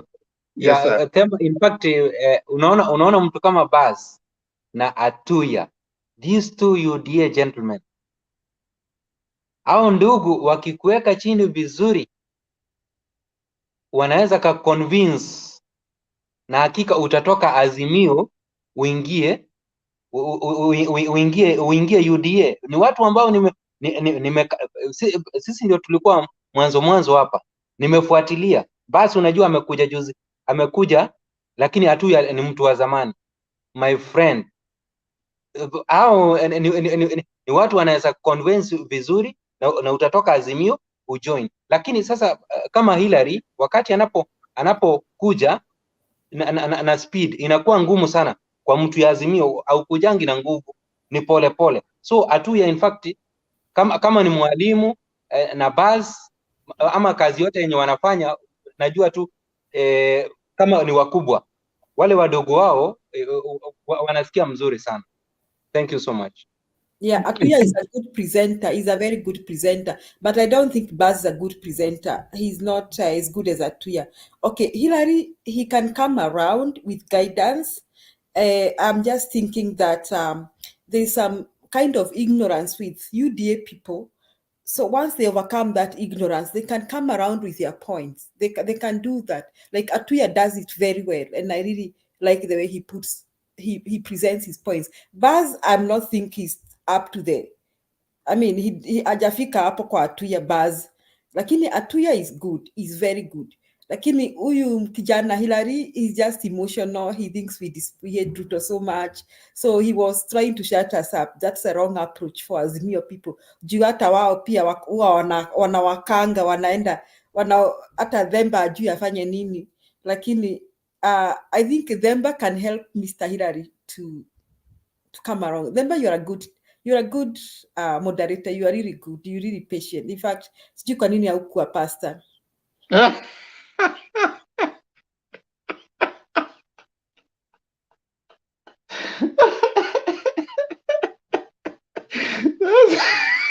Wewe umeharibu, unaongea vizuri alafu unaharibu. Pastor si ndio huyo hapa anatupa watu nje.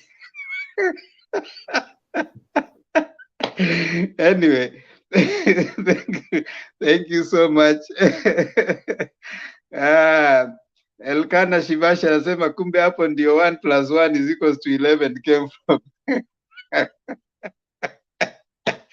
Yeah, when someone doesn't want to see the point, agree with them. Wakisema 1 + 1 is 11, sema ndio, ni sawa. Tumekubaliana ni 11. Wacha tuendelee. And that's how, for me, I think sometimes choose the path of peace. I mean, that's how it is. This life, you don't need to have trouble, especially tukitoka kuenda kulala. Why do you want to go sleep ukiwa uko umekasirika? Right? Someone who comes here to annoy you, not necessarily to debate. When you say so, well, you actually can see the trajectory of someone with the way they start their statement. So when someone starts by, I know all of you are AZIMIO, now you know that one person is not here to debate on concepts.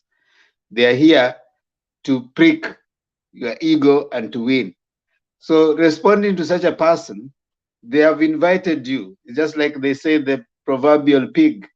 If it invites you to a bout, you don't join them because both of you will be dirty, but the pig is used to it. You are not used to it. That's why sometimes I say, hey, avoid the invitation. If someone invites you to that, sometimes just avoid the invitation. Now, kindly subscribe to Motembe na kama kawaida before to malize. I want to give you a quote. John Locke has been a serious contributor to the development of many areas. I know, Julia, being a teacher, you must have read about John Locke in the Tabula Rasa. He suggests that when kids come in, the mind comes as a slate, Tabula Rasa, and we write into it, you know. So whatever it is that you write is what it picks. But also John Locke has contributed to the development of governance and leadership. And there's something he says that I think we can buy from. And this is what Locke says, that education begins the gentleman, but reading, good company, and reflection must finish him. Education begins the gentleman, but reading, good company, and reflection must finish him. So education alone is not important. Education is good, but you need to read. Then keep good company. So choose the company that you keep.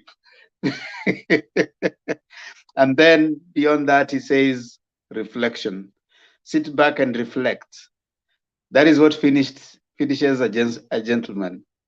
So you can't say that I'm educated, lakini bado hujamalizika. What company are you keeping? What books are you reading?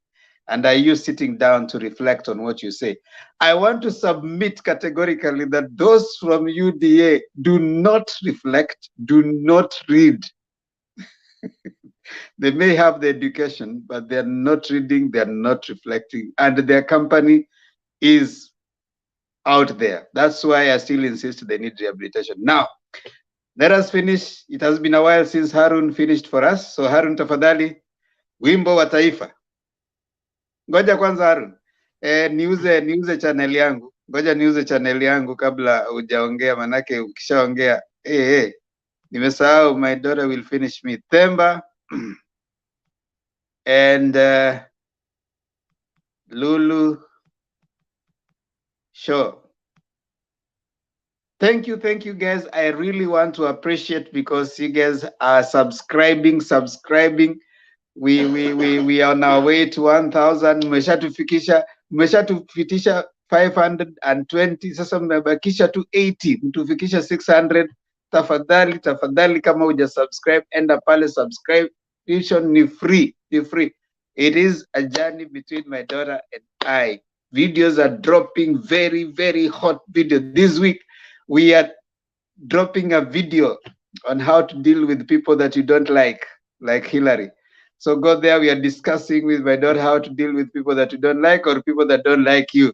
Kuja pale. It's Friday. And right now we have videos dropping. Thank you so much. Tunashukuru sana. Na tafadhali enda pale subscribe The Themba and Lulu Show. Haya basi. Kama kawaida, Harun, twende kazi.